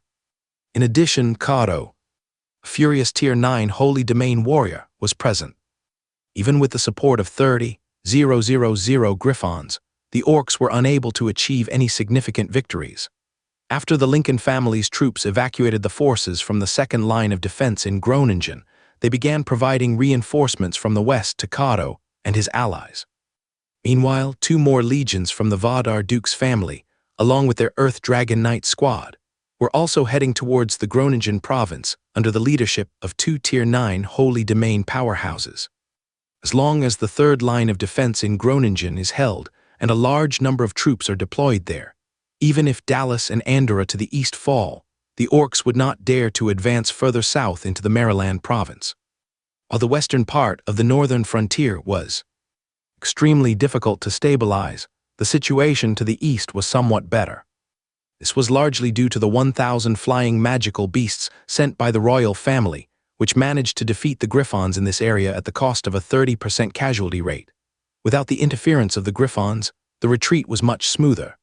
At this time, most of the people living under the Earl of Frankenstein had retreated to the province of Frostmoon. After a legion from Freelance joined forces with Frankenstein's army, the troops safely withdrew to several castles near the province of Frostmoon, which were formerly part of the territory of the late Earl of Farrell. These castles, along with those in western Frostmoon province, would form a new defensive line to protect the western border of Frostmoon province. On July 10th, after paying a heavy price, the Kingdom of Alpha had finally established a new defensive line stretching from the Duchy of Lincoln in the west, through the third defensive line of Groningen, the central defensive line of Dallas, the province of Andorra, and the central province of Black River, to the eastern regions of Dasomia, Flyen, Laffey, and Frostmoon province. This line managed to halt the advance of the orcish horde. When constructing this defensive line, the royal family specifically took precautions against potential attacks by large numbers of harpies. In addition to stockpiling ample supplies in each castle, a vast number of magical crossbows were also deployed, specifically designed to target harpies. The war then reverted to its initial state of attrition. However, this only applied to the regular troops. The orcs would naturally not overlook the powerful Tier 9 sanctuaries that represented Alpha Kingdom's elite forces. Currently, battles between Tier 9 sanctuaries were raging fiercely throughout the kingdom. Most of the high-ranking nobles in the south had sent all their Tier 9 warriors to fight in the north against the orcs, with only 1 or 2 remaining behind, and those located outside the kingdom. Such a large-scale melee involving over 100 Tier 9 warriors was bound to be incredibly brutal. Furthermore, the 2 legendary bear warriors who had previously failed in the Battle of Lothar were still active. Since they had already entered the territory of Alpha Kingdom, they had no intention of leaving easily. Thelma had used all his strength to ensure that everyone from Lothar City was safely relocated before the 4 legendary warriors engaged in a fierce battle in the central region of Lothar County. This was also why the orcish army besieging Lothar City did not advance south but instead attacked from both sides. Meanwhile, deep within the desolate mountains of northern Blackstone Duchy, several Tier 9 sanctuaries were secretly plotting something. Leading them was Arden, a demonic giant. The information is confirmed, he said. The conflict between the Kingdom of Alpha and the orcs has reached its peak. The Kingdom of Alpha has deployed almost all of its available Tier 9 sanctuaries to the front lines. The situation is extremely dire. Currently, both sides have lost at least 10 sanctuary-level individuals, and even legendary powerhouses have fallen. Bartley, a 9th-rank lost sage from the Shadow Temple, reported on the situation in the Alpha Kingdom. This is quite an exciting battle, said Demetrius with envy. The demon clan of giant elephants is one of the most warlike races in hell. Demetrius longed to witness such intense battles between numerous 9th-rank sanctuaries, but he himself was somewhat cowardly and would often retreat at the slightest sign of trouble. What's the situation with Storm Territory? Is it possible for Pastor Nelson to intervene? A 9th-rank sanctuary hidden in the shadows slowly asked. The panda bears and water serpents are occupied dealing with 3 9th-rank orcs, and Nelson needs to keep an eye on other legendary orcs. He doesn't have an opportunity to act, Bartley, the law sage, stated confidently. Then let's move, said the mysterious 9th rank. This intense battle won't last long, and if we miss this chance, it will be very difficult to get another one like it. Indeed, that damned little Lord of Storm Territory is too cunning and cautious. This might be our best opportunity to eliminate him, Demetrius said, still harboring resentment from a previous failed operation. He then turned to the mysterious 9th rank and said, Ulysses, given the current situation, let's just go with the 2 of us. No, don't forget that there's also Pastor Cole from the Artemis Church within the Alpha Kingdom, so it would be best if Bartley went as well, suggested Ulysses, a 9th rank individual. After hearing this, Demetrius glanced at Bartley and then agreed.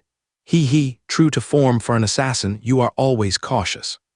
All right, let's decide that we will meet in the northern waters of Storm Territory Peninsula and wait for the panda bears and water serpents to be engaged by the orcs before making our move. Understood. Immediately after, ripples appeared in the space, and Ulysses teleported away. Ulysses, a 9th rank holy knight, is the leader of the All-Seeing Society in the Kingdom of Luxembourg.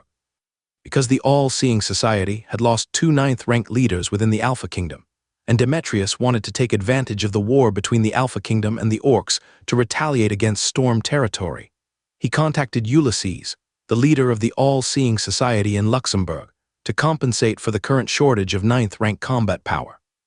Ulysses readily agreed to this proposal. Currently, the Alpha Kingdom does not have a Grandmaster of the 9th rank, so his previous assassination attempt on Achilles did not constitute an overstepping of boundaries. Chapter 389. The Storm Territory, a quick retreat fortress No. 1 of the Kine River. After a day of fighting, Pandal and Jada returned to rest near the fortress. The situation in the Storm Territory is now much calmer compared to the central regions. This is because Pandal and Jada, 2 level 9 beasts, are not on the orcish list of targets for attrition against the Alpha Kingdom. Furthermore, the strategic location of the Storm Territory, combined with the gains achieved by Achilles in the early stages for the Frostmoon province, has made the province's defenses exceptionally strong. The orcs have already struggled to conquer the Lothar region. Since they couldn't achieve significant gains there was no need to focus on the tougher challenge of the Frostmoon province. Therefore, the scale of the war launched by the orcs in the Frostmoon province has not only remained stagnant but has actually decreased. Since the Alpha Kingdom completed its major retreat from the northern frontier and established new defensive lines, the orcs initially launched a fierce offensive with their elite troops and royal forces. However, they suffered heavy losses without achieving any significant results. They then shifted to a strategy of attrition, using auxiliary troop types against the Alpha Kingdom. This indicates that the orcs are no longer planning to expand the scale of the war. The purpose of targeting those auxiliary troop types was always one of the goals of the orcish southern campaign. The orcish race is vast and prolific. However, even a large territory like the orcish grasslands cannot sustain their population growth. Therefore, there are constant conflicts between different tribes within the orcish society. The 4 major royal families deliberately avoid interfering in these internal conflicts because they want those auxiliary troop types to weaken each other. In such an environment, the growth rate of orcish soldiers is also very rapid.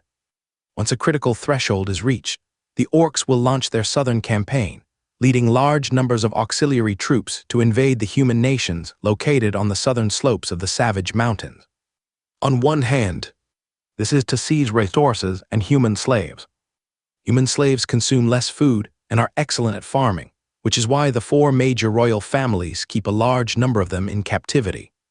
On the other hand, it's a way to quickly reduce the population of those auxiliary troop types while simultaneously weakening the strength of the humans, preventing them from further expanding into the Savage Mountains. The southern campaign by the orcs only involves war against the Alpha and Ron kingdoms, so all the auxiliary troops being used are concentrated in these 2 nations. Currently, the orcs are likely planning to exhaust these auxiliary troop types while continuing to prolong the war, allowing the conflict in the 9th rank sanctuary to escalate and drain the Alpha Kingdom's top-tier forces. Based on the number of auxiliary troops the orcs have sent to the Alpha Kingdom, they may withdraw within a month at most. Meanwhile, as Achilles and his companions were resting, several small flying beasts inexplicably began hovering between Storm Territory and the Kine River. Sometimes, they even flew towards Grey Fortress, but the distances were too great for Achilles and Panda to notice. On August 2nd in the morning, the war continued as usual. Panda and Jada continued their fight against the 3 9th rank orc warriors, while Achilles' clones typically arrived to assist around noon due to time constraints. Panda could handle the fighting for a few hours in the morning. At the start of the battle, deep in the waters north of the Storm Territory Peninsula, Arden, St. Bartley, and Master Ulysses of the Lushan Kingdom were lurking there. At noon, "It's ready," said St. Bartley, opening his eyes. "The 3 mages from Storm Territory who are relying on formations to achieve 9th rank power have left. We can act now." These small flying beasts that had been hovering around the storm lands were under his control, used for reconnaissance and surveillance while avoiding detection by the 9th rank sanctuary. "What are we waiting for? Let's go," said Arden. Arden immediately activated a spatial rift, and the other 2 followed closely behind, appearing directly above Storm Territory. The moment the spatial distortion appeared over Storm Territory, Achilles received a danger warning. 3 9th rank sanctuary members are attacking Storm Territory. Danger. Immediately upon receiving the warning, Achilles opened a dimensional gate and arrived at the magic control center of Storm Territory, immediately activating 2 layers of war defense formations and the endless Hellfire formation. Then he crushed the 3rd rank magical construct that he used to maintain contact with Haley. This construct was controlled by Haley, and destroying it meant that Achilles needed all 3 of Haley's 9th rank sanctuary members to provide full support to Storm Territory. Finally, at the 9th rank battlefield where his clones were located, one clone immediately approached Jada and informed him about the attack on Storm Territory by 3 9th rank sanctuary members. Then all 3 clones vanished without a trace. Since this is a Tier 9 battlefield, using the dimensional shift ability to teleport to Storm Territory would be impossible. Therefore, summoning was the fastest option. Yemund immediately retrieved Achilles' 7 slaying sword and engaged in combat with a Tier 9 Serpent Man and a Tier 9 Terra Croc alone. Upon seeing this, Panda immediately joined Yemund and asked telepathically, "What's going on?" 3 Tier 9 beings are attacking Storm Territory. "Don't worry, Achilles has activated the protective array and notified Angie and the others. We just need to take care of ourselves. Achilles said that if there's an emergency, he will use the life contract to drain your life force, at which point we need to escape," Yemund replied. 3 Tier 9 beings. Luckily, we also have 3 Tier 9 beings in hiding, Panda exclaimed. Storm Territory. When Demetrius and his companions arrived above Storm Territory, Achilles and Demetrius were both surprised. They reacted so quickly, Demetrius. At this moment, the entire Storm Territory was enveloped by a protective array, and Achilles, along with his 3 clones, were already prepared for battle. Demetrius hadn't expected such a swift response from Storm Territory. When they arrived, Bartley had said that the protective array wasn't activated yet. However, after their initial surprise, Demetrius and Ulysses launched an attack, quickly breaking through the outermost layer of the defensive array. Just then, 3 spatial distortions suddenly appeared near Storm Territory. Then, Angelia arrived with 2 Tier 9 saints from the Tulip family. "Damn it, another trap. Retreat." Seeing Angelia and her companions, Demetrius immediately turned around and fled without hesitation. Those below watched in astonishment. Decisive, swift. Anyway, he was incredibly fast at retreating. Bartley the Saint quickly followed him. He had worked with Demetrius for many years and knew this giant demon very well. He was both aggressive and cunning. If there was no guarantee of success, he would retreat faster than anyone else. Otherwise, his Tier 9 saints wouldn't keep getting replaced, and he himself wouldn't have been able to remain in the Noah continent for centuries. However, Ulysses, who didn't understand what was happening, was a step behind. He was still wondering if they only had 3 Tier 9 beings and whether they had a chance of winning. Meanwhile, the 2 from the Shadow Temple had already fled. By the time he realized it, Angelia had already charged towards him. "Odysseus!" Ulysses shouted angrily. In response to requests from our wide readership, we are now offering a VIP membership with an ad-free experience. Chapter 390. Seizing the opportunity to force Angeline back after facing Ulysses. Achilles immediately instructed Ferdinand and Gilbert to intercept Demetrius. Angeline quickly assured them that everything was under control on her end, allowing the 2 of them to pursue without worry. Ferdinand and Gilbert then set off in pursuit of Demetrius and Bartley. Ferdinand Bartley was the strongest 9th-level mage within the Tulip family, with power comparable to Panda's. He could definitely hold back Demetrius for a while. Although it was uncertain whether Pastor Nelson would intervene, it was worth trying. If they could kill Demetrius, that would be ideal. Even if they couldn't, there wouldn't be much loss. Achilles was confident that he and Angeline could work together to subdue this 9th-level mage. Meanwhile, Pastor Rossable, located west of Storm Territory, had already sent a message about the approaching demon elephant to Kanglan City.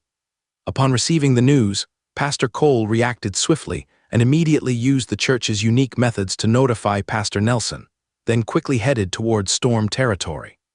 At the same time, in the province of Drent, Pastor Nelson suddenly sensed something and looked eastward, his eyes becoming intensely focused. A moment later, a faint smile appeared on Pastor Nelson's lips. Perhaps this is an opportunity. Immediately after, Pastor Nelson intervened in the battle between the legendary Bearman and Cornelius.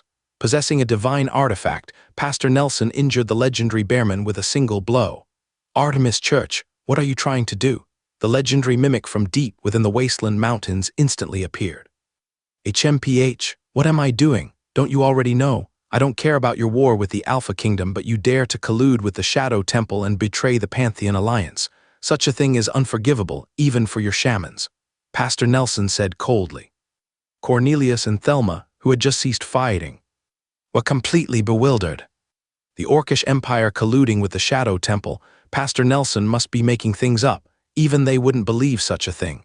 As expected, the legendary mimic became even more enraged after hearing this. "Nelson, what nonsense are you talking about, you?" "Whether it's nonsense or not, you can see for yourself by looking east," Nelson interrupted the mimic, speaking sarcastically. Nelson's words caused all the legendary figures present to turn and look east. Could it be true? With their powerful abilities at the legendary level, they carefully sensed the area around Storm Territory, and indeed detected the presence of a Hell Demon Prince. Furthermore, he was engaged in battle with warriors from the Alpha Kingdom, while not far away. There were also battles between Tier 9 orcs and Tier 9 beasts from Storm Territory. At first glance, it seemed as if the orcs and the Shadow Temple were working together to attack Storm Territory. The legendary behemoth was taken aback, but quickly retorted, "This is a coincidence. It's not something we, the Orcish Empire, sent. HMPH, a coincidence. Then why aren't they attacking you orcs? Do you have such good relations with the Shadow Temple?" Just in recent years, a Tier 9 crocodilian and a Tier 9 werewolf was swayed by the Shadow Temple, only to be killed by our Alpha Kingdom. Could those 2 Tier 9 individuals have been deliberately sent by you? Cornelius reacted quickly, understanding Nelson's intentions at this moment, so he also spoke up. "Although I don't usually interfere in mundane matters, I've paid special attention to the Shadow Temple since the Phoenix family incident. I know that a Tier 9 crocodilian died during the previous Hell Portal incident, and I also know about Achilles' last scheme to assassinate a Tier 9 werewolf. The injured legendary bear was furious. There are more humans in the Shadow Temple, and who they attack is not something the Orcish Empire can control." But before he could finish speaking, a deep voice suddenly echoed from deep within the Savage Mountains. "All right, Westany, order the troops to withdraw." The legendary behemoth Westany was surprised by the arrival of his master's voice. But he was still somewhat dissatisfied with being forced to retreat. But, these guys. Before Westany could finish speaking, the deep voice sounded again. Westany, I already know what's going on, but our objective is almost achieved. Just order the troops to withdraw. If necessary, we can send more people next time. Understood, Shaman Elder. After a moment of consideration, Westany agreed and then stood aside, giving the order for the retreat. Nelson the priest expressed his gratitude towards the depths of the savage mountains. Thank you, Morgan. However, they received no response. Nelson smiled faintly and said nothing more. After a moment of waiting, Cornelius, seeing that the orcs remained motionless, was about to speak up when he was stopped by Thelma, who gestured for him to follow Nelson's instructions. They all knew that the orcs was simply stalling, waiting for the conflict between Storm Territory and the Shadow Temple to end before issuing a formal order to retreat. However, Pastor Cole from the church had already arrived, so there was no need to wait much longer. Just as these legendary figures reached an agreement, the battle in Storm Territory continued. Achilles' true form, accompanied by 3 clones, entered the fray with the 7 slaying sword formation, assisting Angelia. After a brief exchange, Achilles discovered that this 9th-rank Holy Knight was not from the Shadow Temple, but rather a 9th-rank Master of the Eye Society. This revelation puzzled Achilles. Isn't the Eye Society an independent assassin organization? How could you be cooperating with the Shadow Temple? HMPH. Ulysses simply snorted, filled with regret. He had been blinded by the reward for assassinating Achilles and had foolishly chosen to collaborate with a demon. He realized that he should have come alone. Observing and waiting for an opportunity, that was the way of an assassin. Seeing the expression on the Eye Society master's face, Achilles understood everything and couldn't help but mock him. Ha ha, it seems this assassin has been tricked by a demon. Ulysses remained unfazed and continued to try to break free. Realizing that he couldn't influence Ulysses with words, Achilles instructed his 3 clones to unleash their flame body and blood-burning techniques. This sudden surge in power made it increasingly difficult for Ulysses to defend himself. Moreover, just when things seemed hopeless, another spatial distortion appeared near Storm Territory. Pastor Cole, having rushed as quickly as possible using void travel, finally arrived. A moment later, under Angelia's assistance, the master of the Eye Society from the kingdom of Lucerne, Ulysses, was killed by a single strike from Achilles' fully activated 7 slaying sword formation. Without hesitation, the 3 of them immediately pursued Demetrius, but he once again used his companions to evade Ferdinand and Gilbert's attempts to capture him, successfully escaping. Despite all precautions, Bartley was ultimately killed by Demetrius in the northern waters near Storm Territory. Seeing this, the orcish legendary figure who had been watching from afar in Lothar immediately issued a retreat order, fearing that the 9th-rank orcs there would be targeted by the 9th-rank individuals of Storm Territory. This despicable act infuriated Cornelius, who could only grit his teeth in frustration. They desperately needed the orcs to withdraw, otherwise, the kingdom's losses would continue to escalate. Chapter 391. An unexpected end following the order of the legendary being, Biman Westany. The most intense battlefield in the Black River province was the first to cease hostilities. Both sides, particularly those from the Kingdom of Alpha, were taken aback by this sudden ceasefire. They initially suspected that the orcs were setting some kind of trap. It wasn't until Tylon Sullivan's command arrived that everyone understood that the war had truly ended. This allowed them to cautiously restrain their troops and prevent any further offensives. This ceasefire was a result of an agreement between powerful individuals, not a normal conclusion to a war. Any attempt to launch a counterattack could easily reignite the conflict. With the ceasefire in the Black River province, orders began to spread to other regions, including the Andorra province and the Sidamia province, initiating ceasefires one by one. Meanwhile, in the Storm Territory, Achilles, Cole, and Haley arrived at the northern sea region just as Demetrius's presence faded into the distance. He had clearly used spatial teleportation to escape. A 9th-level sanctuary does not possess the ability to track spatial fluctuations, making it impossible to pursue him now. However, Ferdinand and Gilbert were still engaged in attacking the Shadow Temple priest. He got away again. Cole exclaimed angrily. Are you sure he's a giant devil? Maybe he's just a mudskipper devil, Achilles joked. Demetrius was incredibly elusive. This was the third time, or perhaps the fourth, that Achilles had encountered him, but each time he managed to escape. There were the events at the Mist Valley Hell Passage, the Phoenix Rebellion, and 2 assassination attempts. In all of them, he escaped, while those who accompanied him perished. However, no one was paying attention to Achilles' joke at that moment. Haley directly asked, "What do we do now?" After a moment of thought, Achilles said, "Pastor Cole, I need you to stay here and keep an eye out in case Demetrius returns to rescue anyone. Haley and I need to deal with the orcs." Achilles had no intention of competing with the 2 9th-rank members of the Tulip family for battle merits. He had invited them over, so he definitely needed to offer them something in return. "Of course, Pastor Cole was about to agree when he suddenly sensed something. He saw that the battlefield where Panda was located suddenly erupted with 2 powerful auras. It was the injured legendary Bear Man and Prince Cornelius. Their auras were unrestrained and spread outwards, causing all battles in Grey Fortress, along the Kine River, and even where Achilles was to come to a complete halt. "Everyone stop fighting. The war is over," the legendary Bear Man said slowly.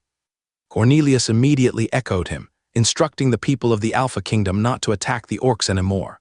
However, his instructions were directed towards the area where Achilles and his companions were located. "Those from the Shadow Temple can be killed." That evening, the Storm Legion was cheering for the end of the war. Achilles, however, still found it hard to believe that this war could have ended so prematurely, all because he had attracted the retaliation of the Shadow Temple. "Too bad that legendary elder didn't say anything about counting my battle merits," Achilles muttered softly before starting to inventory the items on the body of the slain 9th-rank member of the God Eye Society. The haul was quite good: 2 9th-rank knight training treasures, some 7th and 8th-rank treasures, and various resources. He then added the energy essence from the slain 9th-rank member of the God Eye Society to his dimensional space. Dimensional space. Sky Realm 0/1 billion. A dimensional space has been created within the Night Life Seed. The current diameter of the space is 200 kilometers. Special effects: Devour, interdimensional travel, transcendent evolution. Life Seed: your life seed is beginning to undergo transcendent evolution, granting your night energy extraordinary power. Currently, the evolution is at 1/2 completion. Energy essence: 546,100. Just one all-purpose avatar away from having all 9 talents reach the Sky Realm level. Now, I just need to elevate it to the Sanctuary Realm. Recently, Achilles annihilated an elite squad of high-level orcish units consisting of 3 rank 8 and 9 rank 7 individuals. With the help of the Arakakra bird people, this squad launched a night raid intending to destroy the Storm Legion fleet. Fortunately, the rank 7 bear slave that Achilles had captured during the previous war was also part of this unit. This allowed Achilles to obtain intelligence beforehand and set up a trap. Except for 1 rank 8 water elemental dog-headed priest who was enslaved through a dominance contract, the rest were all eliminated. Even the meritorious rank 7 bear was killed. It would have been suspicious if he had been released, so it was better to let him die honorably. This also provided Achilles with some soul essence, which allowed him to increase his endurance to the sky level. Currently, Achilles' skeletal structure has undergone approximately half of its transformation. However, the amount of soul essence required for the next level of his innate talent is quite daunting. It would require killing 10 rank 9 beings. As for legendary creatures, he can't afford to deal with them right now.